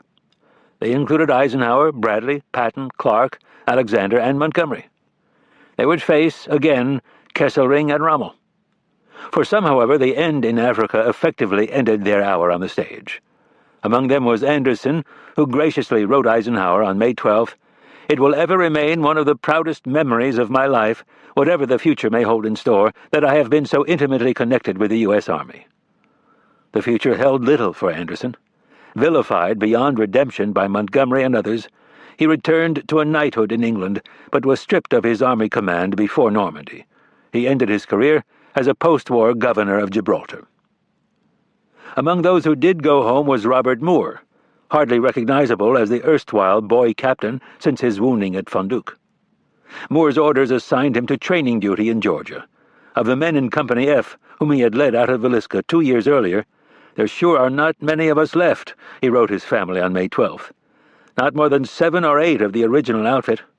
It will be a happy day when I see you all, won't it?" July 15th, 1943 was happy indeed. Moore stepped from the Burlington No. 6 in Villisca at 9:30 a.m., clutching the camel-hide briefcase his men had given him as a farewell gift. Into his arms leaped his 7-year-old daughter, Nancy. A newspaper photographer captured the moment in a picture that would win the Pulitzer Prize.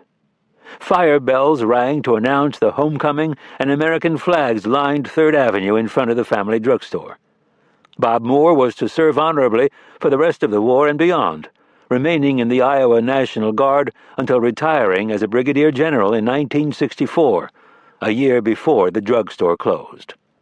When he died in 1991, the mourners at his funeral sang the Battle Hymn of the Republic and told stories about how young Bob had once led his battalion to safety through German lines during the Battle of Kasserine Pass. The message board outside the Presbyterian Church read simply, "Old soldiers never die." Young ones do, and in North Africa they had died by the thousands. Allied casualties in Torch and the subsequent Tunisian campaign exceeded 70,000. If laid head to toe, they would have stretched 80 miles from the Algerian border to Tunis. The toll included 38,000 British, 2/3 in First Army and 1/3 in Eighth Army, of whom more than 6,200 were killed in action and 10,600 were missing or captured. French casualties exceeded 19,400, half of whom were dead or missing. When French-Algerian units returned to their hometowns beginning in mid-May, the troops lined the main streets for a roll call. Each man answered until the name of a dead comrade was called. Then reporter John Darcy Dawson wrote, "A deep voice replied, 'Mort.' The drums rolled while the spectators removed their hats, and the women bowed and crossed themselves." To more than 1,000 American casualties in Torch were added 18,221 more from mid-November to mid-May. These included 2,715 killed in action, nearly 9,000 wounded, and more than 6,500 missing. As always, infantrymen took the brunt. Although infantry units accounted for 14% of the U.S. Army's overseas strength in the war, they suffered 70% of the casualties.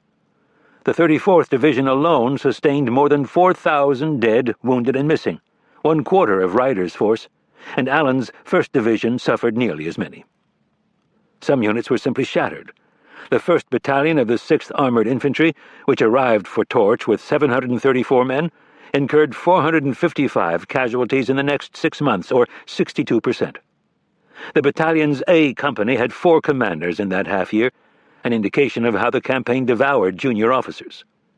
Leadership losses also decimated British ranks.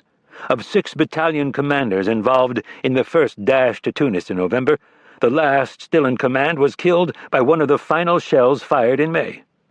Similarly, the 8th Argylls had suffered 49 officer casualties since landing at Bougie, 150% of the battalion's officer allotment.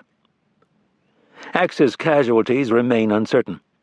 Confusion on both sides of the line in the campaign's final month resulted in contradictory tallies of prisoners captured, graves counted, and wounded soldiers treated. The German dead in Tunisia have been estimated at more than 8,500, with 3,700 Italians also killed.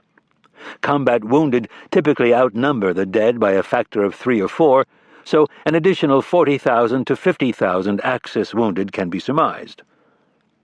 Ambiguity also shrouded the number of German and Italian prisoners of war. Allied records in late May listed 238,243 unwounded prisoners in custody, including nearly 102,000 Germans.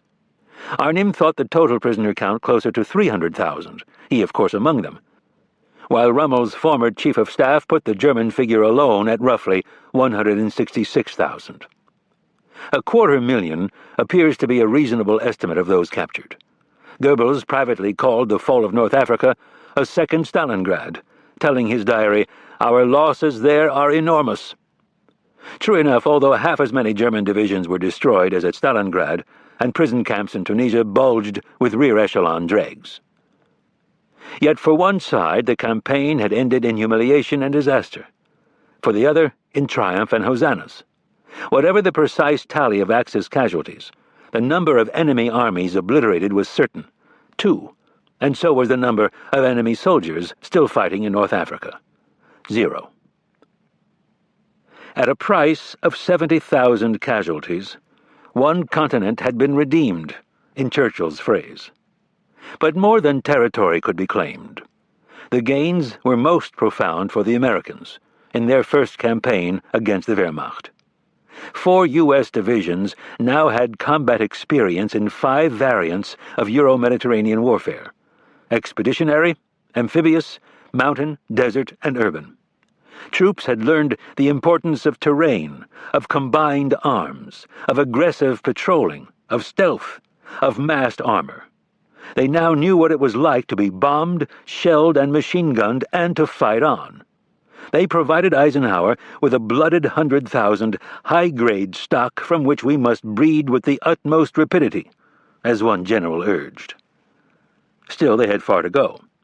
Truscott worried at too much satisfaction with a mediocre performance, and a tendency by some commanders to gloss over deficiencies. Bradley believed the campaign showed American soldiers unwilling to close with the enemy. That was his greatest worry, reported Truscott, who added, "Why not at least be honest with ourselves?" Some lessons, such as the critical choreography between tankers and riflemen, were soon forgotten and would have to be relearned for the usual fee in blood. North Africa, the historian Eric Larrabee once noted, provided a place to be lousy in, somewhere to let the gift for combat and command be discovered. It was also a place where many things that flowered later in the war first germinated. Some were soul-stirring, such as the return of France to the Confederation of Democracies. Some were distressing, the Anglophobia of Bradley, Patton, and others. Alexander's contempt for American martial skills, and various feuds, tiffs, and spats. More profound was a subtle shift in the balance of power within the Anglo-American alliance. The United States was dominant now, by virtue of power and heft, with consequences that would extend not only beyond the war, but beyond the century. It was the discovery of those gifts for combat and command that remains most beguiling 60 years later. There are 3 things that make a man fight, Ryder observed. One is pride in himself, another is pride in his organization, and the third is hate. The 34th has all of them. A terrible beauty, then, born in Africa. Most Yanks had arrived in Morocco and Algeria convinced that they were fighting someone else's war. Now they were fully vested, with a stake of their own. Drew Middleton noted that after Tunisia, the war has become a grudge fight, a personal matter. Many felt a new clarity about the war and about themselves. "There's nothing over here to fog your vision of right and wrong," an Iowa boy wrote his parents. A corporal in the 13th Armored Regiment, formerly a haberdasher in New York, told his girlfriend, "In years to come, after it is all a distant memory, I'll be able to hold my head as high as the next man's and my eyes level." And they were incorrigibly optimistic. "We didn't know how to think about losing," wrote one soldier, a former shoe salesman. "We didn't have the temper of mind which encompassed the loss of the war." A British major who had accompanied the Yanks since their first landings in Morocco concluded that the Americans are unlike anyone else in the speed with which they put things right, if and when they are ordered, persuaded, or led to do so. Africa provided affirmations of duty, of camaraderie, and of survival. even if articulated in the sarcastic idiom of the dog-face. "I am not willing to die," a sergeant wrote his sister. "Dead, I would be of no further use to the government." Yet sometimes the cynicism sloughed away, revealing what every man was really fighting for: the right to go home. One soldier wrote, "We all feel we've got something to fight for and something to live for, and we go along every day with the hope and the prayer on our lips that we can soon be on our journey home." Africa was the first step on that long journey. There was, for the first time in the war, a real lifting of spirits, Churchill later wrote. Less than a year earlier, the Axis had been advancing inexorably on all fronts. Rommel's drive into Egypt had filled the Cairo rail stations with refugees, while panicky British diplomats burned documents in their gardens. Now, only in the U-boat campaign did the Axis retain anything like a sustained offensive, and that was waning. The first Allied convoy to complete passage of the Mediterranean since 1941 left Gibraltar on May 17th and reached Alexandria without loss 9 days later. Hitler had lost the strategic initiative forever. Even Kesselring sensed an insuperable momentum in the Allied camp. "It was in Tunisia," he later observed, "that the superiority of your air force first became evident." A Swiss newspaper reported that in Berlin, people were walking around as though hit in the head. The blow was more painful in Italy, which had lost its colonies and its self-delusions. As Allied bombing intensified, the fascists seemed increasingly impotent. A German general in Rome reported in May that in Europe there is at present only one Italian armored battalion equipped with totally obsolete French tanks ready for action in Sicily. If the enemy has an initial success, the fatalism so prevalent at present will lead to the most disquieting results. Mussolini was said to be so unnerved that he could eat only milk and rice. Yet Tunis, like Stalingrad, El Alamein, Midway, and Guadalcanal, lay on the outer rim of the Axis empire. In the winter of 1942-43, the Germans had transferred 17 divisions from Western Europe to the Eastern Front, an act suggesting that the campaign in North Africa had done little to influence the titanic struggle waged by the Russians, although the Mediterranean action proved a serious drain on the German Air Force. Hitler would assert in early July that the battle in Tunisia had succeeded in postponing the invasion of Europe by 6 months, while also keeping Italy in the Axis camp and forestalling a sudden Allied thrust over the Alps through the Brenner Pass. As the historian Michael Howard has noted, the Führer overestimated Allied capabilities. Not even Patton dreamed of driving the length of Italy to abruptly appear in Munich. But the campaign had bought the Axis some time by keeping the Mediterranean closed an extra half-year, by straining Allied shipping and constraining strategic planning, by sucking Allied troops and supplies into the Mediterranean and away from any cross-channel expedition, and, most ominously, by giving Kesselring months to begin reinforcing the Reich's southern flank. The protracted campaign in Tunisia certainly delayed other European operations, beginning with Husky. There was nothing for it but to soldier on. "War is a burden to be carried on a steep and bloody road," Marshall observed, "and only strong nerves and determined spirits can endure to the end." And what if Tunis had fallen in that first heady rush in November? The invasion of Sicily and then the Italian mainland would likely have been accelerated by months, perhaps allowing the capture of Rome in 1943. But Allied shipping and air power limitations make it hard to conclude that D-Day at Normandy could have been mounted much earlier than June 6, 1944, or rather, mounted successfully. It remains far from clear that such an acceleration, even if possible, would have been prudent. If Torch provided one benefit above others, it was to save Washington and London from a disastrously premature landing in Northern Europe.